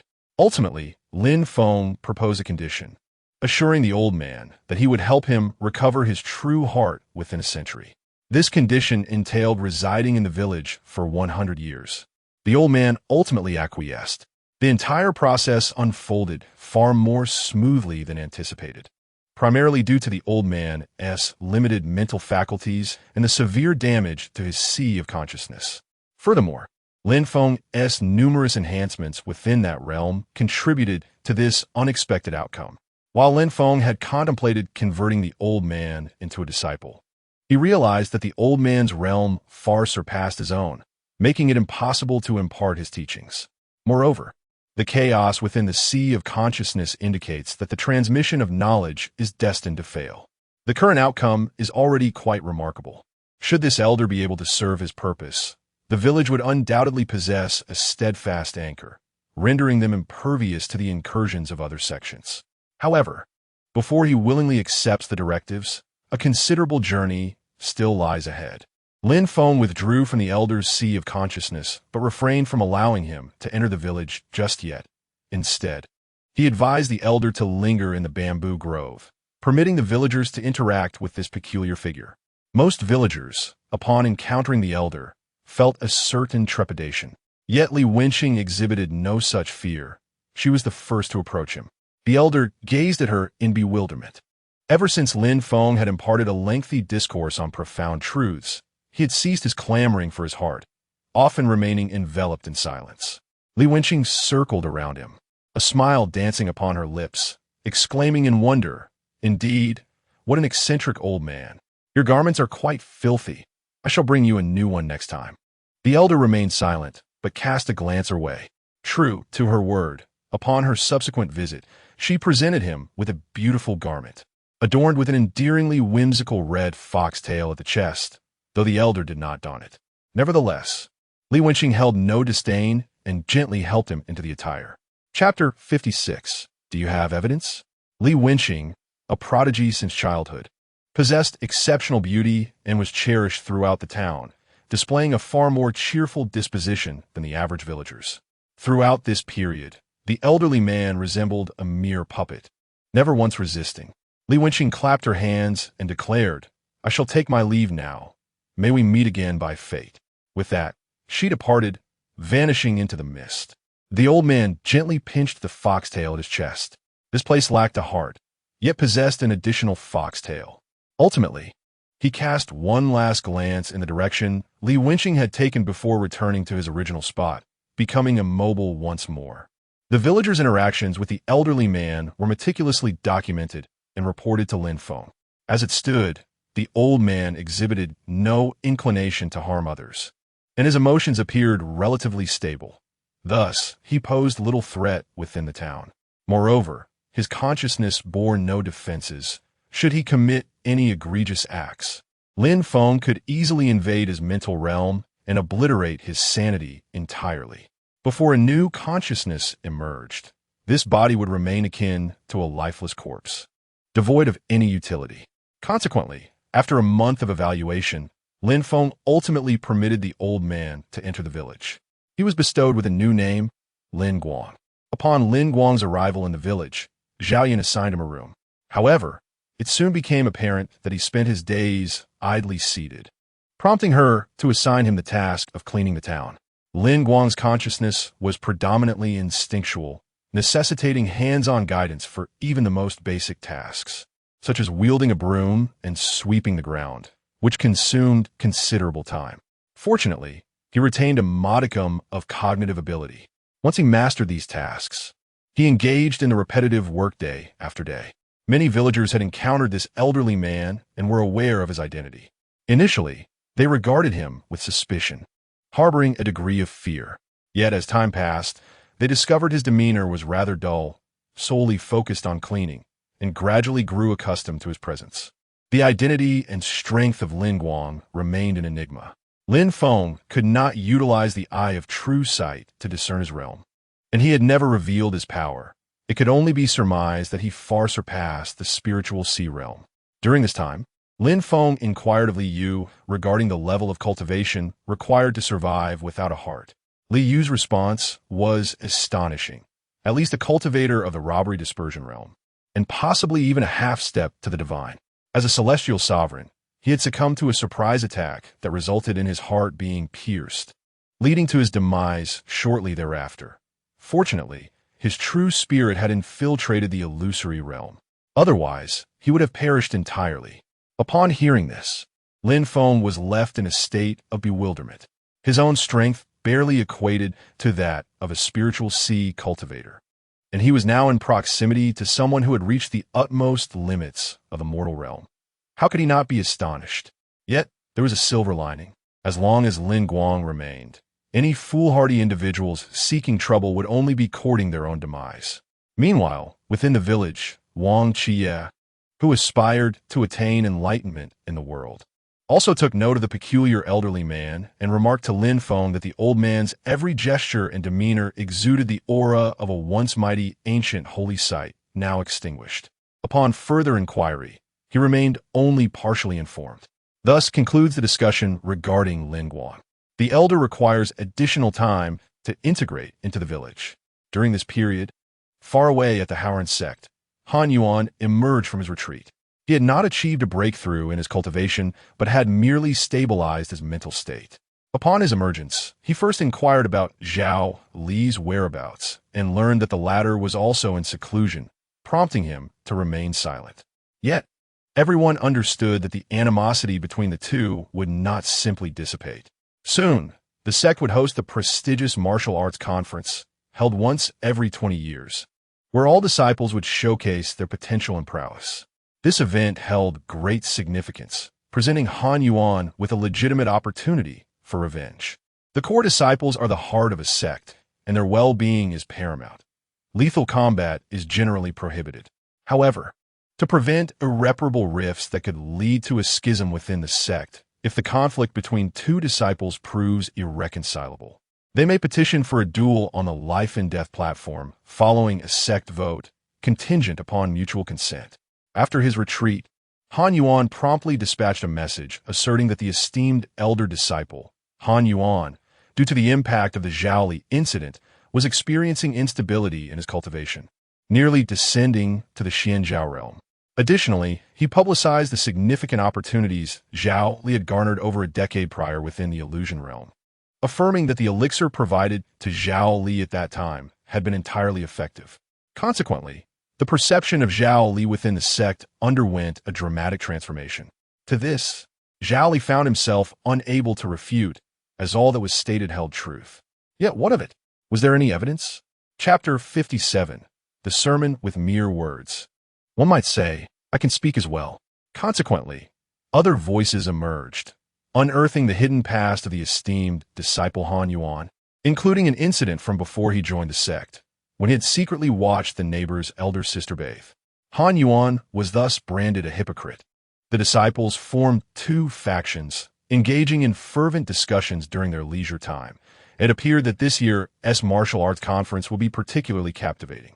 All of this reached a climax when Zhao Li emerged from seclusion, coinciding with Han Yuan's presence in the scripture pavilion. The simultaneous appearance of these two rivals promised an epic clash. However, the outcome left the spectators disillusioned. Upon learning that Zhao Li was on the third floor of the scripture pavilion, Han Yuan proactively approached him. Witnesses reported that Han Yuan cast a fleeting glance at Zhao Li before extending his finger towards him, only to retract it shortly thereafter. Zhao Li, however, chose not to respond. The audience found this encounter perplexing until a disciple familiar with Han Yuan stepped forth to clarify. The gesture Han Yuan made signified a desire to take Zhao Li's life, suggesting that he harbored murderous intent. The revelation did not surprise anyone. After all, Han Yuan had already reached the late stage of the Xianzhao realm, while Zhao Li's cultivation had regressed. Many believed Zhao Li was in grave jeopardy. Han Yuan had been a rising star in the Haoran sect from a young age, breaking numerous records and attaining the title of chief disciple. His prowess was undeniable. In contrast, Zhao Li remained inconspicuous, akin to an invisible man. Had it not been for the recent events surrounding Zheng Fei, few would have even remembered him. The wide connections of a senior disciple posed a potential risk if any unexpected occurrences transpired during the vote. Unexpected occurrences? I would relish witnessing such surprises. The onlookers, eager for excitement, were already prepared for the unfolding drama. The tension in the atmosphere escalated continuously. 2 months swiftly passed, and the sect's martial arts conference, held once every 20 years, was set to commence. The venue was atop the first peak. On the expansive arena, the Elder Council of the Haoran sect took the stage first, accompanied by the peak masters to deliver an inaugural address, thereby elevating the ambience to a fever pitch. This martial arts conference represented the moment the Haoran sect showcased its strength to the outside world, asserting itself as the foremost sect in a land rife with chaos, with its disciples standing as paragons among millions. Following a brief introduction, the elders took their seats. One by one, the disciples of inheritance made their entrance. There were a total of 11 such disciples, the most talented individuals within the sect. It was anticipated that both the sect leader and the peak masters would emerge from this distinguished group, underscoring their exceptional worth. This conference also afforded opportunities for other disciples. Those of similar age could challenge the disciples of inheritance, with the victors earning the right to succeed. Naturally, given the rigorous selection process for these 11 individuals, such opportunities were rare. On this day, Han Yuan donned the distinctive white robe of the chief disciple, exuding charm and elegance, captivating the hearts of many female disciples. Master Han Yuan possesses striking looks and formidable strength, epitomizing perfection. Some female disciples have even chosen to disregard any negative remarks concerning him. Apart from Han Yuan, other disciples of the lineage each exhibit their own merits. However, the youngest among them is Zhao Li. As usual, Zhao Li remains modest and unassuming, standing amidst such a distinguished assembly of talents without revealing his prowess. Initially, he had no intention of participating, but the significance of this martial assembly compelled him to take part. Reluctantly, he stepped forward to engage. After the disciples made their appearances, the elders took to the stage to outline the agenda of the martial event. The first segment involves the expounding of one's insights into the Tao. Following this is the entrance into the tower, a sacred treasure of the Haoran sect, which has been a rite of passage for all previous disciples. Entering this tower entails engaging in combat with the manifestations of past disciples at equivalent levels of mastery, showcasing the disciples' potential. For instance, Han Yuan reached the pinnacle of the late Xianzhao stage, leaving behind a manifestation of his own. 2 decades have swiftly passed, and it remains uncertain whether Han Yuan can still set a record for the strongest in the Xianzhao realm. Should he succeed, his position as the leading disciple of the lineage would be firmly established. The final segment consists of the challenge bouts.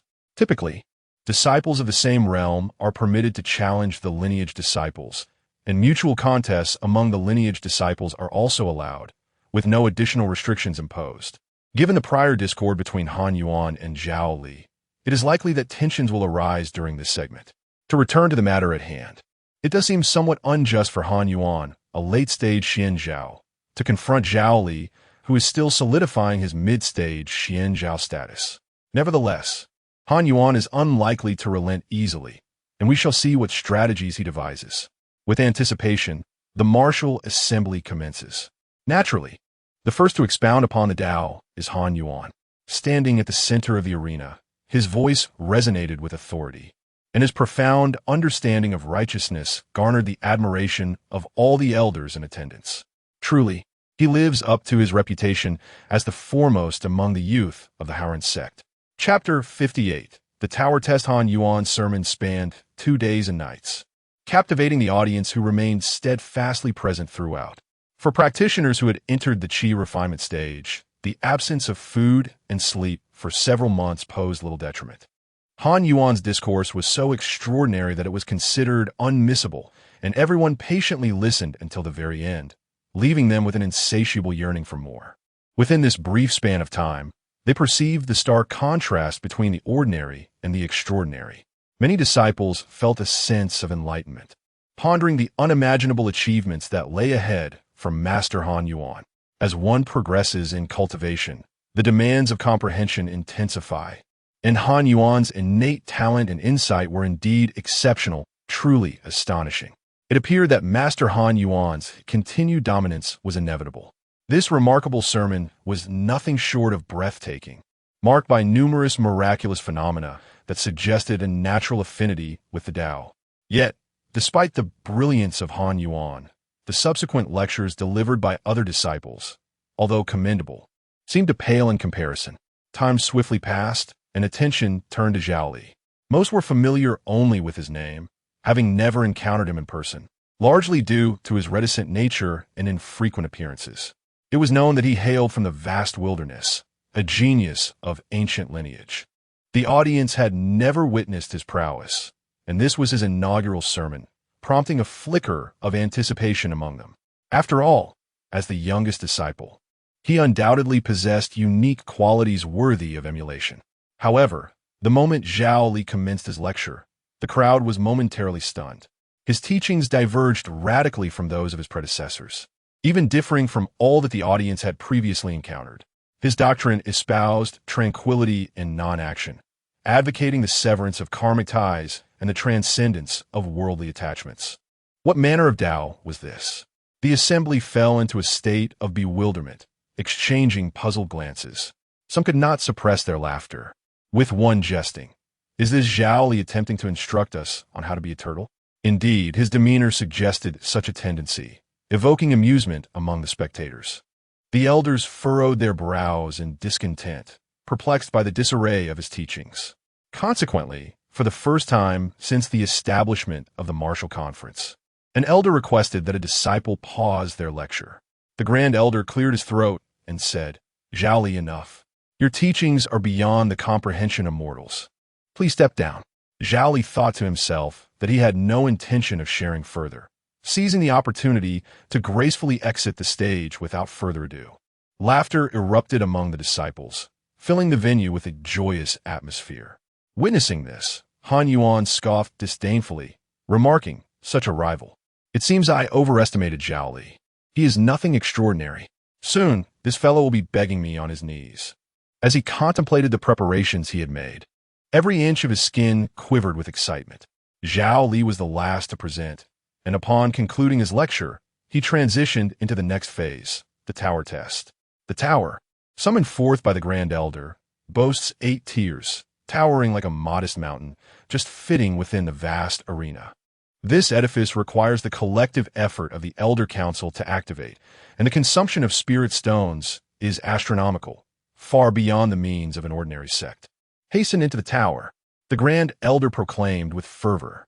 Han Yuan, not one to dilly-dally, soared into the structure. At that moment, another elder conjured a spell, creating a luminous barrier that projected the interior scenes of the tower for the disciples to observe. As Han Yuan ascended through the tower, he swiftly surpassed the qi refinement stage and the profound understanding stage, arriving directly at the illumination realm. On the 3rd tier, avatars began to emerge to engage Han Yuan in combat, the first being that of the 6th elder, an echo of his former self during the illumination realm. In his prime, the 6th elder's prowess at this level was formidable. Yet, as Han Yuan clashed with the 6th elder's avatar, he unleashed a peculiar divine ability, and within mere exchanges, he shattered the avatar into fragments. "Excellent," the 6th elder exclaimed, his eyes glimmering with pride. Chapter 59.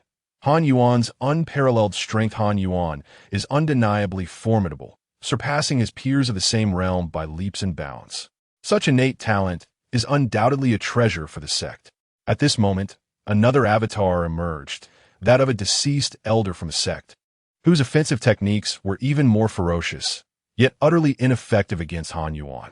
With each passing battle, Han Yuan grew more valiant, unsheathing his sword and cleaving down the elder's avatar as well. The onlooking disciples were left in astonishment. Can such combat prowess truly exist? He dispatched elders of the same realm from his youth in just a few exchanges. If he were to confront them directly, it would surely be a mere flick of his wrist. What is most terrifying is that Han Yuan had yet to unleash his full potential. No one could fathom the depth of his capabilities. As Han Yuan carved his path through challenges, creating numerous miracles, the strongest disciple of the Xianzhao realm finally emerged, the peak master of the second peak. This master was a master of the spear. Wielding a long spear with extraordinary finesse, coupled with a fierce martial art, and had retained the title of the strongest within the sect for quite some time. Witnessing Han Yuan engage with his avatar, the master of the second peak couldn't help but smile, eager to gauge the young man's strength. He recalled his own invincibility at the same stage in years past. The battle was on the verge of erupting. True to his reputation, the second peak master unleashed an overwhelming force, driving Han Yuan back relentlessly. The spear struck with the ferocity of thunder, raining down blows that left the spectators breathless. The disciples could not help but mutter in awe at the display of such prowess. If an ordinary disciple of the same realm were to encounter this master, they would likely be brought to their knees at the first strike. Yet, a remarkable scene unfolded as Han Yuan withstood the onslaught and began devising a counterattack. Eventually, he seized an opportunity and turned the tide against the master's avatar. Could it be that he might indeed set a new record for the strongest in the Xianzhao realm? All eyes were glued to the luminous screen. As Han Yuan's mighty sword strike reached its zenith, the avatar of the second peak master was vanquished. Han Yuan had once again etched his name into history. The crowd erupted in fervor, having witnessed an extraordinary moment that felt like a pivotal chapter in the annals of the Haoran sect. In the future, Han Yuan would undoubtedly become an indelible figure in the sect's legacy. Zhao Li observed this spectacle with a gradually serious demeanor, the voice of Liu echoing in his mind. This individual has a 40% chance of defeating you and a 30% chance of killing you. Zhao Li shuddered at the thought. 40%? This was no trivial matter. In an instant, he felt a wave of impending doom wash over him. At that moment, Han Yuan emerged, beads of sweat adorning his forehead. He first offered apologies to the several avatars he had defeated, exuding humility. Yet an undeniable pride radiated from his very being. He had achieved his objectives. Surely, that young man must be quaking in fear now. Han Yuan glanced in Zhao Li's direction and, as expected, saw the latter's frightened expression. A slight smirk graced his lips as he withdrew. Though Han Yuan departed, the shock he instigated lingered for quite some time. The disciples of the sect engaged in animated discussions, and after a lengthy pause, they finally turned their attention to the next disciple. Han Yuan is truly exceptional, surpassing all others to such an extent that he leads with a chasm-like advantage. The next disciple, upon facing the first avatar of a predecessor of the same realm, was unable to prevail and retreated in disgrace. Soon, it was Zhao Li's turn once more. Following the last sermon, the crowd had begun to harbor doubts regarding Zhao Li, the inheritor disciple. His unconventional methods were indeed rather mediocre. As anticipated, Zhao Li struggled to ascend to the third layer and, when confronted with the avatar of Elder Six, was defeated in less than 2 exchanges. Witnessing this scene, Elder Six could not help but shake his head. This lad was vastly inferior to Han Yuan. Even in the early stages of his own cultivation, he could have dispatched Zhao Li in just a few rounds. The spectators voiced their disdain. Initially, the conflict between Zhao Li and the senior disciple Han Yuan was a significant point of interest, but it became apparent that the disparity between them was insurmountable. If any conflict were to arise, it would likely be nothing short of a crushing defeat. Zhao Li could only resort to trivial tactics against his senior brother. Some disciples lamented, thinking they were witnessing a fierce contest, while others chuckled in disbelief. In this world, strength is paramount. The fist dictates the truth. The power exhibited by Han Yuan was indeed terrifying, rendering any negative comments about him trivial, while Zhao Li became the target of scorn. This was precisely what Han Yuan wished to see. Casting a cold glance at Zhao Li, he felt an immense sense of satisfaction. This opponent could not afford to be a coward. He was truly disappointing. Once Zhao Li entered the tower, this segment came to a definitive close, leading to the final phase, the competition. Several inheritor disciples took their places on the stage, allowing their fellow brethren of the same realm to engage freely in combat. Naturally, no one dared to confront Han Yuan, but due to Zhao Li's lackluster performance in the earlier rounds, two challengers were drawn to him.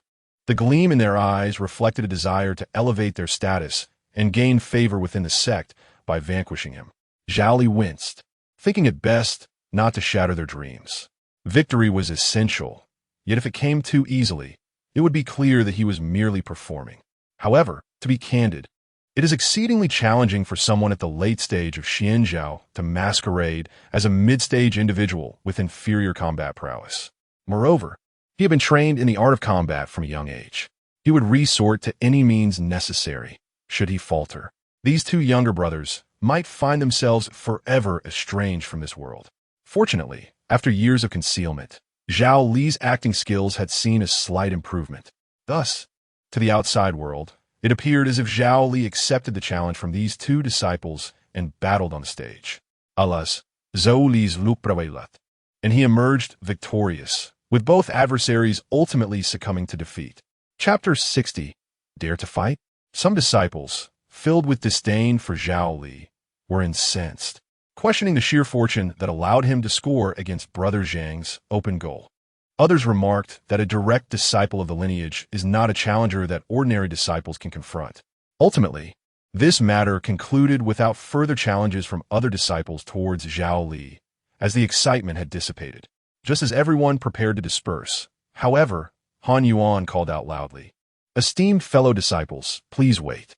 As the chief disciple of our lineage, I have something to say." An immediate silence enveloped the room, while a sense of schadenfreude rippled through the crowd. Indeed, the anticipated moment had arrived. Brother Han Yuan harbored a deep-seated animosity towards Zhao Li, and now he had the perfect opportunity to address him openly. He would not let this chance slip away easily. Zhao Li turned to face him, a smirk playing at the corners of his mouth. At that moment, Han Yuan spoke. "I am Han Yuan, and as a disciple of our sect, I also represent it in certain respects. Recently, however, some rumors regarding me have been incited by ill-intentioned individuals, growing in magnitude." At this proclamation, the audience leaned in, intrigued. What could this mean? Han Yuan then cast his gaze towards the southwest corner. Shortly thereafter, a figure was brought forth, a young attendant of Zhao Li, who immediately knelt and spoke. "I am the attendant of Brother Zhao Li. He instructed me to disseminate false information that he had consumed the elixir of Brother Han Yuan, resulting in a decline in his cultivation level." Upon hearing these words, all eyes turned to Zhao Li, eager to see his reaction. Zhao Li had not anticipated that Han Yuan would resort to bribing his attendant. Yet, he had never trusted anyone within the sect, and the attendant's claims were entirely baseless. At this juncture, the distinction between truth and falsehood seemed trivial, although the attendant's words lacked evidence. Zhao Li had no proof to counter the insinuation that he had prompted such statements. Now, the matter rested upon the judgment of the onlookers, and their inclinations would undoubtedly lean towards Han Yuan. If it came to challenging him on the life and death platform, the number of supporters for Han Yuan would only swell. As expected, some spectators quickly turned against Zhao Li, whispering scornful remarks about his cunning nature. Han Yuan continued, "Due to the remarks of Brother Zhao Li, I have faced relentless criticism recently, which has clouded my mind and directly led to my failure in breaking through to the Spirit Sea realm, depriving our sect of a practitioner in that state. All of this turmoil stems from Brother Zhao Li, yet he persistently evades this issue, hiding behind the sect's rules and employing petty tricks to disturb my focus. You have repeatedly provoked me, inciting other disciples to speak ill of me, and we are now at an impasse. Therefore, let us seize this opportunity to settle our differences once and for all. Dare you?" With his sword raised high, Han Yuan pointed it at Zhao Li, and the atmosphere in the hall reached a fever pitch. Zhao Li, the one who had always played the part of a timid turtle, was indeed infuriating. "If you possess the courage, then accept the challenge. Zhao Li. At the mid-stage of the Xianzhao realm, how could he possibly overcome Han Yuan, the senior brother, who has reached the late stage of the same realm? To my observation, he remains unchanged, his tail tucked between his legs. In an instant, the atmosphere in the venue reached a crescendo. Feelings Li's refusal. Han Yuan took the initiative to speak. I, Han Yuan, have lived my life with integrity and will not bully you. Since you are at the mid-stage of the Xianzhao realm, I shall willingly bind my own cultivation to the mid-stage of Xianzhao and engage you in battle. Such audacity! Upon hearing these words, the crowd erupted in a clamor. However, it was evident from the tangible strength of both individuals that even if Han Yuan willingly reduced his power to the mid-stage of Xianzhao, defeating Zhao Li would amount to little more than a mere flick of his finger. With a series of fervent provocations, everyone awaited Zhao Li's response. Zhao Li stood there, seemingly dazed, and after a prolonged silence, many felt compelled to answer on his behalf. Could it be that he was rendered speechless by fear? Perhaps, for he had remained hidden within his cave, dwelling for so long. Now, confronted by senior brother Han Yuan, the prospect of refusal seemed daunting. Observing the elders, who had yet to voice an opinion, it appeared as though they had tacitly approved the situation. Today, it seemed, Zhao Li was destined for demise. Whispers of speculation filled the air, and Zhao Li could certainly hear them. He cleared his throat and inquired, "Is your word to be taken as truth? Are you genuinely willing to bind your cultivation?" Han Yuan smirked. "Indeed, my word is my bond. If you doubt me, I can have the elders use a spiritual lock to restrict me to a lower realm. But you, I wonder, are you seeking excuses to evade this challenge?" Zhao Li looked at him earnestly. "Once we ascend the life and death stage, our fates rest solely upon ourselves, correct?" "Indeed," Han Yuan replied. "Very well, then I accept your challenge," Zhao Li said with a slight smile. The crowd, witnessing this exchange, erupted into excitement, their anticipation for bloodshed palpable. Throughout this ordeal, the elders had remained silent. They were somewhat aware of the conflict between Zhao Li and Han Yuan, and now Han Yuan had unequivocally demonstrated his strength. Since the two could not coexist peacefully, it seemed inevitable that one must withdraw from the stage. That individual could only be Zhao Li. Chapter 61. Rubbing against the ground upon hearing Zhao Li's agreement. A sense of relief washed over them.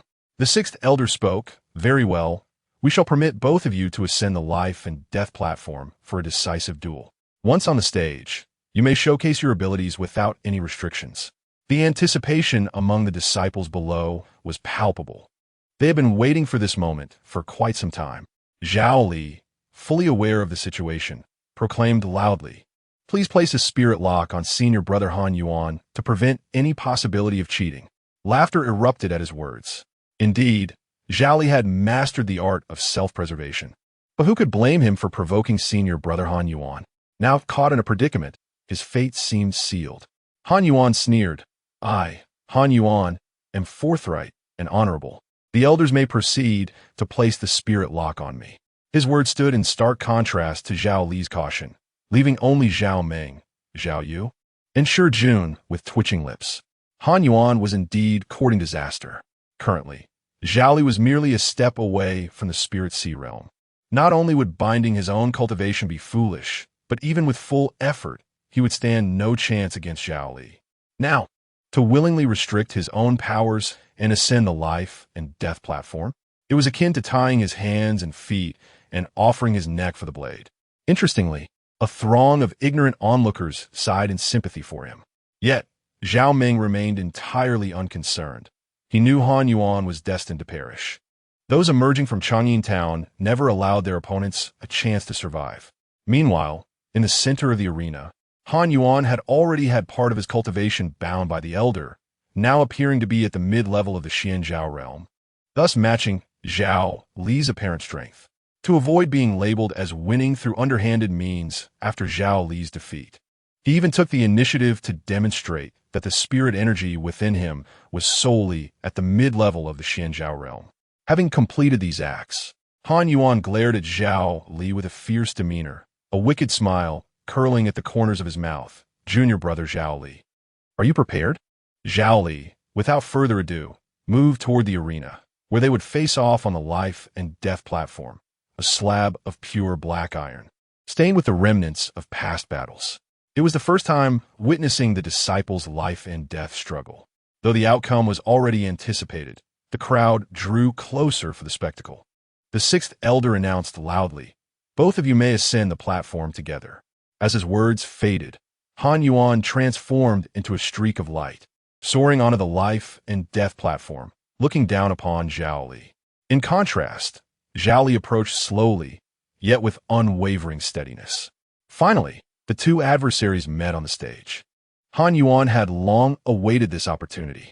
The moment Zhao Li stepped onto the platform, he charged forward, sneering Die. Han Yuan's movements were swift and decisive, just as witnessed within the tower.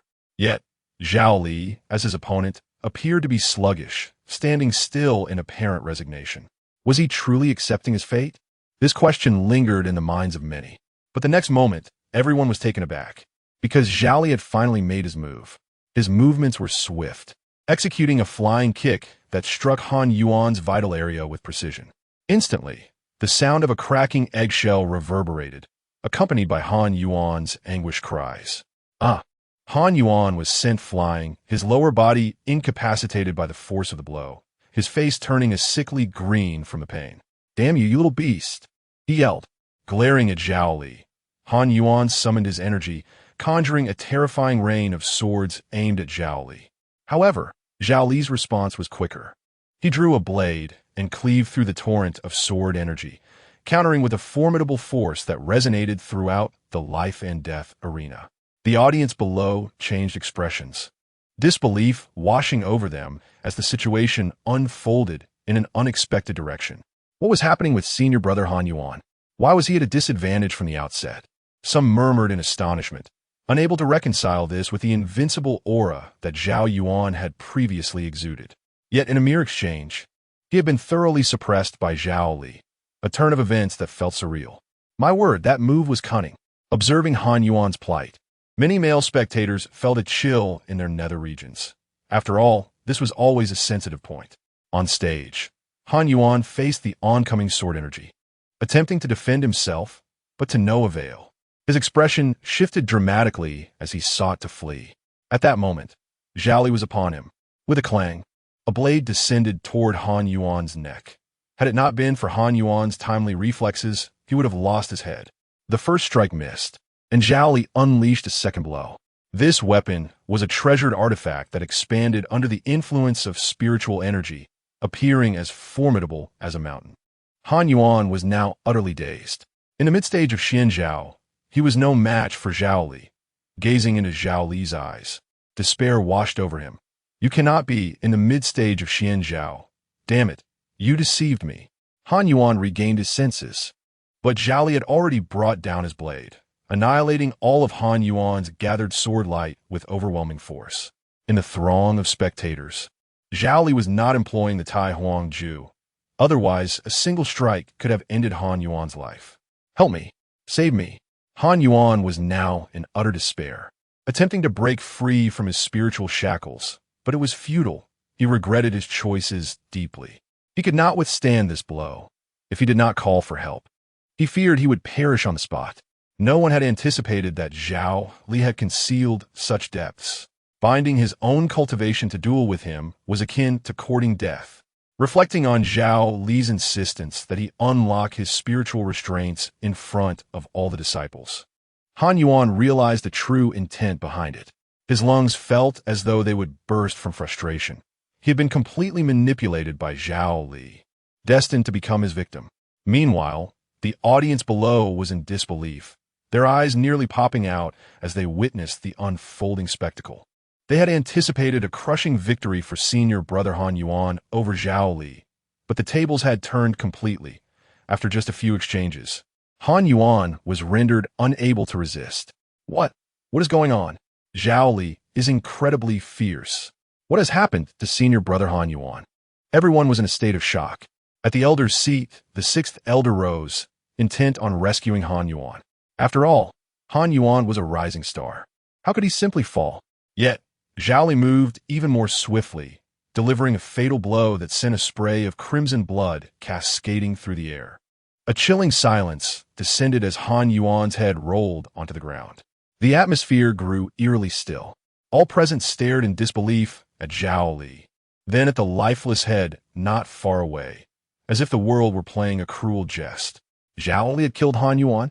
It was unfathomable. In the preceding rounds, Han Yuan's brilliance had overshadowed all, marking him as a once-in-a-millennium talent within the sect. In stark contrast, Zhao Li was merely a minor figure traversing a treacherous path. No one could comprehend how Zhao Li had managed to slay Han Yuan. Han Yuan, the senior brother, was dead? The disciples below gazed at the headless corpse, engulfed by an overwhelming sense of unreality.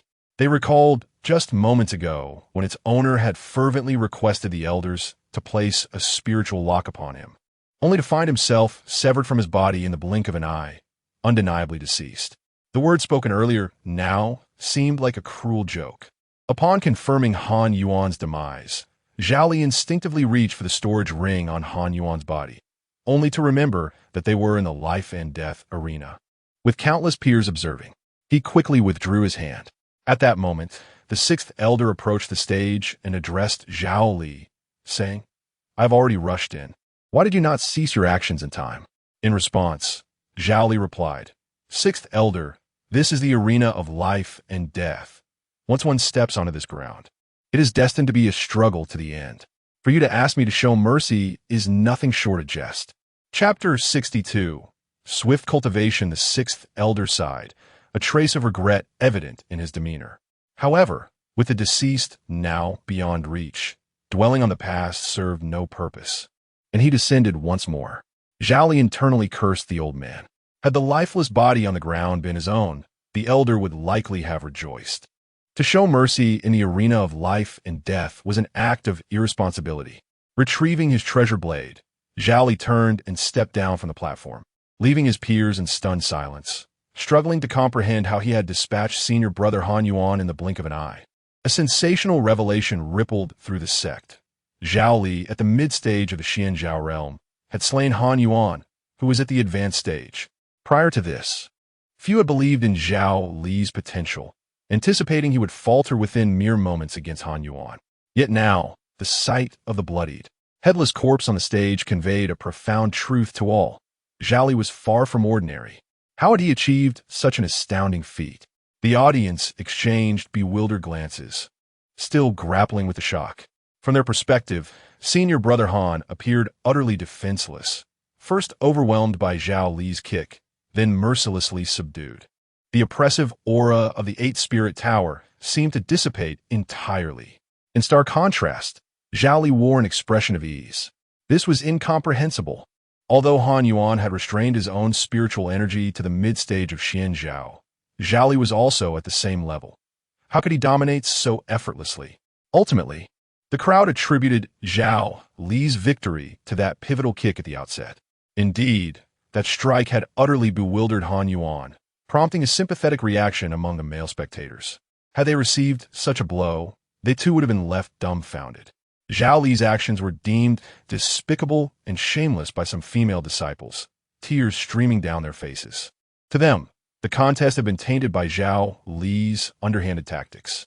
Yet, in this world where the strong prey upon the weak, defeat equated to death. With no chance for redemption, only those who survived to the end held the right to discuss the matter. Thus, the sect's martial competition concluded in this manner. Han Yuan's body was retrieved and laid to rest in the mountains behind the sect. For the Howren sect, this represented a significant loss, given the immense resources invested in cultivating a disciple of lineage. Now, the dust had settled. Another dilemma arose. Who would become the sect's primary heir? The Council of Elders found themselves a loss for how to address this unexpected situation and opted to postpone any decisions. This event not only stirred the Howren sect, but also created a considerable uproar throughout the chaotic lands. Meanwhile, Zhao Li lamented repeatedly. He had no desire for notoriety. Upon learning of the incident, Lin Feng advised Zhao Li, suggesting that if the upper echelons of the Howren sect bore any discontent towards him, he could easily return to his village, which had undergone a profound transformation. The treasures Zhao Li had brought back from the illusory realm were indeed more than sufficient to rival the foundation of the Haoran sect. Zhao Li nodded respectfully to Lin Feng, stating, "Once we have dealt with the remnants of the Qingyan sect, we shall return to our village together." With ample resources for cultivation and the guidance of a formidable individual like Liu, diligently honing our skills is undoubtedly the path to success. Given the recent scrutiny upon me, I shall retreat into seclusion for a while to avoid drawing attention. There are many supporters of Han Yuan, and my act of killing him will surely engender deep animosity from some. However, from the perspective of the Haoran sect, having already lost a prominent disciple, they will not permit any harm to befall me. Thus, I remain relatively safe for the time being. Cao Ming, Cao Yu, Xiyun, and others are vigilantly monitoring any disturbances outside and will promptly inform Zhao Li should there be any anomalies, allowing him to prepare for a swift departure. Accordingly, the turmoil here has reached a temporary resolution. In the blink of an eye, 3 months have passed. In the village, Wang Qiye has ascended to the first layer of qi refinement and simultaneously transmitted a celestial-level technique to Lin Feng, likely a secret art of the Wang family. This young man, through his open and earnest cultivation, has rapidly advanced in his realm, establishing a robust foundation that exudes the aura of an extraordinary prodigy. Although he is merely at the first layer of qi refinement, he faces no rivals of his level, holding his own even against villagers at the second layer. Moreover, during this period, his presence on stage assisting Zhao Yan in lecturing has ignited a newfound passion within him to spur his fellow disciples towards their practice. Whenever he notices a disciple slacking, he approaches with hands clasped behind his back and flatly inquires, "Why are you being so negligent? Shouldn't you be cultivating?" This has resulted in a love-hate dynamic with his peers. Simultaneously, during this interval, Lin Guang has fully integrated into village life. At the break of dawn, he takes up a broom and sweeps the town from south to north. When greeted by villagers, he responds with a smile, his lips curving upwards in a semblance of joy. This expression has been taught to him by Li Wenqing, who often teases the elderly man, instructing him in various mundane matters, dressing, bathing, and more. Only in the presence of Li Wenqing does a spark of light appear in Lin Guang's murky eyes. Interestingly, Lin Feng had never instructed Li Wenqing to look after this elderly man. Her actions are entirely spontaneous. When Lin Feng inquired about her motivations, Li Wenqing explained, "As a child, I noticed that other kids had grandfathers, while I did not. Upon asking my father, he told me that my grandfather had gone out hunting when he was young and had been brutally killed by a bear. I imagined that if his insides were torn out, he must have been in great pain. Thus, when I saw the gruesome wound on Lin Guang's chest, I couldn't help but think of my grandfather." This response took Lin Feng by surprise. When her grandfather passed away, her family had not yet settled in Changyin town, so she had no recollection of this elderly man, a grandfather she had never met and a seemingly mad old man. It is difficult to ascertain whether this constitutes a unique connection. Perhaps it is best to let fate take its course. The academy has been established, primarily catering to children aged between 1 and 10 years old in the town. There are no prerequisites concerning talent or aptitude for enrollment. The inaugural cohort consists of over 60 children, many of whom are also students of the Chongqing Academy. Those with commendable abilities attend the academy in the morning and the Chongqing Academy in the afternoon until the age of 10, after which they are exempt from further schooling at the academy and can devote themselves entirely to cultivation. The curriculum at the academy encompasses 4 main areas. Firstly, it focuses on cultural education, recognition of characters, writing, and basic mathematical knowledge. Secondly, it addresses matters of faith, undoubtedly fostering greater unity among the villagers and purifying their beliefs. Thirdly, it imparts survival skills essential for life in the vast wilderness. Lastly, it encompasses the village regulations. Chapter 63. The art of pursuit and retreat. The refined village regulations adhere to a principle of discretion, continuously educating the villagers to remain humble, to avoid unnecessary provocations, and to act decisively without leaving any incriminating evidence. In this vast wilderness, nearly all inhabitants are illiterate and cannot recognize characters. However, the spirit and demeanor of the emerging generation of children will undoubtedly differ. Lin Feng observed a rather intriguing phenomenon. Regardless of the realm, students seem to possess an innate aversion to the concept of schooling. Consequently, once classes conclude, the children eagerly escape, resembling wild beasts released from their cages, chattering excitedly yet exuding vitality. As dusk settles and the sun descends, a delicate mist envelopes the town, mingling with the wisps of cooking smoke. The children emerging from the school eagerly share their newfound knowledge with their parents.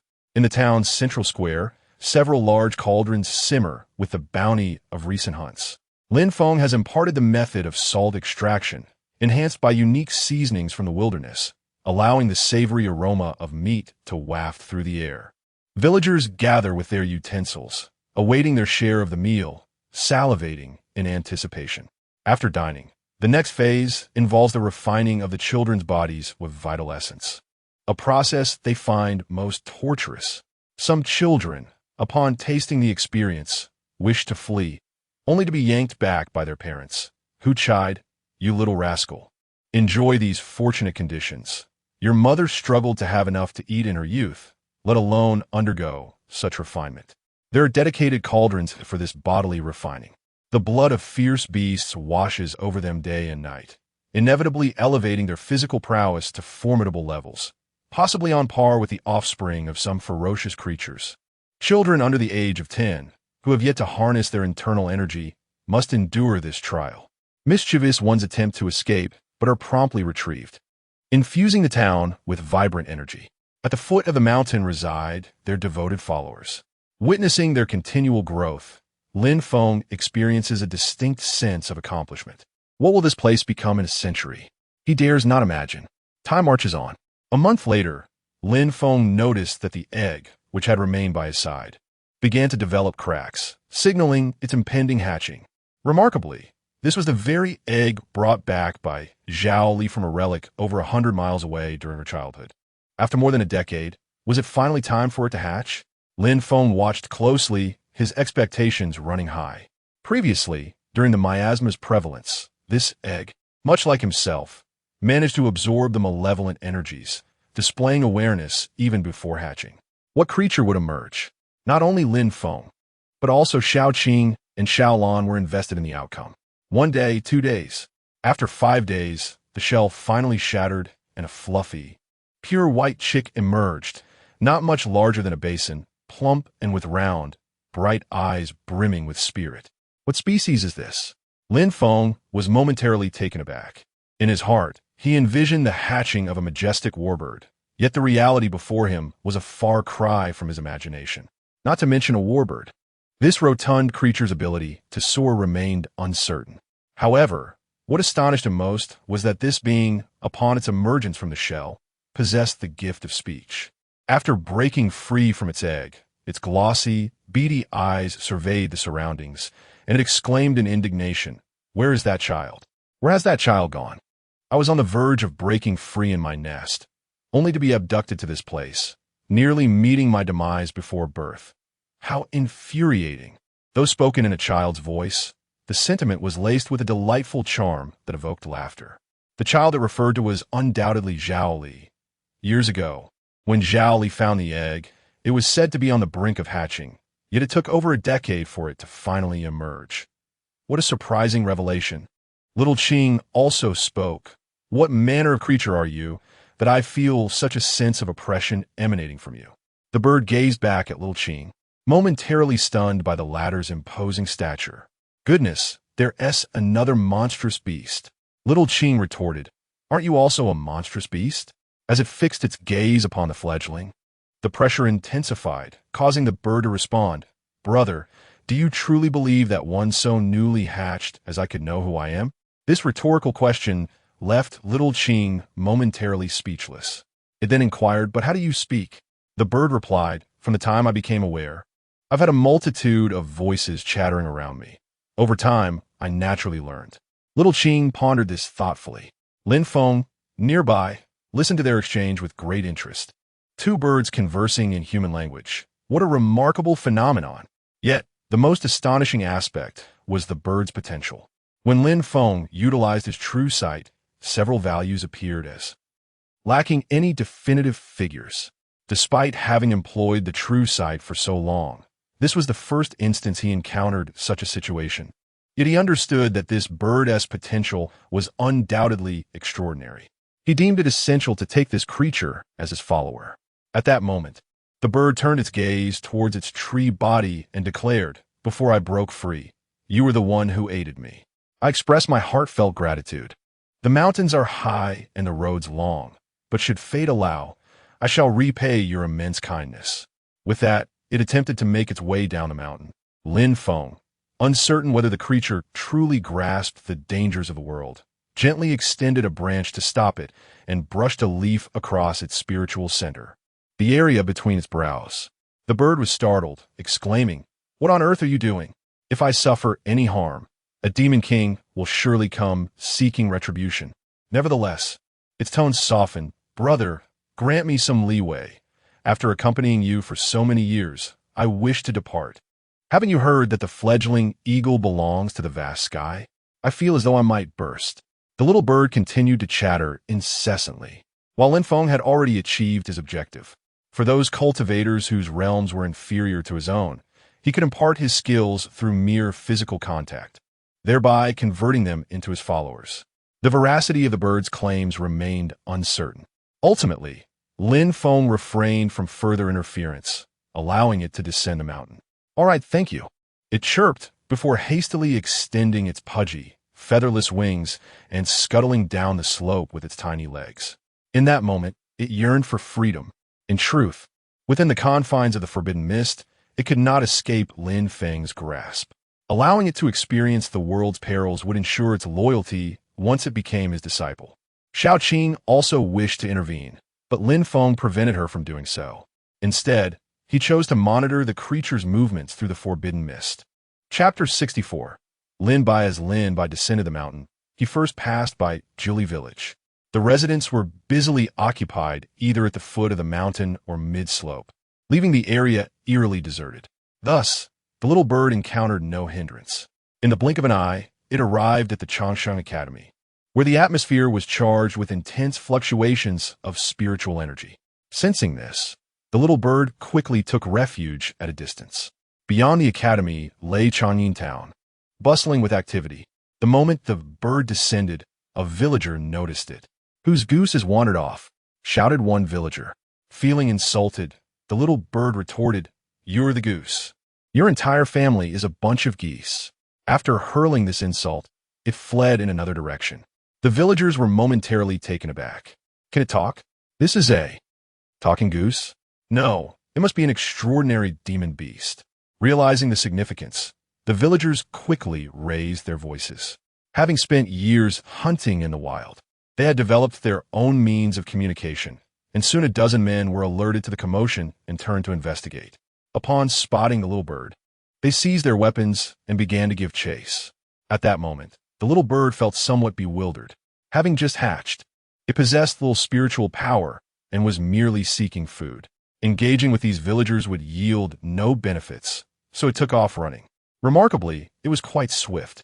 However, as the number of villagers began to swell, encircling it, escape became increasingly futile. At this juncture, it flapped its bare little wings vigorously while cursing, "You pesky villagers. Just wait until I grow up. You will be sorry." To its surprise, this fervent effort to flap its wings bore fruit, allowing it to gain a modest height.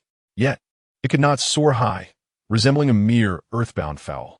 Suddenly, arrows whizzed through the air. The hunters, seasoned in the art of archery from years of survival in the wilderness, displayed terrifying accuracy. Fortunately, although the little white bird lacked spiritual energy and could not employ its innate abilities, its physical strength remained formidable. The arrows struck, but they failed to bring it down.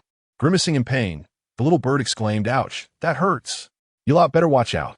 It felt particularly unfortunate, having encountered such a bizarre group of villagers right after descending the mountain. Thankfully, being airborne kept it out of their reach. Eventually, the little bird reached the edge of the village, drenched in sweat and still in its undeveloped state. This was proving to be an exhausting ordeal. Drawing on its previous experience, it endeavored to steer clear of the crowd, navigating through the forest. However, before long, a startling change unfolded before its eyes. A massive, crimson bull had appeared out of nowhere, glaring at it with fierce intensity. Lowly creature, the little bird cursed silently, but had no choice but to detour. As it turned, it suddenly found itself confronted by a gigantic spider, towering over 2 meters, its multitude of compound eyes fixated on it, and its legs resembling steel constructs. Another demon beast.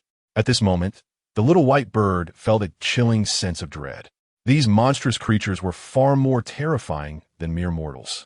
Logically, given its lineage, it should have been able to stride confidently through the wilderness. Yet the reality was starkly different. After breaking free from its shell, every being it encountered had shown it no respect. The little white bird attempted to evade 2 ominous beings, only to find itself confronted by a towering goat-headed creature, its flat yellow eyes strikingly fearsome. This was the purple mysterious Xian goat. The little white bird began to retreat, recognizing that this was one of the more ferocious beasts among them. As anticipated, the Xian goat spotted it and charged forward with tremendous force, instilling such terror that the little white bird emitted a sound reminiscent of a chicken-esque cluck. Cackling, it exclaimed, "What on earth is this?" It fled desperately, flapping its wings to soar high into the air. At that moment, a colossal butterfly emerged from the mist, surrounded by fearsome lightning. Lowering its altitude in an attempt to evade the 2 terrifying beasts pursuing it, the little white bird's anxiety was palpable. It soon realized that it was flying directly towards the very town from which it had just escaped. The townsfolk spotting it exclaimed, Look, that bird is so plump. It's adorable, and that leg looks delicious." Their remarks pierced the little white bird's heart deeply. With the townsfolk's sudden attention, the villagers who had previously lost track of it returned, bow and arrows in hand, shooting towards the little white bird. Clang! The arrows struck its seemingly tender flesh, but were completely thwarted. However, the little white bird found itself utterly immobilized. Shaking off its pursuers, it landed in an alley and, looking up, saw that the terrifying beasts had vanished. Just as it sighed in relief, a pair of strong hands emerged from its blind spot, gripping its neck firmly. Looking up, it beheld a handsome youth, Su Jing. Su Jing was nearing the late stages of the profound realm. Consequently, the little white bird's previously cherished physical advantage was rendered ineffective. With Su Jing's grip on its neck, it was unable to make a sound, only able to flail in despair. Quite strong indeed. I'll send this to Qingmei. It will surely leave Li Yunge in disbelief, Su Jing remarked with a smile, exuding an air of harmlessness. The little white bird succumbed to utter despair, fear spreading within its heart. Subsequently, it was taken to Li Wenqing, where it comprehended its fate, deep-fried. An overwhelming sense of hopelessness engulfed it. The descendant of a demon king had fallen to such a disgraceful end. After being confined for an indeterminate length of time, the little white bird was finally brought out, only to be struck dumb by the scene before it. The oil in the fryer bubbled vigorously, and while it yearned to plead for its life, it was in vain. Just as it was about to be lowered into the sizzling oil, an angelic figure appeared, Zhao Yin, holding a willow leaf. She addressed the individuals poised to plunge it into the fryer, stating, "The willow deity has commanded me to take it up the mountain."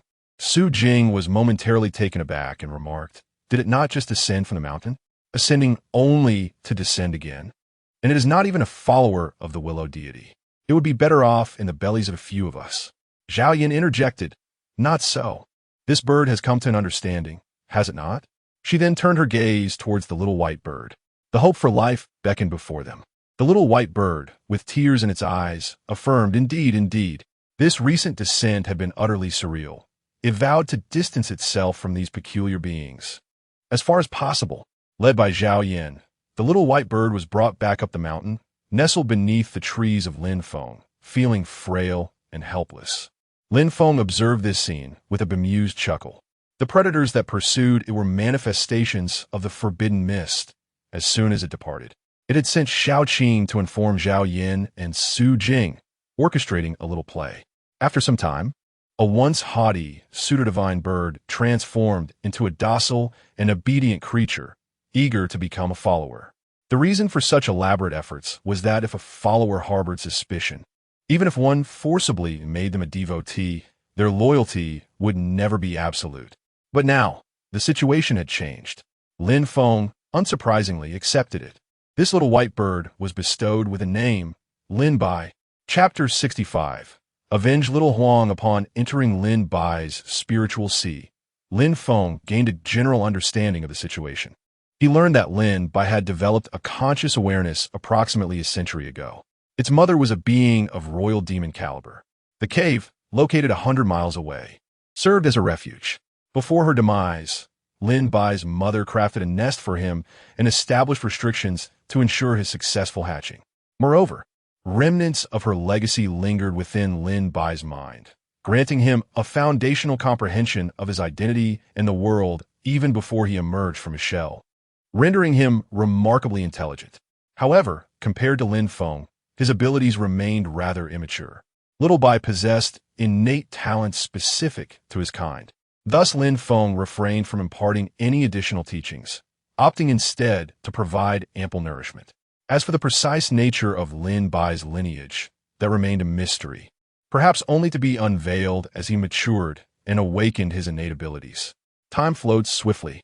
Within a month, Lin Bai had grown significantly and begun shedding his fur, although it remained white.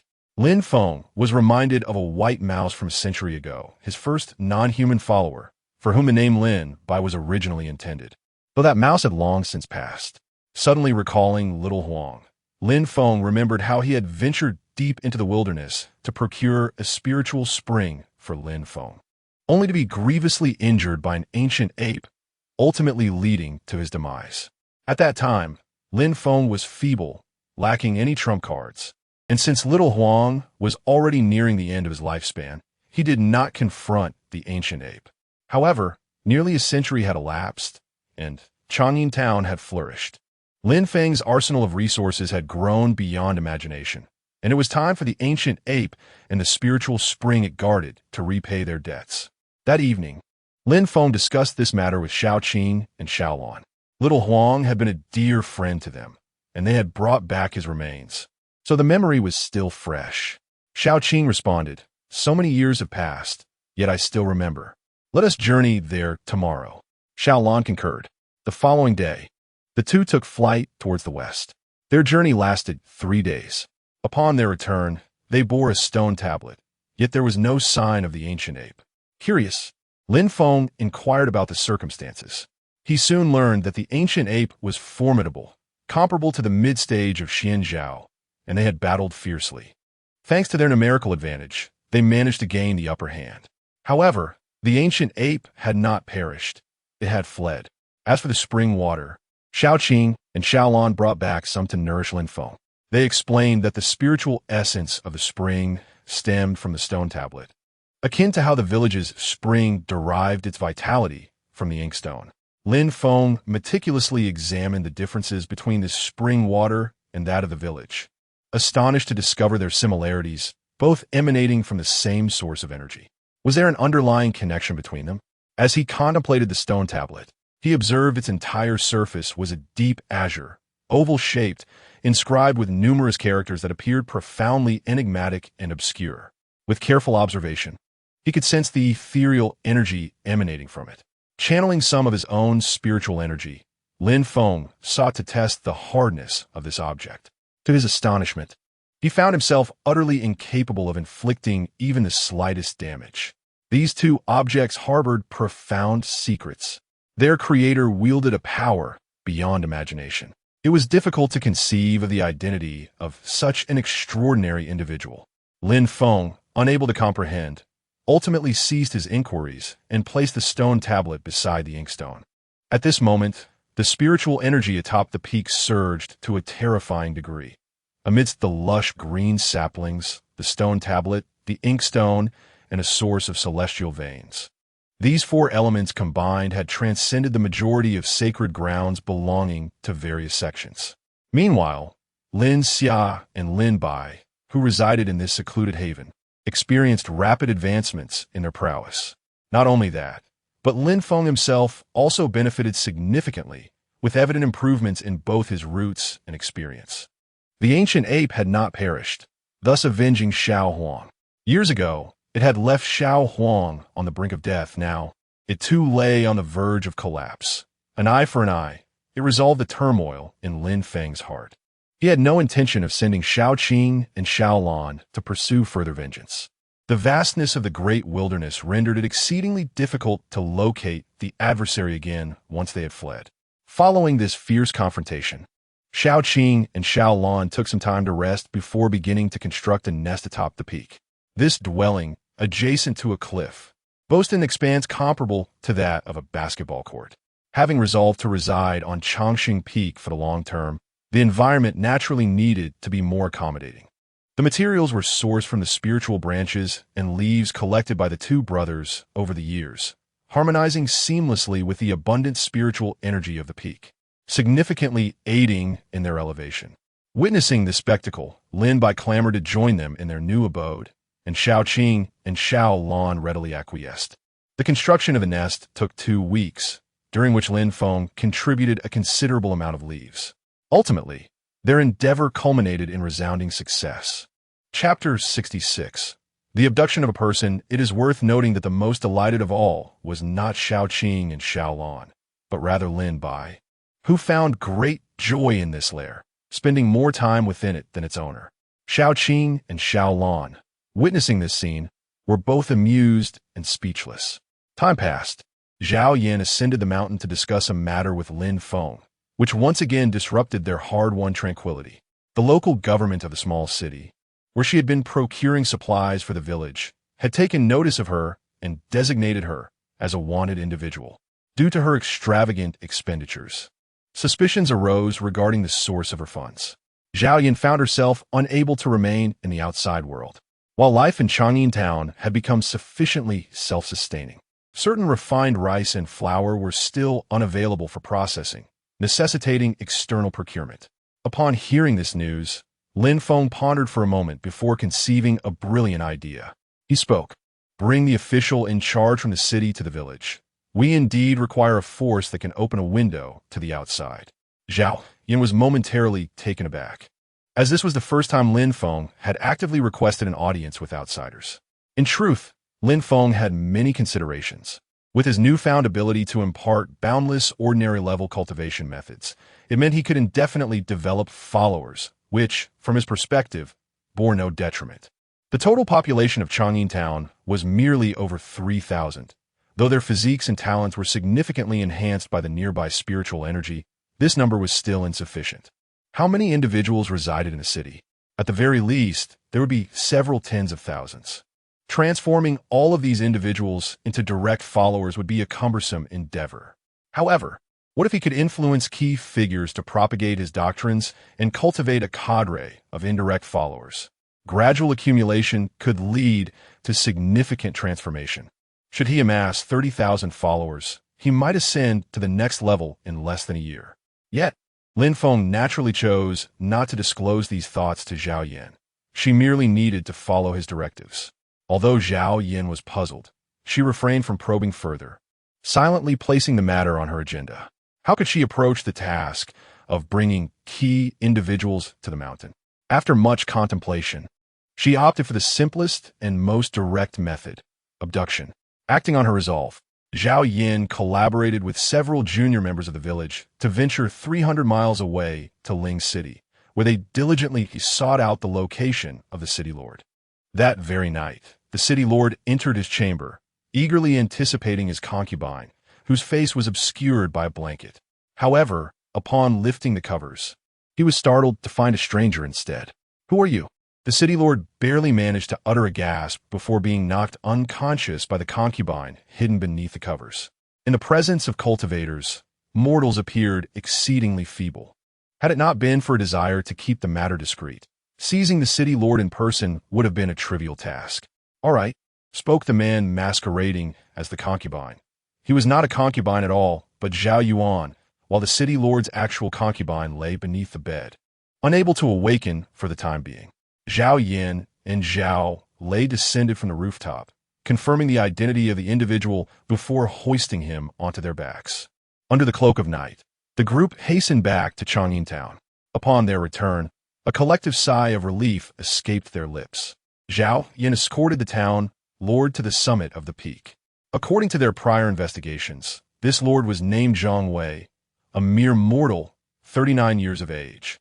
Hailing from Ling City, which was under the jurisdiction of the Haotian sect. The name Haotian sect struck a familiar chord within Lin Feng, evoking memories of years past when Zhao Li ventured to a nearby ruin, returning with a plethora of storage rings, one of which belonged to the sect's chief disciple. Time had passed, and the worry of the Haotian sect seeking retribution had dissipated.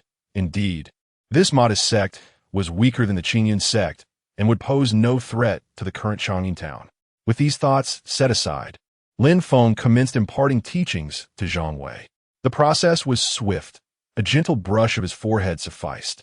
Lin Feng entrusted Zhang Wei to Zhao Yan, instructing her to allow him to acclimate to the village upon awakening, instilling in him a sense of devotion, so that he might return once he fully embraced their beliefs. Zhao Yan acknowledged her orders. As evening descended, Zhang Wei stirred from his slumber. Gaze fixed upon the unfamiliar surroundings, he remained bewildered for a considerable time. Memories flooded back. He recalled preparing to seek out his concubine for an intimate encounter, only to be met with the unexpected emergence of a man from her bed. Kidnapped? Had his concubine conspired with her lover? Confusion clouded Zhang Wei's mind. Yet, the pressing concern was to find his way back home. The apparent incompetence of his captors became evident. They had neglected to bind him, and the door to the room swung open with ease, revealing no guards.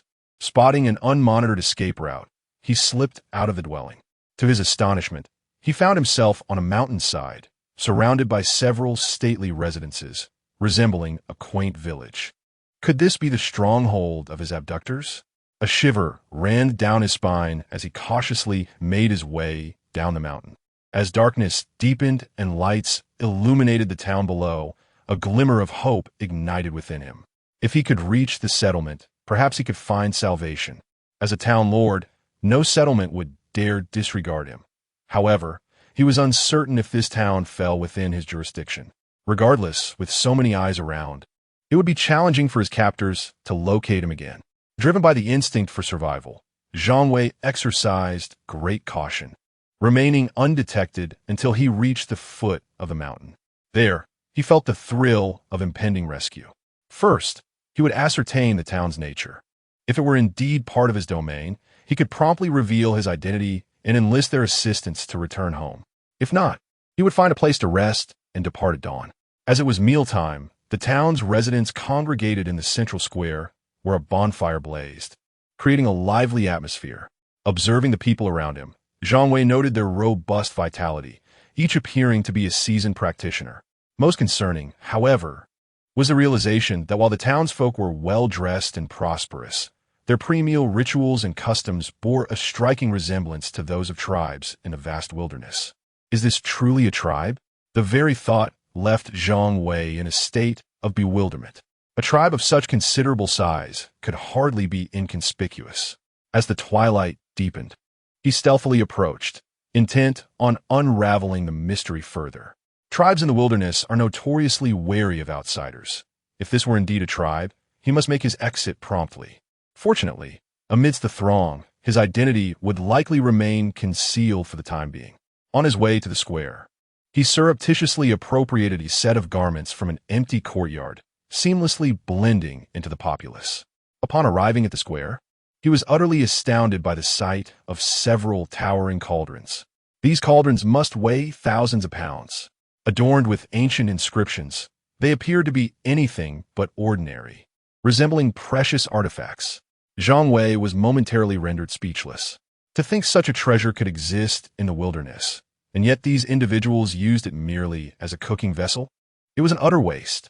If he were to present this magnificent cauldron to the Haotian sect, the benefits would be unimaginable.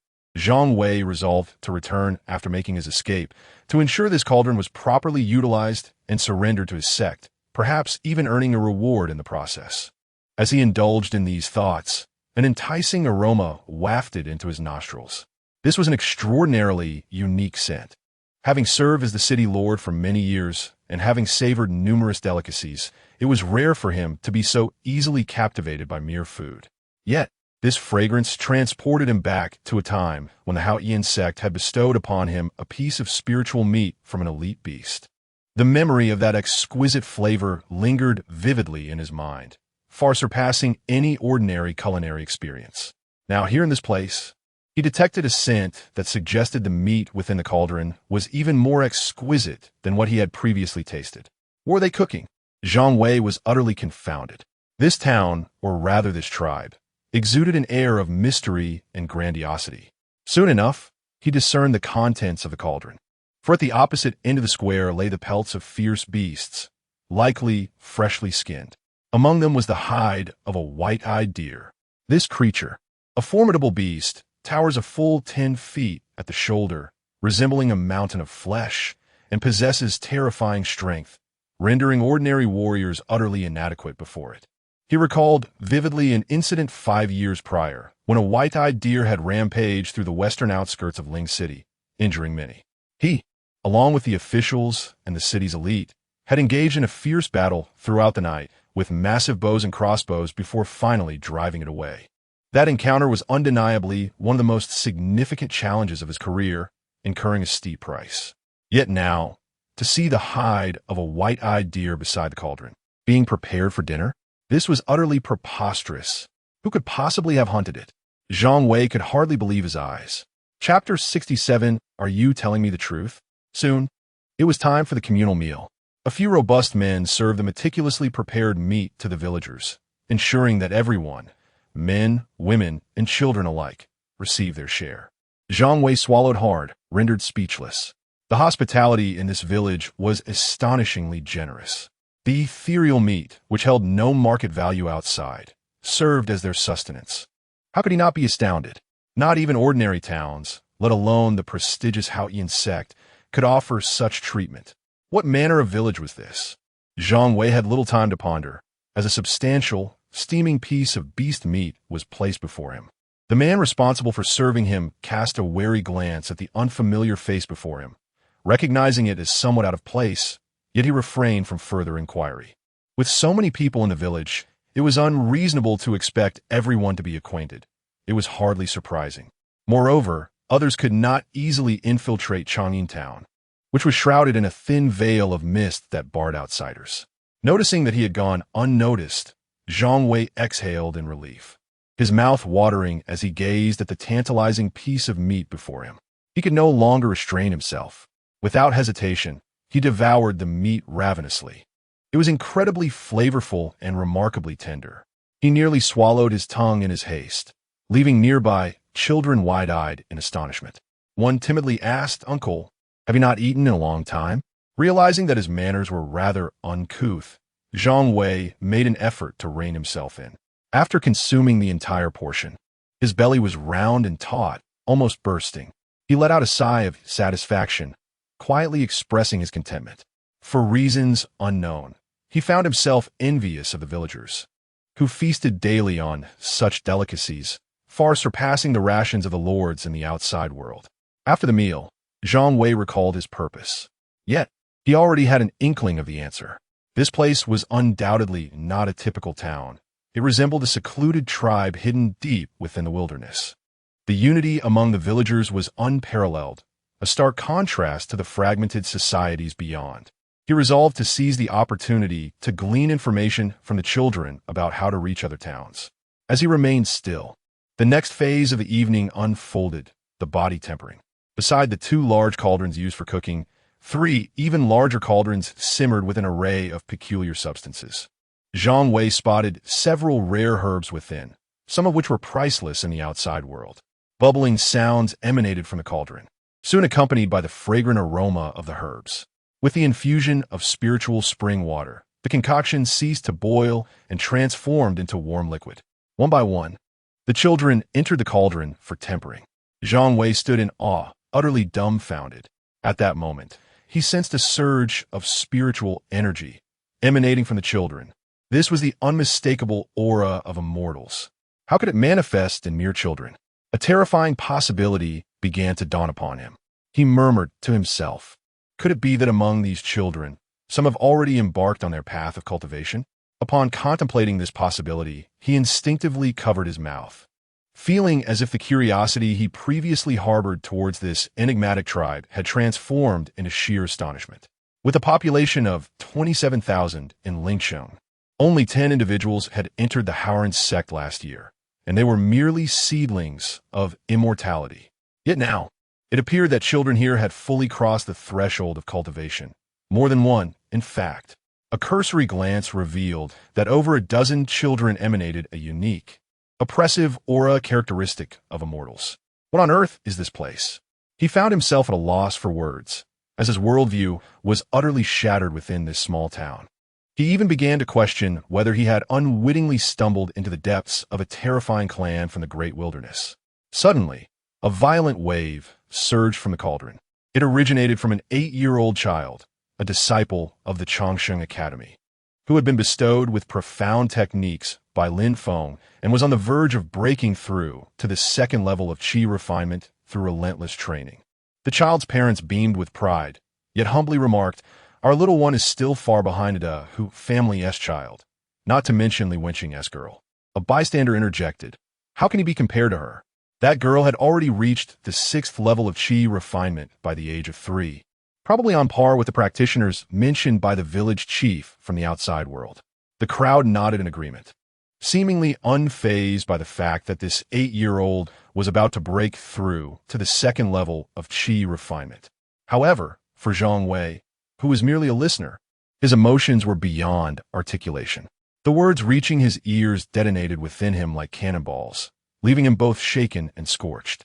8 years old, and already at the second level of qi refinement, and it was considered ordinary? He felt an insurmountable gap between his understanding and that of these villagers.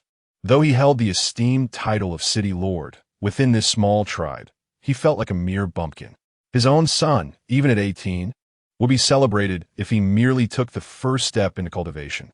It was terrifying, overwhelmingly so. The inhabitants of this village were indeed prodigies. Simultaneously, he realized that this seemingly unremarkable town was far beyond his ability to provoke, and certainly beyond the reach of the Haotian sect. It was time for him to retreat. As he began to step back, cautiously, he inadvertently collided with someone's shoulder. Lifting his gaze, a somewhat familiar face came into view. It was Zhao Yuan, who smiled and remarked, "You've come here, huh? This village isn't too bad, is it?" Upon seeing that familiar visage, Zhang Wei felt as if his heart had turned to ashes. He harbored no hope whatsoever. From the glances cast by those around him, he surmised that this individual was a figure of authority within the tribe. No wonder he had not sensed any danger. He had inadvertently attracted the attention of a practitioner. Zhang Wei shrugged his shoulders in resignation, saying, "Whether to kill or to maim, I leave it to your discretion." Chapter 68. Deception and Strategy. Zhao Yuan escorted Zhang Wei back to Jili village on Changsheng Peak, maintaining a courteous demeanor during their journey, which somewhat eased Zhang Wei's anxiety. Shortly thereafter, Zhao Yin arrived and, upon seeing Zhang Wei for the first time, smiled and asked, "Do you remember who I am?" Zhang Wei paused in confusion, attempting to recall, but his memory failed him. Fortunately, Zhao Yin prompted him, saying, "You've forgotten, but you previously inquired about capturing me." Upon hearing this, Zhang Wei suddenly realized, yet he could not help but chuckle wryly. I wouldn't he dare. He recognized that this woman was also a practitioner, capable of subduing him with merely a flick of her finger. "Relax, do not be afraid. I would like to ask you, do you wish to join our village?" Just as despair began to settle in Zhang Wei's heart, Zhao Yin uttered this surprising proposition. Zhang Wei's eyes widened in disbelief as he repeated, "You mean?" Zhao Yin nodded affirmatively. They conversed for a while longer, during which she embellished the virtues of the village and clarified the purpose of their discussion. Zhang Wei did not decline. The village exhibited strength far superior to that of Heoshenzong. Moreover, he found himself devoid of options. His life and death rested solely in the hands of others, leaving him no choice but to acquiesce. As their conversation drew to a close, Zhang Wei earnestly promised to dedicate himself to the village. With nightfall approaching, Zhao Yin remarked, "After you have spent some time in the village, you will naturally be allowed to leave. It is getting late. Find a place to rest. Following this, Zhao Yin and Zhao Yuan departed. Within a 20-mile radius, the domain of the willow deity enveloped the area, ensuring that Zhang Wei could not escape. Assuming this was a test, he dared not flee and quietly remained in the village. Zhao Yin, for the time being, did not inquire further about him. Days later, Zhang Wei began to venture outside his dwelling, eventually descending the mountain to the town, where he was left unmonitored. Thus, the town gained an unexpectedly ravenous middle-aged man who punctually descended at meal times to feast before retreating to his secluded meditation, occasionally amusing himself by teasing the birds. A week passed, and Zhang Wei fully embraced his role as a devotee of Lin Feng, who orchestrated matters within his mind. Upon glimpsing Lin Feng's divine form, Zhang Wei felt an uncontrollable urge to kneel in reverence. He comprehended the identity of the powerful figure behind this force, more precisely, a willow tree. Lin Feng instructed Zhang Wei to heed Zhao Yin's counsel and establish a martial arts academy within the city, to which Zhang Wei readily consented. The higher his own realm, the more profound his influence over lower-tier devotees. For now, Zhang Wei was merely a mortal, and thus, he accepted Lin Feng's directives without question. After departing from Zhang Wei's dream, Lin Feng entered Zhao Yan's dream. He had just learned from Zhang Wei the names of several high-ranking officials in Ling City. To exert control over a city, relying solely on one high-ranking individual proved insufficient. Attracting the attention of Heoshenzong would be trivial, but should the village be exposed, it would spell disaster. The subsequent task was to capture other high-ranking officials from Ling City. This could wait until Zhang Wei returned, allowing for a coordinated effort. Zhao Yin nodded in agreement. The following morning, Zhang Wei returned, escorted by Zhao Yin and others. Curiously, as he departed, Zhang Wei cast a lingering glance at the village, reminiscing about its culinary delights. Zhao Yin assured him that if the mission was accomplished satisfactorily, she would bring some meat specifically for him, to which Zhang Wei nodded vigorously in agreement. After seeing him off, Zhao Yin did not linger in the city, as the previously devised plan was to be implemented only after Zhang Wei had been back for some time. The primary concern was that frequent actions could render their intentions too apparent, inevitably attracting attention. Upon Zhang Wei's return to the familiar Lord's manor, a wave of excitement swept through the city. During the days of his absence, his concubine had been interrogated extensively and nearly faced punishment, but she tearfully insisted she knew nothing. She had inexplicably fainted while lying in bed. After Zhang Wei's return, he testified on behalf of his concubine, securing her release from the dungeon while choosing to remain silent about his own experiences during that period. Ironically, the more he withheld information, the greater the curiosity of others grew. Rumors began to circulate wildly, with some claiming the Lord had been abducted by a group of brutish men and subjected to unspeakable humiliation, while others suggested he had been taken away by external celestial masters. This became a topic of gossip among the townsfolk. Zhang Wei paid little heed to these rumors, instead visiting several martial arts schools in the city to learn combat skills, a decision that the citizens understood well. After all, in a land renowned for martial prowess, it was entirely reasonable for the Lord to seek self-defense training following such a significant upheaval. However, no one anticipated that, according to the martial arts instructors, Zhang Wei was a remarkably quick learner, grasping concepts effortlessly and exhibiting unique insights. This unexpected talent left many bewildered, though the motives of the instructors remained uncertain. After a month of diligent study, Zhang Wei hosted a grand banquet at the manor, inviting the esteemed figures of Ling City. The event attracted prominent members of the community, as well as an inspector dispatched by the Haotian sect. The gathering was lively, and during the evening, the inspector inquired about the previous occurrences. But Zhang Wei deftly deflected the questions, stating only that he had been troubled that night and needed to take a walk. As the night wore on and many guests became inebriated, the Haotian sect inspector, normally resistant to intoxication, found himself quite tipsy, thanks to the thoughtful service of Zhao Yin and her compatriots from Jiuli village, who had disguised themselves as servants and provided him with exquisite celestial wine. By the early hours, all those who were to succumb to drink had indeed collapsed, Once the unrelated servants had been dismissed, Zhang Wei turned to Zhao Yin and remarked, "Village chief, all the individuals I mentioned have arrived. However, since they are involved in various aspects of Ling City and have numerous family members, if they remain absent for too long, it may arouse suspicion." Zhao Yin replied, "I will deliver them to you tomorrow afternoon." "Tomorrow afternoon? So soon?" Zhang Wei expressed surprise, recalling that he had spent nearly 10 days in the village. Zhao Yin remained silent. This was the decision of the divine willow. In the pitch darkness, Zhao Yin and the villagers of Juli brought all the high-ranking officials from Lingxing back to Chang'an town. This time, meticulous arrangements were made, and a great number of villagers participated. To prevent any townsfolk from observing, they first concealed the individuals within litters and, once outside the city, swiftly took flight. By the time they arrived at Chang'an town, dawn had already broken. The group was promptly escorted to the summit of Changxing Peak, where Lin Feng proceeded to impart his teachings to each individual. Their approach differed entirely from that of Zhang Wei, who first sought to understand the village and its principles before welcoming others as believers.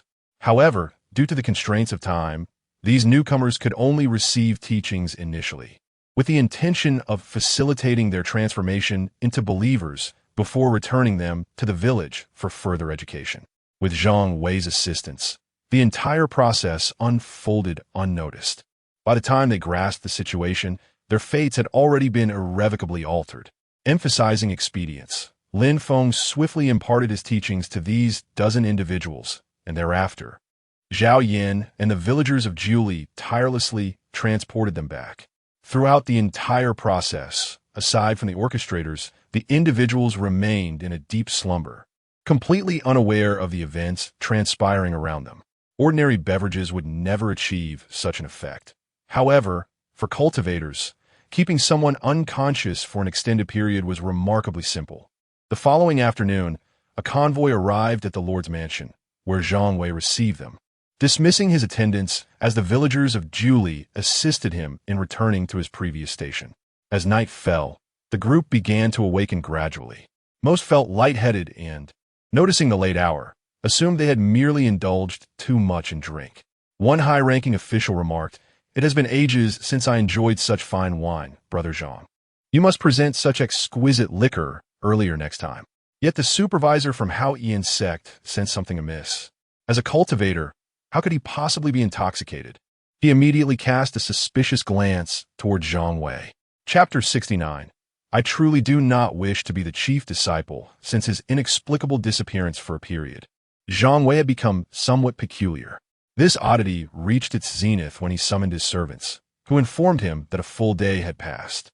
What had transpired during his unconsciousness? As the appointed supervisor of the Haotian sect, this individual held a superior position over Zhang Wei, and so he inquired about the matter without hesitation.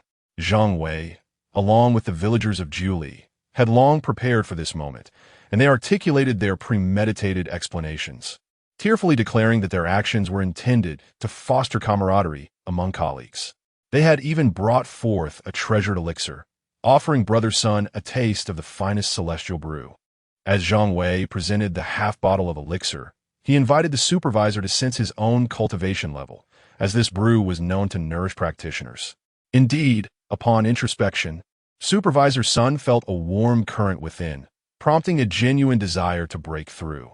A misunderstanding had arisen, a misunderstanding that, upon revelation, led the gathered individuals not to blame Zhang Wei, but rather to express heartfelt gratitude, thus turning the page on the incident. However, unbeknownst to them, subtle changes were occurring within their bodies. After bidding farewell to Zhang Wei, everyone returned to their respective homes.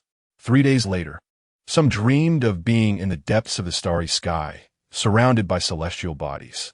Within the nebulous clouds, a colossal entity revealed a corner of itself. Yet no one took this dream seriously. 7 days later, the visions within their dreams became increasingly vivid, and a portion of the immense being became distinctly visible. A fearsome creature, resembling a coiled dragon, rooted in the chaotic depths, exuding an aura of immortality and terror. Days passed, 1 day, 2 days. 10 days elapsed. and they found themselves experiencing such bizarre dreams nearly every night. Yet upon waking, they suffered from headaches, their memories of the previous night's visions fading away. Many sought the counsel of physicians, yet no clarity emerged. Until one day, the terrifying ancient willow within their dreams spoke. "Do you wish to be my follower?" With the utterance of this ancient tree, a sense of reverence blossomed within them, drawing them irresistibly toward this grand entity, compelling them to kneel. "I am willing." At that moment, they were utterly captivated. The process of gathering these followers consumed nearly 10 days. Most were mere mortals, and the sole practitioner, surnamed Sun, was pitifully weak, causing no surprise. Once they were gathered, Lin Feng instructed them to assist Zhang Wei in his endeavors. Consequently, the upper echelons of Ling City had all become his followers. When they commenced their teachings, disseminating knowledge far and wide, the entire city would be his domain. The initiative took root, and within a month, notable progress was made. To encourage active participation from the residents of Ling City, this group, under Lin Feng's guidance, proposed a series of enticing policies aimed at the populace.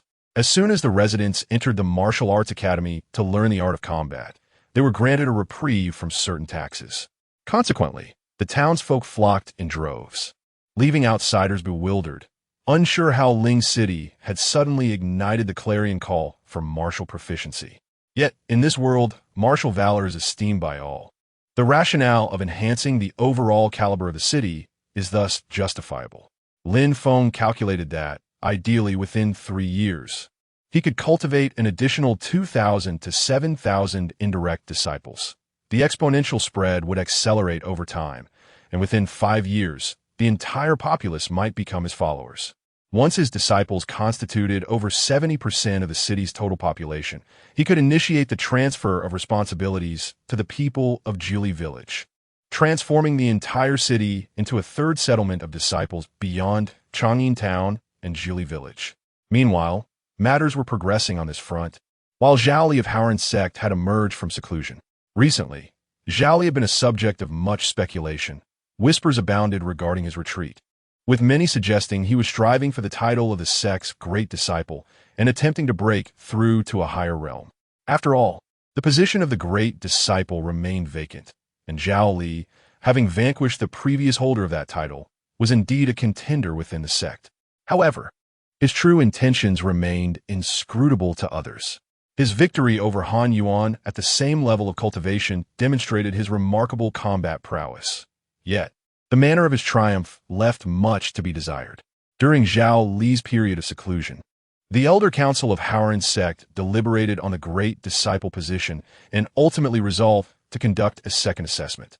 This time, however, the method would diverge entirely from previous martial gatherings, embracing a novel approach. Just 2 days after Zhao Li's reemergence, the second elder summoned him for a discussion. Upon meeting, the second elder remarked, "Zhao Li, you have spent considerable time in our sect, contributing significantly over the years and securing a commendable spiritual vein for us. Yet, your prolonged retreats have left your peers unfamiliar with you, and your reputation within the sect is less than favorable. Given the current vacancy for the great disciple, do you harbor any aspirations for this role?"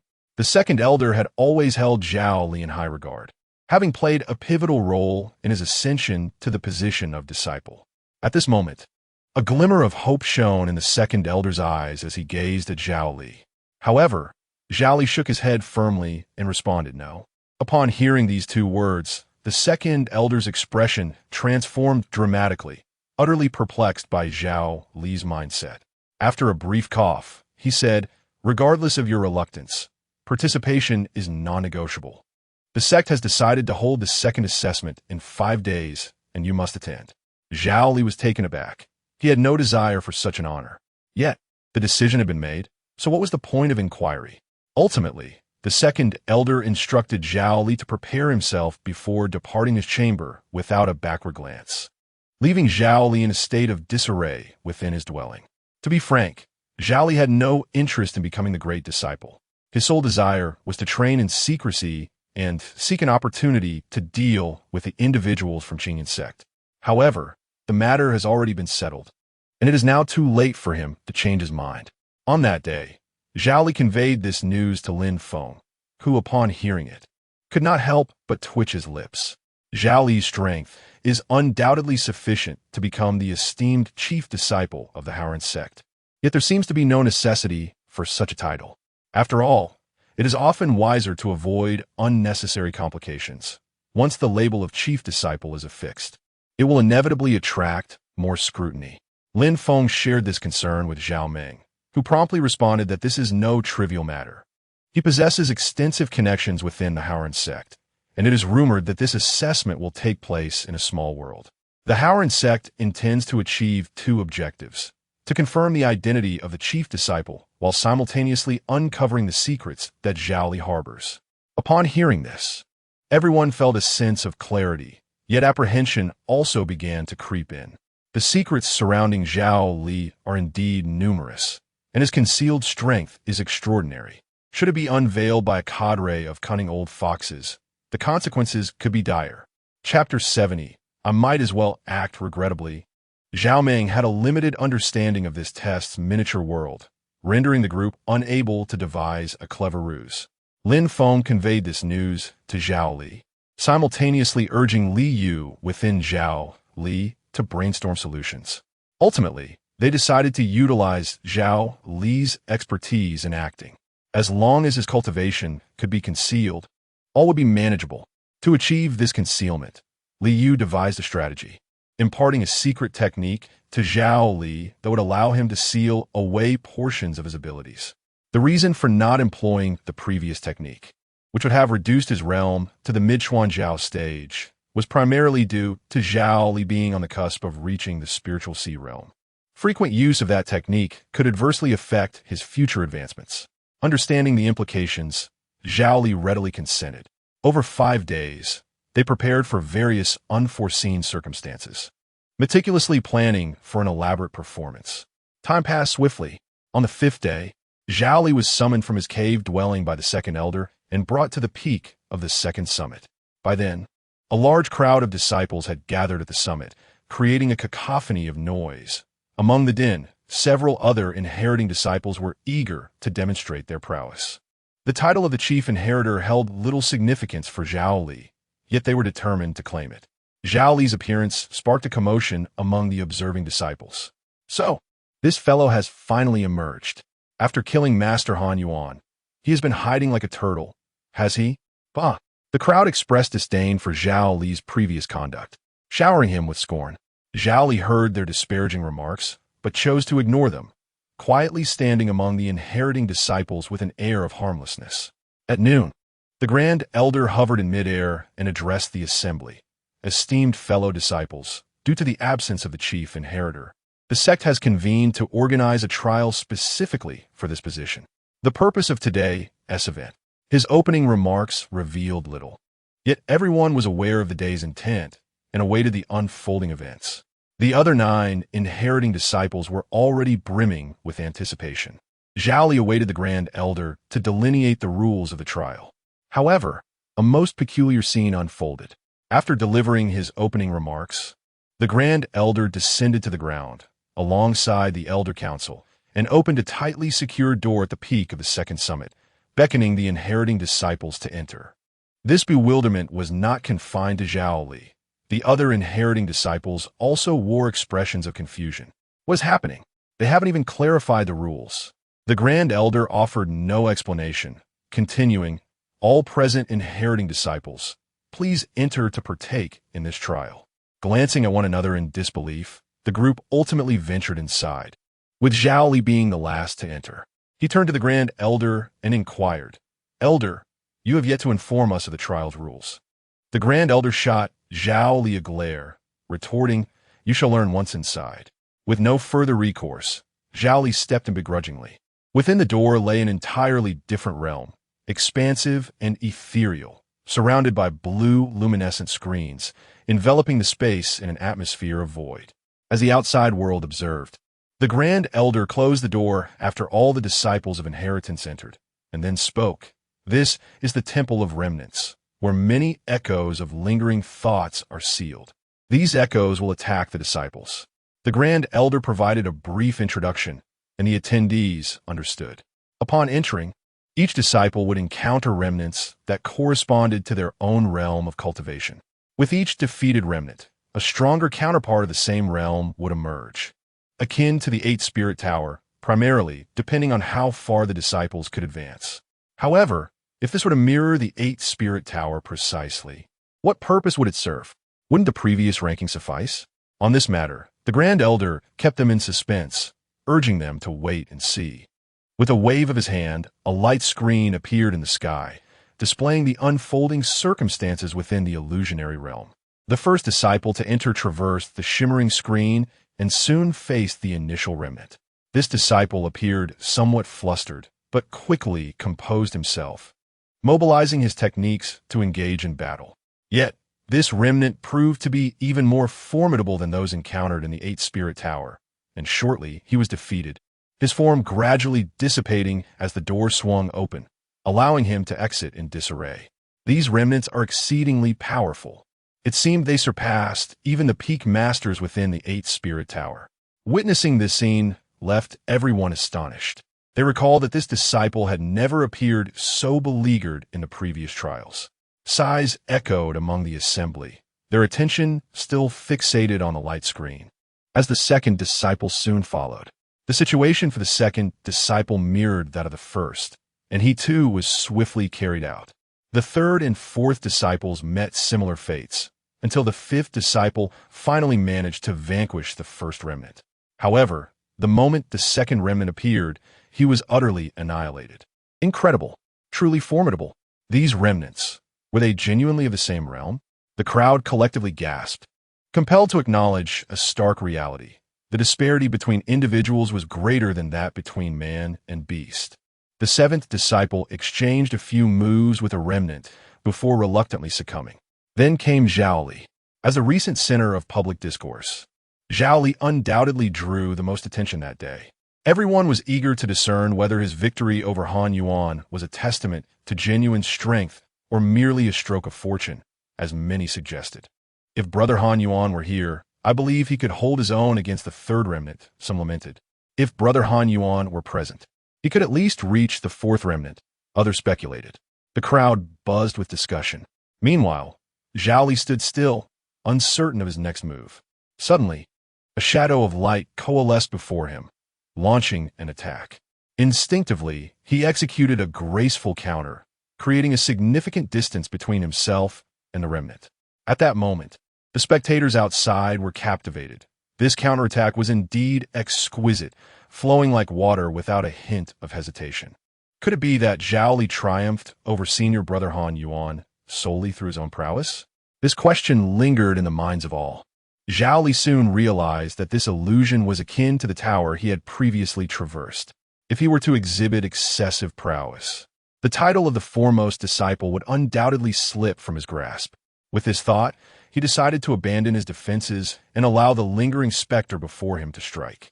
To his utter astonishment, he discovered that his body seemed to be acting of its own volition, initiating a counterattack. It felt as though an unseen force was manipulating him. Zhao Li's pupils constricted in alarm. What was happening? Meanwhile, the Grand Elder outside observed the shock in Zhao Li's eyes, a smile playing at the corners of his mouth. This phenomenon bore resemblance to the Eight Spirits Tower, the sole distinction being that upon entry, one would be compelled to engage in combat under the control of a specter of equal caliber. In truth, Zhao Li proved to be quite a formidable disciple. The elders were oblivious to the secrets he harbored. Delving into his consciousness to unearth his memories posed significant challenges and could easily result in irreversible harm. Thus, they could only observe whether this young man had genuinely concealed his strength. Should he be found to have held back, the sect would not hesitate to take action. Chapter 71. Is this an accident?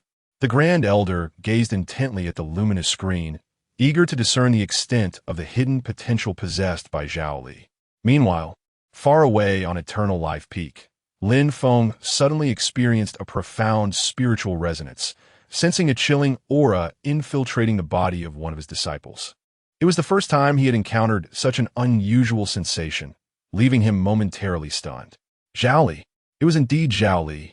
With a subtle perception, Lin Feng quickly identified the disciple afflicted by this ominous presence.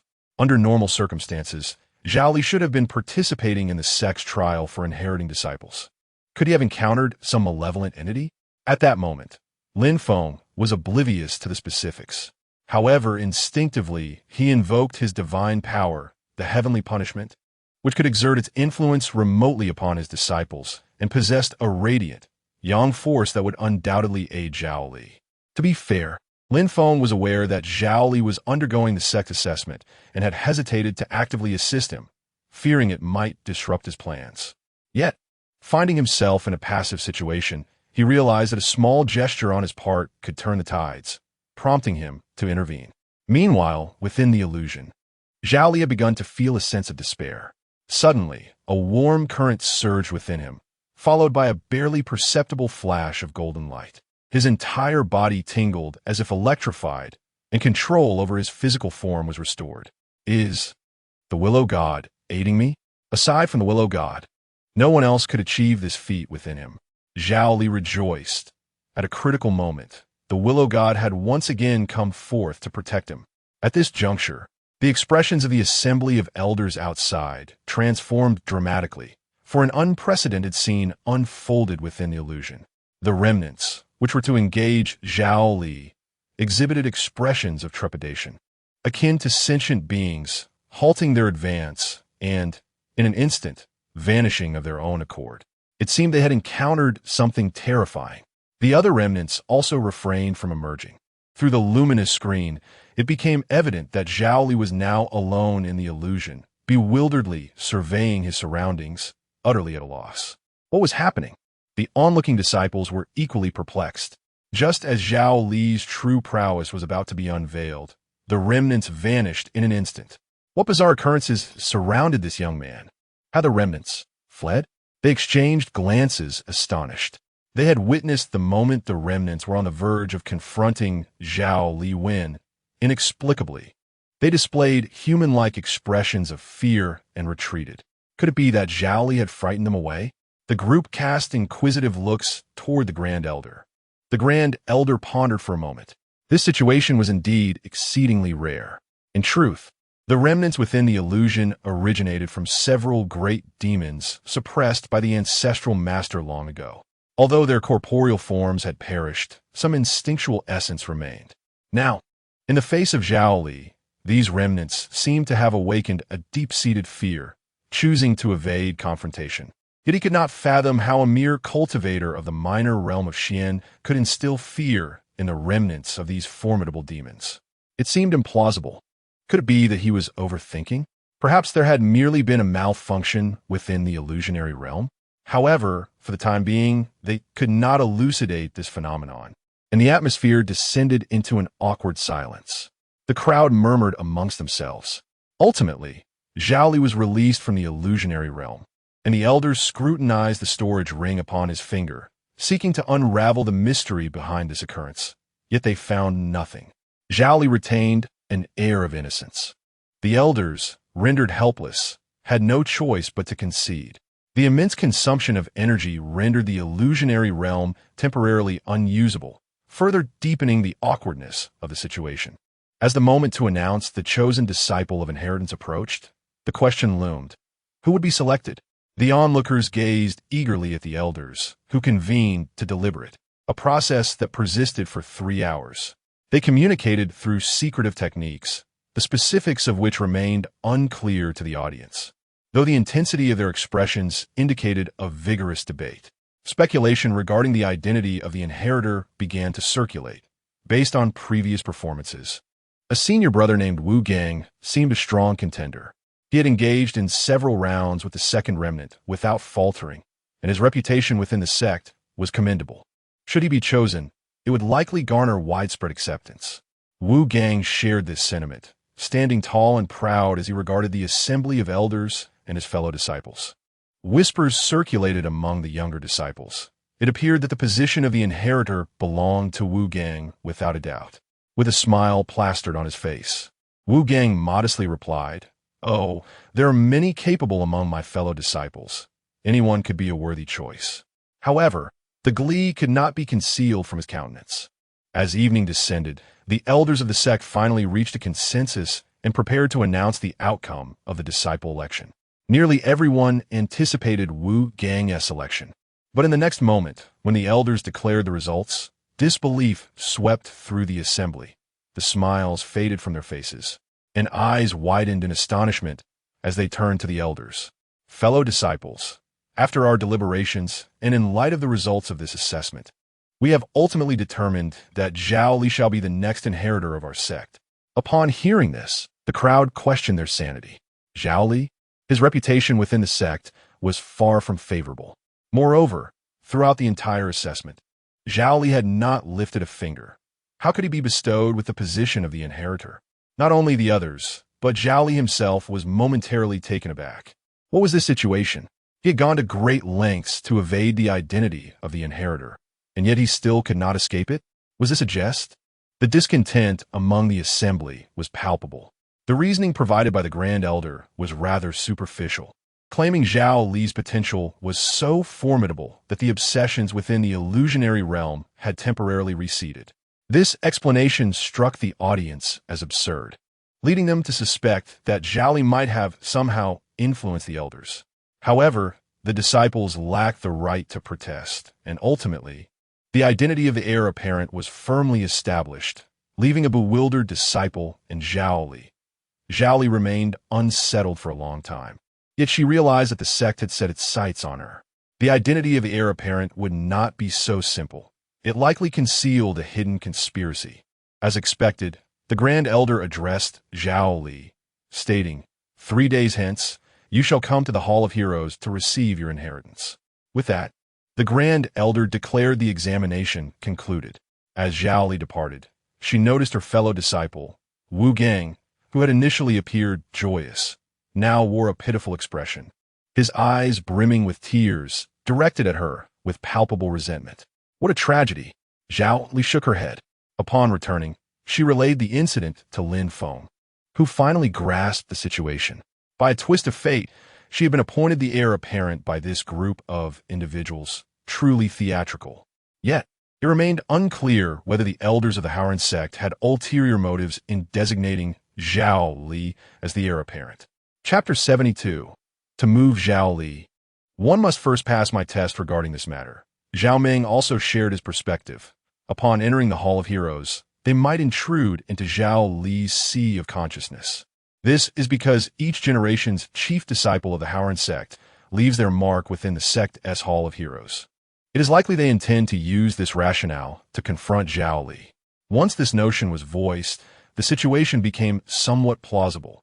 Having found nothing upon searching Zhao Li, they were left with no choice but to delve into his sea of consciousness as a final effort. Should any issues arise with Zhao Li, it would not impede their establishment of a chief disciple. However, Lin Feng appeared contemplative. Entering Zhao Li's sea of consciousness? Was this not akin to delivering oneself into a trap? Even a celestial being like Li Yu would derive little benefit within the sea of consciousness of a believer, let alone the elders of the Haoran sect, who were far inferior to him. Realizing this, Lin Feng's eyes sparkled. If these elders from the sect were to enter Zhao Li's sea of consciousness, they would appear as mere ants before him, easily manipulated. Yet, he was unable to impart skills to those of higher realms. He could only sever the portion of divine consciousness that entered the sea, which would likely have minimal impact on these elders. Lin Feng discussed this with Li Yu, whose insights as a sovereign were undoubtedly profound. Unfortunately, he was also powerless in this regard. As time progressed, the group began to strategize regarding this phase. Ultimately, Lin Feng decided to abandon this idea. His current strength was insufficient to convert these elders into believers. Forcibly severing their divine consciousness would only render Zhao Li's situation more perilous. Nevertheless, since he held a transcendent status within Zhao Li's sea of consciousness, capable of transformation, he might as well assume the guise of a loyal disciple. Once Zhao Li's strength had progressed sufficiently, he could seek an opportunity to convert these elders into his followers. Having established this plan, Zhao Li expressed his understanding. In the blink of an eye, the third day arrived. The confirmation of the chief-disciple succession drew significant attention from the sect. However, the Hall of Heroes, situated atop an unnamed peak of the Howard sect, was restricted to outsiders, thus maintaining a degree of tranquility. Within the Hall of Heroes, upon Zhao Li's arrival, the elders exchanged glances, communicating silently. The Grand Elder spoke. Zhao Li, from this day forth, you shall be the chief disciple of the Howard sect and, barring unforeseen circumstances, the future successor of our sect. With the sect leader journeying afar, I shall oversee this transfer of legacy. You may now open your sea of consciousness and spiritual palace. As these words were spoken, they keenly observed Zhao Li's facial expressions. However, Zhao Li maintained an impassive demeanor and clasped his hands, responding, very well. He then closed his eyes tightly, presenting an appearance of being guiltless. This was unexpected. The elders exchanged puzzled glances. In their anticipations, Zhao Li should have been exceedingly anxious, reluctant to allow them to probe. They had already devised plans for a forceful intrusion, yet they could not have imagined Zhao Li would cooperate so willingly. Very well, then I shall bestow upon you the mark of succession. As he spoke, the Grand Elder gently closed his eyes, and a formidable consciousness penetrated into Zhao Li's mind. Lin Feng was the first to perceive this. He was taken aback. Then, in accordance with the scenario he had meticulously devised, he began to act it out. Within the sea of consciousness, Zhao Li's memories unfurled. From a mere child in the vast wilderness to the present moment, vivid recollections surfaced before the elder of Howard sect, accompanied by an inner monologue. Lin Feng's portrayal of Zhao Li depicted him as a member of a well-to-do tribe in the wilderness, yet his father's ostentatiousness attracted the ire of enemies, nearly leading to their family's annihilation. On the brink of death, his father urged him to remain low-key and to respect his elders. Subsequently, Zhao Li ventured out from the wilderness and, through a series of fortuitous events, discovered his remarkable talent. He sought to serve as a menial worker in various sects, intending to clandestinely learn their teachings. Unfortunately, he faced relentless harassment from the sect's disciples, ultimately resorting to stealing a manual before fleeing. Then came his entry into Howard sect. Within Howard sect, he gradually gained recognition, receiving ample resources for cultivation and a commendable master. In the shadowy chapters of his life, Howard sect stood as his sole beacon of hope. The elders were endearing, and he felt a familial warmth emanating from them. Alas, he could never fully integrate. The senior disciple suspected him of possessing a rare treasure and constantly targeted him, leading to his reclusive nature. The elders within the sect also harbored distrust towards him. He found himself isolated in what should have been a familial home. Why, he pondered, should family treat him thus? Observing Lin Feng's enactment, the Grand Elder, delving into Zhao Li's sea of consciousness in search of memories, fell into a contemplative silence. For a long time, he was profoundly moved by Zhao Li's impressions of the sect. The Grand Elder was engulfed in deep remorse, realizing he had misjudged this child, mistaking the loyal and devoted youth for a scheming wolf in sheep's clothing. Upon comprehending the intricacies of the situation, he felt himself to be less than a beast. How could he harbor such suspicion toward the devoted prodigy? Everything had been wrong. The sect had wronged Zhao Li. Surely, he must have felt immense grievance. After perusing the memories pertaining to the illusory realm of the Flame Nation, and finding no evidence of the doubts he had previously entertained, the Grand Elder silently withdrew from Zhao Li's consciousness. Suddenly opening his eyes, he was met with the curious gazes of the surrounding elders, all inquiring about the situation. The Grand Elder exhaled deeply and addressed Zhao Li, saying, "Child, open your eyes. From this day forth, you shall be the chief disciple of our sect's legacy, and with my support, let no one dare to bully you." The surrounding elders were left astonished, bewildered by this unexpected turn of events. They had intended to uncover the secrets surrounding Zhao Li. What had the Grand Elder seen within Zhao Li's consciousness to warrant such a change? Confusion reigned among them. Zhao Li opened his eyes, appearing deeply moved, and bowed profoundly to the Grand Elder, declaring, "Disciple, Zhao Li obeys your command. Henceforth, I shall bravely face any trials for the sect, unafraid of death. Excellent. The Grand Elder replied with a nod of approval. Ultimately, Zhao Li departed unscathed, successfully becoming the esteemed first disciple of the Haoran sect. At this juncture, the elders inquired about the reasons behind these events. The Grand Elder recounted the visions he had witnessed within Zhao Li's sea of consciousness, elucidating the various enigmas, and concluded solemnly, from this day forth, Zhao Li shall be the esteemed first disciple of our Haoran sect. Should anyone harbor dissent, they must first contend with me. Chapter 73.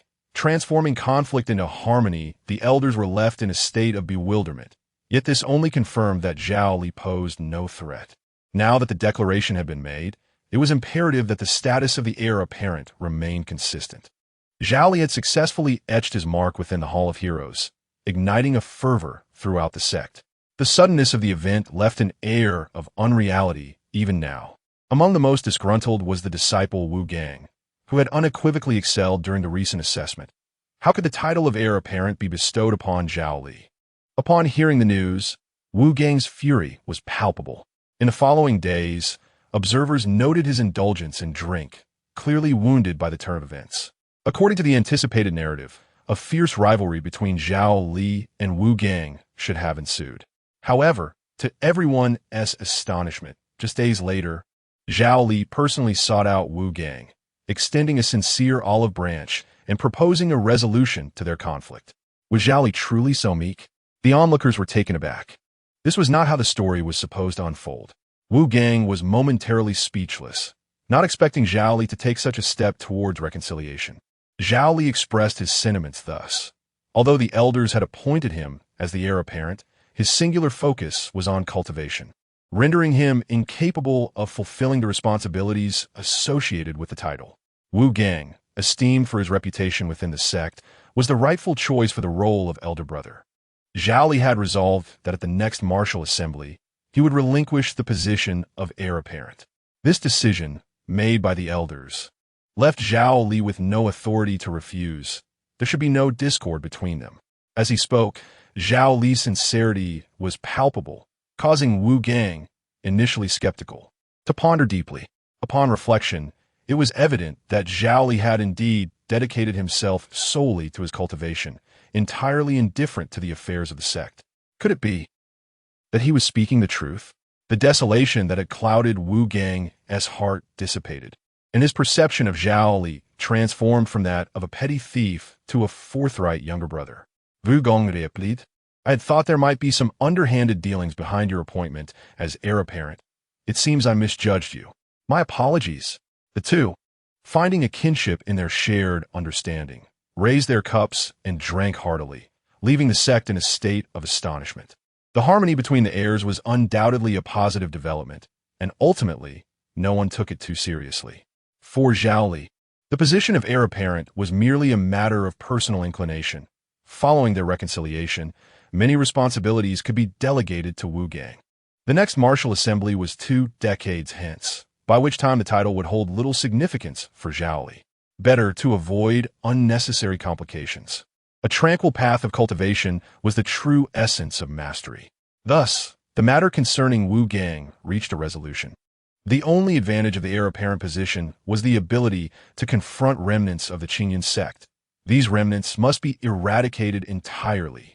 From that moment onward, Zhao Li firmly established his place within the Haoran sect. Lin Feng, upon learning that his plans bore fruit, chose to remain silent. Recently, the village has been flourishing with vitality. My forbidden mist has expanded to a distance of 25 miles, proceeding without any hindrance. It is time to cultivate in peace. In the blink of an eye, 2 years have passed. In autumn, Zhao Li, who had been in seclusion at the Haoran sect, broke through to a new realm and reached the Spirit Sea stage. This level signifies a profound transformation. Upon opening the Spirit Sea, the spiritual energy becomes vast as the ocean, nearly inexhaustible, leading to a qualitative change in combat capability, placing him firmly among the strong. However, this realm also demands abundant resources, and for those lacking comprehension, it becomes a terminus. Each subsequent step requires not only the accumulation of spiritual energy, but also remarkable insight. Some may ascend through the ranks beneath the spirit sea, yet spend their entire lives, even millennia, unable to reach the celestial pivot stage, helplessly watching life slip away into dust. Zhao Li's achievement in the Spirit Sea stage also signifies that Lin Feng's combat prowess has at least reached the mid-Spirit Sea level. Indeed, Lin Feng senses a tremendous surge in his strength. He feels that with a mere flick of his branches, he could effortlessly tear apart anything beneath the Spirit Sea stage. Should he desire, overturning the entire Changsheng Peak would be but a trifling matter. However, as it is his foundation, Lin Feng would not entertain such thoughts, instead choosing to enhance the defensive capabilities of Changsheng Peak continually. In the village, Li Wenqing, Su Jing, and Li Yunj have all ascended to the late stage of the profound understanding realm, mere steps away from the celestial radiance realm. At this advanced stage, the assistance the village could provide has dwindled significantly. The trio had proposed embarking on an adventure beyond the village long ago. But the arrival of Wang Qiye has elevated the training strategies within the village to a fearsome extent. Their continued training under Wang Qiye has kept them from departing. Speaking of Wang Qiye, he has already reached the 10th level of Qi cultivation. This young man possesses an astonishingly solid foundation, and according to him, he is destined to traverse the spiritual path anew, suppressing the talents of the age and avenging past grievances. Initially, everyone regarded Wang Qiye's proclamations as mere jest. Yet with his rising realm and his terrifying combat abilities relative to others of the same level, one cannot dismiss his potential. He embodies the true protagonist archetype. Lin Feng silently cheers for Wang Qiye. Currently, Zhao Li, Wang Qiye, Li Yunj, Su Jing, and Li Wenqing all harbor significant potential, with unimaginable accomplishments awaiting them in the future. On the beast side, Lin Bai has reached a level equivalent to a human cultivator at the 10th level of Qi cultivation. Truly a prodigy. According to Lin Bai, once he reaches maturity, he will attain the Spirit Sea realm, awakening a divine talent that may even rival those of the creation realm. Upon hearing this, Lin Feng recognized that while Lin Bai may indulge in gluttony, his potential is indeed promising. Furthermore, after shedding his fur, Lin Bai has grown considerably and no longer appears as naive as before. He now exudes the aura of a formidable raptor. Lin Bai's current realm is on par with Wang Qiye's. Lin Feng organized a duel between two pairs of combatants. Among the spectators were Li Wenqing, Su Jing, Li Yunj, and Zhao Yan. The contenders, Lin Bai and Wang Qiye, exuded confidence. Lin Bai initiated the exchange, addressing Wang Qiye. Human, the lower your realm, the greater the advantage the beasts possess over you. Are you prepared to endure a thorough beating from me? Wang Qiye, with his hands clasped behind his back, replied nonchalantly, "Feel free to give it a try. Even if I were to fight you with one hand, it is unlikely you would gain any advantage." The air was thick with tension. The audience cast their votes, with a majority favoring Wang Qiye. Ultimately, the battle was poised to commence. Wang Qiye refrained from using weapons, relying solely on his fists to engage Lin Bai. After several exchanges, he remained unscathed, displaying remarkable poise. Lin Bai, growing anxious, exclaimed, "Prepare yourself." Chapter 74. The invincible Wang Qiye with a surge of spiritual energy, Lin Bai's wings stirred a tempest, aiming to lift Wang Qiye into the air. Yet, Wang Qiye remained undeterred, raising his fist to meet the onslaught. Boom! His formidable physique stood firm amidst the whirlwind. Ultimately, Wang Qiye closed the distance, and Lin Bai was defeated. This scene left everyone watching utterly astonished. Wang Qiye's strength was indeed extraordinary. Lin Bai exclaimed, calling him a freak, declaring, "I won't play with you anymore. Wait until I grow up a bit to challenge you." Wang Qiye, with a confident smile, replied, "Even when you grow, you will still be but a mere opponent to me." With that, he left behind an enigmatic figure. Su Jing and Li Yunj gazed in disbelief, realizing that even at the 10th level of Qi training, they would hardly stand a chance against Wang Qiye. This fellow was truly terrifyingly powerful. They then shifted their attention to Li Wenqing, who remarked, "I too will be defeated. I still have much to learn." Eventually, the three of them sighed in resignation. Although their realms surpassed those of Lin Bai and Wang Qiye by a considerable margin, They understood that it was merely a matter of time before these two prodigies caught up. Following this battle, Wang Qi's status among the villagers rose even higher, as they humbly sought his guidance. The only exceptions were his parents, the modest couple from the great wilderness. Occasionally, they would affectionately call him by his childhood nickname, "You're in bed, boy," and often bring delicious treats to the Changxing Academy, calling out, "You're in bed, boy. Come out for some food." In the past, Wang Qie would have retorted against this name. However, upon hearing it now, he simply stepped out to accept the offerings from his parents, suggesting they leave the food at the door next time.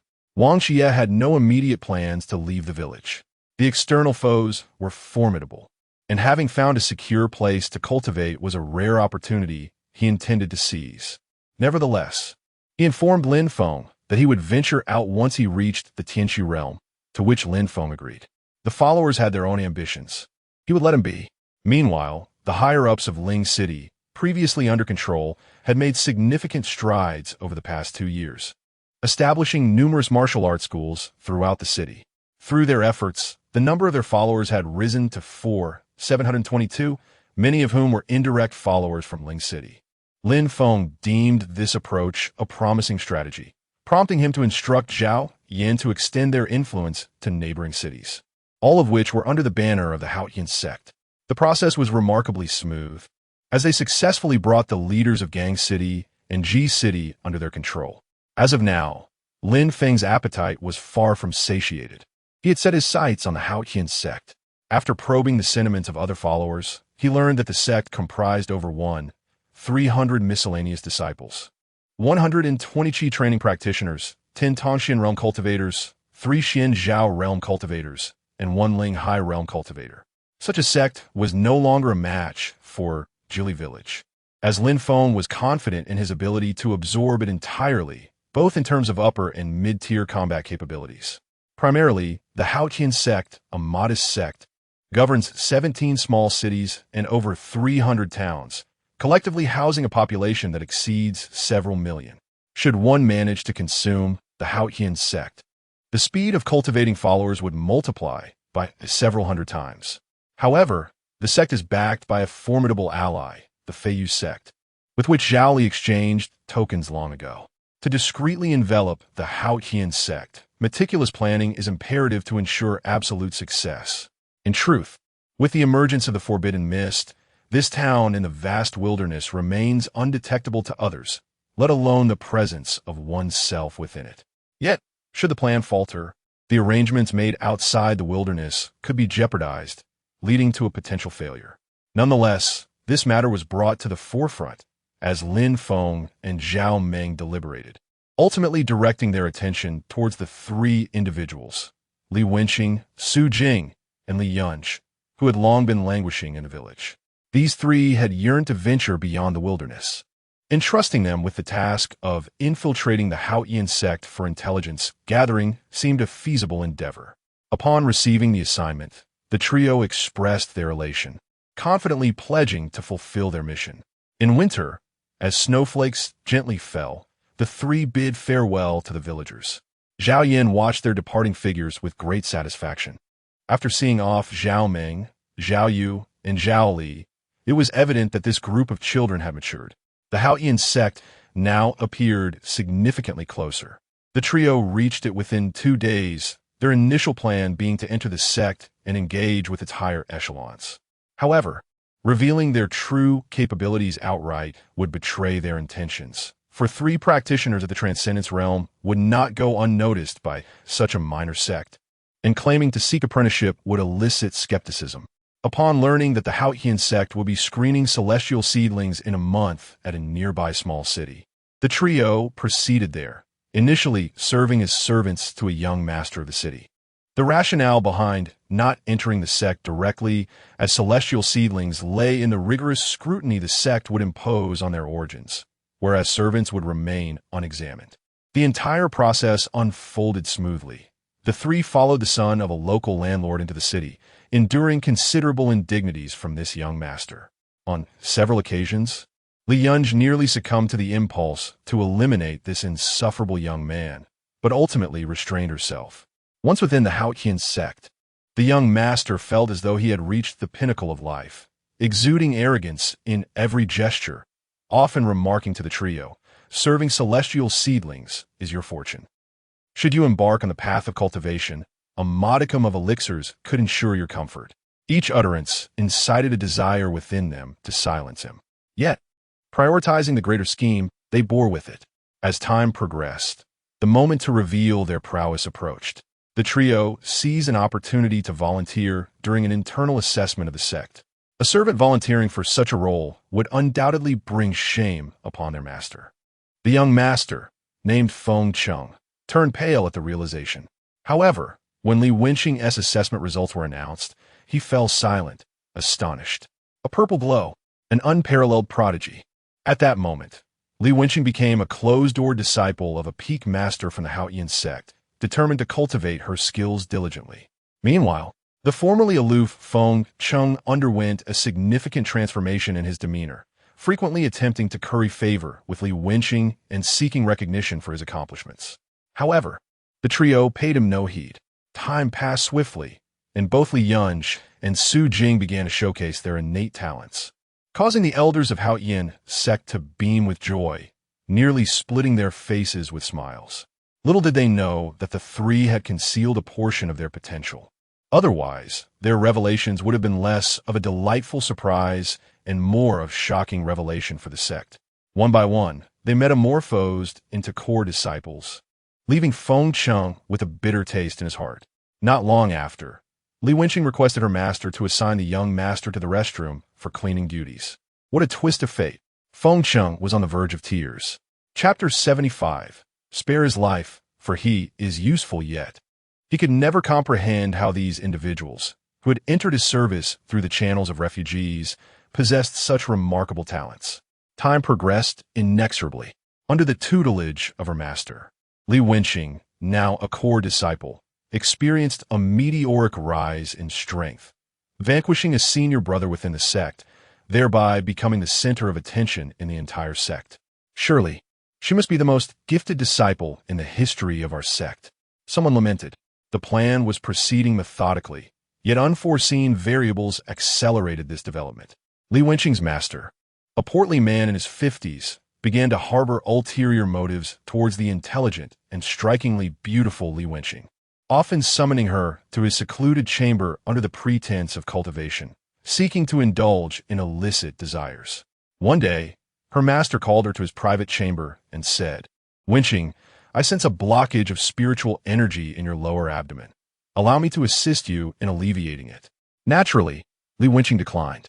After several such encounters, her master attempted to force himself upon her, relying on his formidable cultivation level of the 9th layer of qi refining.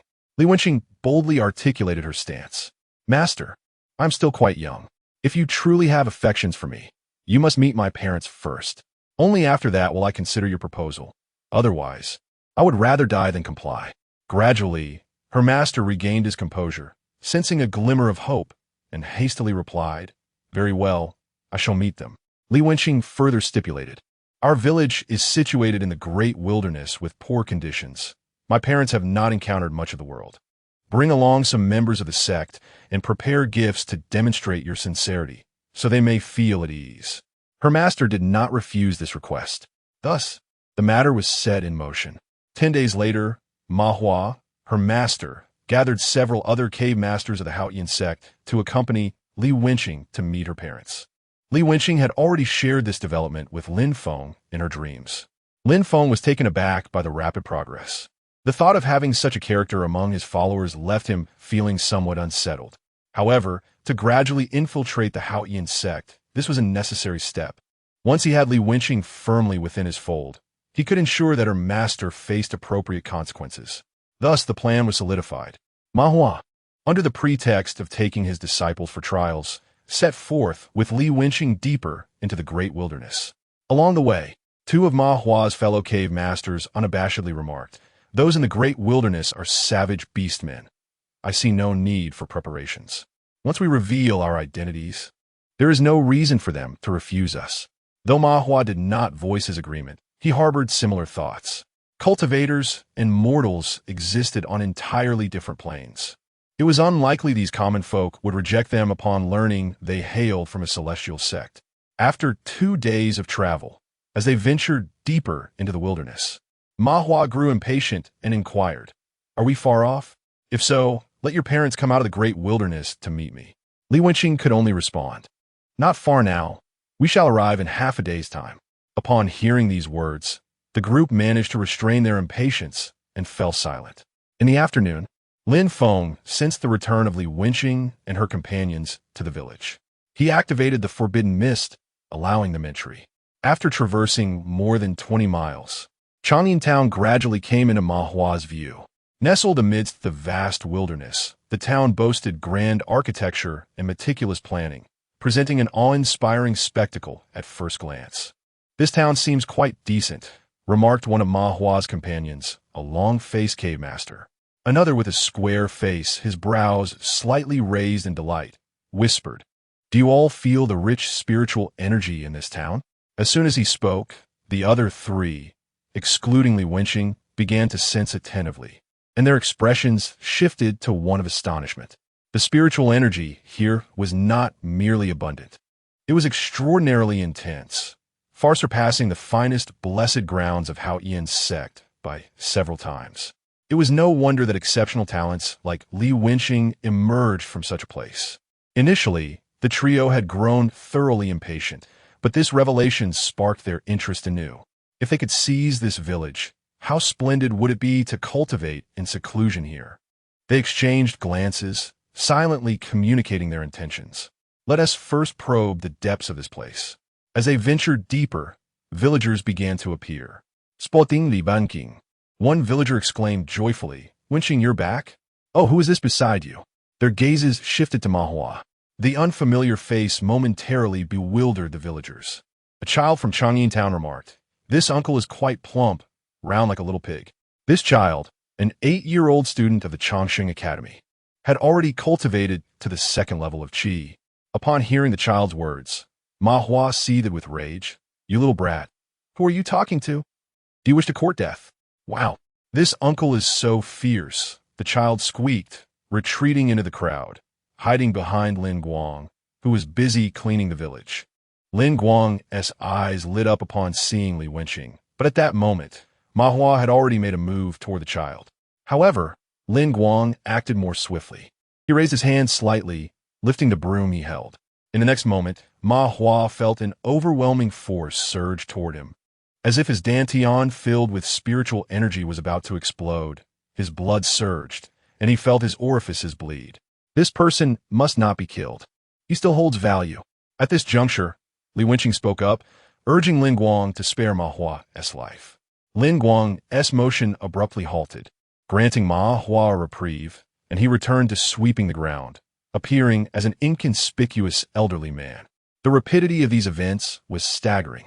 Ma Hua and his 2 companions finally grasped the situation. What on earth was happening? Their expressions turned grave. Their eyes filled with profound fear as they regarded the elderly man. They understood that this seemingly ordinary old man could take their lives with but a mere flick of his hand. How could such a formidable figure exist in a small town? At this moment, Li Wenqing saw no need for concealment. She launched an assault on Ma Hua, aiming a fierce strike at his groin. The phrase "a knife" hangs above the character for sex signifies a peerless situation.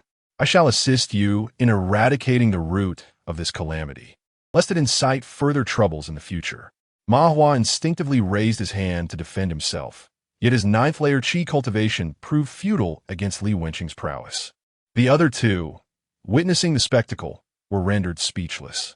A piercing scream of agony echoed throughout the entire town. They soon realized that this was seemingly a trap laid specifically for them. Li Wenqing's true strength exceeded their worst fears, towering over the 3 of them. The trio was dispatched by Li Wenqing with such ease that they resembled defeated dogs, their faces covered in dirt as they were led to Changsheng Peak, where the spiritual energy became increasingly dense. They were astonished to discover that they could no longer send out signals for help. They were doomed.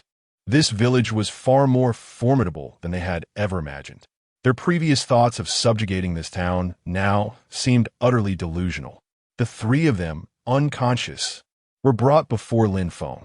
Chapter 76.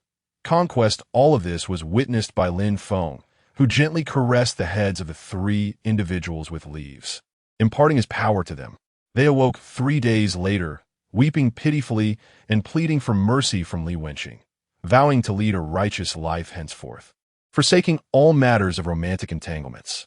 Li Wenqing responded, stating, "In 10 days, I shall escort you back. From now on, you three shall obey my commands, and I will grant you a chance at redemption."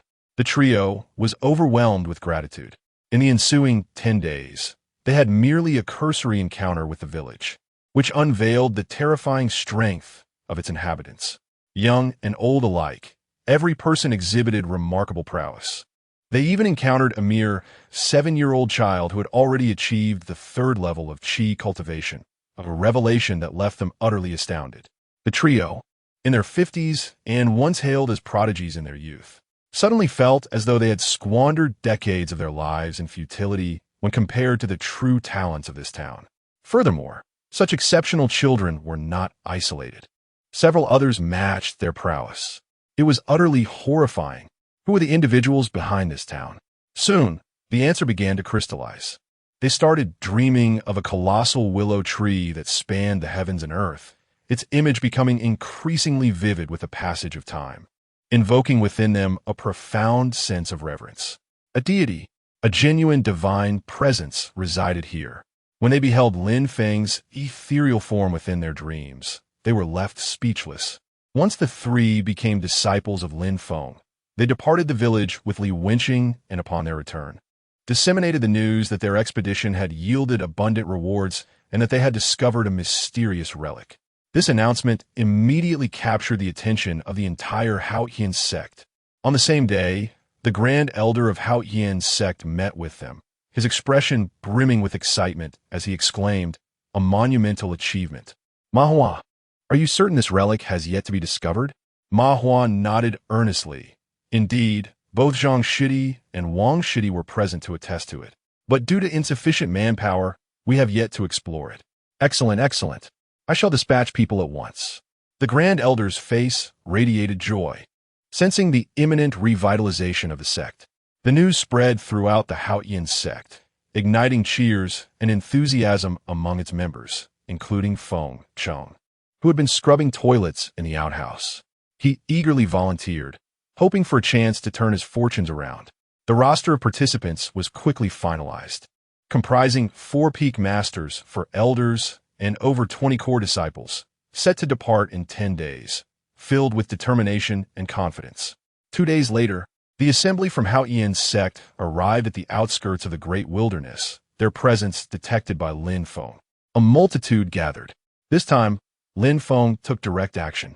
His combat prowess had ascended beyond the spirit sea realm, and his ability to manipulate the forbidden mist had reached a terrifying enhancement, allowing him to effortlessly eliminate practitioners beneath the spirit sea level. Thus, as they ventured into the realm of the forbidden mist, they encountered bizarre and ferocious beasts, accompanied by terrifying golden lightning, which obliterated the entire team. A disciple screamed in terror as he fled swiftly towards the exit. Yet he ultimately could not escape the grasp of Lin Feng as Five-Finger Mountain. During this ordeal, Lin Feng attempted to activate the transformation of the owner of a bone fragment using the forbidden mist. He vividly recalled a colossal corpse, reminiscent of a mountain, plummeting from the heavens years prior, nearly sinking his land into oblivion. It appeared to be a genuine divine corpse, subsequently shattered by a terrifying entity from the depths of the great wilderness. Zhao Yin had found a bone shard nearby, which contained a trace of vital blood and was exhibiting reverse growth. After absorbing this blood essence, he was able to undergo evolution within the forbidden mist, though he had never before encountered such a formidable being. Fortunately, this endeavor proved less arduous than he had anticipated. He astonishingly managed to manifest a wisp of a phantom. Though merely a vague silhouette, the oppressive aura it emitted was profoundly terrifying, nearly depleting the spiritual energy surrounding him. This development was auspicious, signifying that his future prowess could indeed allow him to evolve a deity through the forbidden mist to fight on his behalf. observing the horrifying fluctuations within the mist. The villagers of Chang'an Town and Changsheng Peak were rendered speechless, overwhelmed by an impulse to kneel in reverence before this miracle. Wow! Has the god of Willow intervened? What a terrifying power! Is this truly the god of Willow? Witnessing the god of Willow for the first time, all present felt as though their faith had materialized into reality. Lin Feng imparted teachings to all those dispatched by the Haotian sect and confined them within the village for 10 days. They constituted nearly half of Haotian sect's upper echelon. At this juncture, it could be surmised that the Haotian sect was under his control by 60. Remarkably, this entire process had only taken 4 to 5 months. With another year, he could almost entirely dominate the Haotian sect. The remaining elders did not intervene, as they represented the sect's foundational strength. Thus, there was no urgency. Meanwhile, these disciples had already infiltrated 7 to 8 cities, ready to commence their teachings. Thus far, matters had progressed smoothly. These individuals had successfully become his followers, returned to the Haotian sect, and commenced renovations in several cities under his command. Numerous martial halls were established, allowing some of Lin Feng's followers to disseminate teachings. Simultaneously, Lin Feng was astonished to discover a remarkable fact. The first technique granted to him by the system, the void breathing method, which had initially seemed the most inconsequential, transformed into a formidable asset. Once his disciples taught this method to others, those who mastered it would become direct followers, effectively amplifying his influence. Previously, with a limited number of followers in the town, it had been managed by his direct disciples, and he had not realized the extraordinary capacity of the void breathing method. Initially deemed inferior compared to the eye of true sight, the spirit of nightmare, and the forbidden mist, it now appeared to possess an overwhelming advantage akin to a cheat code. There are 2 distinctions between indirect and direct disciples. Firstly, indirect disciples are not entirely loyal. Even if they engage in actions detrimental to him, they are unlikely to face retribution from karmic flames. Furthermore, the experience points acquired by indirect believers amount to merely half of those gained by direct believers, and the possessions they hold do not transfer to themselves upon death. However, with the acquisition of the void breathing technique, the quality of one's own believers is poised for a staggering enhancement. Lin Feng promptly relayed this information to others regarding the void breathing technique as an essential practice to be imparted. Regrettably, without the ability to directly transmit this technique, comprehending it may require some time. In the blink of an eye, a month has elapsed, and Lin Feng's followers have increased by nearly 2,000. If this momentum continues, in approximately 7 years, he shall ascend to the next level. Chapter 77. Rooting out the weeds after silently cultivating for over 100 years. A sense of confidence finally emerged within this vast wilderness. However, deep within the wilderness and across the sea, there existed extraordinarily terrifying entities. As one sought to expand outward, it was prudent to remain discreet, for this world was teeming with exceptional individuals. Matters progressed in an orderly fashion. During this period, Zhao Li had also emerged from seclusion and had discerned the location of the prison within the Qingyan sect. He began to devise a plan to eradicate these remnants entirely. Although Zhao Li now held the esteemed position of the sect's chief disciple, these remnants were imprisoned by the elder's decree, and if he were to eliminate them directly, it would certainly arouse their suspicions. A direct approach was out of the question. Thus, a more covert strategy was required. Zhao Li conferred with Zhao Meng. The prison was protected by a formation composed of 12 array flags.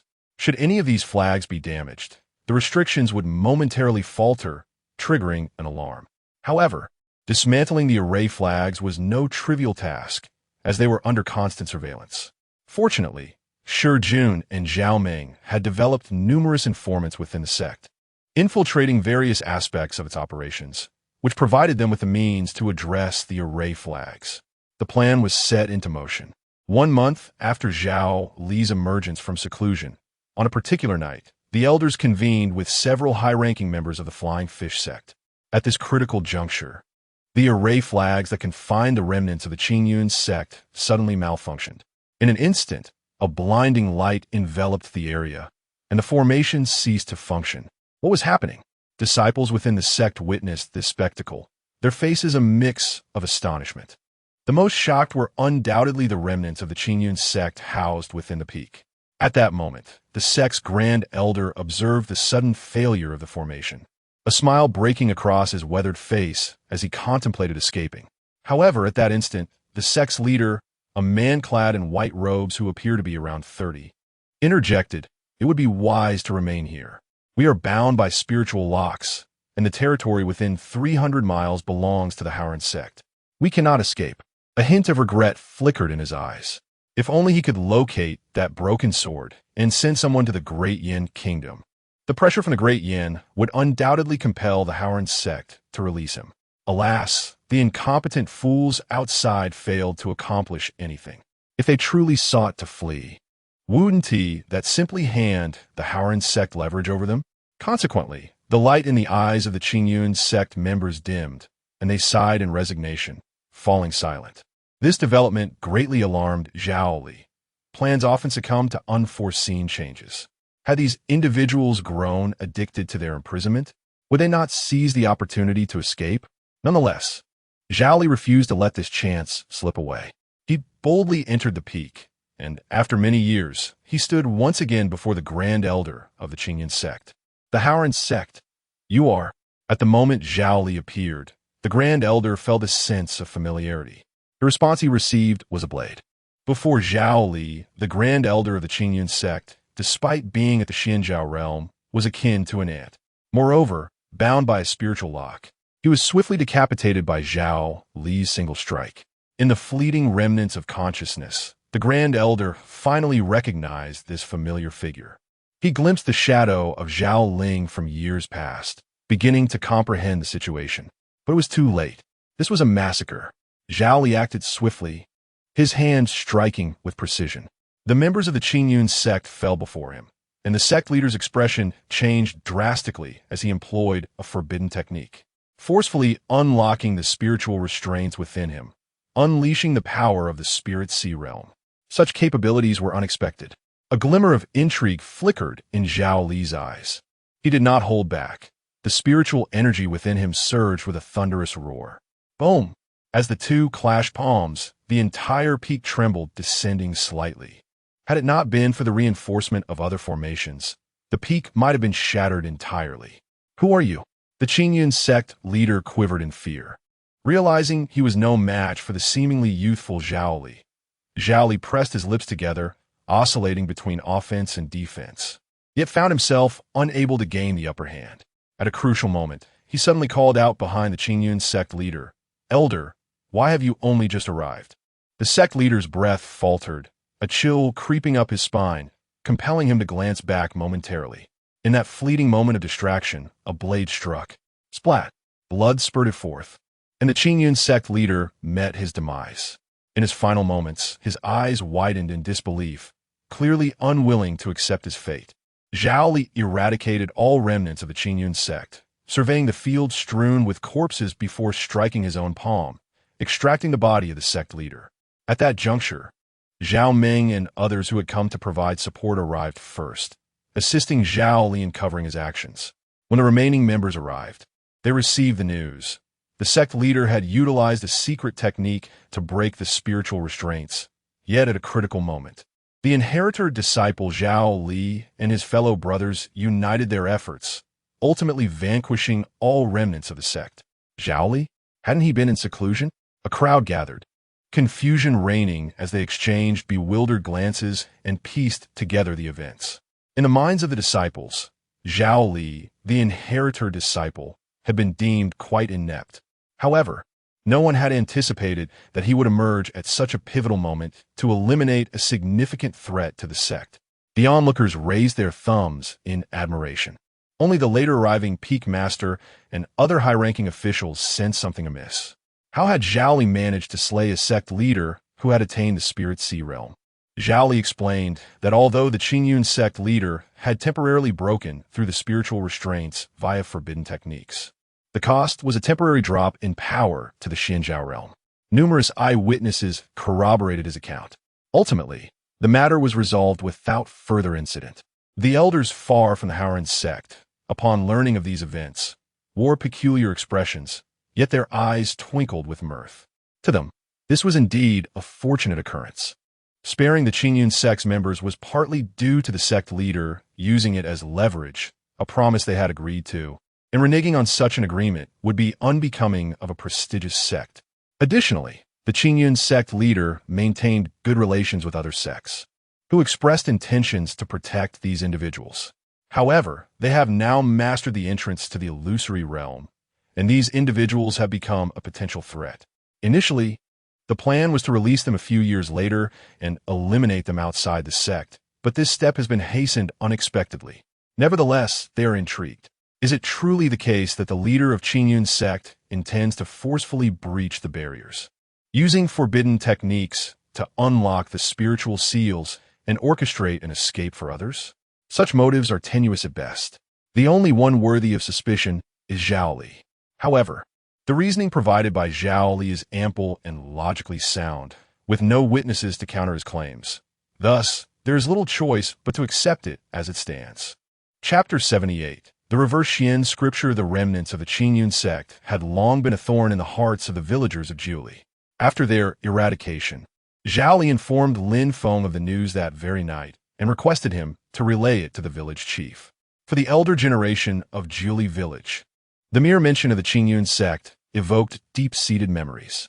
They recalled the years of relentless pursuit, the suffering endured, and their eventual decision to seek refuge in the vast wilderness, believing they would never have the opportunity for revenge. Little did they anticipate that one day their descendants would be able to send these foes to their doom. A wave of complex emotions washed over the elder villagers of Jiuli as they gathered to share a drink. They had once thought their lives would remain forever trapped in this desolate existence. Zhao Ming sighed, his expression a mix of nostalgia and contemplation. Indeed, none could have imagined that they would one day witness the downfall of a once mighty celestial sect and finally be free from the oppression of outsiders. The elders of Jiuli, who shared Zhao Ming's age, echoed his sentiments, their hearts heavy with reminiscence.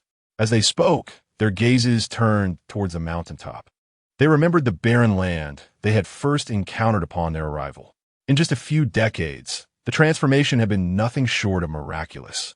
While their own efforts played a significant role, the majority of the credit belonged to the benevolent spirit, Lu Shen. In a world where the weak are devoured by the strong, countless had perished on the path of cultivation. Yet Lu Shen had offered them a home and a chance for rebirth. With a bittersweet smile, Zhao Ming remarked, "Watching those young rascals thrive in the outside world stirs a longing within me. Alas, I encountered Lu Shen too late. Otherwise, perhaps I too could have been a figure of renown." After sharing a hearty laugh, he suddenly inquired, "Where is the village chief? Has he gone?" At the peak. Zhao Yan had not attended her classes at the Chongqing Academy today. Instead, she stood vigil at her ancestral grave for the entire day. Here lay her grandfather, as well as her grandparents, though sadly, the remains of her parents could not be found. Zhao Yan spoke at length, her heart heavy with words unuttered. Suddenly, she was reminded of the last drink shared with her father, and the memory flickered before her eyes anew. The satisfaction of vengeance left an unexpected emptiness within her. A gentle breeze whispered through the trees, their leaves rustling softly. In a moment of understanding, Lin Feng, having lived in a previous life, chose not to intrude upon her solitude. Eventually, Zhao Yan departed. Time slipped away swiftly. Zhao Li was subjected to scrutiny by the elders upon his return to the sect. However, his reasoning was coherent, supported by a multitude of witnesses, leading the elders to cease their inquiries. Ironically, what had begun as a misfortune turned into a blessing, restoring his reputation within the sect. During this period, Lin Feng experienced an unexpected stroke of fortune, courtesy of Shi Jun decades ago. When Jiuli village was still in its infancy and desperately in need of cultivation methods, Lin Feng had persuaded Shi Jun to pilfer knowledge from the scripture pavilion of Haoran sect, providing him with a so-called 9-character secret. Shi Jun, a gifted individual, claimed to have gleaned insights from the 9 volumes and subsequently developed a new technique, which he named the reverse Xian scripture. After many years, this scripture had suddenly made significant progress. In the depths of his consciousness, Shi Jun exclaimed with uncontainable joy to Lin Feng, "Master, we have discovered the reverse profound scripture." He elaborated on the function of this scripture, explaining that it could absorb the attack energy of adversaries and convert it for one's own use. Lin Feng felt a twinge of curiosity upon hearing this, and was suddenly reminded of a legendary martial art from his past life, known as the star absorption technique, which bore a striking resemblance to this newfound ability. Shi Jun truly had the potential to achieve greatness. As Lin Feng perused the interface, he discovered that the reverse profound scripture had been synchronized to his account, yet intriguingly, it bore no rank designation. Did this imply that he could impart this technique indefinitely? With this thought, Lin Feng felt as though he had struck gold. Shi Jun's earlier gift of a few silver coins had not been in vain. After exchanging ideas with Shi Jun, Lin Feng decided to share this technique with a select group for preliminary experimentation, to which Shi Jun readily agreed. The first person who came to Lin Feng's mind was Wang Qie, whose extensive knowledge would enable him to swiftly assess the pros and cons of the scripture. Indeed, after obtaining Wang Qie's consent, Lin Feng imparted the technique to him. Days later, Wang Qie emerged, brimming with excitement, exclaiming, "Marvelous! Absolutely marvelous! In my 2 lifetimes, I have never encountered such an extraordinary technique." Impressed by his evaluation, Lin Feng inquired further. Wang Qie elucidated the remarkable aspects of the technique, proclaiming upon cultivation. This method could potentially establish an entirely new system. Upon hearing this, Lin Feng was taken aback. Was it truly so formidable? Were it not for his inability to cultivate human techniques, he would be tempted to give it a try himself. After sharing these insights, Wang Qie, as if having stumbled upon a treasure, devoted himself tirelessly to research, neglecting his lectures at the Eternal Life Academy. 10 days later, he finally emerged from his seclusion and turned to a junior disciple, saying, "Zhang, strike me with your palm." The junior looked on in bewilderment, pondering whether his senior brother had lost his mind after days of isolation. Nonetheless, he complied and struck. With a resounding thud, the palm landed on Wang Qie, who made no attempt to evade the blow, instead exclaiming, "This is the sensation." Confused, the junior disciple stared at Wang Qie, who simply urged, "Harder." Wang Qie, consumed by his study of the reverse profound scripture, became almost fanatical, encouraging his fellow disciples to strike him. His once imposing demeanor began to wane.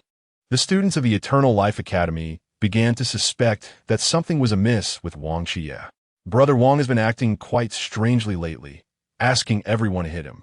If the strikes are too gentle, he expresses dissatisfaction. Just the other day, I struck him for an entire day and my hand went numb, yet he still claimed it was insufficient. Who seeks out such punishment?" The disciples gathered in hushed conversation, debating the peculiar behavior of their senior. One finally could not contain himself and asked, "Do you think he might be unwell?" As the disciple beside him was about to speak, he noticed Wang Qie approaching with his hands behind his back, his brows slightly raised as he inquired, "What are you discussing?" Clearing his throat, one replied, "Oh, it's nothing. I was just asking whether he would like to partake in the oil cakes prepared at home." Indeed, they concurred. The group was genuinely taken aback by Wang Qie's unexpected visit to the academy, coincidentally encountering them, which rendered the situation rather awkward. Fortunately, they managed to respond swiftly. Wang Qie then remarked, "How has your cultivation been progressing lately? Have you comprehended the principles I shared?" We are in the process of learning." They chuckled sheepishly. The inverse Xianjing indeed possessed some minor flaws, and Wang Qie was tirelessly refining it. Finally, one day, he confided in Lin Feng, "I have discerned the shortcomings of this technique." "Discerned? Does that imply it can be disseminated on a large scale?" Lin Feng inquired. However, Wang Qie added, "This technique has specific requirements for the meridians. If they're too narrow, one cannot effectively convert these attacks." True to his nature, Wang Qie exhibited profound insights, prompting Lin Feng to nod in silent agreement. Judging by Wang Qie's response, it seemed that the inverse Xianjing created by Shi Jun was not inferior to celestial grade techniques. Chapter 79. Pointing a deer as a horse in his previous life, Wang Qie, the scion of the Wang family, possessed extensive knowledge and experience. Thus, it is no surprise that he bestowed such high praise upon this particular technique. The sheer terror of its power is thus implied. Lin Feng conveyed the merits and demerits of the inverse mystic scripture, as organized by Wang Qie, to Shi Jun. Upon hearing this, Shi Jun was awestruck, nodding repeatedly in agreement. Indeed, absolutely correct. This individual's assessment is remarkably incisive. He is truly a genius. The camaraderie between the two deepened, and Lin Feng playfully inquired, "Have you abandoned the techniques you previously studied?" Shi Jun chuckled sheepishly. "Now, I serve as a highly respected elder within the sect. I have long discarded the dross. However, that rascal Zhao Meng has received my true teachings. You might inquire with him about his research findings." Zhao Meng is indeed fortunate, as acquiring Shi Jun's genuine insights would undoubtedly enhance his prowess. With a smile, Lin Feng exchanged a few more words with Shi Jun before ultimately withdrawing from his sea of consciousness. The night sky was adorned with countless stars, devoid of a visible moon. In the depths of the cosmos, the cycle of life and death perpetuated continuously. Even the mightiest beings cannot withstand the passage of time. Yet he is an exception. Time passed swiftly, and in the blink of an eye, a month had elapsed. Within the Haotian sect, Li Yunj, Li Wenqing, and Su Jing, aided by the higher echelons of the sect, had completed the strategic deployment across the 7 cities under the sect's purview. Lin Feng intended to send some villagers from Changyin Town to teach, aiming primarily to disseminate the empty breath technique. However, the moment was not yet ripe, as the other senior members of the Haotian sect had noticed this endeavor and were perplexed. These cities served merely as granaries for sustenance and labor. Typically, they would only dispatch an overseer for supervision. Why then were they to provide martial guidance to these cities? The resources and manpower of the sect were exceedingly limited, making such efforts seemingly unnecessary. The Grand Elder convened a meeting with the elders and peak masters to address this matter, allowing everyone to express their opinions. The reasoning put forth by Lin Feng's followers was that by enhancing the development of the cities, the overall quality of the inhabitants would improve, thus yielding more prodigious talents. However, the Grand Elder countered, asserting that unless mortals possessed innate aptitude and were supported by substantial resources in their cultivation, they would yield little to no results. Ultimately, a consensus could not be reached, and a vote was decided upon to determine the course of action. Unbeknownst to the Grand Elder, Lin Feng's followers had already surpassed the majority within the council, leading to an awkward scene. The Grand Elder's faction suffered defeat. He gazed incredulously at those who opposed him, momentarily questioning his own sanity. Many among them were individuals he had personally elevated. They had always stood united with him. How could they now so openly defy him? Third Elder, you.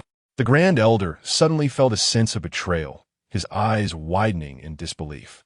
He then turned to another, Fifth Elder. The Third Elder sighed. Brother, you are growing old.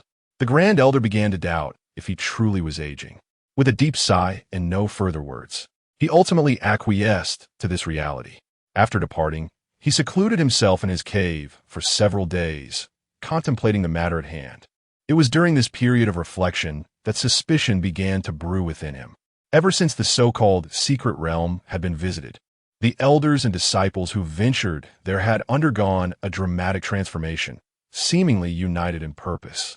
The Grand Elder resolved to report to the Feiyu sect and the sect leader, dispatching a disciple under the cover of night to seek out the leader. However, this disciple was unexpectedly apprehended. The Third Elder brought the captured disciple before the Grand Elder, remarking, Brother, you truly are getting old. As he spoke, he brazenly destroyed a confidential letter before him. What do you mean by this, Third Elder? The Grand Elder's wrath ignited, sensing a hint of provocation. Given the Third Elder's recent behavior, he was convinced that this individual had completely betrayed them. Thus, he struck decisively, engaging the Third Elder in combat. Initially, the Third Elder was no match for the Grand Elder. Yet, the intervention of other elders from outside the cave shifted the tide of battle, ultimately leading to the Grand Elder's defeat and his confinement within the cave. Li Wenqing, Su Jing, and Li Yunj arrived, initially intent on executing the Grand Elder. However, recalling their shared bond as fellow disciples, the other elders interceded, pleading for mercy. Li Wenqing did not refuse but smiled, saying, "Let him choose between life and death." Holding a stone, she approached the Grand Elder and inquired, "Elder, what is this?" The Grand Elder, surprised by her arrival, quickly grasped the situation, coldly retorting, "I never anticipated falling into the hands of such a young girl." Li Wenqing repeated her question. The Grand Elder icily replied, "A stone." With a smile, Li Wenqing corrected him, "Incorrect, this is clearly a fine spirit stone." "Nonsense, it is merely an ordinary stone," the Grand Elder exclaimed. Li Wenqing insisted, "It is indeed a superior spirit stone. Take a good look, and I shall inquire again another day." With that, she left the stone behind and departed. Meanwhile, news of the evening's events spread throughout the Haotian sect, albeit in a distorted version. The Grand Elder had allegedly fallen into madness, attempting to harm his fellow disciples, but was thwarted by several other elders and core disciples. Many disciples expressed their astonishment at the Grand Elder's supposed descent into madness, yet they chose not to pursue the matter further, as it was beyond their comprehension. Shortly thereafter, Li Wenqing posed the same question to the Grand Elder once more. His response remained unchanged, though this time, she delivered a final statement. "Elder, I will ask you one last time tomorrow." The Grand Elder pondered for a long while, understanding that this was his final ultimatum. 5 days later, when faced with the same inquiry, the Grand Elder unexpectedly altered his demeanor, nodding and affirming, "A spirit stone, a superior grade spirit stone." Upon receiving this answer, Li Wenqing felt a sense of satisfaction. Although she did not release the Grand Elder immediately, his life was temporarily spared. The villagers were not inclined toward bloodshed, yet they struck decisively against their adversaries. If the Grand Elder continued to misplace his priorities and harbored hostility, his life would inevitably be forfeit. However, before bringing the Grand Elder of Haotian's sect back to the village to become a follower of the Lu God, he cannot be released, lest unforeseen circumstances arise. In truth, once they embrace their faith in the Lu God, they shall realize that this is not merely a misfortune, but rather a once-in-a-lifetime opportunity, a chance for rebirth through belief. The current state of Changyin Town and its villagers serves as a testament to this truth. With the Grand Elder's obstruction removed, matters have progressed with remarkable ease. The other cities are also advancing this initiative, awaiting the dissemination of teachings. Lin Feng and Zhao Yin commenced the selection process in Changyin Town. Contrary to their expectations, the villagers appeared reluctant to venture forth. Reluctantly, Lin Feng and Zhao Yin identified over 200 unmarried youths aged between 22 and 35 among the villagers, passionately persuading them with promises of a 6-month opportunity, after which they would receive certain rewards. Should they still wish to return after this period, their wishes would be respected.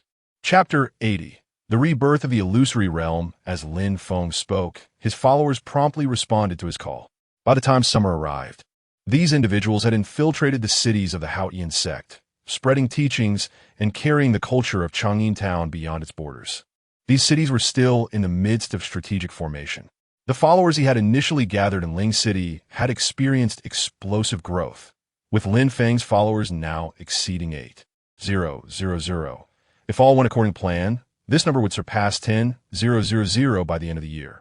The accumulation of quantity would inevitably lead to a qualitative transformation. Lin Feng's experience points were increasing at a remarkable pace. Regrettably, among these thousands, the proportion of cultivators was exceedingly low. If he could have 1,000 cultivators, his ascension would be as effortless as breathing. It was indeed peculiar that the likelihood of his direct disciples becoming cultivators was astonishingly high, so high that it would leave other sects astounded if they were to witness it. Unfortunately, with the ever-growing number of followers, it was impractical for him to use the eye of true insight to scrutinize each individual before imparting his teachings. Instead, he could only identify promising candidates and recommend them to the leaders of the cities, who would then bring these individuals to the Changsheng Peak for instruction. Otherwise, with tens of thousands of people on the peak, it would likely be trampled flat. Lin Feng had pondered the reasons behind the remarkably high proportion of cultivators emerging from Jiuli Village and Changyin Town. He ultimately attributed it to a few treasured items. First and foremost was a verdant little tree, a mysterious plant that, despite a century passing, had grown slowly to the thickness of an arm, yet emanated a vibrant, special aura. Its presence had enriched the spiritual energy at the peak. Additionally, there were the spirit springs produced by the inkstone and stone tablet, providing an environment where the villagers could thrive, making it difficult for their foundational skills to falter. Ultimately, it all boiled down to resources. Lin Feng glanced at the ground beneath him. The stones surrounding the source of the celestial vein had become translucent and lustrous, akin to jade, nearing the formation of spirit stones. Yet it would still require thousands of years to develop to any substantial scale. Until this celestial vein was successfully cultivated, it would be challenging to muster sufficient resources for such a multitude of practitioners. Perseverance was the optimal solution for the ordinary followers. However, the good news was that he possessed a considerable amount of high-end resources. Zhao Li had gifted him a storage ring containing various treasures from the illusory realm. However, most of these treasures consisted of pills and weapons, enhancing individual capabilities but offering little in terms of elevating such a vast number of followers. Speaking of Zhao Li, this fellow had secluded himself for cultivation after eliminating the remnants of the Qingyan sect. Yet not long ago, he received startling news. Howren sect was preparing for a large-scale entry into the illusory realm. After more than a decade, the illusory realm continued to be a source of distress for the elders of the Howren sect, who, while guarding their riches, could only watch longingly.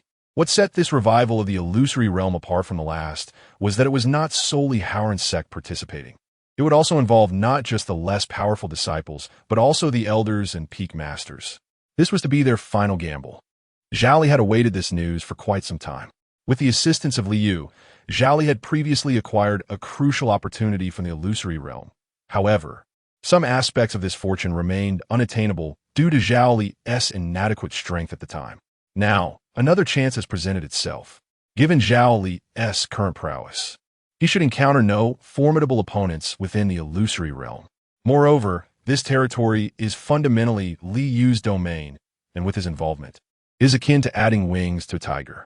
Lin Feng addressed Zhao Li, stating that should he face any formidable adversaries, he could simply recite his name, and Lin Feng would bestow his divine powers to assist him. Previously, Lin Feng had employed the effect of heaven's punishment on Zhao Li with considerable success, which could be regarded as one of Zhao Li's trump cards, especially since his strength would surpass that of a devotee. Heaven's punishment is currently his most formidable divine ability, and its invocation should yield significant results against foes in the later stages of the Spirit Sea. Zauli Nudda.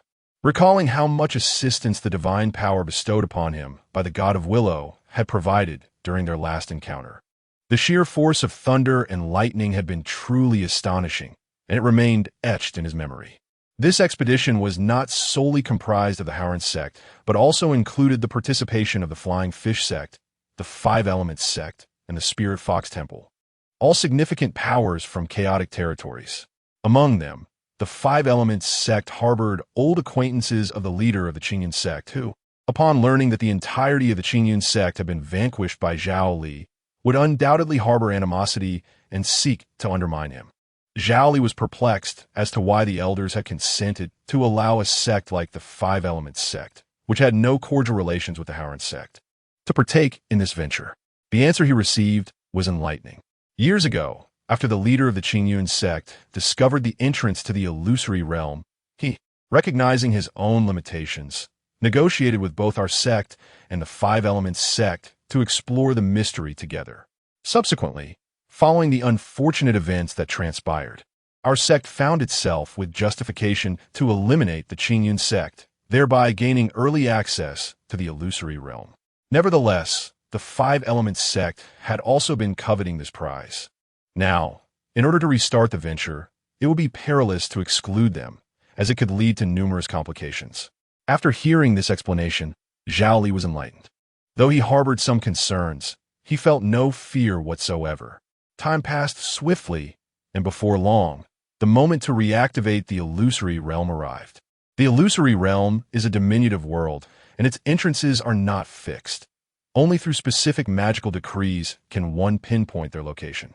Consequently, The aforementioned sects gathered at the Howren sect prior to entering the illusory realm. The Five Elements sect arrived with over 30 individuals, half of whom were young disciples, including their most esteemed apprentice. The Spirit Fox Temple also sent over a dozen representatives. The Howren sect, being the foremost sect within 1,000 miles of chaotic territories, found itself closely followed by the Five Elements sect and the Spirit Fox Temple, leading to subtle rivalries as they entered the Howren sect, where comparisons were inevitable.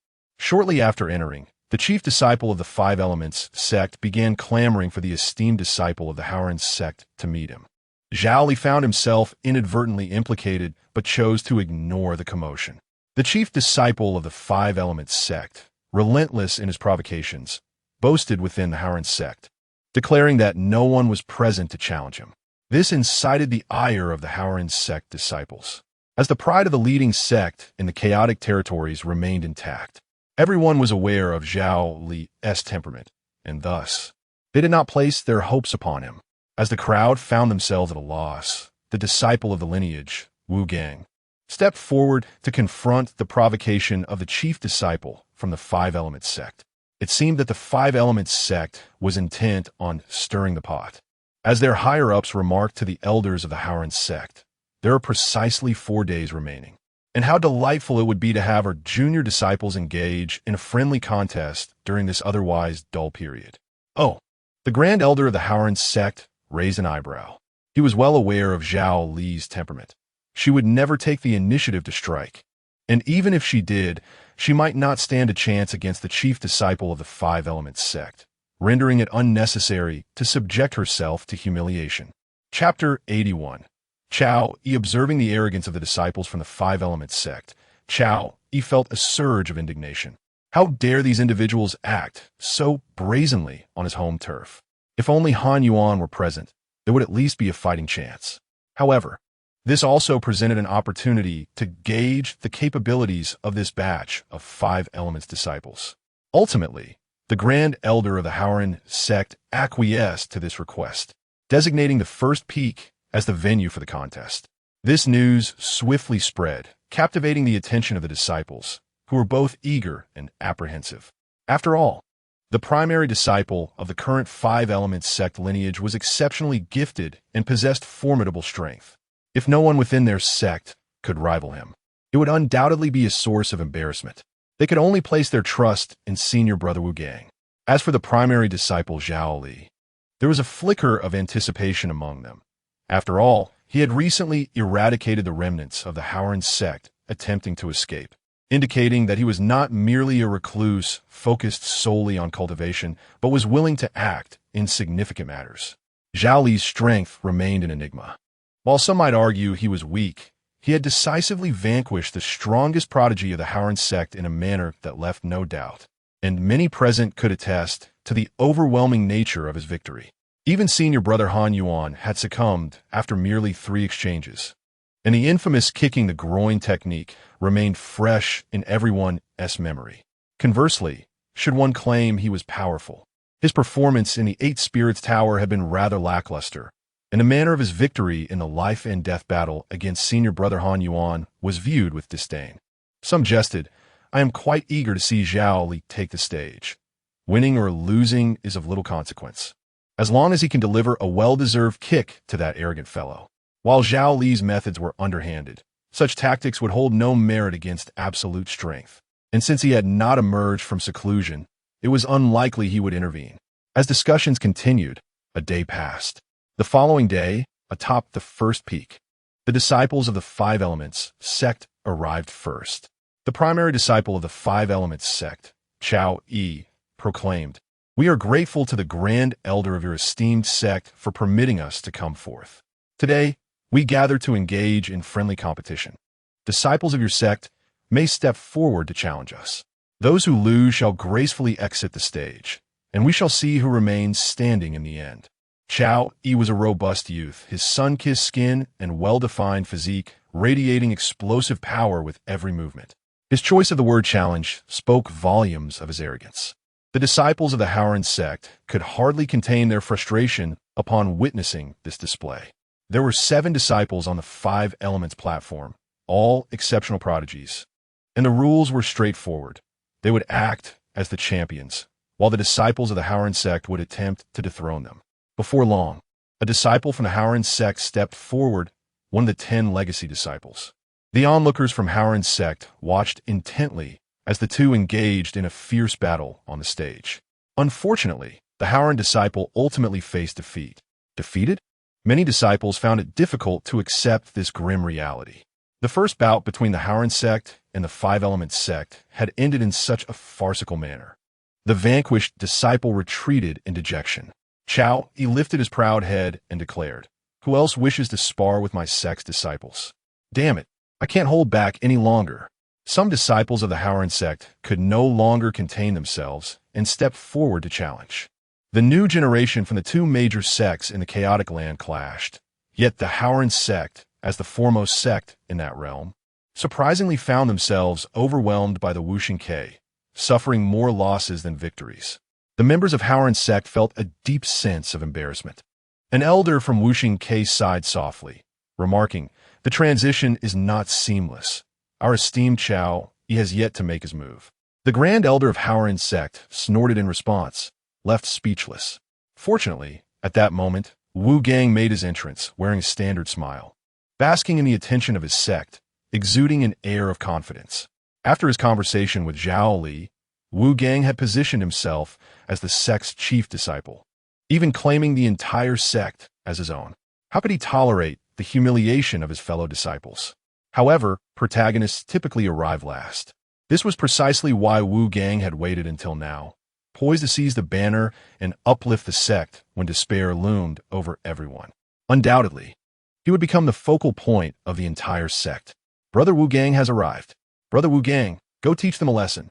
The voices of discontent rose from the disciples of Howard sect, while Chao Yi observed Wu Gang, slightly raising his eyelids, but making no move, dismissing him entirely. Wu Gang stepped onto the arena, declaring, "Let's engage in a duel." Chao Yi's lips curled into a smirk, neither truly smiling nor frowning.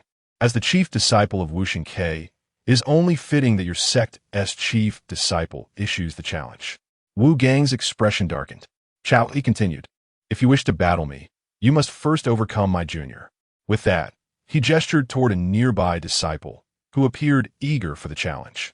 Suppressing his anger, Wu Gang agreed, aware of the immense pressure resting upon him as the benchmark of the current disciples of Howard sect. The two soon stood face to face. Boom, boom, boom. Terrifying sounds erupted from the arena, their movements blurred with speed. Ultimately, Wu Gang emerged victorious, nearly slaying the disciple. "We won! We won!" The crowd of Howard sect erupted in cheers. Yet, Chao Yi's words extinguished their fervor as he looked at Wu Gang and gently shook his head, saying, "Is this all the strength you possess? It seems I have overestimated you." His demeanor was calm, as if stating a mere fact. Yet the audacity of his words was staggering. Wu Gang retorted coldly, "Do not rely on mere words. Come and fight me." The atmosphere thickened, and the crowd cleared the arena. Chao Yi slowly lowered his arms, his expression darkening. "Very well. You have asked for this." Bang! He struck. Behind him, a terrifying 8-armed Rakshasa materialized, shrouded in dark energy, muscles coiling with explosive power as 8 colossal hands surged toward Wu Gang. This was a divine ability. Wu Gang's expression shifted, hastily preparing to counter. Buzz! The sword in his hand transformed into countless sword shadows, resembling an ocean of blades, cascading forth. Alas! Before this terrifying Rakshasa, the sea of swords appeared as fragile as paper, crushed mercilessly by several enormous hands. The Rakshasa, with a voice that seemed to roar at the heavens, emanated an utterly dreadful aura as it charged towards Wu Gang. Bang! The sword in Wu Gang's hand emitted a resonant hum, shattered by this fearsome divine power, causing him to spew blood and be flung back several paces. Had it not been for Chao Yi's restraint, he would have surely perished at that moment. The battle concluded with astonishing swiftness, so rapid that the onlookers scarcely had time to comprehend the outcome. A profound silence enveloped the arena, as if the very air had been stilled.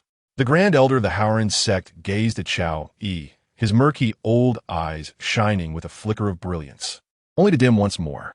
This young man was undeniably formidable. Even if Han Yuan were alive, he would not stand a chance. Such a powerful prodigy would inevitably become a significant adversary for the Howren sect in the future. How splendid it would be if one could manipulate the dream realm. Yet, regrettably, he was utterly incapable of controlling it, and in the glaring eyes of the public, he could not resort to any underhanded tactics. Beside him, the elders of the Five Elements sect revealed glimmers of pride in their eyes, whispering, "This young lad, Chao Yi, is utterly oblivious to decorum. Brother Zhang, please forgive him." In front of nearly 10,000 spectators, the prestige of the Howren sect, the foremost sect, crumbled entirely with Wu Gang's downfall. One exchange, one could even say a single move. Wu Gang, defeated in a mere stroke. Upon realizing this fact, the crowd collectively expressed their disbelief. Wu Gang himself wished to hide his face in shame. Chao, he stood upon the platform. His eyes no longer focused on Wu Gang, but instead boldly proclaimed, "What we have just witnessed was merely a contest among ordinary disciples of legacy. Thus, I emerged victorious. May I inquire where your sect's esteemed eldest disciple resides? Is he brave enough to engage in battle? Is he brave enough to engage in battle?" At his side, the other disciples of the Five Elements sect echoed his call, their voices resonating like thunder. Chapter 82. Are you forcing my hand? Silence enveloped the arena. The Grand Elder of Howren's sect gazed upon the scene with an intense desire to descend and eliminate these impudent juniors. Their audacity was truly overwhelming. However, the presence of such prominent figures from the Five Elements sect implied they had come prepared with strategies. Any confrontation would necessitate the use of the sect's grand formation to ensure a chance of victory. Yet, considering the overall strength of the Five Elements sect was not inferior to that of his own sect, it would be unwise to provoke a formidable enemy for the sake of pride. Lacking the necessary power, it seemed prudent to swallow their grievances in silence. Chao, he harbored a deep-seated animosity toward Zhao Li and explicitly called for him to enter the fray. At this juncture, should Zhao Li refuse to engage, it would reflect poorly on the entire sect, branding them as timid. The Grand Elder of Howren sect remarked, "Chao, he may be at the late stage of the Xianzhao realm, while our sect's chief disciple is merely at the mid-stage. How can we hope to compete?" The elder from the Five Elements sect replied, "That can be easily resolved. Both sides can restrict their powers to the initial stage of the Xianzhao realm using spirit locks." They were well aware of Zhao Li's capabilities. Even with their cultivation levels lowered, they would still employ the spirit locks. Upon hearing this, the Grand Elder of Howren's sect found himself without grounds for rebuttal. Recalling Zhao Li's decisive victory against Han Yuan, who was of the same realm, it might be best to allow him a chance to prove himself. Sighing deeply, the Grand Elder instructed a waiting disciple, "Go, summon Zhao Li." The disciple was taken aback. Were they truly to call Zhao Li? Was that not tantamount to inviting humiliation? Yet, given the circumstances, there was no other option. Zhao Li himself felt quite exasperated, finally experiencing the drawbacks of being the sect's chief disciple. He had initially intended to keep a low profile and avoid the limelight. After all, what value did reputation and face hold? However, his opponents were resolute in their determination to confront him, even going so far as to name him directly. With the Grand Elder ordering his summons, it seemed evasion was no longer an option. He reluctantly followed the disciple to the arena at the first peak. After a prolonged period of seclusion, many disciples within the sect had not seen Zhao Li for quite some time, let alone those from other sections. From a distance, they beheld a youth with rosy lips and pearly teeth, and only then did they realize that this was Zhao Li, the chief disciple of Howren's sect. His appearance was unremarkable, seemingly honest and unassuming, making it hard to believe that he was the one who had slain the previous chief disciple, Han Yuan, and nearly annihilated the Qingyan sect. Chao regarded Zhao Li with a confident smirk. At last, he had arrived. Had it not been for the Grand Elder's summons, this fellow might have scarcely acknowledged the situation. The disciples below buzzed with speculation. The Grand Elder of Howren's sect offered a brief introduction of Zhao Li, during which he conveyed the agreed-upon terms of their battle. Upon learning that both would be using spirit locks, Zhao Li felt a twinge of unease. It appeared as though they had thoroughly analyzed him. Fortunately, they all believed him to be at the mid-stage of the Xianzhao realm, while in truth, he had already attained the realm of the spirit sea, which held its own peculiarities. Within the Dantian, the spiritual energy surged like an ocean, signifying a qualitative leap. Furthermore, the area empowered by this spiritual force transformed the Dantian into a spiritual sea. In other words, if the spiritual lock merely confines the Dantian, it holds no sway over the spiritual sea. To put it more simply, one might as well be unbound. Chao Yi had undeniably reached the initial stage of Xianzhao. Zhao Li's expression was peculiar. He had already begun contemplating how to secure a victory and eliminate this adversary. After much reflection, he resolved to remain adaptable. Prior to the confrontation, Zhao Li queried, "If my life is in jeopardy, will someone intervene in a timely manner?" Upon hearing this, everyone assumed he was afraid, erupting into laughter. The Grand Elder of Howren's sect exchanged glances with the Elder of Five Elements Pavilion, ultimately stating, "With us present, you need only focus on your actions. No one will truly be harmed." Zhao Li nodded in agreement. On the platform, both participants activated their spiritual locks. However, as the Elder applied the lock on Zhao Li, he furrowed his brow and remarked, "Why is the spiritual energy within your Dantian so sparse?" Yet, he chose not to pursue the matter further. Standing on the stage, Zhao Li finally beheld Chao Yi's visage, perplexed as to why this individual harbored such intense animosity towards him. Chao Yi made a gesture across his throat, revealing a sinister smile. At that moment, Zhao Li approached, slowly extending his hand. Chao Yi, under the impression that Zhao Li intended to shake hands, also stepped forward, reaching out while saying, "To forge friendship through martial arts, brother Zhao Liu." However, before he could finish, Chao Yi's eyes widened in shock. A suppressed scream escaped him as he felt an overwhelming force strike his lower body, the pain causing beads of cold sweat to erupt. The audience, both on and off the stage, was rendered utterly speechless, having anticipated a handshake. Yet, Zhao Li, at the instant Chao Yi extended his hand, executed a cunning move, a swift kick aimed at the nether regions. Not only were the disciples taken aback, but the observing elders were also left in stunned silence.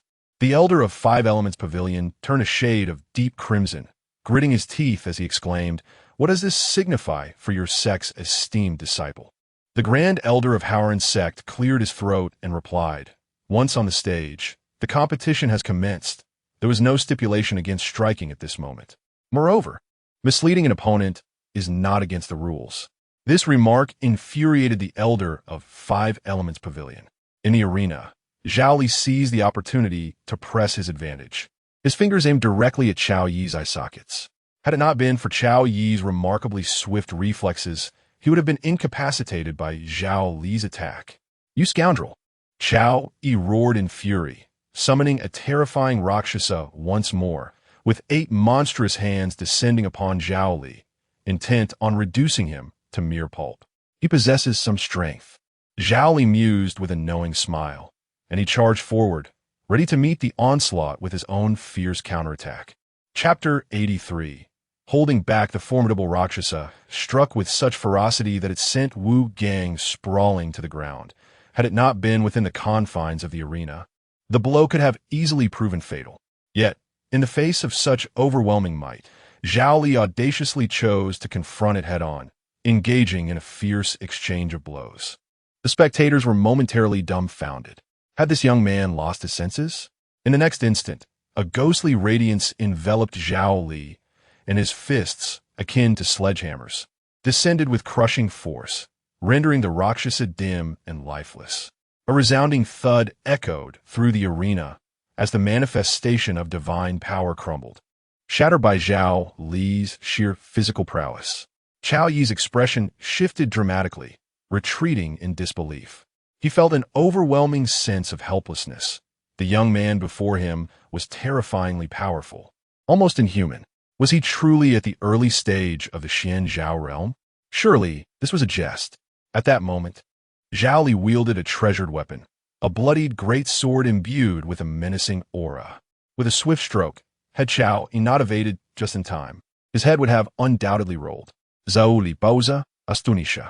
He had restrained his performance to the limits of his early Xian Zhao strength. Yet this strike had drawn upon a modicum of his spiritual ocean. How had this fellow managed to evade?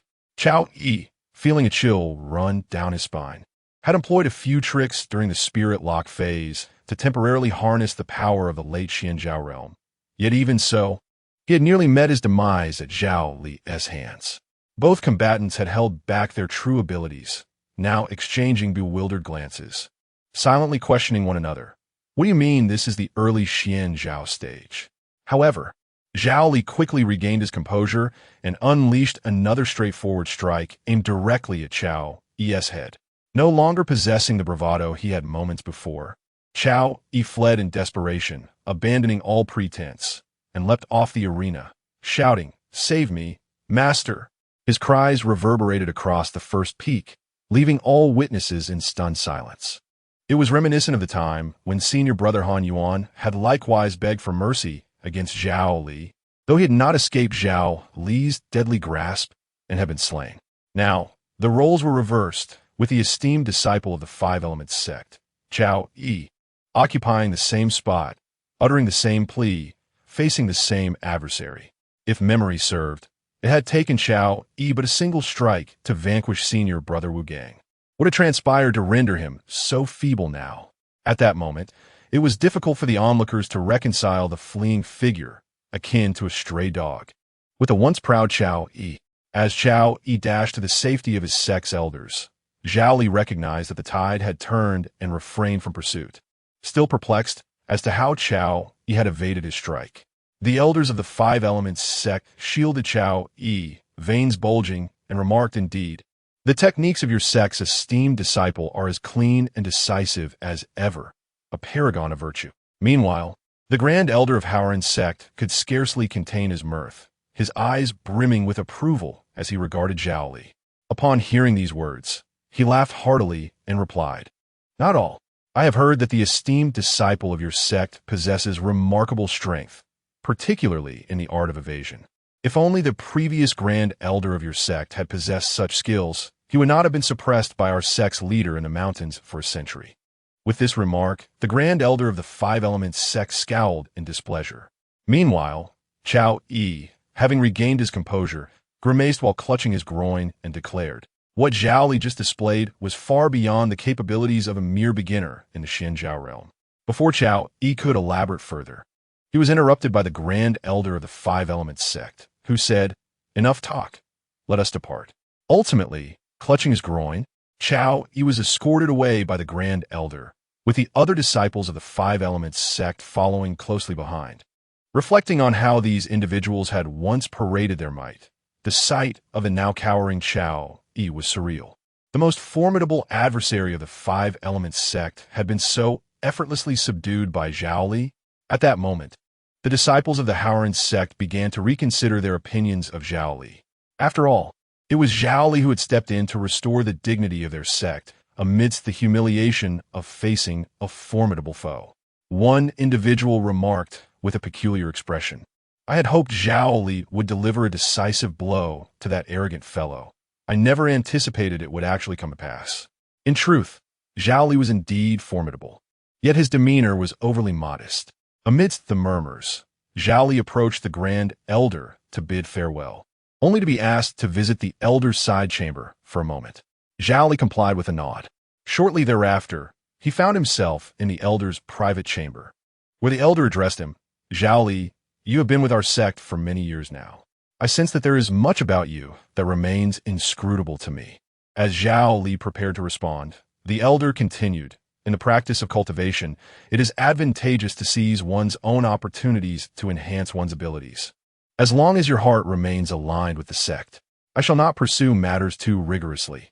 The fortunes within the illusion realm are beyond our control. Once you enter, do lend assistance to the sect." Zhao Li nodded in agreement. "Certainly." "Very well. You may return now," the Elder concluded, watching Zhao Li depart.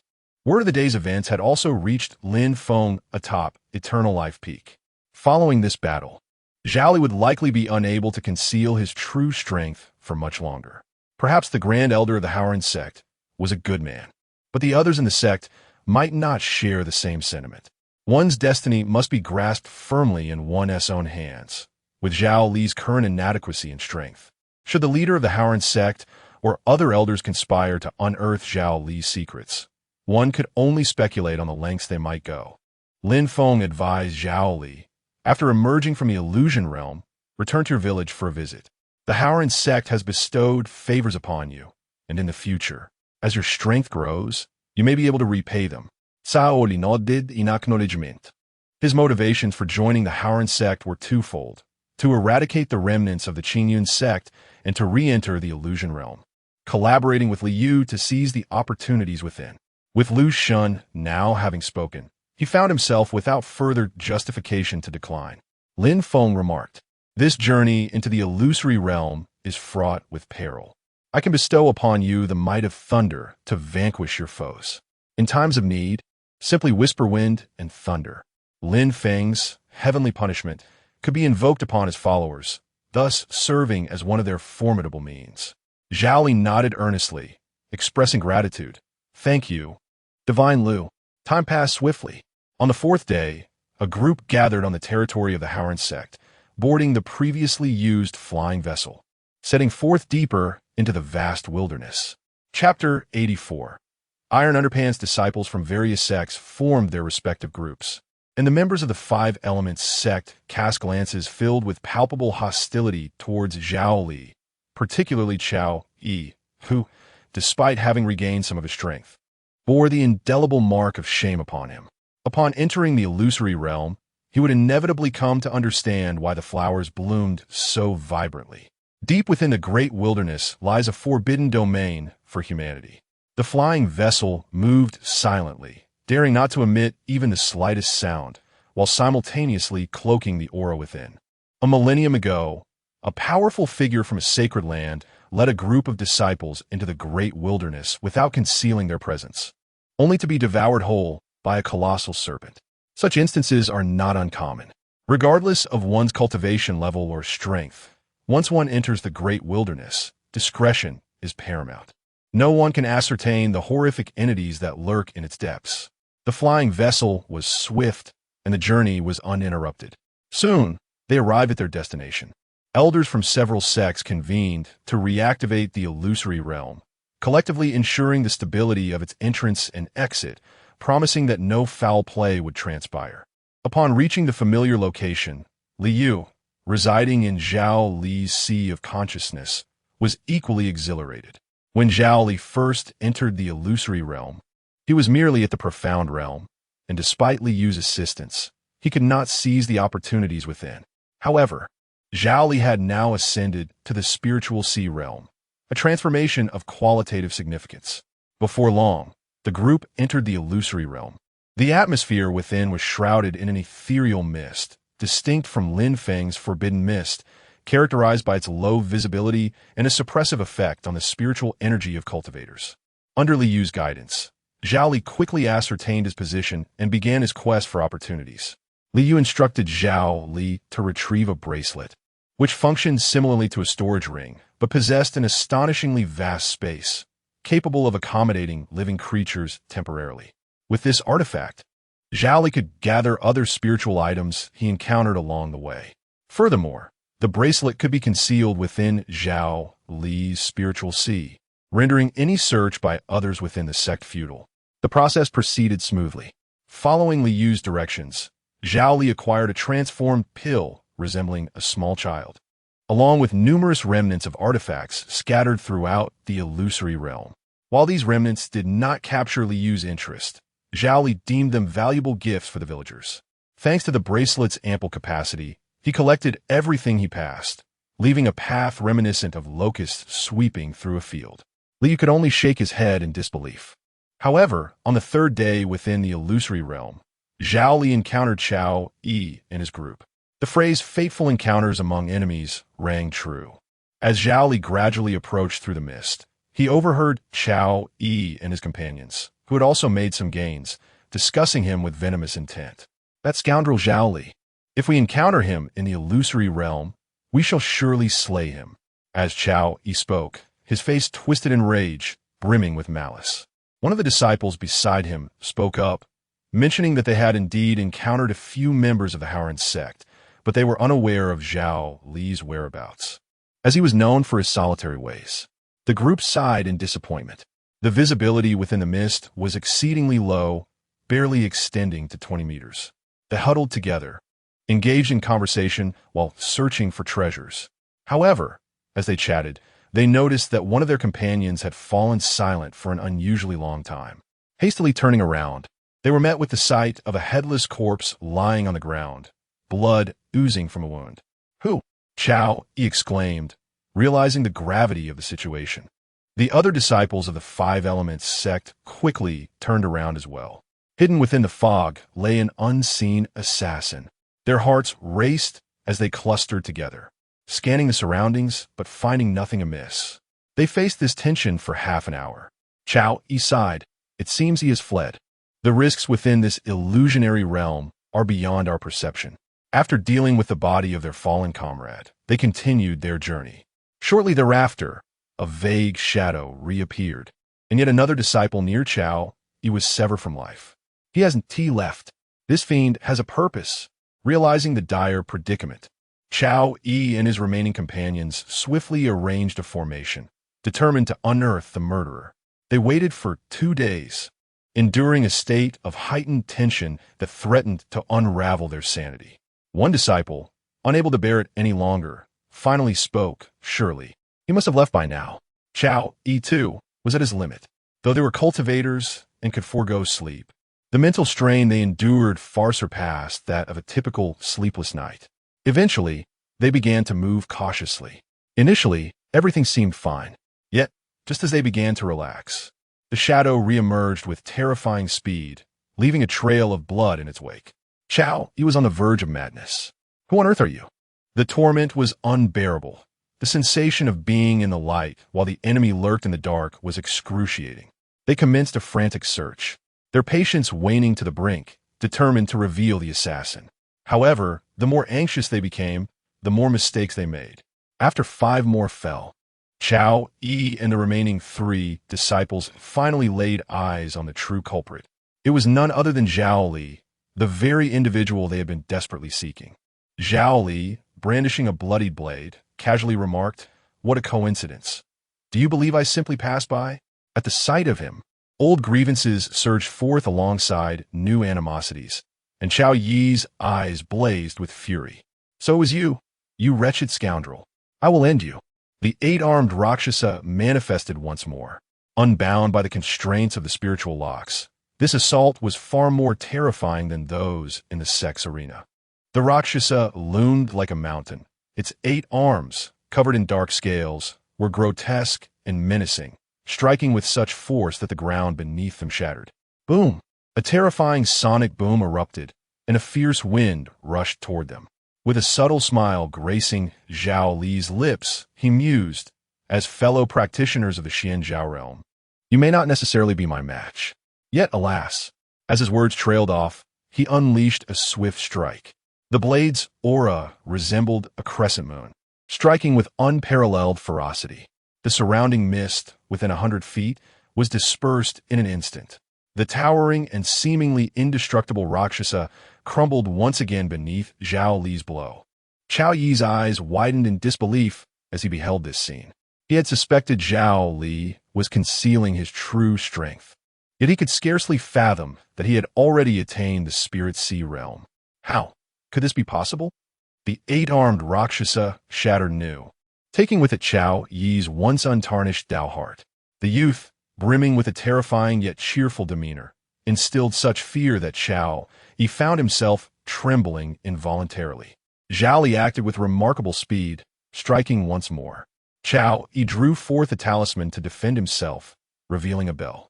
With a resonant clang, dust erupted like waves, and Chao Yi's legs sank deep into the ground, his knees buckling against his will. "No!" he shouted in defiance. Aware that this adversary possessed a life-saving artifact was not entirely surprising. Zhao Li resorted to his previous tactic, delivering a swift kick to Chao Yi's recently healed groin.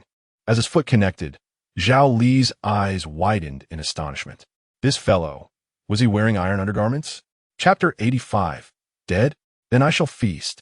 Zhao Li's thoughts were not misplaced. Just days prior, his kick in the arena had left Zhao Yi reeling for several days, forcing him to procure a precious artifact to protect his groin. This was all in preparation for their next encounter, ensuring he could withstand Zhao Li's strike, which had been utterly ruthless. Although this artifact had shielded Zhao Yi from that blow, it proved ineffective against the overwhelming disparity in strength. Many believe Zhao Li to possess merely mid-stage Xian Zhao cultivation, yet in truth, he had ascended to an entirely different realm, concealing his true prowess with remarkable depth.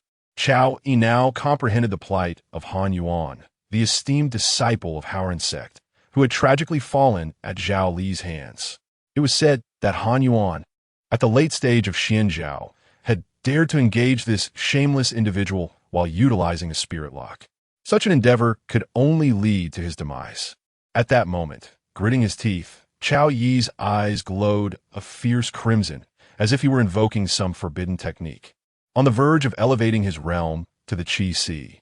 However, Zhao Li was unwilling to grant him that opportunity. With a sudden flurry of 3 strikes, the ground around them fractured violently. Just as Zhao Yi was about to transcend, the artifact was shattered by a forceful blow. One decisive strike severed Zhao Yi's life. His eyes, wide with disbelief, remained open, yet he had already succumbed to death. Once Zhao Li confirmed his demise, he retrieved the storage ring and meticulously examined its contents, ensuring the scene was left pristine before turning to depart. A thick fog enveloped everything. Meanwhile, those nearby had begun to sense the terrifying fluctuations, lifting their heads and hastily retreating from the area. Outside the illusion realm, several elders from various factions were engaged in conversation. An elder from the 5 Elements sect remarked, "Alas, that Zhao Yi, though capable, lacked restraint. Should he have inadvertently harmed disciples from other sects within the illusion realm? I hope for your understanding." His face creased with a smile as he spoke. Among those who had entered the illusion realm, some had already reached the Qi Sea stage. Yet the realm's unique restrictions rendered it increasingly difficult for those of higher cultivation to delve deeper, ensuring that only a select few core disciples could access the heart of the domain. The other elders made no comment. Zhao Yi's strength was evident to all. Momins Late, a disciple from the 5 Elements sect, approached the elder, whispering something that caused the elder's expression to shift dramatically, his lips trembling. With wide eyes, he murmured in disbelief, What did you say?" "Zhao Yi." The disciple nodded, trembling. "Brother Zhao Yi, he is dead." As a pivotal disciple of the sect, Zhao Yi's soul lamp had always burned brightly, yet it had abruptly extinguished moments ago. Impossible. Impossible.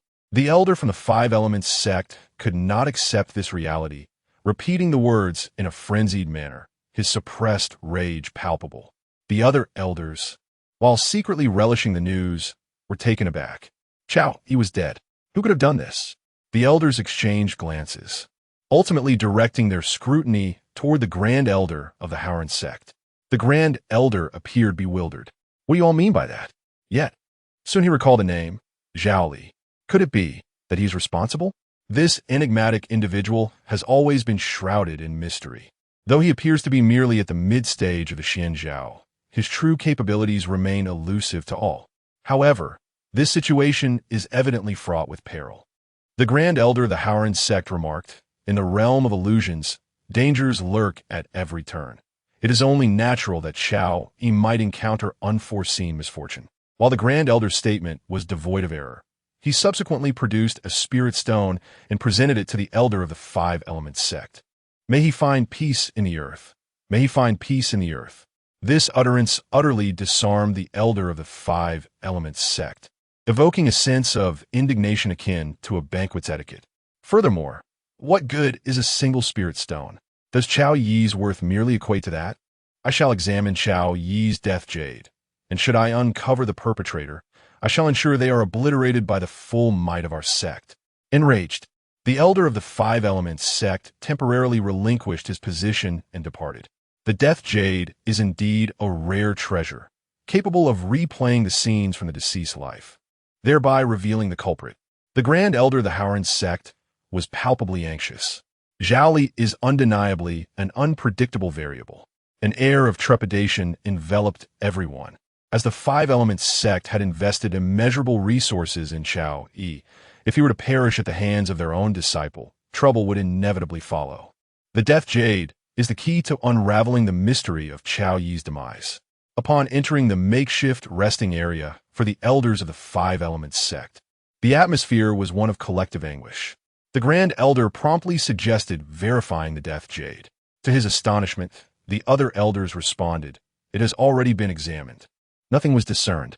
The Death Jade suffered a backlash of spiritual energy and is now damaged. Nothing can be seen. What? The other elders sighed, lamenting.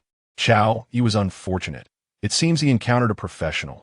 Within the realm of illusions, after dealing with Chao Yi, Zhao Li methodically pursued the remaining opportunities under Li Yu's guidance. Both the village chief and the god of Lu had imparted their wisdom. Act without leaving a trace.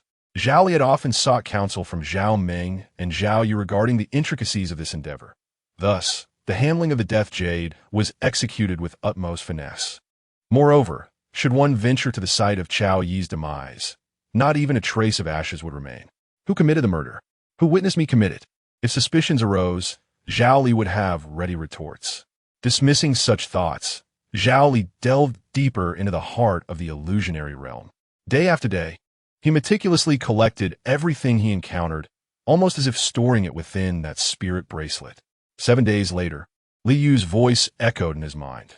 This place contains a portion of the techniques from the Great Yin Kingdom, all of superior grade, likely forgotten by those outside. Raising his gaze, he indeed beheld a grand structure resembling a palace. Upon entering, Zhao Li adhered to his principle, ensuring that not a single technique was overlooked. According to Li Yu, the higher one ascended, the more refined the techniques became. The building spanned 4 levels, and soon Zhao Li reached the 4th floor. However, upon his arrival, he was momentarily taken aback. Standing on the 4th floor was an individual, a person not affiliated with any sect from the external world. He is a young man, seemingly in his early 20s, adorned in a dark robe intricately embroidered with a series of fearsome mystical patterns. His sharp brows and bright eyes convey an air of nobility.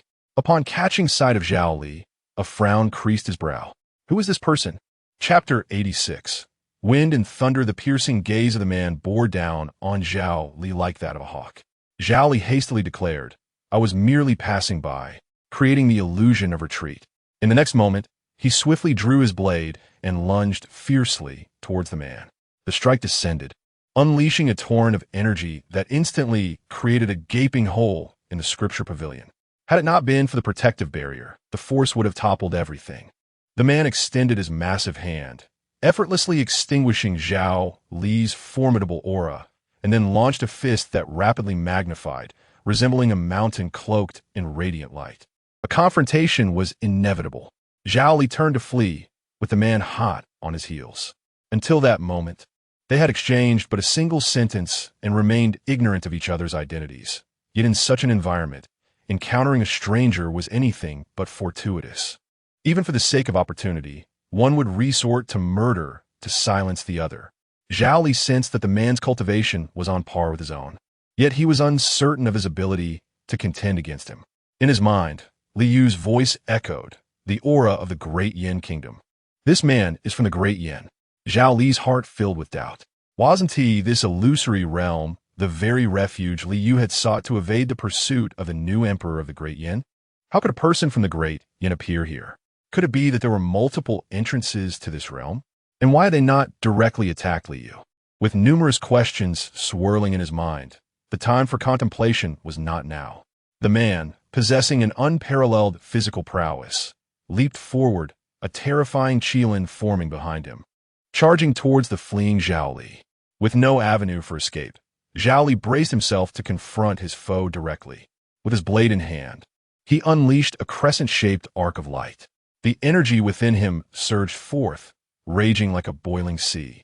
In the next instant, the ground beneath the man's feet fractured, under Zhao Li's influence transforming into a terrifying vortex akin to a black hole. A blinding light suddenly appeared on the man's forehead, and a vertical pupil opened, emitting a divine radiance aimed at engulfing Zhao Li. Who on earth was this man? Zhao Li felt an unprecedented pressure bearing down on him. At that moment, he ceased to conceal his true cultivation, fully unleashing his power to engage the man in combat. Two cultivators of equal realms unleashed their energies. A terrifying display of power enveloping the space, as the mist swirled and the earth shattered beneath them. A thunderous roar erupted, as if heralding the end of the world. The Qilin continued to coalesce and disperse in a relentless cycle. Zhao Li had always been formidable, having practiced the strongest techniques of the great Yin under Li Yu's tutelage. Yet this man was exceptionally monstrous, intent on slaying Zhao Li. In the end, the two clashed with their flesh and blood. Fist after fist, Zhao Li was drenched in blood, while the man steadily gained the upper hand. At that moment, he inquired, "Who are you? And why do I sense his aura emanating from you?" Zhao Li understood whom the man referred to as he, yet he retorted, "It seems rather hasty for us to engage in a life-and-death struggle without prior acquaintance. How about we cease hostilities and take a step back?" The man chuckled, "Huh? You dare to bargain with me? Speak the truth and meet your swift demise." He emanated an overwhelming confidence, resembling an invincible champion. Li Yu spoke in Zhao Li's mind. "It is highly likely that they belong to the royal family of the great Yin kingdom. Perhaps one of my esteemed nephews has come seeking me." A shiver ran down Zhao Li's spine. Li Yu had previously mentioned that the great Yin kingdom had been searching for the illusory realm and his true spirit for years. If they were indeed discovered, it would undoubtedly result in unprecedented repercussions. However, this was not something Zhao Li should concern himself with at this moment. The man before him was undeniably formidable. With another strike, Zhao Li was sent staggering back 100 steps, as the man charged towards him without granting any respite. His vitality surged, and his mind buzzed. This man was supremely powerful. Zhao Li's thoughts raced, conjuring images of his parents, the village chief, and the willow tree atop Chongqing Peak. In that instant, he silently invoked two words, wind and thunder. Instantaneously, Lin Feng, atop Chongqing Peak, fell to resonance. In the next moment, the leaves trembled as he summoned heaven's punishment to descend upon Zhao Li. Crackling sounds echoed as golden lightning enveloped Zhao Li, illuminating him like a divine being. Above him, a colossal willow, radiating golden light and stretching across the heavens, emerged, its leaves rustling amidst the thunder. The man's pupils constricted in shock. What was this? In the next heartbeat, the willow-like apparition above Zhao Li unleashed a bolt of lightning, akin to divine retribution. Boom! The golden lightning coiled into a tempest, surging towards the man with a terrifying aura akin to the thunder from the heavens, causing his expression to shift dramatically. What is this? He retreated rapidly, yet the lightning ultimately engulfed him. His robe struggled momentarily before disintegrating into ashes, pulverized by Lin Feng's heaven's punishment. Lin Feng's combat prowess surpassed that of his followers by a significant margin, and heaven's punishment was his most formidable divine ability, which he had never tested to its limit until now. The results were extraordinarily terrifying. Had it not been for the precious garment the man wore, heaven's punishment would have incinerated him entirely. As his robes fell away, his tall, fair, and muscular form was revealed, and shock filled his eyes as he finally witnessed the dissolution of Zhao Li's divine manifestation. At that moment, Zhao Li darted forward, employing his most practiced and proven technique, a skill passed down from Zhao Meng and refined to perfection, the shadow kick. With a swift kick, faster than lightning, he struck the man below the waist. And in that fleeting moment, it seemed he heard the sound of an eggshell shattering. The man's once proud and noble visage contorted in agony, releasing a deep, guttural roar. Seizing the opportunity amidst his pain, Zhao Li approached with his blade, moving with such swiftness that he appeared a blur, and with a single stroke, he severed the man's head from his body. Such a pitiful creature dares to challenge me?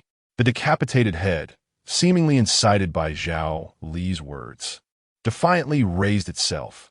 "I shall remember you. Wait for me. I will ensure your destruction along with the remnants of the previous dynasty." Thud! The head fell to the ground. In stark contrast, no traces of blood emerged.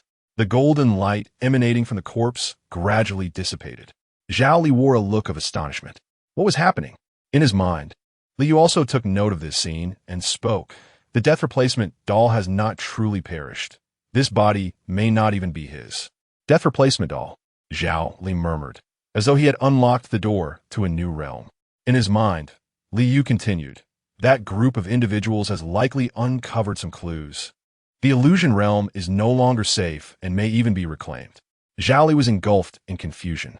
After all, wasn't there only one entrance to the illusion realm? How could others possibly intrude?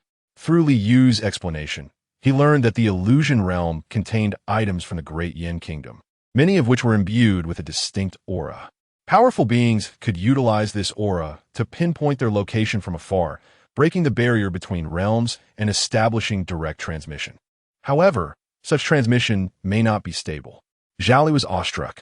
Those capable of achieving such a feat must possess terrifying strength. Fortunately, the opportunities within the illusion realm had nearly been exhausted, and this realm itself was indeed the greatest treasure.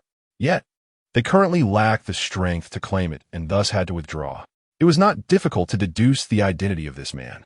He was likely one of the direct descendants of the Great Yin Kingdom. Chapter 87. I did not see. Zhao Li subtly lifted his foot, reflecting on the sensation he had just experienced, and then addressed Liu. Your nephew seems rather delicate. Is this the norm among you? Liu remained silent. Zhao Li swiftly departed from the area. He had nearly exhausted the treasures within the illusion realm, placing all his acquisitions into the spiritual bracelet before concealing it within the spirit sea, rendering it invisible. Finding a suitable location, Zhao Li began his secluded meditation. Individuals continued to pass by, and observing them injuring themselves over opportunities they deemed beneath them was indeed a source of amusement.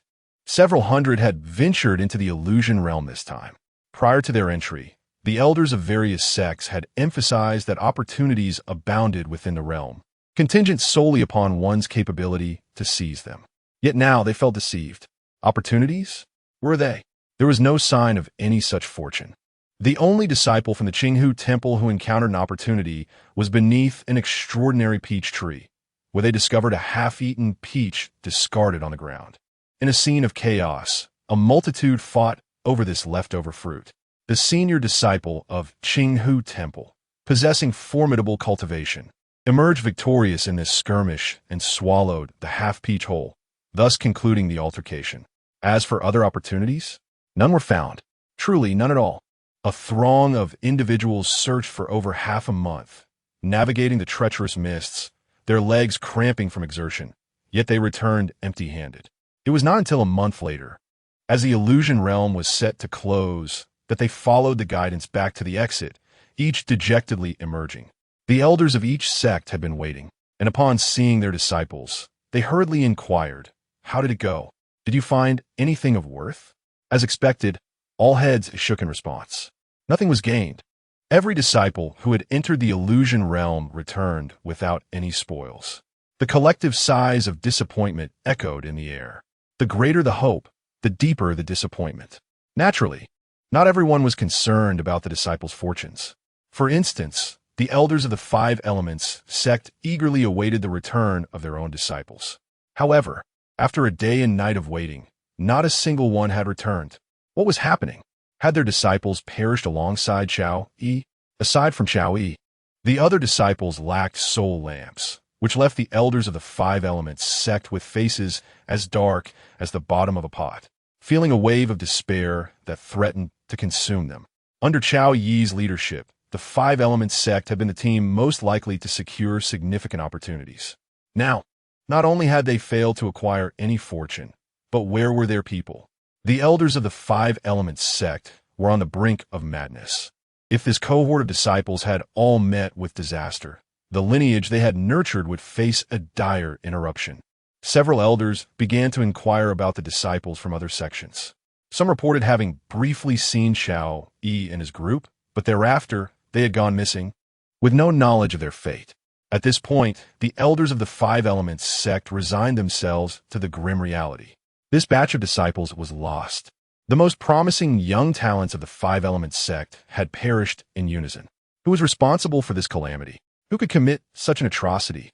The elders of the Five Elements sect scanned the newly emerged disciples with a fervor akin to that of rabid dogs, eventually fixing their gaze upon the unremarkable Zhao Li, who had blended into the crowd.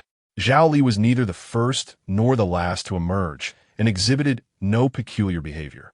Under the scrutiny of the numerous elders of the Haoran sect, he appeared rather ordinary, remaining inconspicuous among the throng. As the elder of the Five Elements sect approached Zhao Li, he coldly inquired, "Have you seen any of our sect disciples?" Zhao Li shook his head and replied, "No." He regarded the elder with a peculiar expression and added, "I would not dare to have any interaction with your sect's disciples. Would they not dismember me on sight?" The elder was momentarily taken aback. Another elder leaned closer and asked, "Are you aware that one of our disciples has met with misfortune?" "Really?" Zhao Li responded, feigning surprise, his expression genuine and natural. The elder could discern no deceit in Zhao Li's demeanor, for the conflict between them had been established the moment they had entered the arena. It would indeed be strange for him to display no emotion at all. At that moment, the grand elder of the Haoran sect approached with a disdainful snort, declaring, "Why does your Five Elements sect persistently target our sect's chief disciple? Do you harbor some bias? If you wish to engage in conflict, you are welcome to do so upon your return. Do you believe there is no one in the Haoran sect to contend with?" With this statement, the elders of the Five Elements sect, despite their reluctance, had no choice but to relent. Lacking evidence, they remained uncertain as to who was responsible for the incident or whether the disciples had truly perished within. Yet, if the illusory realm was indeed so perilous, why had those who ventured and previously suffered so few casualties? Conversely, the younger generation of the Five Elements sect, numbering over a dozen, had been completely annihilated. The matter ultimately became an unsolved mystery, leading to the complete abandonment of the illusory realm. As various sects returned to their homes, the only one to gain something from this endeavor was the chief disciple of the Qinghu Temple, who was rumored to have tasted an unknown peach within the illusory realm. A chorus of sycophants extolled, "The treasures within this secret realm are anything but ordinary. I predict that your sect's chief disciple will surely rise to great heights in the future." The chief disciple of the Qinghu Temple smiled, savoring the moment. In a corner of the crowd, Zhao Li suddenly recalled something, his face falling with trepidation. The peach. Could it possibly be one he had consumed? He vividly remembered a peach tree in the illusory realm, from which he had gorged himself, discarding an unripe fruit to the ground, one of the few opportunities he had retained in memory. Following the conclusion of the expedition into the illusory realm, Zhao Li, adhering to his usual practice, began seclusion. With the higher-ups of the sect now harboring suspicions about him, plans for his departure had become a priority. Meanwhile, upon hearing Zhao Li's account of the journey, Lin Feng could not help but smile. This fellow truly possessed remarkable talent. That said, the effects of his heaven's punishment were indeed impressive. Lin Feng attempted to apply it to other followers, but thus far, aside from Zhao Li, none of the others could fully withstand the immense spiritual energy emanating from his punishment, managing only to harness a fraction of its power. The treasures extracted from the realm of illusions are abundant, and upon returning to the village, they will undoubtedly cultivate a new generation of formidable warriors. In recent days, Lin Feng's Forbidden Mist has expanded to approximately 35 miles, significantly enlarging the area of the entire town. Several cities from the Haoyan sect have already dispatched villagers to impart the emptiness-breathing technique. Meanwhile, the initially developing Ling City has witnessed a remarkable surge in the number of its adherents. The residents beyond the village possess rather mediocre talents. Lin Feng initially harbored modest hopes, intending to enhance their physical constitution gradually through resource refinement, much like the early days of Jiuli Village. However, to his surprise, one of the followers displayed exceptional talent. This individual was recommended by the Lord of Ling City, who claimed he was a young beggar, who, along with his sister, begged daily at the edge of the city.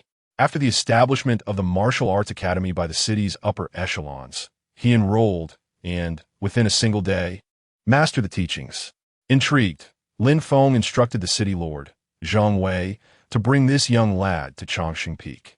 Zhang Wei responded, "My lord, may I bring his sister as well?" He stated that unless she accompanies him, He will not go. Lin Feng nodded in agreement. Yes, bring her along. Chapter 88. The little beggar, a week later, Zhang Wei, accompanied by 2 children, was received by Zhao Yuan.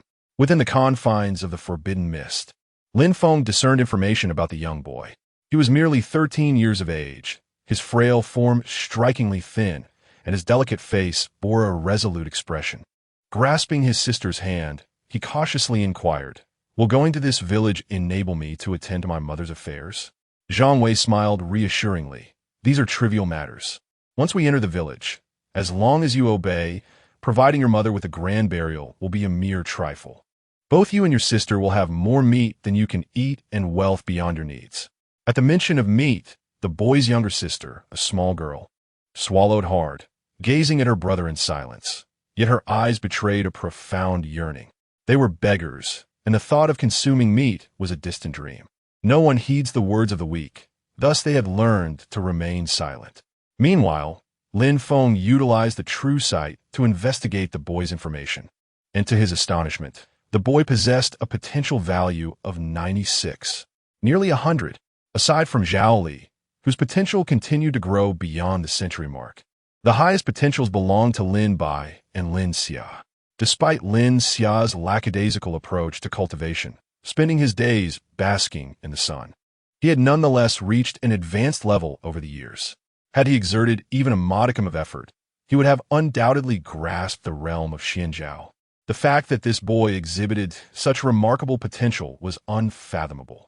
It seemed that expanding one's following was indeed beneficial. A larger population base would inherently increase the chances of encountering various prodigies. Zhao Yuan led the group into Changyin Town. The boy and his sister were taken aback to witness such an impressive settlement amidst the wilderness. Soon, they arrived at Changsheng Peak. As they landed, Zhao Yan had already prepared for their reception. Upon seeing the 2 frail children, she expressed mild surprise, but greeted them with a warm smile. "What are your names?" The boy and girl remained silent. Zhang Wei interjected, "Neither of them has a name." "No name?"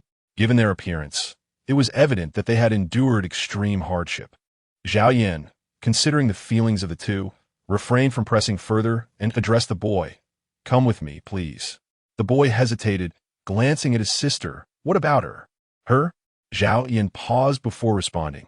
"Let her wait here for a moment. We will ascend briefly and return shortly. Shall we?" The boy furrowed his brow, but fortunately, the little girl spoke up. "Brother, you go ahead. I'll be good here." After a moment as contemplation, the boy agreed. "All right." Zhao Yan was taken aback by the child's peculiar demeanor. Yet adhering to protocol, she led the young boy to the peak.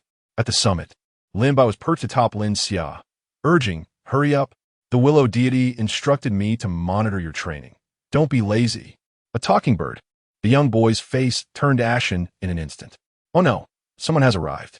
Lin Bai, upon catching sight of the young boy, descended from beneath the trees, approaching with an air of nonchalance reminiscent of a rogue. He began to speak. "Child, do you know?" However, before he could finish his sentence, Lin Feng, wielding a willow branch, intervened and cast Lin Bai aside. Concerned for the boy's well-being, Lin Feng signaled for Shao Qing and Shao Lan to depart. He then gently brushed the boy's forehead with the willow branch. Initially resistant, the boy gradually calmed under Zhao Yan's soothing presence. Yet, at the moment the willow leaf made contact with his skin, Lin Feng sensed an unexpected backlash of energy emanating from the boy's spiritual core. Perceiving this sharp aura, Lin Feng was taken aback, as this marked his first encounter with such a phenomenon. The transmission of energy could potentially fail under these circumstances. As Lin Feng contemplated further attempts, he noticed the boy retreating several paces, clenching his fists tightly and exclaiming, "What are you doing?" Lin Feng paused, recognizing the boy's heightened wariness. Any further attempts could not only result in failure, but also exacerbate the situation. Thus, Lin Feng decided to refrain from further action. Typically, when transmitting energy to beings of a lower realm, mere contact with their body suffices.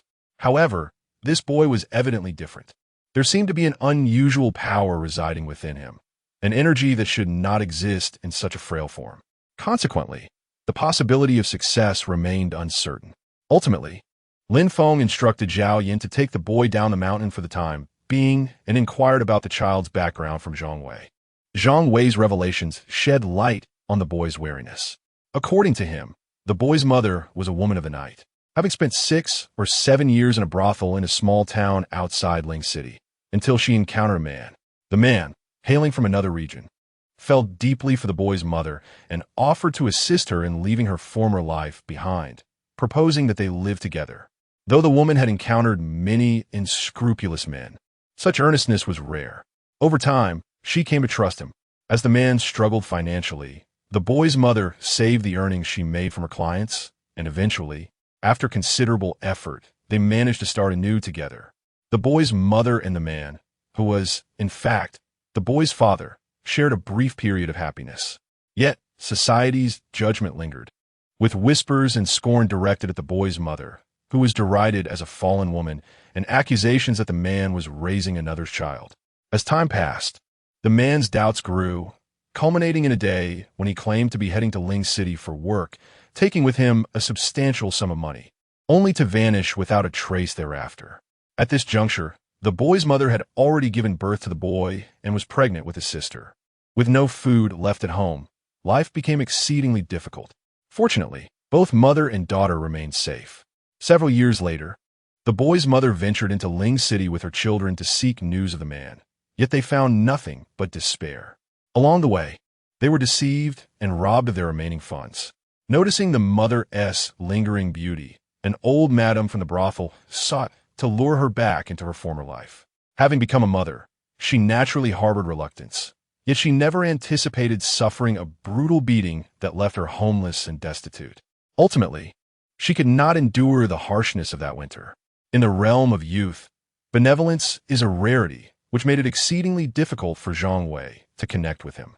He often grasped his sister's hand tightly, fearing that if he were to let go, she would vanish. Much like the father who promised them a better life as he departed, and akin to the mother whose body gradually succumbed to the chill. Chapter 89. Adults are deceivers. The youth, accompanied by his sister, was led down from the mountain peak by Zhao Yan. As evening fell, the town of Chang'an was ablaze with lights, and the townsfolk began to feast upon the spoils of their hunts. A tantalizing aroma of roasted meat wafted through the air. The flickering lights cast a warm glow upon their youthful faces. Amidst the illumination, they observed the village children, their mouths smeared with grease as they recounted amusing tales from the day's lessons, nestled comfortably beside their parents. The atmosphere buzzed with vitality. Children frolicked together while adults exchanged pleasantries. Following Zhao Yan, they gradually approached the villagers, as if the simplicity of such a life were within reach. It somehow still felt distant and unattainable. The boy tightened his grip on his sister's hand. Zhao Yan remarked, "It is getting late. You should eat something here. If you wish to return tomorrow morning, I can escort you back to Ling City for your mother's burial."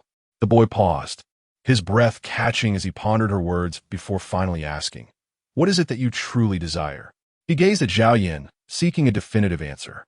Zhao Yan appeared taken aback, momentarily stunned, then smiled. "What prompts such a question?" The boy responded, "You promised to assist me with my mother's burial. Your hospitality seems laden with ulterior motives. What do you seek in return?" His sensitivity was striking. Zhao Yan replied, "Why must our assistance come with hidden agendas? Are there no benevolent souls left in this world? One does not rise early without incentive," the boy declared. "The lies of adults are not to be trusted." He grasped his sister's hand and took several steps forward. Zhao Yan called out to him, "Let us eat first. Are you not hungry? What of your sister?" She approached him again. "Let's discuss this after the meal. It is growing late, is it not?" After a moment's hesitation, the boy relented. They settled in the town square, where a robust man meticulously portioned the spiritual meat, distributing it to the townsfolk in turn. The boy's throat involuntarily constricted. "Brother, it smells so good," his little sister exclaimed, unable to contain her excitement. The boy remained silent, acutely aware of the delectable scent that filled the air. Before long, a kind-hearted woman serving the food handed 2 generous portions to the children, remarking, "You 2 little ones are so thin. Do eat more." As they gazed at the substantial serving before them, a surreal sensation washed over them. Just a week prior, the boy had labored for a wealthy family in Ling City. stealthily pocketing a few buns as he departed. The two children had huddled together, sharing the meager meal. At that time, his sister had wistfully said, "If only we could have steamed buns every day." Indeed, if they could indulge in such delights daily, perhaps his sister would not have grown so frail, and their mother might have endured. Now, a platter of fragrant meat lay before them. He recalled the last time they had savored meat, when that man had still been present. The boy fell into a contemplative silence as he began to eat. "It's delicious, brother," his sister exclaimed, devouring her portion eagerly. The boy, too, felt a wave of sweetness wash over him. In this world, there still exists such a flavor. How I long to reside perpetually in this quaint town, free from scorn and the pangs of hunger. Yet, he is acutely aware that there is no such thing as a free lunch. In the past, there were those who offered to treat him, even presenting golden tickets, but their ultimate aim was to take his sister away. Zhao Yin observed the actions of these two children, and her heart ached. During her own days of being hunted, although fraught with fear, she had never known hunger or deprivation. This child harbors deep distrust towards outsiders. Building trust is no simple endeavor. After the siblings had eaten, Zhao Yin approached him and inquired, "Are you accustomed to the food here?" "Very good," the boy replied, his voice dry as he added, "Thank you." Zhao Yin smiled. "I understand your distrust toward us, believing we have ulterior motives. Indeed, we do. There are many children like you in this world, and we do not invite every one of them into our village." The boy listened silently. Zhao Yin continued, "This town appears pleasant, does it not? Allow me to share that it has existed for merely a century. The inhabitants here do not worry about food or clothing, and they receive education. Do you know why?" The boy shook his head. "It is due to stability and strength. In this world, with a strong prey upon the weak, if one's own power is insufficient, no matter how well constructed, it merely becomes a granary for others. Furthermore, as the population increases, there inevitably arise those who cheat and scheme. Thus stability becomes essential. Otherwise, a burgeoning power risks becoming a disordered mass. But observe how everyone in this town performs their duties, how they leave their doors unlocked at night. What accounts for this?" Noticing that the boy was absorbing her words, Zhao Yin continued, "This is because, although we are not yet strong enough, we thrive under the protection of the god of willows."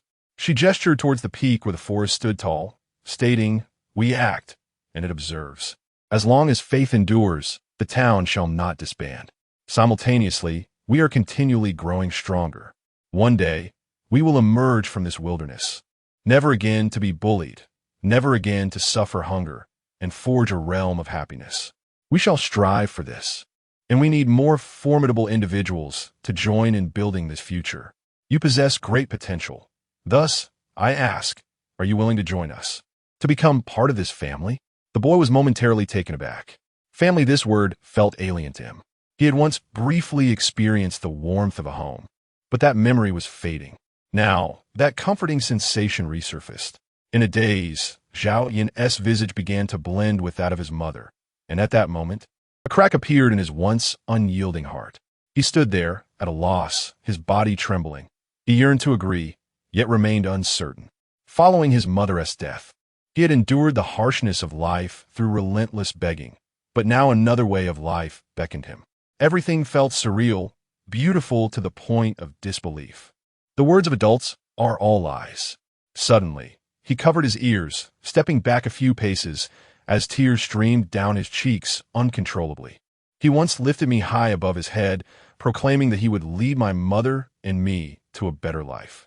My mother and I waited for him for 7 long years. Why has he not returned? We do not seek lavish clothing or extravagant feasts, nor do we wish to ascend to great heights.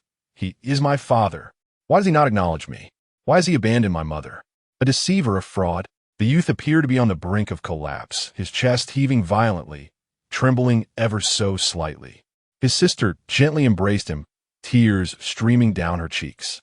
He was frail, a delicate spine bearing the weight of burdens far too heavy for one of his age. Zhao Yin had not anticipated such intensity in the boy's emotions. She comforted him, saying, "It is all in the past. We must continue to live, mustn't we? We have endured hardships, and it ends here. I have never uttered a falsehood. All present can attest to that. At this moment, the villagers of Changyin Town had gathered around. Hearing the boy's words, a burly man stepped forward and said, "Young lad, what grievances have you suffered? Speak to uncle. Where is that unworthy father of yours? I shall bring him here to bow before you." "Indeed, count me in. How detestable!" Another villager exclaimed. "The boy is too pitiable. I shall send my strong son to help you vent your frustrations. He has grown quite formidable." The youth, striving to remain stoic, fought back his tears. Yet, upon hearing the voices from the village, he could no longer restrain himself and choked out, I need to think." "Take your time. We are here whenever you need us," Zhao Yin replied with a smile. She then turned to the onlookers and said, "Enough of this. Everyone, please disperse and return home." As night fell, the boy and his sister lay in the room arranged by Zhao Yin. The faint starlight, filtering through the window, cast a gentle glow upon his face. The boy quietly inquired, "Tuanzi, do you like this?" "Yes, I like it very much," she replied. Chapter 90.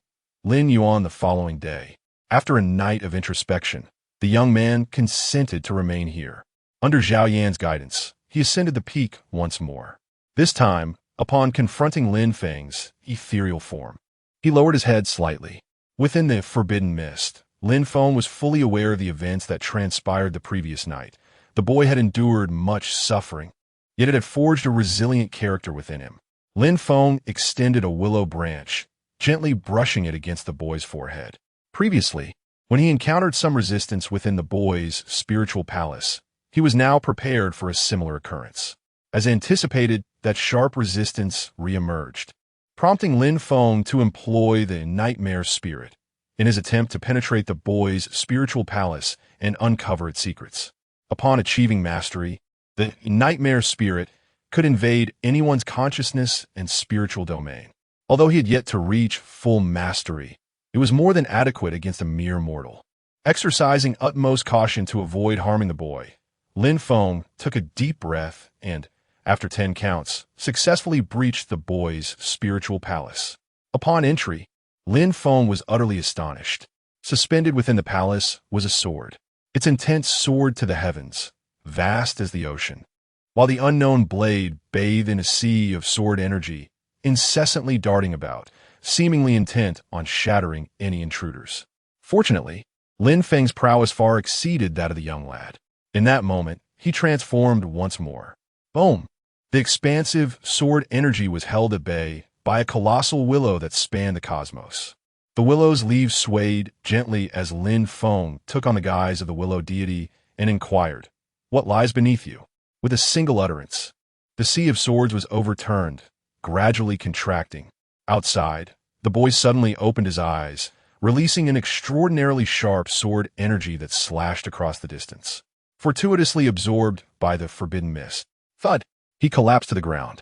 The contest within the spiritual palace continued. Lin Feng made a subtle movement, and the sword instantly dimmed. Becoming more subdued, Lin Feng discerned its form. A black and white blade adorned with ancient, mysterious inscriptions, seemingly imbued with sentience, yet fearful of its own existence.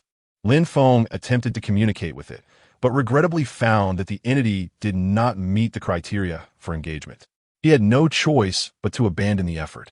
At this juncture, Lin Feng resumed imparting his knowledge. There was no backlash. This sword was undoubtedly the source of the previous resistance, inexplicably residing within the boy's spiritual palace. Was this a fortuitous opportunity for the boy? Lin Feng refrained from further action, concerned that it might harm the boy's essence. He retreated silently, knowing that the importation was complete and that further exploration could ensue once the boy's strength had grown. Lin Feng bestowed numerous spiritual veins and elixirs upon Zhao Yan, instructing her to take them below for recuperation. Fortunately, the boy only fainted briefly before regaining consciousness. Otherwise, trouble would have ensued had his sister witnessed it. Upon awakening, the boy sensed a peculiar power coursing through his body. Success! Welcome to our fold. You shall have no name for now. After conferring with the willow deity, we shall call you Lin Yuan. Your sister bears a melodious name, Lin Wanla. Rising to his feet, he felt as though he had been reborn. Lin Yuan. He silently murmured the name, quite pleased. From this day forth, That little beggar was no more. Reborn was Lin Yuan. Lin Wanla and Lin Feng naturally passed on their skills, imparting an advanced technique. Although the girl possessed an average constitution and potential, she was nonetheless Lin Yuan's sister. Lin Feng held high hopes for Lin Yuan, feeling it would be unjust to neglect his sister. Coincidentally, during the last skill transfer, no promising candidates had appeared, leaving several spots for advanced techniques. After completing the transfer, Lin Yuan and Lin Wanla were escorted back to Ling City by Zhang Wei to bury their mother. Zhang Wei invested considerable resources, ensuring the funeral was conducted with great splendor. With their wishes fulfilled, the siblings returned to their village to pursue further cultivation. As for the villains responsible for their mother's demise, Lin Yuan vowed to seek vengeance personally. Not long after returning to the village, Lin Yuan entered the Changsheng Academy. However, this young man was unlike the other children from neighboring towns. He possessed a rather aloof demeanor. After several interactions, the other children gradually accepted him. Among them was one particularly intrigued individual, Wang Qiye. Upon first encountering the youth, Wang Qiye's eyes sparkled with interest. He approached Lin Yuan, hands clasped behind his back, and scrutinized him closely, exclaiming in wonder, "A Dao body, a natural Dao body. Truly extraordinary." Lin Yuan frowned slightly, but soon realized that the villagers regarded him with goodwill. In an effort to bridge the gap between them, he softly uttered, "Hello. You're in bed, brother." Wang Qiye abruptly halted, asking, "Who taught you that?" "My true name is Song, but never mind." The surrounding children couldn't help but burst into laughter. Wang Qiye shot them a glare and remarked, "Go on. Have you thoroughly grasped today's lesson?" After dismissing the other disciples, Wang Qiye leaned in to examine Lin Yuan's foundation, running his hands from top to bottom, marveling. "Remarkable, truly remarkable." Lin Wanla looked at Wang Qiye with a hint of suspicion, saying, "This brother seems a bit peculiar." Lin Yuan mirrored her expression of curiosity. Suddenly, Wang Qiye laughed nervously a few times before striding out, seeking out Zhao Yan. "That Lin Yuan possesses an exceptional foundation. If he studies with me for a year or so, he will undoubtedly become an unparalleled powerhouse." Zhao Yan regarded him with a strange expression. What does this fellow mean? Taking on a disciple? Clearing his throat, Zhao Yan replied, "Qiye, before you take on a disciple, could you elevate your own cultivation level? You haven't even reached the transcendental realm yet. Focus on your own training first." Wang Qiye lifted his head and replied nonchalantly, "I pursue perfection. Every realm must be mastered to its utmost." Zhao Yan could only respond, "Then I shall inquire with Lu Shan to see if he has imparted any techniques." Chapter 91. Do you have a twig? Upon hearing the news, Wang Qiye, the god of willows, remained silent. Lin Feng, after receiving this information, found it reasonable to acquiesce, given that the resources and training techniques available to Wang Qiye were unparalleled within the entire village. Zhao Yan mentioned the need to consider her opinion primarily because she had recently taken a keen interest in Lin Yuan. After conveying the acceptable directive, she refrained from further obstruction. With exceptional roots and bones, even Wang Qiye recognized Lin Yuan's extraordinary talent, which was evident to all. The sword within his spiritual palace was no ordinary weapon, shrouded in mystery. Following Lin Feng's consent, Wang Qiye naturally commenced tutoring Lin Yuan. He relished the role of a mentor, often finding daytime lessons insufficient, summoning Lin Yuan at night for prolonged philosophical discussions. As time passed, the village children observed with peculiar expressions. Wang Qiye and Lin Yuan shared an extraordinary bond. Their gazes exchanged unspoken thoughts, and one child soon quipped, "When Brother Qiye teaches, he spares no location." That day outside our courtyard, he suddenly went into a frenzy, startling our old hen into a cacophony. The quality of his demeanor was indeed questionable, sparking hushed discussions among the children in the Changsheng Academy. By coincidence or design, they turned to find Wang Qiye approaching with his hands clasped behind his back, a faint frown on his face as he inquired, "What are you discussing?" The embarrassed disciple, scratching his nose, replied, "Today we were discussing swordsmanship, but I forgot to bring my sword. I was wondering if Erwa had any twigs to make do." He then straightened up and earnestly asked, "Do any of you have a twig?" Under Wang Qiye's guidance, Lin Yuan diligently cultivated, and it would not be long before he emerged as yet another formidable practitioner in the village. Meanwhile, Lin Feng kept a close eye on the movements of Li Wenqing, Su Jing, and Li Yunj at the Haotian sect. Not long ago, they had visited the village with the Grand Elder, successfully imparting teachings to him. Upon reflection, it seemed that nearly the entire Haotian sect had come under his influence, a process that unfolded much more swiftly than he had anticipated. Li Wenqing responda. Aside from a sect leader who remains in seclusion, we have effectively infiltrated nearly every level of the sect. Lin Feng's expression turned peculiar. What sort of reaction would the sect leader have upon discovering that the entire sect was riddled with traitors? Currently, Li Wenqing and her companions were not strong enough to confront the sect leader, who possessed a profound spiritual sea realm, and given the significant distance, Lin Feng could only refrain from intervening. Such practitioners often remain in seclusion for years or even decades, so there was no need for immediate concern. In the blink of an eye, for months had passed. Winter arrived, with heavy snowflakes falling gently. One winter night, Lin Feng's followers surpassed 10,000. Experience points surged rapidly, and Lin Feng began to envision the scene when his followers exceeded 100,000. The cities governed by the Haotian sect boasted populations in the millions, and if he could penetrate a significant portion within 10 years, it would indeed be remarkable. One must not be overly ambitious. Securing control over the sect's territory would be accomplishment enough. Lin Feng had no intention of further infiltrating other sections. In truth, the greatest enhancement he derived from subjugating the Haotian sect did not stem from the mundane folk, but rather from those who had already embarked on the path of cultivation, or even reached the profound realm of Xianzhao. The experience points garnered from these individuals far surpassed those from ordinary mortals. Consequently, after converting several elders of the Haotian sect into followers, his experience gain was notably substantial. In due time, he anticipated an upgrade. For now, stability was paramount. However, in this world, opportunities and dangers coexisted. 10 months later, strange sounds emanated from the vicinity of the Great Wasteland, a peculiar wave detectable from hundreds of miles away. Having spent over a century in this land, Lin Feng had witnessed many changes and was hardly fazed. Villagers spoke of a massive horde of ferocious beasts fleeing from the depths of the Great Wasteland, forming a tide of beasts seemingly in flight from some unseen terror. Lin Feng had no intention of taking unnecessary risks. Under the influence of the forbidden mist, a radius of over 30 miles remained shrouded in seclusion. Even with the beast tide, they could not penetrate the village. Days passed, and the commotion escalated. Lin Feng harbored some concern, as, during the night, he could distinctly sense the fearsome auras of many terrifying beasts nearby. Yet, for reasons unknown, these formidable creatures ultimately veered away, leaving behind only weaker beasts, which posed no challenge to him. The heaven's punishment, unleashed within the forbidden mist, swiftly eradicated these foolish intruders, and Lin Feng reaped considerable benefits. Although the beast tide did not directly affect Chang'an town, it did inflict some turmoil upon Ling City, located 700 miles away, where numerous ferocious beasts invaded, causing casualties.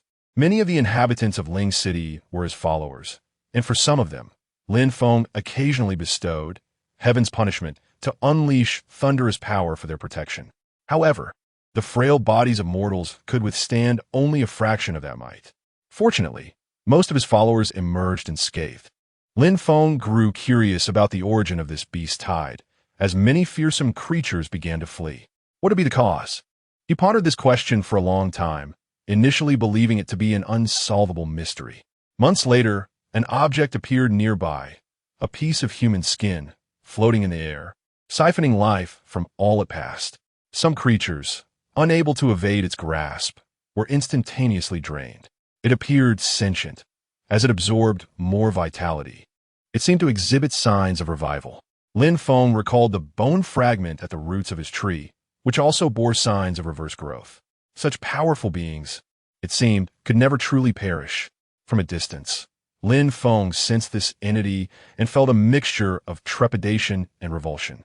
Most concerning was its trajectory, moving in a straight line towards the realm of the forbidden mist. Lin Feng prepared himself, ready to invoke heaven's punishment. However, to his astonishment, The piece of human skin halted abruptly not far from him, as if sensing something.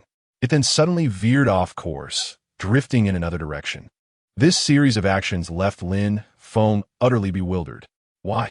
He found it somewhat difficult to comprehend and contemplated numerous possibilities. For instance, Shaoqing and Shaolon had previously learned from an ancient ape that their current location fell within the realm of the taboo, a territory even the most formidable demon king of the wilderness dared not encroach upon. A sudden chill coursed through Lin Feng. This world was rife with inexplicable phenomena and traps, and the enigma surrounding his origins and lineage remained unsolved. However, the system had labeled him as a willow tree, specifically, a mutated willow tree. In a vast forest, one could encounter all manner of creatures, and trees were no exception. Regardless of the reasons behind it, he currently lacked the strength to unravel this mystery.